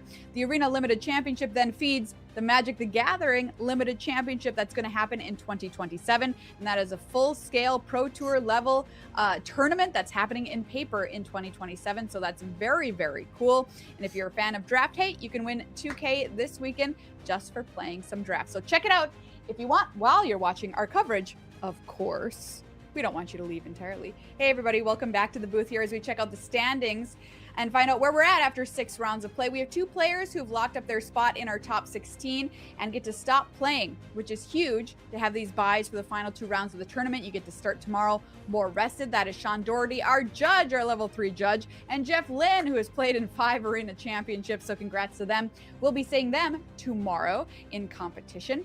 Then we have 11 players sitting on 5 and 1, 2 rounds left to play, so certainly a lot of chances for these players to lock up their spot in our top 16 as well. Big name in Andrew Cuneo there, sitting at 5 and 1, as well as Arne Huschenbett right behind him, currently sitting at 5 and 1 too. Arne as your Kaldheim Championship winner, so knows how to take down one of these online tournaments. And then, of course, if the players have 4 wins in their wins column, they are still live for making our top 16 and day 2 of competition. So let's take a look further down the leaderboard. Tannen, what else do you see? See a lot of players that are in dire straits. They got to win the last 2 rounds here to make it into that day 2, like you said, to make it into that top 16. So everyone's back against the wall. You know, I see a couple players, Ethan Sachs, Mike Sigrist, Christopher Larson, great pedigrees, great resumes. Let's see if they can do it 2 more times. That's right, win 2, and they will be battling on day number 2. Let's peek further down the standings because the 4 wins columns keep going, and then we get into our eliminated players, Daquan. Yeah, these are the folks that you're just saying, like, you gotta just buckle down and get 2 more wins, right? That's the whole plan from here. But if I gotta put my, I don't know, money on somebody here, it's gonna be Brad Watson because he's got an awesome last name. So, you know, I'm gonna pull for him. No bias, of course. Yeah, if you've got 4 wins, you still got a chance here at Arena Championship 11. Welcome back to the news desk here. We're setting up round number 7. Let's find out who will watch this round do battle in the feature match area standard all the way down today and tomorrow. Check it out. We have Daniel Perlmutter who'll be up against Andrew Cuneo. Andrew lost out his win in last round. Can he get it this round? We'll find out. Is it Lessons versus Mono Green Landfall? Let's take a closer look at Daniel up first here. He has no high-level finishes to his Magic career yet. Of course, he could notch one up there this weekend. He says his main highlights of his career in Magic is making day 2 of some qualifier weekends and winning boxes in those Arena Direct events. So this is a huge deal for Daniel here this weekend. He said he wasn't even trying to qualify for the tournament. It was a Friday and he just wanted to play some sealed, and now he's here. So this could be you playing Is It Lessons here this weekend. Let's take a closer peek at this deck. Tannen, of course, a breakout deck of the World Championship. Didn't do so hot at the last PT, but we see it back here this weekend putting up numbers. Yeah, Maria, it's hard not to root for Daniel after hearing that story, right? But yeah, this is the Lessons deck that we had breakout at Worlds. Not much else to talk about, right, when it comes to it. This is just the way it's looked. The sideboard's a little bit different, but the main deck has pretty much stayed the same with a lot of the core cards. I want to point out the red cards you see right there in the middle. Combustion Technique, Firebending Lesson, and then some of the cards around it, like Boomerang Basics. Those are going to be the big important ones in this matchup here, so look for those. All right, let's take a look at Daniel's opponent here in round number 7. It is, in fact, Andrew Cuneo. Both players currently sitting at 5-1, so this is a win and in for them in our top 16 in day 2 of competition. Running Mono Green Landfall, great win rate on Arena, 63%. And that's over an insane number of games as well. So Andrew Cuneo has done a lot of winning on Arena, has been playing Magic for a very long time as well. Started playing in 1994. He has 3 Pro Tour top 8s, 3 Grand Prix wins, and he wants to qualify for Worlds this weekend. The way to do that is by either winning the whole thing or being a finalist. So we'll see if he can do that. Let's take a peek at his Mono Green Landfall list. And this is the most popular deck of the weekend in this tournament, Daquan. Yeah, and I think people were anticipating that, especially when you see how the deck was built for his opponent with Is It Lessons. They're just bringing in all the anti-creature stuff. So I think this is going to be a tough game 1, I think, for Andrew, but you can bring in a few things from the sideboard to protect your creatures, and that's probably what the game's going to be a lot about. Of, can I keep even just 1 or 2 things on the board long enough for this landfall triggers to really get things done? 2 rounds left to play. Let's find out who'll be back for day 2 tomorrow, and here, round number 7. Take it away, Tannen. Yep, as she said, round number 7. The important part, both of these players coming into this round, Daquan, are 5-1. So whoever wins this one, they're done. They're done with today. They get to go to sleep, take a nap, maybe get some dinner. They get to rest up and play tomorrow. Whoever loses, though, Daquan, their back is against the wall, and they have to win the next round to make it to tomorrow. Yeah, one person gets to get rested for tomorrow. The other person has to have a lot of stress for the next hour and a half. Yeah, that's a great way of putting it. Yeah, absolutely. All right, so we've talked a little bit about this matchup. Do you think it's going to come down to the early creatures getting contained by Daniel? Yeah, I think that's always the game plan here. Just stop the early Llanowar, stop the early Badger Mole Cub, right? Just make sure the game doesn't get away from you. I think if they do that, then the Is It Lessons can slowly just coast to victory from there. Conversely, I think it's about, hey, how do I get extra counters on stuff and try to outpace some of this burn damage that they're going to have before they get a lot of lessons into the graveyard. And that's why I think the sideboarded games, especially with stuff like Origins of Metal Bending and whatnot, that can save a creature or two, could be very important. Absolutely. Sounds good to me. Let's head on down to the feature match area. Let's watch this match and let's send somebody in to day 2. Take a look at these opening hands here. Andrew Cuneo, no colored mana, but that is 2 escape tunnels in his hand, along with the Llanowar Elf and Badger Mole Cub, and some nice stuff to ramp into. And then taking a look over at the Is It Lessons hand, that's 2 combustion techniques. Might be hard to pitch a hand that has 2 removal spells in it, Daquan. Yeah, this is interesting from both sides, right? Because Andrew's hand is, well, I can't really play a turn 1 Llanowar Elf, but I can play it turn 2 and kind of build from there. Whereas Daniel's hand was like, okay, I can deal with 2 creatures, but I can't get rid of 1 on turn 1. Yeah, right. Do you think the fact that Andrew was on the play here kind of affected both of the mulligan decisions? I honestly think it did in both cases. Because if you're Daniel and you were on the play with the 2 combustion techniques, I think you'd be okay with that. But on the draw, you're like, man, if that had been a Llanowar Elf and then a Badger Mole Cub here, you're so far behind only being able to get rid of 1 of them. Yeah, I think it would actually just be almost early game. Now, both players with their good one drop shot, both on turn one. Grand Guardian is going to attack here, get an activation, start churning through those cards for Daniel. Daniel, we got to watch play earlier as well. Plays really well with this deck, so I'm expecting a really high-level match between these two. Yeah, we might have been the curse. I believe we were Daniel's only loss that we got to watch. Yep. But he played extremely well and found some really tight corners in that game. So I would expect nothing less here. Let's see what he wants to do on turn two here. Does he want to develop his talent? Does he want to maybe leave up accumulate wisdom? Looks like he's going to go for the talent, start setting up that robust late game this deck can do. Yeah, and there's something here when you can look at your opponent and say, all right, you played a turn 2 Llanowar Elf. So you either didn't have Forest or you just threw the Llanowar Elf, right? So you're not necessarily worried about things getting too far away from you here. However, as it turns out, Andrew did just draw another land, so now you get room to do all kinds of stuff. Yeah, absolutely. Now the Badgermaul Club is going to go ahead and make this land into a creature. So now it goes up from 4 mana this turn to a lot of mana this turn, and it's going to allow him to play the Ice Tilt, which allows him to play another land. This is pretty explosive, Daquan. Yeah, and this is why you want those early removal spells, right? Because you can't afford for boards to build up like this. All it takes is one turn of not dealing with the Elf or the Badgermaul Cub, and you got to see kind of what happened here. Yeah, I always forget. I'm like, oh, the land taps for 2. No, the Llanowar Elf also taps for 2 here. So he went from 2 to 4 very quickly on that turn. I always kind of forget how powerful that is. All right, Daniel, understanding that he's pretty far behind, is going to start this turn off with an Accumulate Wisdom. Got to start digging. Yeah, we're not going to get our Ancestral Recall here. We're just going to get 1 card, but we do get our choice for the 1 card.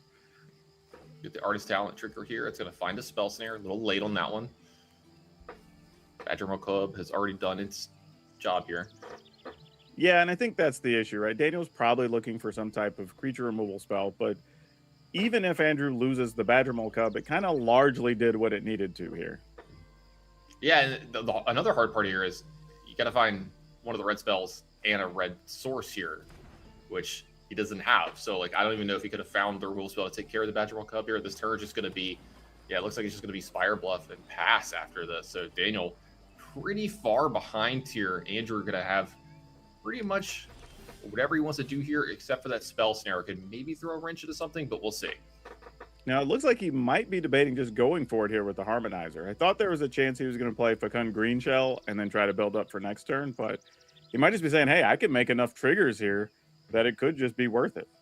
Yeah, what are you playing around if there's a single blue and a single red, right? You know, you have like Spell Pierces, Spell Snare, right? There's a few of the removal spells, like you have like the Shock or whatever, but if you target the right creatures here, is there a way to kind of make it to where it's kind of easy to play around this?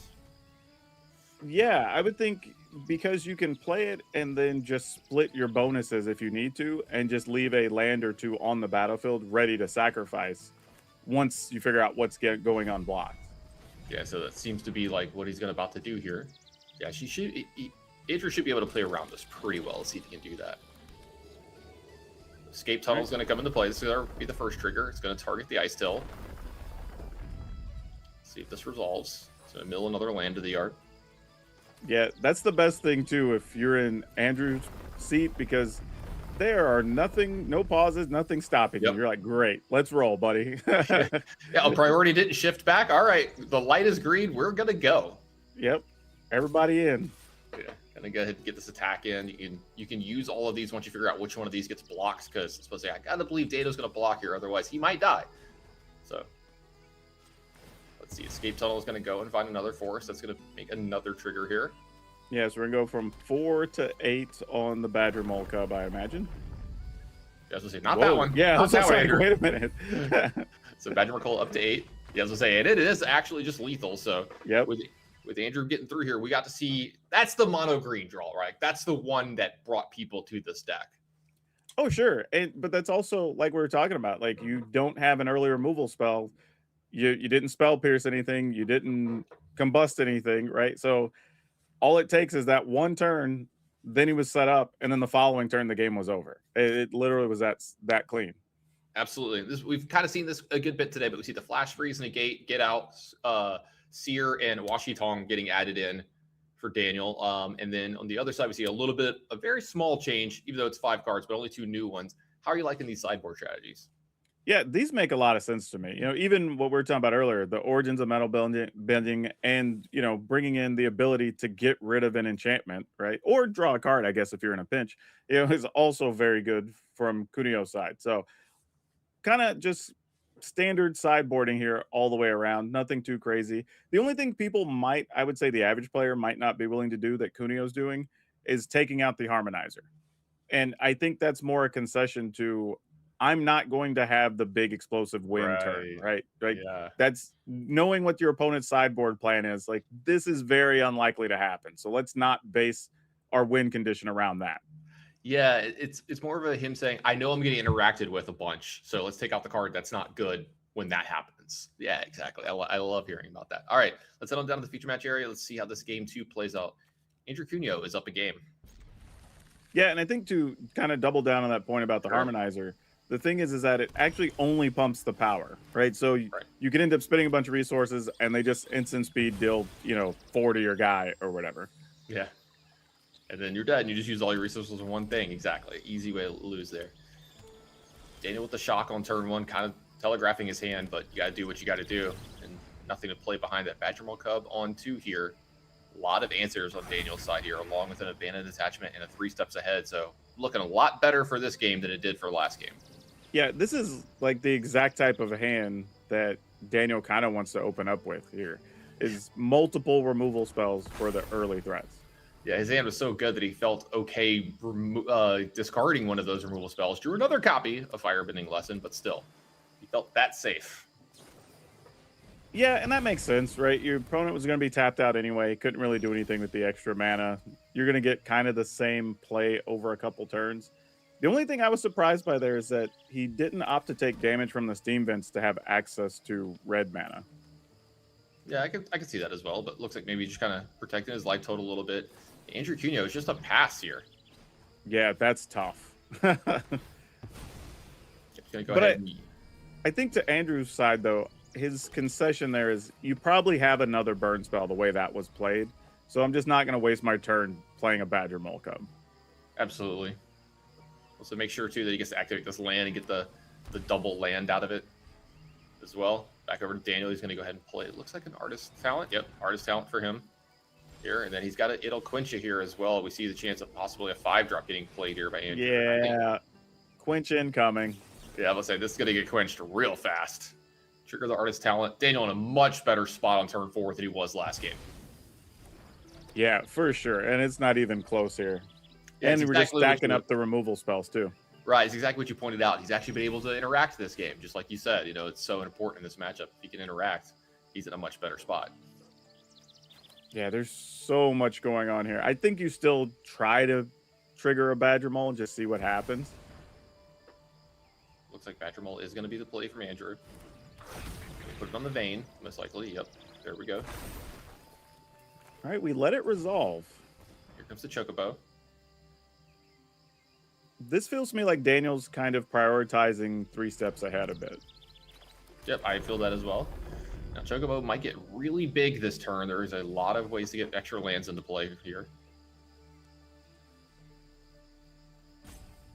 So the first trigger is on the stack. We have an escape tunnel. We have a vein in play, so you can play around a shock. Yeah, this is where a lot of small decisions are about to be made. Yeah, this is where it shows you the people who really know what they're doing with the mono green deck and the Izzet decks is the timing on all the stuff with the triggers. Oh, for sure. And also playing it in the right order so you can respond with the triggers. Here comes a Seer that Daniel says, I'm not messing around with any of this. Let's just do 4 damage to it right away. Yeah, like, do you want to try to fight over this or not? Do you have anything? Artist Talent's going to get triggered here. Boomerang Basics look like it. What? Maybe not. Another Firebending Lesson going to be put to the graveyard. A Grand, though, gets picked up. Let's see if Seer's going to resolve here. It does.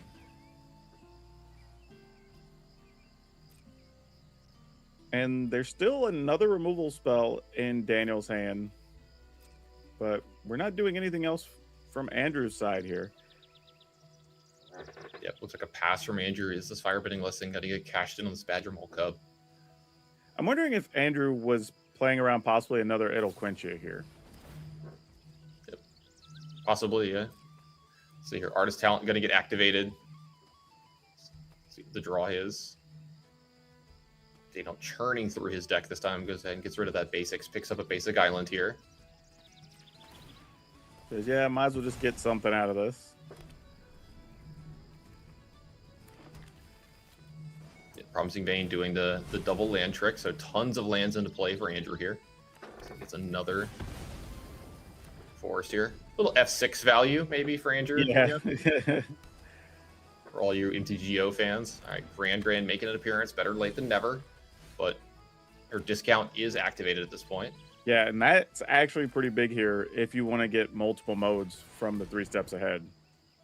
Which I think Daniel might be cashing it in just right now. This Ice Tail Explorer is on the stack. Daniel's choosing his modes for his counter spell. Got to believe he's going to be drawing some cards and pitching some cards here as well. Yeah, he might be looking at with the discount if he wanted to, or if he just wanted to get another lesson in the yard and draw and discard. Looks like he went ahead and did that anyway. Abandoned attachment that gets pitched to the artist talent trigger, and then 3 lands off the top. So another land joining in here, but does have that Wang Shi Tong. Does have that Grand. So lots of stuff still going on. You know, the good and the bad part, whenever you draw 3 lands like that, part of me is like, 3 lands. But the other part is, I'm not wasting a turn, the next 3 turns drawing just land. Yeah, you got to find the silver lining, right? Like, at least I cleared these off the top of my deck, yeah. I'd rather get it all at once than the slow burn of getting all of it. Speaking of it, I'll quench you. There's another one off the top. Another quench, which is good because there wasn't a lot going on other than maybe, Wang Shi Tong and then draw 2 cards. That's a lot of turtles. Sure is. And we'll have more in 2 weeks. We'll have a lot more in 2 weeks. Become the green shell on the stack here. 3 mana, 4 mana up though, so no quench available here. Yeah, quench no good. Gonna land off the top here. Nice little value for green shell. It is a 6/8 here. The land is now a 4/4 as well. I mean, 4/4 is a real body. Yeah, I actually kind of forgot about that for a minute, that it pumps the lands. I just, I haven't seen this card in so long until they started playing it again in this deck. Yeah, not just that. You're also able to build up a little bit of force here because you do have Ba Sing Se still on the battlefield.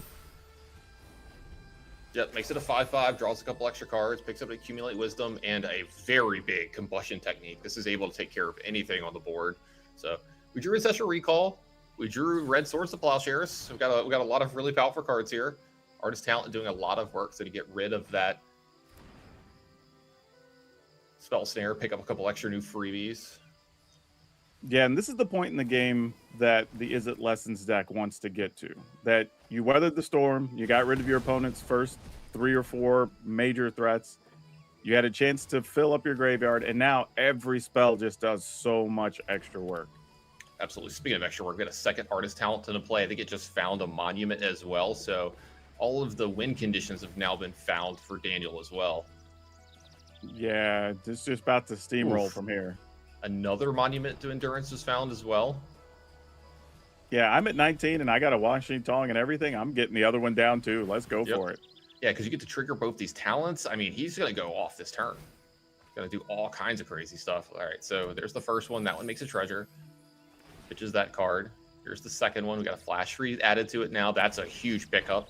Abandoned attachment added as well. Yeah, no creature is going to survive at this point. Yeah, don't forget, Wang Shi Tong has Vigilance as well, so this is going to be really hard for Andrew to attack through as well with his smaller creatures. Yeah, I'm loving Daniel's spot from here. Well, let me be more accurate. If he were to find an Origins of Metal Bending here, he could protect his turtle. Okay. Unfortunately, that was not it, so here comes the turtle. They get met with Flash Freeze. I have to believe it's going to be... There we go. I was supposed to say it's going to get met Flash Freeze. There we go. This is going to trigger Artist Talent twice. And yeah, Cuneo has seen enough. He's like, we don't even need to resolve these triggers. That's enough. We'll move on to game 3, and I'll have the play again, which got to be pretty important in this matchup, right? Yeah, definitely. And, there at the end, we've seen people kind of take their time through their last couple of turns. That one, it was basically over because you're going to get a couple of triggers off the monument, and then on his turn, get a couple of triggers off the monument. Yeah, it was absolutely, the writing was on the wall. Andrew knew the game was over. He values everybody's time, my time, your time, everybody at home, and the people in the badge. I could appreciate that. Doesn't look like any changes in between games 2 and 3 from the players that I can remember. No, these are Yeah, these are the same, and it makes a lot of sense. Like, I think from both sides, those are the cards that you want. They've identified the weak links in the whole thing, so nothing too surprising here. They're just going to run it back. So we're going to run it back. Let's run it back down to the feature match area. Let's watch this game 3. Let's see who punches their ticket to day 2, or like you said, who has to sweat it for another hour and a half after this. A lot of extra stress. This is another tough opener here from Andrew because, again, you don't have a turn 1 thing, and even if you stick the Badger Mole Cub, it may not get you any value. No, absolutely. He does have one of those sideboard cards in his hand, though, that could be pretty important in this game.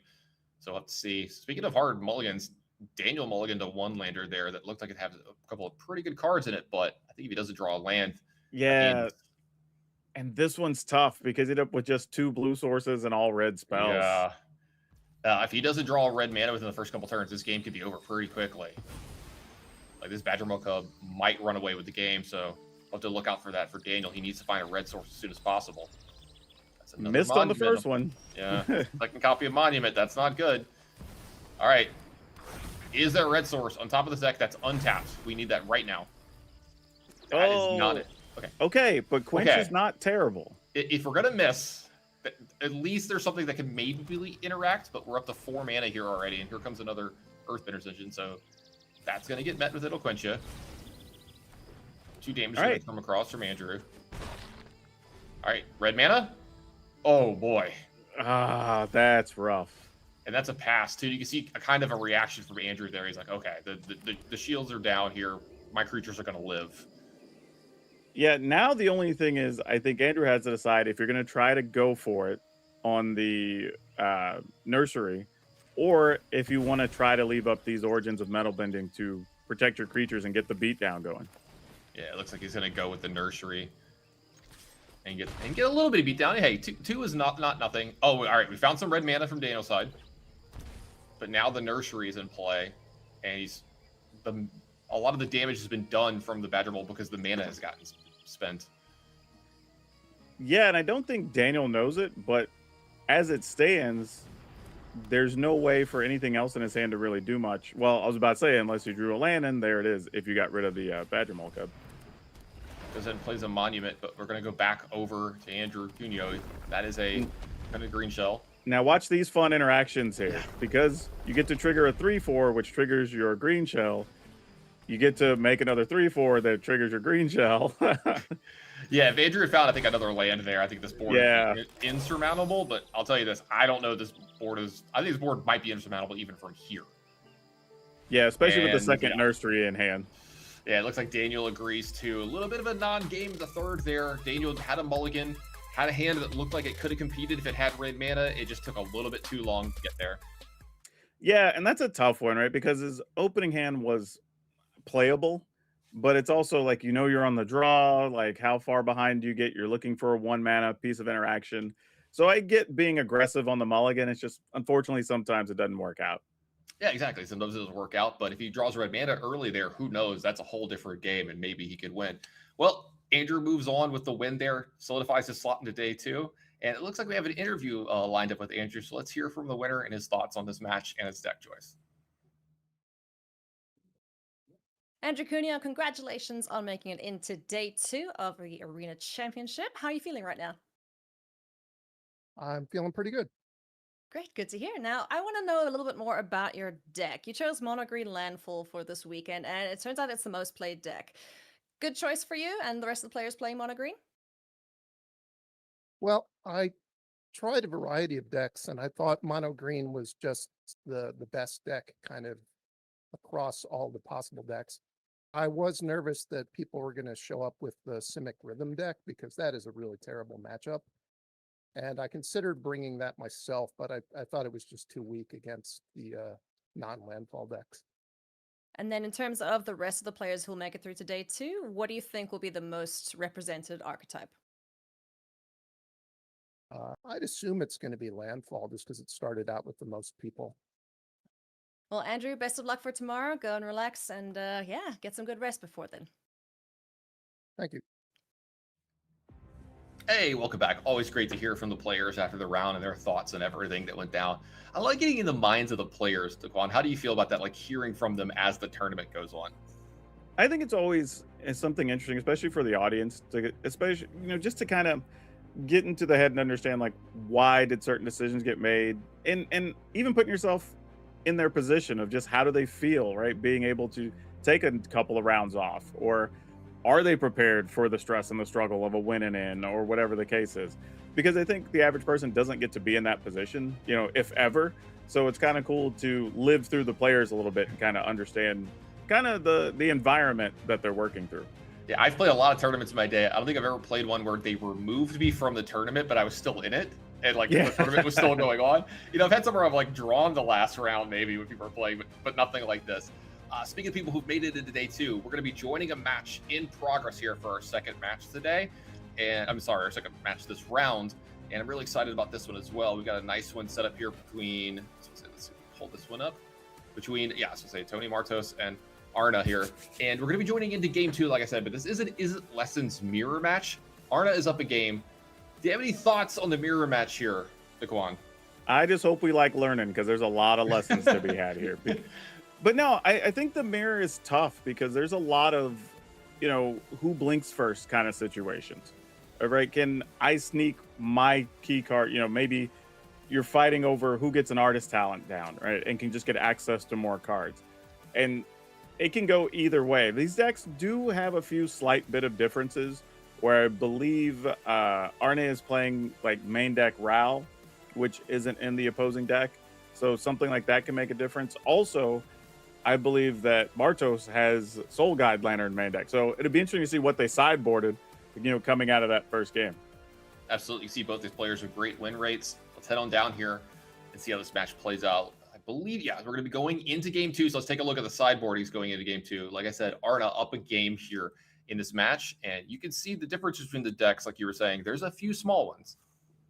Yeah, and it's kind of the fun part about Standard right now is while we do, we can say we know all the decks effectively, which I still think there's room for discovery, but even among the popular decks, there are levers you can pull depending on what you expect to see more of. Absolutely. So you see these things so close, but you always see the little tweaks, right? And if you get it right for the certain week or certain tournament, it can be tournament winning. All right, heading down in here, we're going to turn 1 Grand from Tony, and we do have Firebending Lesson on Arna's side here as well to maybe answer good old Granny here. Let's see if he wants to do that. He didn't immediately do it, which looks like means he's going to try to value being able to maybe counter an artist talent here. Yeah, I was say giving him the option for Spell Snare, I think is pretty big as well. Like you said, I think that's huge for him to do that. Yeah. Let's see if Tony plays into that or not. Yeah, he says you can have 1 card of value off your Grand. I don't care. Yeah, just a tight play from Arna there, making sure he gets the most value from his entire hand. Yeah, kind of like that play. That does resolve, takes care of the Grand. Should play a land, and I believe he's just going to pass it. Go ahead. And I think that's one of the toughest things when you're talking about top level players versus average players. It's and I'm guilty of it too. You're very tempted to just go, let me just get rid of the Grand so I don't have to worry about it, right? No cards, no nothing. But then your shields are down and your opponent plays an artist talent, and that's effectively worse. Yeah, getting on autopilot, right? Like I'm very bad about that in some of my matches. I'll definitely play on autopilot. So watching these guys play and how patient they can be in certain spots or how tight they can play in certain spots, really good stuff. I feel like I learn almost every time I do any round in one of these, not just the tournament in general. Oh, most definitely. I think we're slowly losing that misconception of this tournament's easier than other major tournaments. Yeah. I think as people have watched the last 2 or 3 of these and seen the names that have qualified, but also the level of play, everybody, oh no, these people know ball. Right. Right. Yeah, I mean, these tournaments are stacked. This one in particular, not anything against the other ones, just this one was so stacked. Plus, I mean, you've seen a lot of the players who weren't on the stacked players list doing well in this tournament because, like you said, they know ball. They can keep up. Spell Snare getting trade for the artist down here. Sorry, go ahead. And to your point, we're talking about world champions, Grand Prix champions, arena champions. Right? Like we have champions of all types playing in this event today. I was checking it. I never finished it, but if it was a large Magic tournament of any kind, there's a winner of it in this tournament. I'm pretty positive. Even the ones that we only had for like a year or 2.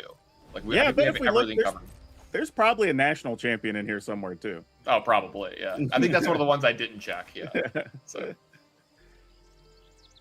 But yeah, not much going on here. Just getting some counter spells going on an artist talent, which was to be expected. You know, now it's okay. When can I sneak through this route? When can I get my 3 cards potentially? You know, off of this wisdom, because there's not a lot going on from Arna's side. He can, you know, draw and discard a couple of times, but he's got to find something as well. Absolutely. Looks like we are gonna discard a card to draw a couple cards here off of Abandoned Attachment. Let's see which one he wants to choose. Looks like it's going to be the Firebending Lesson. 2 new cards coming up as a player. 2 more lands. Oh, no. Yeah, you can see not happy about that one, though. It is back to his turn. There's another Firebending Lesson. These draws could have been better, at least for him. He's still got an Abandoned Attachments left over, but those next 4 cards are not great. Man, if Tony only knew how easily he could try to sneak a Ral through right now. just slam it, yeah. This is one of those ones where, you know, if you're in the player seat, I totally understand why they're playing the way they are. Like, they don't have the information we have. Yeah, you're sitting at home and you're just yelling, "Play the Ral, play the Ral!" Like, yeah. You would just never do this in real life at this spot. Yeah, so Abandoned Attachments here for Arna. Discard one of these extra lands. All right, 2 more lands. Another. Apparently, he really doesn't like being attached. I'll tell you that. Yeah, the only good news for Arna here is Tony's not at the required 3 lessons yet to get max value off the wisdom, because that would flip this whole game on its side. All right, a 3 steps ahead pulled off Arna here. Now, this is actually interesting because he's kind of playing the game like he's had a counter spell. Now he actually has it. That's always the good feeling, right? When you're representing something you don't have, and then you actually draw it. Oh, you're like, oh, nice! I can actually fight now. Yeah. So back over to Tony. He picks up his own Abandoned Attachments. It looks like we're gonna have a little bit of draw go between these players, with some of these cantrips getting fired off at instant speed. So it looks like Abandoned Attachments gonna get rid of the Steam Vents. Yep. Looks like the Steam Vents is gonna go 2 new cards, and we're finally drawing some spells for Arna. Accumulate Wisdom picked up for him, Ral as well, and we're still at the end of turn here from Tony, and Arna is very much considering if he wants to cast this Accumulate Wisdom. Nope. Looks like we're going to have a null get drawn here, a land, and a pass back yet again. yeah, that was a big couple of cards for Arna, though, because he went through so many lands and all those Abandoned Attachments. Finally starts drawing into the meat of the deck here. Yeah, but I like Arna taking his time in every one of these cards, whether he's going to counterspell it or not. Do you think he's doing that on purpose, like making sure he takes time on every spell? Yeah, I would think so, right? It's just because you have so many options, you don't want to just rush to a decision, right? Make sure you get the right one, because again, these players are playing for ultimately world championship spots and $15,000. Like these are real decisions every round. Yeah, you know, we talked about it multiple times, like don't concede until you're actually dead, you know, until the game is over. You never know what could happen. Yeah, there's all kinds of crazy things. A couple of nice pickups for Tony there. Picked up a Soul Guy Lantern, picked up a Monument. Another land here is nice as well. You don't want to be missing too many land drops in the spot where you're both playing kind of draw go. Yeah, and this is kind of why I mentioned sometimes it feels like a game of chicken, because here at some point each of them is going to want to go for it, right? They're each holding Ral, they're each holding Accumulated Wisdom, right? They have cards you kind of really want to play. It's like, at what point is somebody going to go for the value? And it looks like right now, since his graveyard is going to get removed, this is the best move for Arna to try to get the 3 cards. Yeah, with the graveyard under threat of Soul Guy Lantern, Accumulate Wisdom is played by Arna here. Let's see if he's going to draw 3 cards or not. Is this worth this 3 steps ahead from Tony? Remember, we're on Tony's turn here, so he won't be able to Ral behind this. Yeah, it also says a lot, too, that he didn't use the annul on the Soul Guide Lantern, right? He says the other enchantments and artifacts you have are way worse, so I'll just risk giving up my graveyard if it comes down to it. I think that's a really good catch. Yeah, like he's more worried about something like Monument or Talent, you know, the namesake cards of the deck. Like the most important cards of the deck, those are bigger to him, and it looks like we are going to get a fight over this Accumulated Wisdom. Does Arna want to fight back? Yeah, I don't know. This is tough. So if he does, he still has a mana left over, so you can't, you know, get an Artist Talent slammed on you. Here as well, so I think that's what's leaning towards. He still has the annul behind this. And 3 cards is a big deal.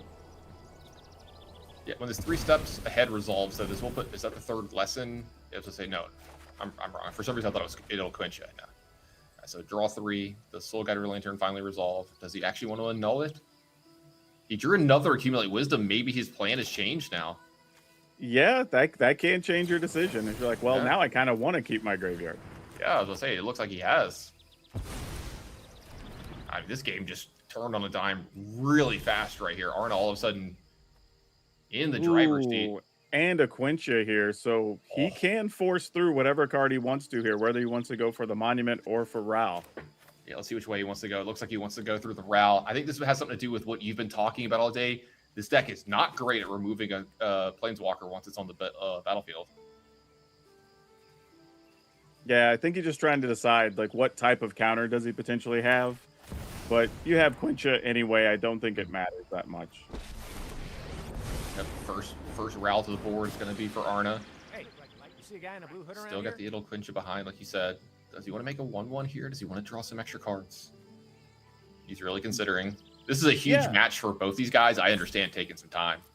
And drawing with Ral isn't the craziest thing here because he's not under threat from anything, right? Your opponent doesn't have anything on the battlefield to attack it. You know their burn spells aren't going to be able to hit it. So you're not afraid of losing it next turn. No, I definitely agree. Picks up 2 Steam Vents. Or, sorry, second Steam Vents, a Monument, and an Island. One of the Steam Vents is going to go away. I have to assume it's going to be another land. I guess it could be the Firebending Lesson, but yeah, it is going to be the Firebending Lesson. It wants to make sure it keeps making those land drops. No, Yeah, and that makes sense, especially since you're trying to load up on more cards here and you're holding double Monument. You could possibly get both Monuments down and start getting value next turn if you wanted to. Yeah, that's a really, really good point. Starting to fall behind. Tony feels like he needs to go ahead and cash in this Accumulate Wisdom here. It's just for the retail here, though. It's just going to look at 3 cards. Does Arna still want to interact with this, though? This isn't drawing 3, remember. But maybe this is... do you think this is something to do with the fact that there's a lot of mana on Tony's side? He wants to make sure he gets some value off that card?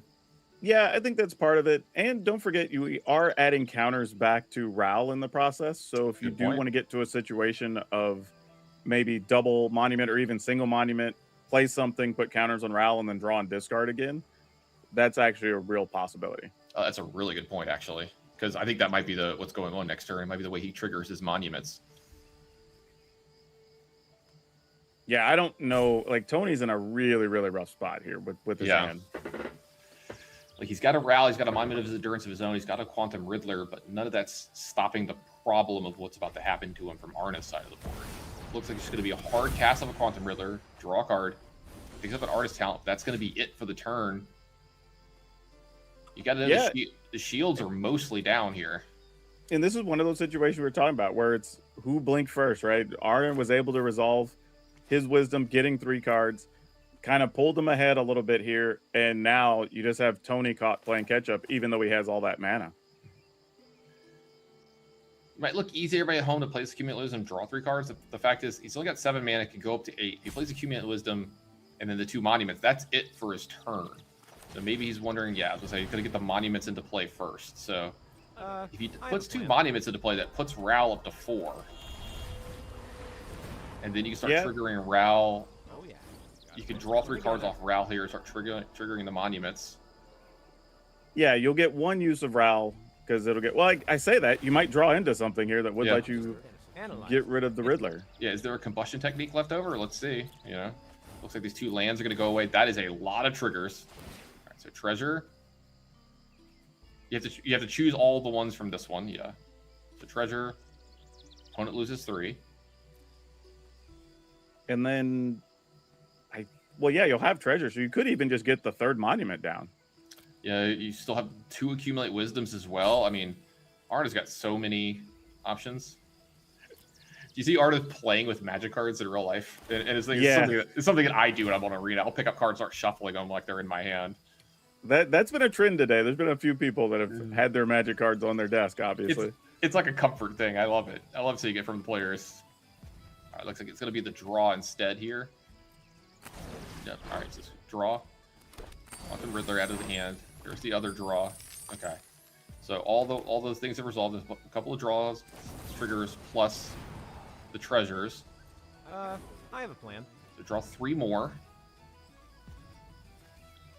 I wonder if that was partially to try and find an answer for the Riddler.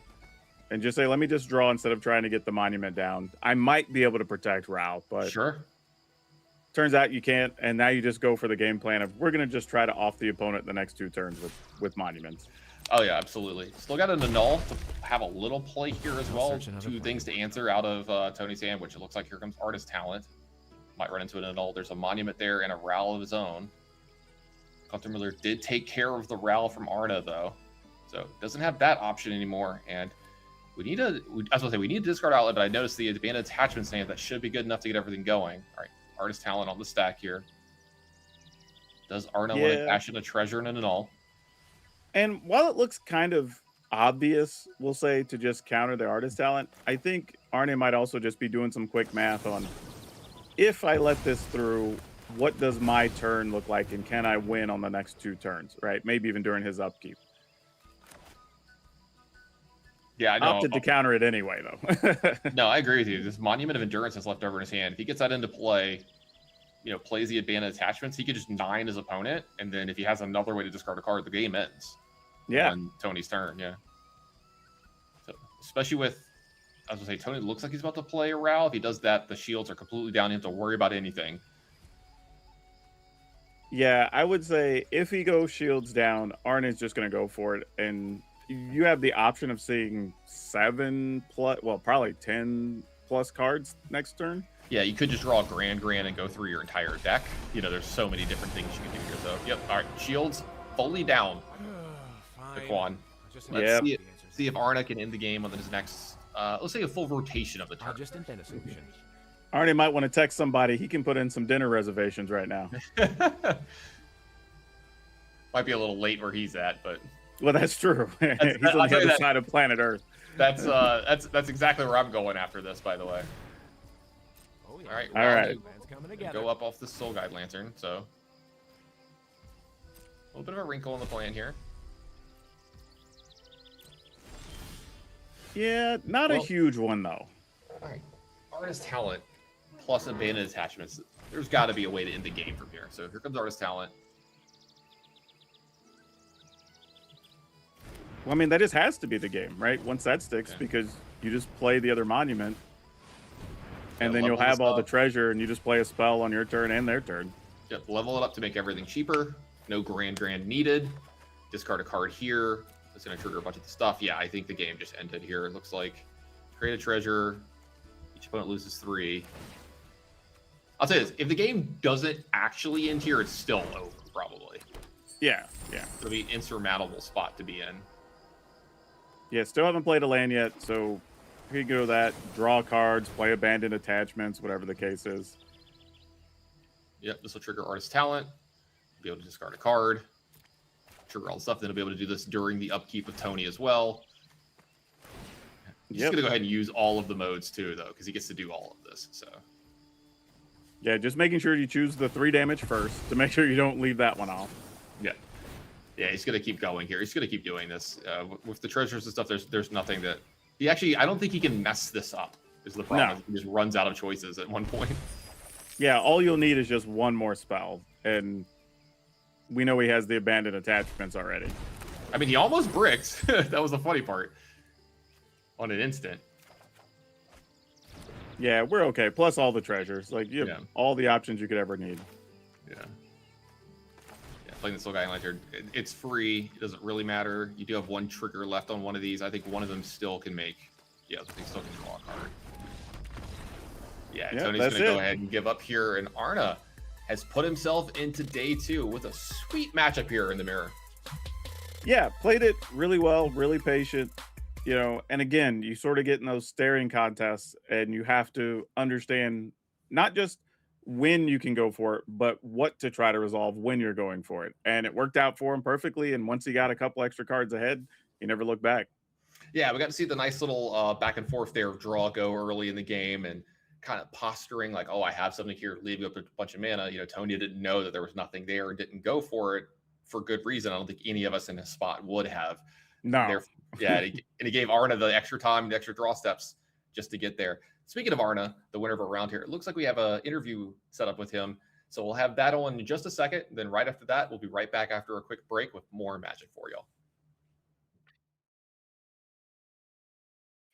Arna Huschenbett, you are making it a habit of showing up in these interviews, sir. Congratulations on making day 2. Thank you so much. Happy to be here. Yeah, especially after that grindy matchup. Holy moly, you guys took forever to get that done. Yeah, this was actually my 5th lessons mirror. Oh, So I died inside uh, for you.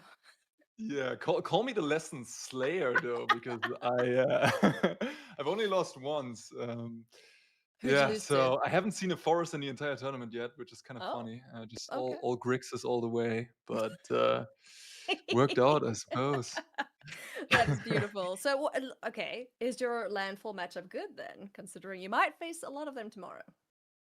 Well, funnily enough, I was actually thinking that I made my lessons matchup a good amount worse by removing Storm Chaser's talent and also Boomerang Basics, most importantly, because I am not able to remove the Monument or the Artist Yeah. talent, especially leveled up to level 2. Yep. Extremely good in the mirror. I can't remove them. So I'm like, So I prepared my my deck list very well for the green decks, for landfall especially. But I feel like a lot of people in this tournament have done so. Like a lot of the lessons lists I've been getting paired into have all just looked the same as mine. So everybody's been doing that, and I don't know. I just so people that didn't even have much Boomerang Basics, so it didn't make my list much worse. And in the end, it just coin flip, getting a little lucky, and here I am.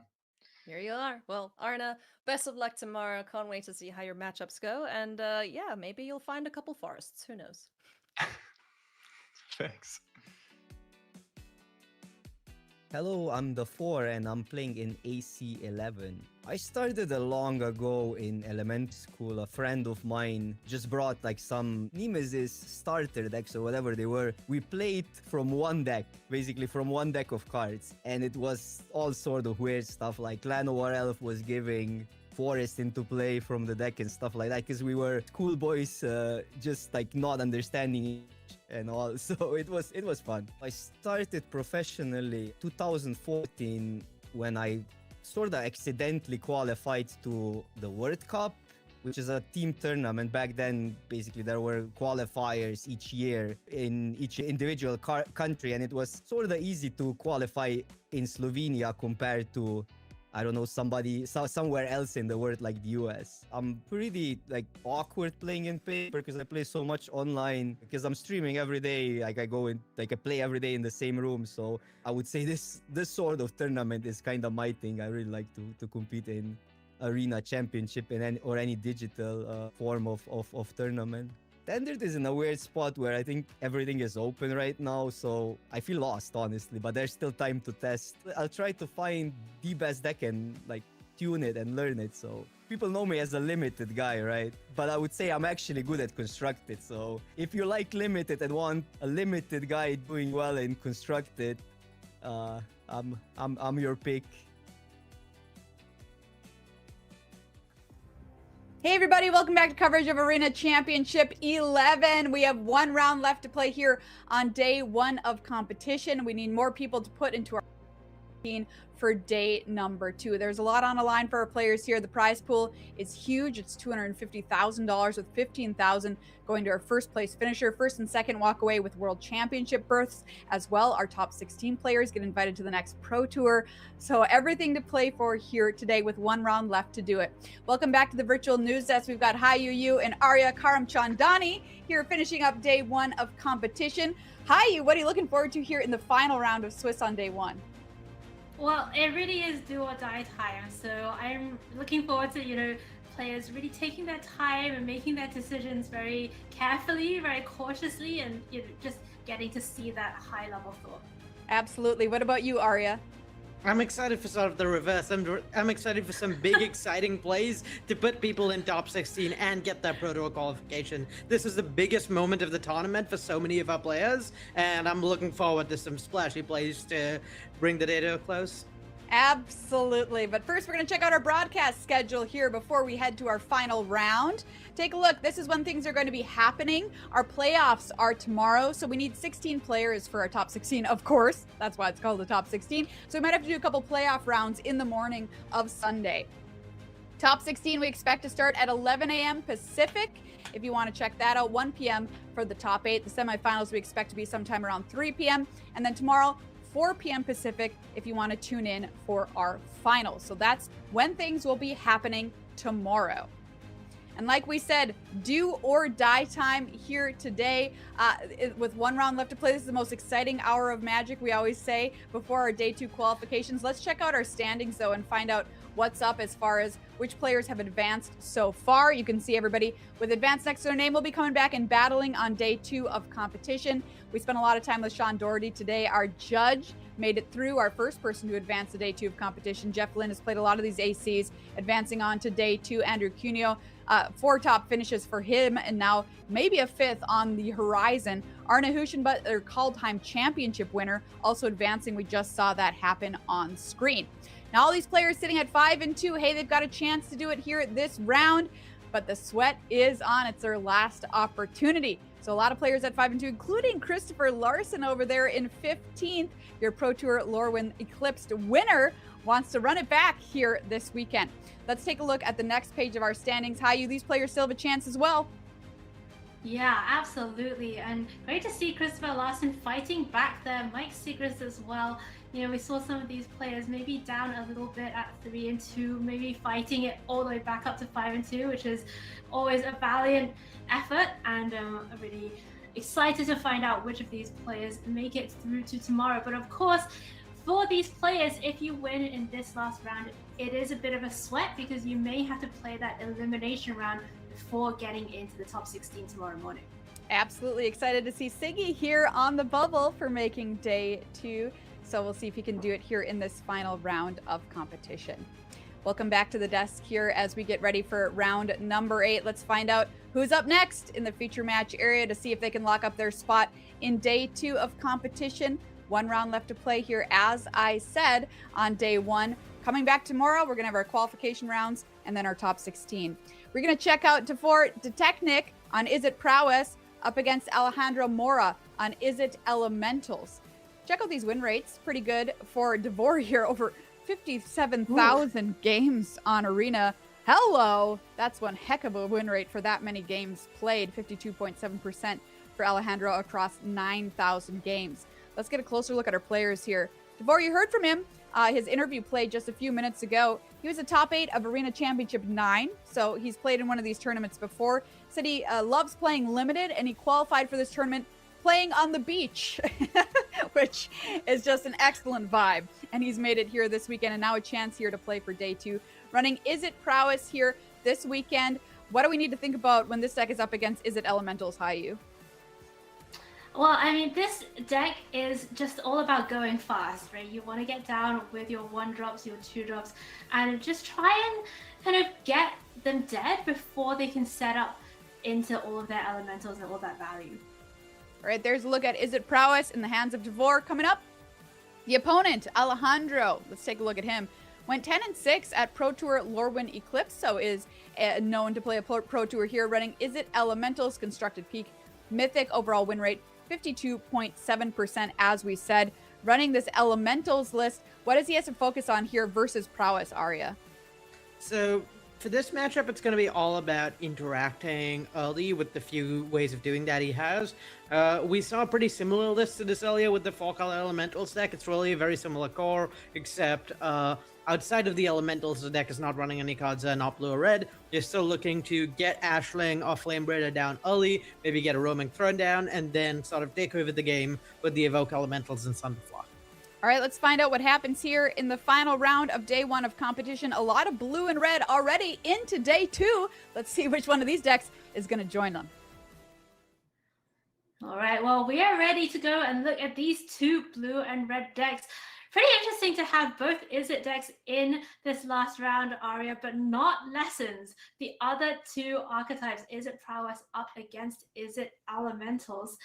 And Arya, I love this Elementals deck. We talked about it earlier, but I'm just looking at Slickshot Show Off thinking, I have died every time my opponent has played that card so quickly. Yeah, I think Elementals was in general a really good choice for this tournament against the field full of Landfall and Simic Rhythm decks, but this matchup is not what I want to be facing from the Elemental side.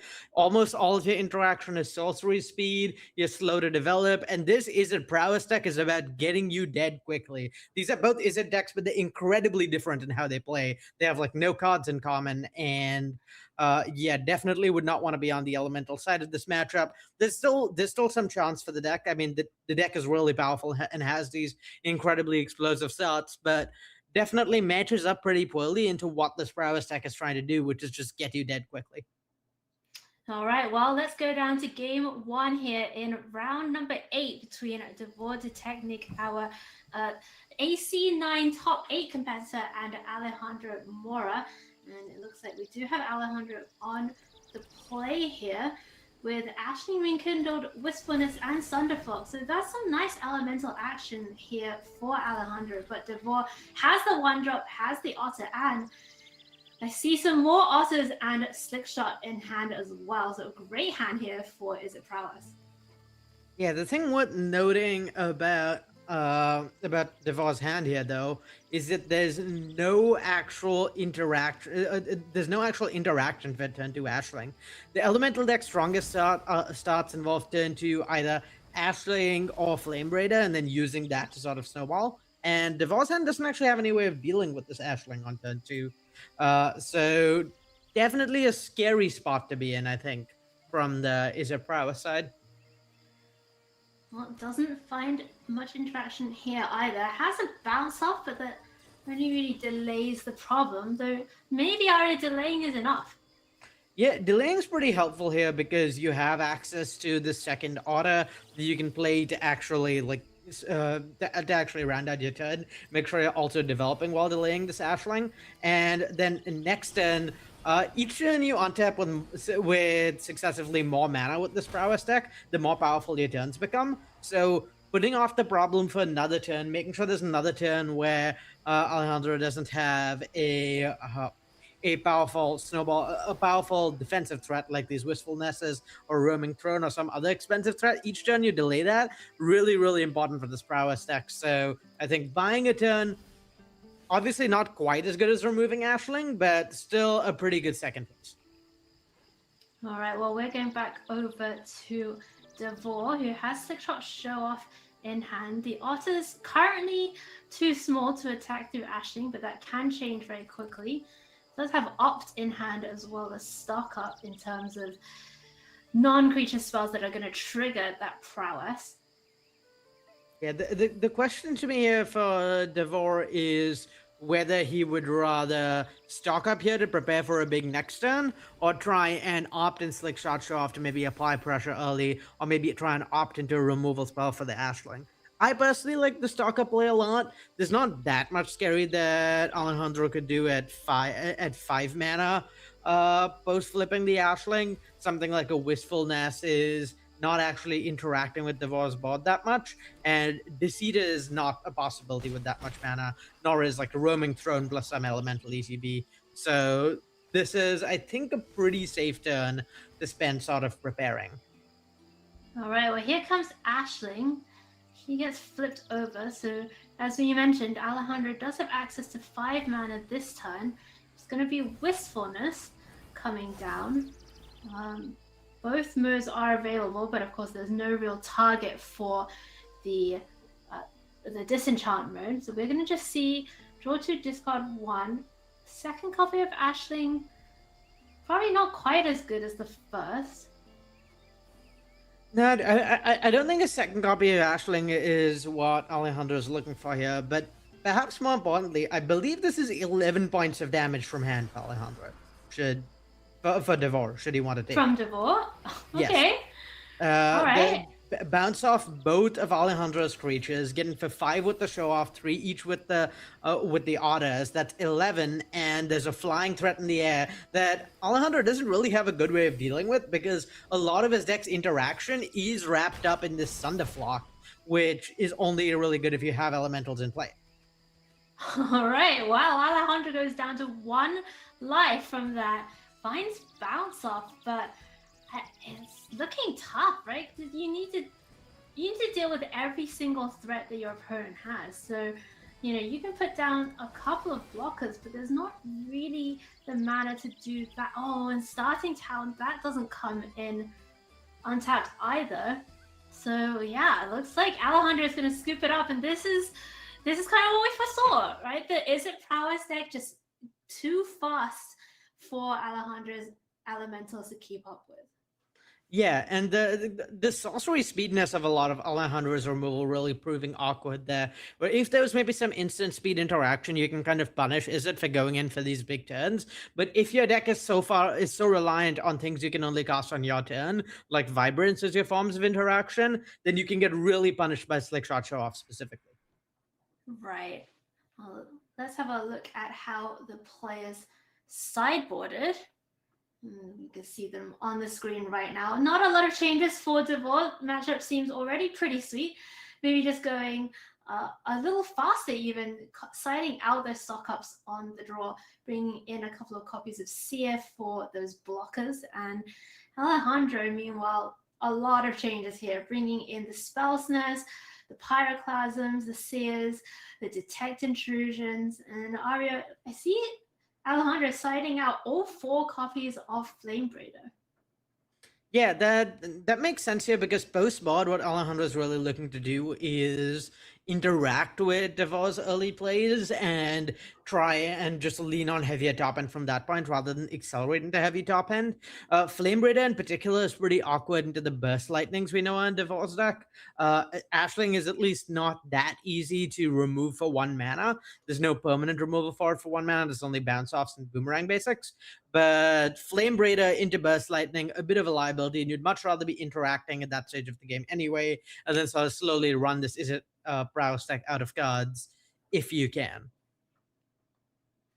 All right, well, I think we can go down to our second game here. Devor, 1 game up already, looking to get through to day number 2 here at the Arena Championships for the second time. Alejandro hoping to do it for the first time, and of course, both of these players really wanting to compete for that Pro Tour invite as well. Now, of course, this is round number 8, so even if they win here, it might not be an automatic qualification. They may have to play that qualifying round tomorrow morning before the single elimination bracket. But for now, both of them have to win this match to make it through to tomorrow. Devor is going to be on the draw here. Has the Otter to begin with, but that is the only threat in hand, and Alejandro has quite a bit of removal and interaction. Yeah, this certainly had the potential to be a really awkward hand for Devor with no threats on turn 1, but drawing into a threat means at least trading up on mana probably against that first piece of interaction, and then we're also looking at, drew another Otter, and once Devor gets to play out a stock up, he can maybe try and set up for a big slick shot turn rather than trying to play to the board that much. All right, well, here comes the second Otter, and Alejandro is kind of forced to trade down in mana, as you mentioned, using the Seer on the Otter that was just played. Gets to untap now, doesn't find a third land, does find Ashling, just a bit awkward here for Alejandro. Yeah, Ashling into maybe finding a land could be good. Part of the problem with Alejandro's hand is it doesn't really do anything proactive.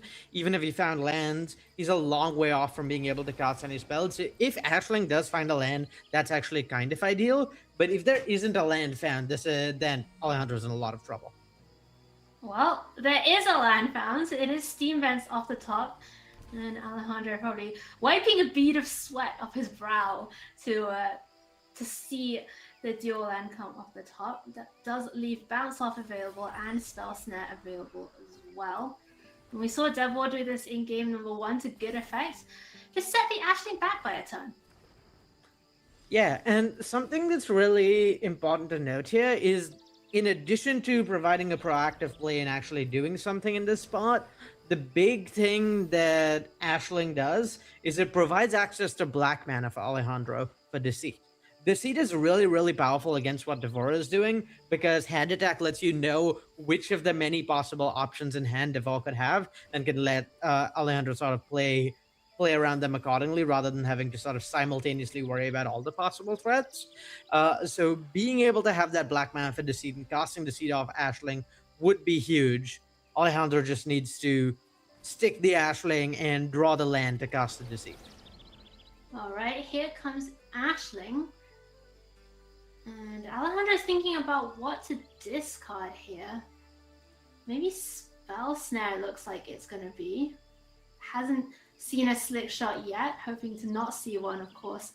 And finds a tap land. So Alejandro doesn't get to leave up anything, but does get to develop the mana, which is pretty important.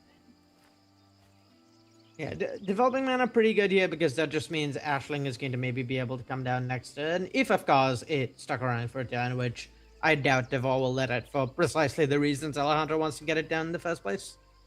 Yeah, I mean, we've seen it in this matchup, we've seen it against Elementals, we've seen it really all throughout the day. This standard format is so much about mana, it's so much about ramp, it's so much about, getting mana discounts, which is essentially the same thing. And the old maxim of bolting the bird has stood firm, stood true until this day, Arya.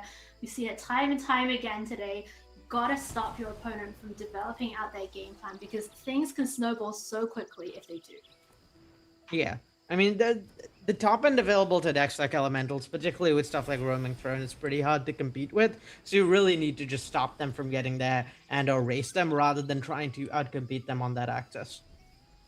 All right, a pretty nice turn here for Devour. Gets to get the Storm Chaser's talent down and another Otter, or possibly that was the Otter that was returned to hand.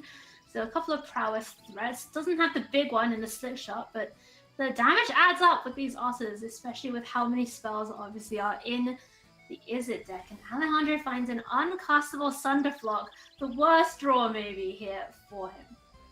Yeah, and things are looking pretty bad here for Alejandro, with Devour having set up Boomerang Basics plus Storm Chaser's talent, which is, if he wants, going to give him a pretty steady stream of Otter tokens, letting him apply a lot of pressure. Now, here we go. Return the Storm Chaser's talent.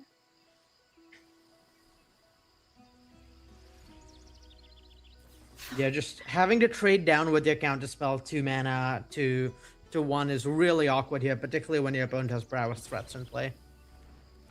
Right, and it's only temporary. Like, if Devour wants to, he could just activate that talent and get it back. So it's far from a permanent solution to the talent, because, yeah, like you said, it's the talent can rebuy the Boomerang Basics at any point in the future. All right, so Devour's gonna let that Otter die to see it. Alejandro does at least manage to, thin down the threats here. And the Deceit in hand doesn't have the black mana for the Thoughtseize side, but could maybe Arya deal with the other token down right now. Yeah, I mean, bouncing a token at least provides some respite. That would be pretty nice for Devour. It's not the ideal solution, certainly, and even more awkward into the secret identity we see in Devour's hand. Yeah, Secret Identity, pretty interesting card. Oh, 2 copies of Secret Identity. A whole intelligence agency up in Devour's hand. How do you choose, what are the ways in which Devour can use this card, Arya? So, primarily the use of Secret Identity will be defensive.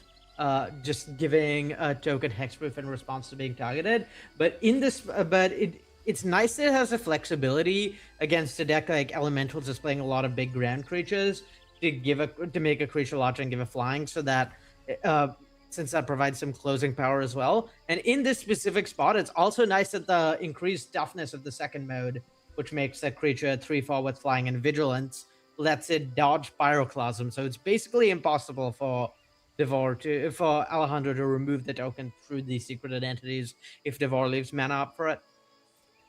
Yeah, that's very nice indeed. And so We're gonna see Alejandro just take one. I mean, I guess the good news for Alejandro, if there is any, is that Devor still doesn't really have a lot of threats, right? Like the Otter, sure, it has prowess, but it's really only getting in for a couple of damage each turn. And Alejandro has at least a tiny bit of breathing room. Let's see what he finds here. It is land, which is kind of awkward here for Alejandro because he does need lands, but you know, they're not necessarily helping him cast what's in his hand. Yeah, Alejandro really needs to develop a board presence here. The main issue with this Elementals deck is none of the cards are that independently impactful. It's that they're really impactful in conjunction. Once you get a Deceit down, you can start getting cheap Sunderflocks. Once you get a Roaming thrown down, you can start getting more impactful Evoke cards. But any one threat on its own is not doing that much. And so this spot pretty awkward for Devor as a Sunderflock's not doing that much, and we're looking at a lot of like I said, there's not that much damage coming across in this one turn from Devor, but this deck is really, really explosive, and over the course of the next few turns, we could see a lot of damage coming through. Plus, Burst Lightnings are pretty scary, I think, as providing a source of long-term damage. Like even if we look at just a Secret Identity on this Otter that's in play, that's another that's 6 damage coming to bringing Devor to 5, and an end of turn Burst Lightning would bring Devor to 3, and then untap and kick Burst Lightning would bring Alejandro to 3, and then untap and kick Burst Lightning would be lethal through interaction for Devor's board. I think they might also just be lethal here this turn if what if you just Devor wants cast to the go Burst for it. Lightnings? If he just casts 2 Burst Lightnings here. Yeah. Kind of I don't think you regardless, can, though. Devor is Right. pretty Well, safe here. Yeah, maybe it's fine to just go for it. Yeah, I so don't know. what he can do here is he can go for the first Burst Lightning, right? The first Burst Lightning has no cost to go for because he can still leave up Secret Identity to threaten giving his thing hexproof if there's some response from Alejandro. And then post-combat, he can cast a second Burst Lightning. Or when Alejandro taps mana, he can cast a second Burst Lightning. Just at some point, Alejandro's dead at this point. There's no getting out from under that Burst Lightning for him. All right, wow, Devor's Technic with Is It Prowess in the pretty nice favorable matchup in round number 8 makes it to day number 2 with going 6-2 with Is It Prowess, thanks to a couple of very timely Burst Lightnings there. And yeah, Arya, that was pretty much as we expected, right? The Is It Elementals deck, really, really cool deck, but just not really able to keep up with the speed of Prowess. Yeah, and I mean, this is Prowess is sort of like a level 2 deck choice for this event, where it can struggle sometimes against some of the more popular decks in the field, but it's really good at beating up on the decks that beat up on the popular decks in the field. So now that he's into day 2, Devor's probably feeling pretty good about his spots, because now he's in the winner's metagame and can try and use the fact that his deck lines up pretty well against a lot of those things. Yeah, absolutely. Though, as we mentioned before, there are only 16 slots in the top 16, so we are expecting something like 18 players maybe to make it through on the 6 wins, which means there might be some qualifying round magic tomorrow morning to see who gets those last couple of top 16 berths. So we will keep you updated on that, but for sure, we are going to see Devor again tomorrow, fighting it out in the single elimination stages. Arya, that was pretty cool. There was some nice Is It action, and we're going to go away, I think, for a little break, and we're probably going to hear from Devor, I think, before we see our second feature match from this round.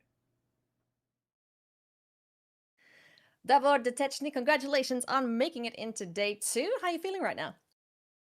I'm happy. I made it, so. Always a good feeling to be done for the day, knowing that tomorrow you get to play some more Magic. Now, tell us about your day today. You're playing Is It Prowess, which I suppose wasn't like the most represented deck here this weekend. How did it fare against all the other decks in the field? I think it's good. I think it's really good versus all the top tier decks like Landfall, Lessons, Blue Black, but you don't want to get paired versus random decks. I got paired round 2 versus Blue White Tempo, which is unbeatable. Like they play high noon, you lose. Like, it's just like that. So I thought my day was over on round 2, honestly. But then you play and then you get somewhere or not. Yeah, well, you rallied back. You are through to day 2. Is there anything that you'd like to avoid playing besides the players with high noon in their deck? I actually I'm not that confident in a landfall matchup because I think it's super play draw dependent. We tested it a lot. It's kind of perceived like prowess is good versus landfall, but I don't think it's really true.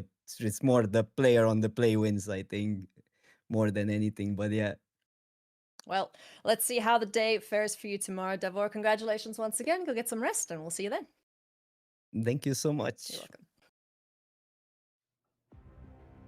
Welcome back to the booth here at Arena Championship 11. You are watching round number 8, the final round of Swiss here on day number 1. And Aria, we just saw Davor there lock up his place tomorrow, and we have heard now it is confirmed he will have to play that qualifying round to get into the top 16. So not quite there with the Pro Tour invite, but one more round of Magic for him tomorrow morning for that slot. And I think for our next couple of competitors here in round number 10, it may be a similar story, we will see. But these two players, both 5 and 2, fighting for tomorrow's Magic slot here. Jackson up against Mike Sigrist. Both of these players played Magic for a long time, played a lot of Magic. Jack with over 30,000 games on MTG Arena, both with pretty nice win rates as well. You know, overall win rate up above 65, almost close to 70 for these players, which is very, very impressive indeed. And their decks, Demir midrange up against Simic Rhythm. I think we can kind of check out these decks side by side before we go down to the action, because Demir midrange Aria, this almost feels like a blast from the past, because standard is so long now, you know, with the 3-year rotation, that when I see this deck, I'm like, this feels like a 2 years ago deck. Yeah, Blast from the Past was actually the exact combination of words I was going to use to describe this deck, because it very much is. This is a deck that's been around since Duskmon released, which is like a year and a half ago at this point, and yes, still using the same shell of efficient cheap threats paired with Kaido Bane of Nightwares, Enduring Curiosity. You're trying to get some threats down, then turn them into threats that draw a bunch of cards, play a pretty tempo-based game, and yeah, just sort of snowball and outcard your opponent while efficiently interacting with everything they're doing. Yeah, I mean, it kind of also evolved out of like the old Esper, right? Like to me, like I'm like, where's wedding announcement, you know, in this deck? So this has a lot of heritage, shall we say, this Demir midrange deck in standard over the last couple of years, going up against Simic Rhythm, which is a very new deck in this standard format, playing Nature's Rhythm with Badgermole Cub and all those ramp effects. Let's go down to the action and find out who out of these competitors is going to make it through to tomorrow.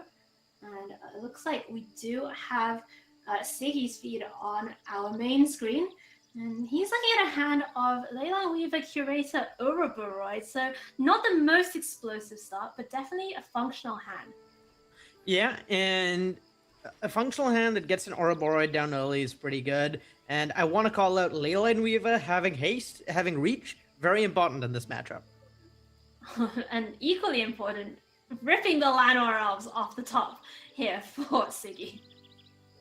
Yeah, Llanowar Elves, probably the best draw possible. At this, with Elves drawn, I believe Sigrist can go Leyline Weaver next turn, into the turn after that, Ouroboros plus Keen-Eyed Curator, and if he's able to slam all those threats, things look pretty bad for Jack. This Demir midrange deck is really good at snowballing and pressing the advantage, but plays pretty poorly from behind.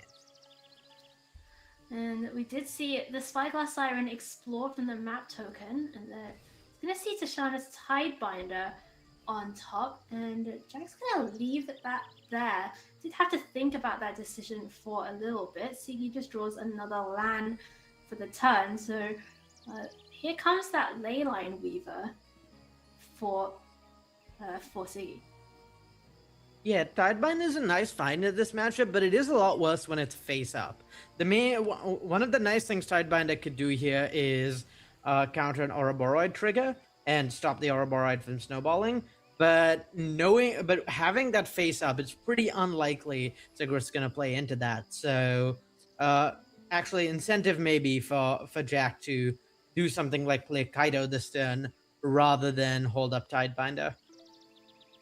Right, and here we go. So he's not going to block that. Just say, if you've got it, you can have it, because the mana production is just so much more valuable to him. And there it is. Kaito Bane of Nightmares getting ninjutsu'd out from the Spyglass Siren. And it's going to be taking a little chunk of life total out of Siggy. But more importantly, Arya locking down that Leyline Weaver for a turn. Yeah, developing a threat in Kaito here is really nice, but yeah, locking down Leyline Weaver, not the most effective. It's all because of its untapped condition. And yeah, just getting this Ouroboros down and starting to snowball is so good for Sigris. It's hard to imagine losing from this spot, particularly with drawing a Detect Intrusion to counter the Tidebinder trigger. Leyline Weaver Ouroboros putting 2 counters on his whole team next turn seems pretty insurmountable for this Dimir deck that's bad at playing from behind. Yeah, Jack finds just another land off the top, has Enduring Curiosity. So that's the Emblem Kaito this turn. And it does just feel awkward, right? It feels clunky, as you say. I mean, obviously, Jack doesn't know about the Detect Intrusion, right? So, to him, I guess maybe there's still the chance that the Tidebinder is going to work on the Ouroboros. But yeah, particularly knowing that there is the Tidebinder in hand because it's face up from an Explore, there's just no way Sigris is gonna run into it in any way. He has a Detect Intrusion. He's gonna keep it in hand for that Tidebinder ETB trigger, and yeah, pretty tough for the Dimir deck to come back from that, I think. Oh, are there any cards in the Dimir deck that have an effect on the whole board? Something like a sweeper or something that can deal with multiple threats at once? Not really. The Dimir deck is really, this list, but also just the deck in general, is really reliant on playing these small creatures and using them to snowball, so sweepers aren't really an option. Right. The way the Dimir deck deals with the wide board is flying in for lethal over the top, and then maybe using that to draw enough cards so you can efficiently answer all of your opponent's threats. But that's a lot harder to do after 2 Ouroboros triggers, so even the Lano Elves and Leyline Weavers become very real threats. Okay, so we're going to see Siggy respect Kaito here, sending 2 of these giant creatures at it, anticipating potentially the chump block. And this Llanowar Elves getting pretty chunky, going at Jack's face. It's a fine line to thread because you have to make sure you respect the Kaido enough to kill it, but also you have to make sure that you are not dying on the crackback in a turn or 2. Like Sigris at this point, pretty low life total at 11. If there's some sort of interaction plus plus a chump block or 2 over the next turn, maybe a couple pieces of interaction, and that's one of the few ways you can lose, is taking some damage in the air, not having left back enough blockers, and then Jack applying enough pressure to get a kill over a couple of turns. So you got to make sure you apply enough pressure such that Jack also needs to block, and you also got to make sure the Kaido doesn't live to take down your creatures. I think it's a really tough attack here. I could see either sending all 3 at Kaido or sending one at your opponent, but either way, it's important to make sure you don't give your opponent too much time. It might seem like in a spot like this, you want to play more defensively, but the way this Dimir deck is structured, it's so based around snowballing and applying pressure and so bad at playing from behind, you'd actually much rather apply pressure to the Dimir deck than leave behind an extra blocker, because the Dimir deck will struggle to stay alive through taking a bunch of extra damage. Right. Yeah, that makes sense. And Ari, you're very insightful, because that's a lesson that I had to learn a lot. Like when I was kind of starting to learn how to get better at these kind of decks. I think I'm naturally quite quite defensive, quite wanting to be safe, be cautious in these scenarios, but most of the time, or not most of the time necessarily, but a lot of the time, it is better to kind of just go for it. Try and make your opponent have it, make your opponent kind of play from behind and play catch up in this scenario. So we're going to see Kaito live thanks to a couple of chump blocks there from Jack. He gets to untap with Kaito, has another activation available. Preacher of the Schism was the draw for turn. There is Enduring Curiosity available as well. The thing Jack really needed in the spot was interaction. He does get more draws for it from Kaito, but if he doesn't find it, he's in a lot of trouble. If he does find it, though, then he can maybe go Kaito, deal damage, use Kaito 0, play Preacher of the Schism as a Death Touch blocker, and then interact with the Ouroboros, and he's maybe still in this game. So he has a few more looks for interaction, but if he doesn't find it, I think this game's pretty over. All right, well, Surveil to then draw a card. Let's see what Jack can find. That's a bat on top that we can see there in the hand viewer. Not quite sure what the second card he's looking at is, but they're both hitting the bin. Finds Floodpit Strana. That is interaction, Arya. Yeah, Floodpit Strana is actually is actually quite good here, particularly if Sigris misses for a turn. This is kind of the exact sequence of draws that Jack needed, right? Where he has interaction for Sigris board. He has an actually sizable blocker that can represent a good amount, that can trade off with one of Sigris creatures, and then he can maybe even threaten lethal next turn. Okay. I mean, and Siggy did quote-unquote miss, by the way. It has the play, of course, this turn, but only found Forest for the turn, so nothing scary like, a Nature's Rhythm on the second Ouroboros. Just gets that Curator down, and when he gets to combat, Jack gets to tap something down. Yeah, the thing that's worth noting here, though, is that any two of Sigris threats are lethal. So this forces 2 blocks from Jack, which makes cracking back for lethal pretty difficult, or finding enough things to crack back with difficult. And this is where we see Sigris really rewarded for correctly identifying that he needs to attack Jack last turn. So if the Headman that Llanowar Elves attack last turn, if Jack was at a higher life total, was at 20, then we'd be in a spot where Jack can afford to just not block if things were going face, only make 1 chump block and have 1 more creature back and maybe threaten a lethal crackback or something of the sort. But because Jack is at 16, he's forced to block with both of his creatures, and that makes it pretty difficult for him to have lethal on the turnaround. This is so interesting because Siggy's still thinking about that Kaito. Like, there are ways that he could die. Right? Like, there are sequences of events, and he's really respecting that Kaito Bane of Nightmares. Still sending the Llanowar Elves at face.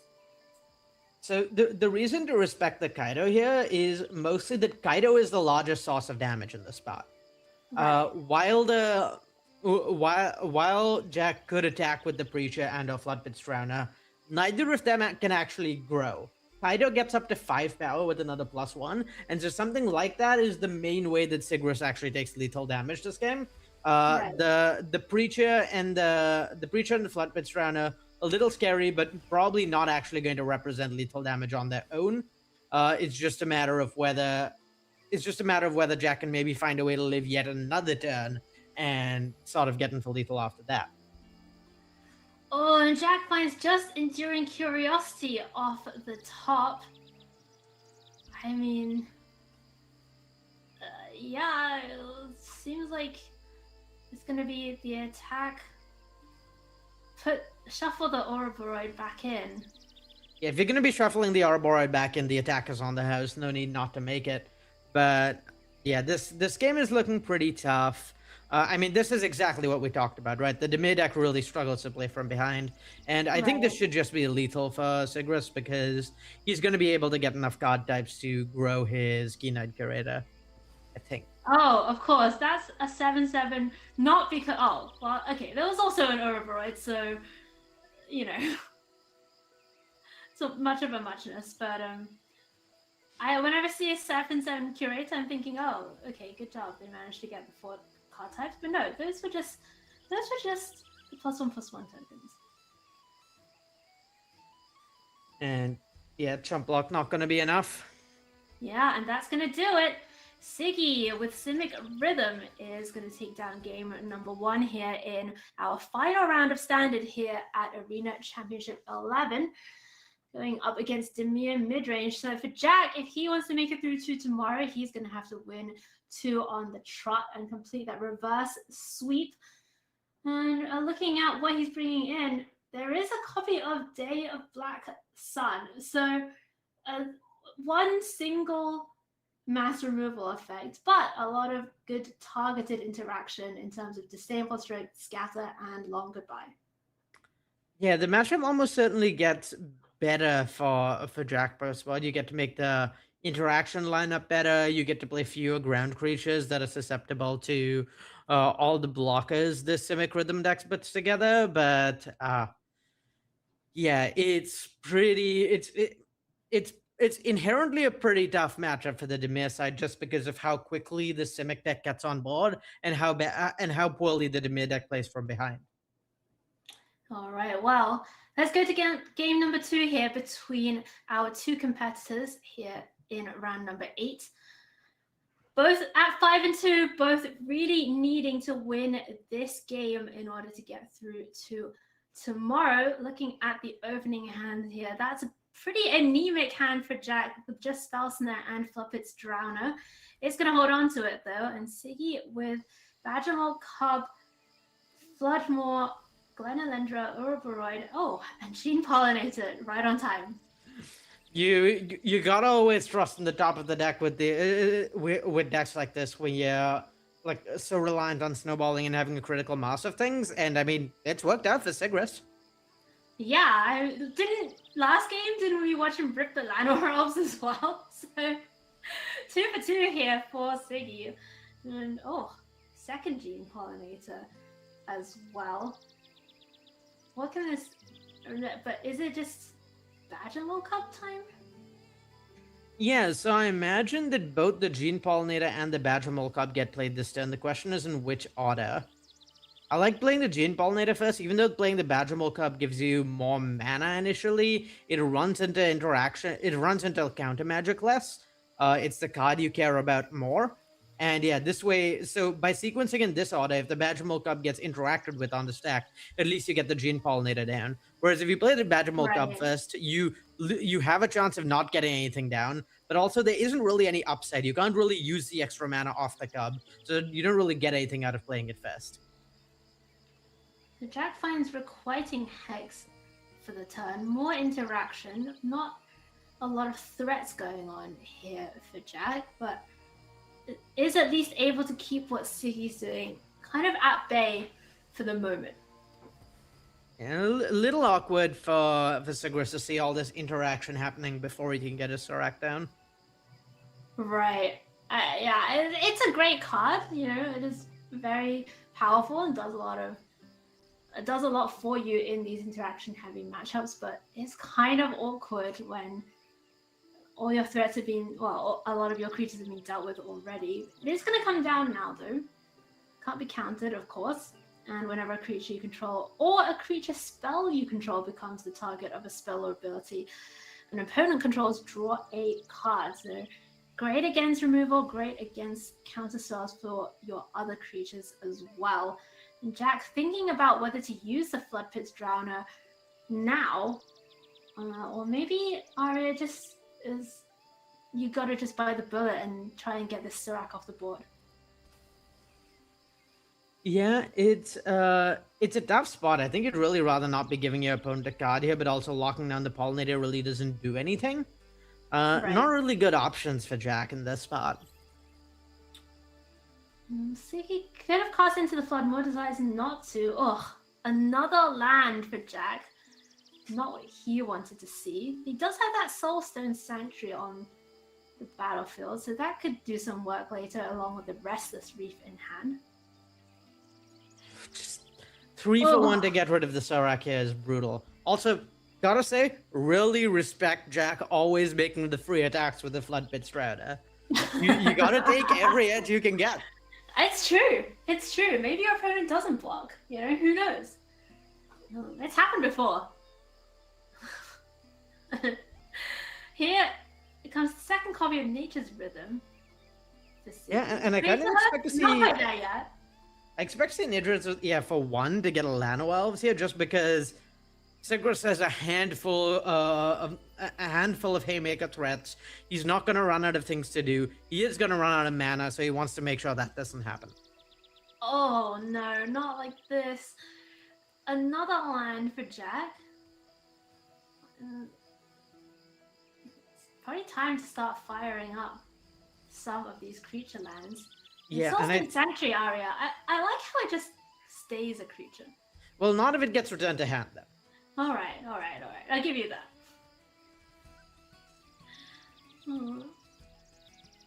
And it's hard to imagine the Demir deck coming back from here. Like we talked about, the deck plays really badly from behind. It's got a land bounce, so it's 1 sweeper, and Dave Black Sun's not answering an Ouroboros anytime soon. We could see Ouroboros this turn. We could also just see Nature's Rhythm for... We could see Nature's Rhythm for 2, get a Badger Molka, play an Ouroboros, and then threaten Craterhoof next turn to win the game. I don't really see Jack getting out of that. Yeah, I also don't really see any reason not to for Siggy. Yeah, there's not really board wipes you're that scared about. Even Dave Blackstone here for 2, wiping most of your board still leaves you with an Ouroboros that has a counter on it and is going to snowball, and then you get to play a Glenelendra. Then you get to play the Glenelendra. Get to play the fairy from your hand, put counters on it with Ouroboros, and have essentially the ability to counter any non-creature your opponent plays for the rest of the game. So, yeah, pretty hard to see Jack ever winning this one. Yeah, just finds Tishana's Tidebinder. You know, that can be locked down the Ouroboros, but ultimately, this board state from Siggy is just getting out of control. And are we going to see it? Are we going to see it this turn? There's not really any reason for Sigris to go for this, so I kind of like waiting. Like at this point, it's just how do you lose this game? You got to make sure you play around it. This Tidebinder comes down. You can play. You can play the Glenelendra Guardian to interact with any on the stack threat that Jack has at some point in the future, and then next turn you can go for the Craterhoof really safely.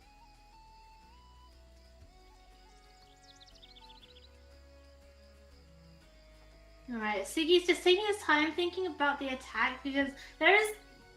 I mean, you gotta think, like, this Tishana could trade, right? This Tidebinder could trade. So, what are you willing to lose when you have that Badgermore Cub down? Like, what are you willing to put in jeopardy? And he decides it's not gonna be the whole team sending, it's just gonna be the 2 1-mana dorks. Yeah, but even if this Tidebinder trades, there's just really no route out of it for Jack, because turning the Ouroboros back on isn't really an option either. Alright, and Jack finds Enduring Curiosity, not a sweeper, and it does represent a flash kind of blocker in this position, but Siggy can just take his time. Has a flash creature of his own in the form of the Glenelendra Guardian. Yep, and next turn there should be access to Craterhoof with Guardian activation backup, and that should almost certainly be game. Yeah, a lot of... Magical Cub makes so much mana. It's so insane. Yeah, and here we go. There's no land drop, so there's no backup for the for the Glen. Yeah, I think the way Sigrist could get back up here is mockingbirding the Badger Mole Cub. And that's actually plus mana in this spot. Okay. It looks like it's gonna be X3. Well, mockingbirding the Ouroborite does it too, I suppose. Okay. Yeah, okay. I assume that when you copy that Ouroborite, it has its abilities. Yes, it would have its abilities. I mean, there's plenty of different options. We need Sean here to explain the layers to us, but like, but okay, it's gonna be Badger Mole Cub. It's gonna be copy Badger Mole Cub. Earthbend another land. That's gonna enable Quantum Riddler. I mean, Crater Hoof is enabled. Don't get me wrong, but yeah, seems like he's more interested in the Quantum Riddler right now. There's a ton of different options here. It doesn't matter. Sigrist can play this any of 500 different ways, and there's just not the tools left in Jack's. There's not the tools in Jack's deck to lead to Sigrist losing this. Right. I mean, from Sigrist's perspective, there are 3 unknown cards, but when your opponent hasn't done anything for that long, you kind of start to feel, you know, the spidey senses tingling. Yeah, or rather the detect intrusion senses tingling, since we're on Arena, I guess. Yeah, there's like, at this point, Sigrist could take it as safe as he wants, and he just doesn't have to worry about it. It's just not possible for him to lose anymore. So he might as well play it as cautiously as he wants to, because what's Jack gonna do about it? He can't even resolve like his one-off board wipe through the Glen Elendra Guardian. Right. And Arya, you know, when Maria asked us what we were looking for, I wanted cautious, thought-through plays, and you wanted an explosive finish, and we might both get our wishes. Yeah, it's certainly looking that way. I mean, surely next turn the Crater Hoof has to get played, right? Surely. Surely. Do it for the people, Siggy. Do it for the audience. Everyone wants to see the hoof comes down. I know Maria. I do think we will probably be at close to maybe over 100 damage if the hoof comes down. So I don't think we'll be over 114. So I don't know that we'll see the life total go to negative 3 figures, unfortunately. Really unlucky on our part. Wow. All right. I mean, that's we don't have to have standards that high, Aria. Let's just see what happens here. Mike Sigrist with Crater Hoof Behemoth hovering. Now it's on the stack. This is the fireworks that Aria you are hoping for. This is the way to do it in style in the last round of Swiss here on day number 1. All of those creatures are massive. Jack can tap down one of them with the Flood Pit's Drowner, but extends the GGs, and it is going to be Mike Sigrist who advances to day number 2 tomorrow with that massive swing, thanks to Crater Hoof Behemoth. Yeah, I may as well go through the motions, you know, put the rest of the beef in front, but it's going to be way too much damage to cope with, and congratulations to Mike Sigrist, who makes it through to day number 2 in the last round, the last possible time to do it. And that's what the great players do. They come back from being down. I think Siggy was 3-2 when we checked in a few rounds ago, Aria. So pulling out a bunch of wins there on the trot to do it. What does that feel like as a player? I mean, there's nothing quite like having your back to the wall. It's so nerve-wracking to not have a loss to give. And I mean, when you pull it off, nothing feels better. So extremely well done by Mike Sigrist, and looking forward to seeing him in the single elimination rounds tomorrow. Yeah, absolutely. Well, I think that is it from this round of Magic. That was round number 8 here at Arena Championships. We are going to hear, though, from Siggy, who was our winner this round.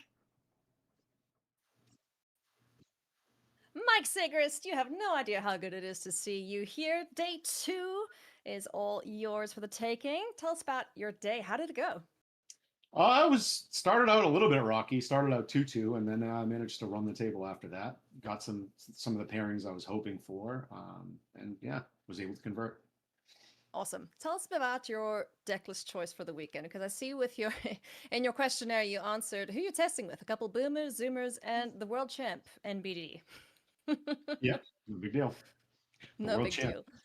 Yeah, so we had it was actually a bunch of limited streamers and some of the old the TCG crew from now, Arna, Seth, Matt Wright, myself, Ham, Lola, and Lucas, Hone.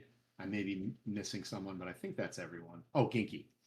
Yeah, and we mostly played the same deck. There was a couple lessons decks, and then we decided on Simic because we expected a good portion of the metagame to be lessons, which is close, but I think a little bit favored for us. And the green landfall matchup's really, really good for Simic.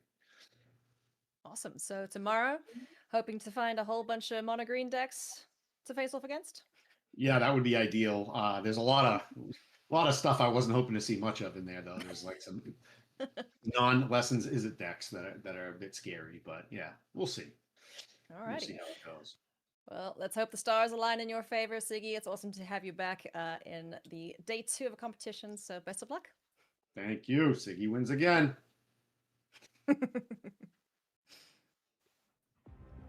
Siggy wins again indeed. Hey everybody, welcome back to coverage of AC11. We are wrapping up coverage of day number 1 here of competition. Welcome back to the virtual news desk here to give me their takeaways. We've got Hayu Yu and Arya Karamchandani here. What a fantastic day of Magic we had. Big names playing high stakes Magic with a lot of different decks in a healthy standard format. Hayu, what was your biggest takeaway of the event today? I think for me the biggest takeaway was that the individual choices matter a lot. Like they seem very outsized compared to, you think, oh, 4 cards here in your deck list here and there can't really make that much of a difference. But, for someone like Jeff Lynn, who was one of our early qualifiers through to day number 2, his build of Is It Lessons made all the difference compared to some of the other builds. How about you, Arya? What's your takeaway from day 1? Yeah, what Hayu said about individual cards is really true, and even on a more macro scale, my takeaway is that coming prepared for a tournament, understanding what you're going to be up against, fully anticipating what the meta is going to be, that's really, really important and really powerful to be able to do. I mean, we saw a lot of people come in here with mono green landfall, and we saw a lot of people come here with decks that they think beat mono green landfall, and I mean, landfall kind of took a beating. This is sort of like the 3rd tournament in a row where we've had the most popular deck take a beating, not convert that well to top 8. We had it happen in the last Arena Championship with the Energy deck. We had it happen at the last Pro Tour with the Batchmole Cup decks, and now we're having it happen at this Arena Championship with the Landfall decks. It's sort of becoming more and more clear that no matter what the most popular deck is, there's always going to be tools to fight it, and if you come prepared, then you're going to do well. Really great insight there, Arya. Hey everyone, by the way, I want to remind you of an event that's happening on Arena right now as we close out the show. You can still play some Arena here tonight. It's the Arena Limited Championship qualifiers. There's going to be 4 of these coming up throughout the year that'll qualify you for the Arena Limited Championships, which then in turn qualifies you for the Magic the Gathering Limited Championship. So this weekend you get a chance to play 2 drafts. If you manage to trophy there, you can go home with up to $2,000 in prizes and get your ticket to the Arena Limited Championship as well. I may or may not have a spicy little Goblins deck waiting for me on the other side of this broadcast. And I don't know what you're going to say. Goblins isn't good. Well, guess what? If nobody's drafting Goblins, it's good, okay? So that's the Arena Limited Championship that you can play after this broadcast is all done. It's time to reveal our bracket here as we look ahead to day 2 of competition tomorrow. Check it out. We're going to have a qualification round that's going to kick off our morning there with some of our players who managed to get 6 wins, but still need to play one more round to make it into our top 16. That is Luca and Ben, Lucas and Devor, who will play in that qualification round for the right to move on to our top 16. Really interesting stuff here as far as the decks are concerned. And Arya, you touched on this. Mono green, 2 copies of that, despite it being the most played deck in the field. Is It Lessons well represented with 5 copies. Simic Rhythm, 3 copies here in the top 16 already. Hayu, what are your thoughts here as you take a look at our bracket of our top 16? Mainly that I'm a little bit sad that Excruciator didn't do that well this weekend, but I am happy to see Christopher Larson here in the top 16 playing Demir Excruciator, still holding the banner from the PC win. Absolutely, you just got to run it back. You win a Pro Tour, why not play it in an Arena Championship as well? So exciting stuff coming your way tomorrow. Let's take a look at our broadcast schedule and find out when things are going to happen, Arya. Yeah, so tomorrow we're going to start with a qualification round at 9 a.m. So we have 18 players who made it at 6-2 rather than just 16, which is what makes the top 16. So there's going to be two matches we have where players are playing for their Pro Tour qualification, even though they've made day 2. So there'll be 2 single elimination matches, really high stakes, getting players into top 16, followed by top 16 at 11, and then top 8 at 1, and then into the semifinals and finals to close out the day as we figure out who's going to be getting those World Championship invites and prize money. Absolutely, so much to play for tomorrow, not just the winning of this tournament, but those World Championship spots. Like you said, we've got 16 spots to give out to the Pro Tour as well tomorrow, and then a whole lot of cash. First place goes home with $15,000. The action starts at 9 a.m. Pacific tomorrow. You do not want to miss it. All right, everybody, that's going to do it for us here today. We're going to, speaking of that Arena Limited Championship qualifier, we're going to raid somebody who's been playing in that event today, Michael Jacob. We're going to check out his channel after this. But first, let's take a look at some highlights from all of today's action. Picked up Disdainful Stroke, but that was a little late as well. A Ral of his own. Not going to be enough. Wow, what a comeback here in this game with a blistering start from Jesse and just all the fight spells off the top from Autumn, sealing this round 1 win. Man, I almost wrote Autumn off here, and that was a heck of a win, Daquan. No, those are that. Right, obviously not. Obviously. Oh. Yeah. Sorry, I got distracted by Christopher's baby. The thing you will do most frequently in this matchup is exile every single forest from your opponent's deck so they can't get land operators anymore. Because Deadly Cover-Up does not say non-land card on it. The Water Technic with Is It Prowess in the pretty nice favorable matchup in round number 8.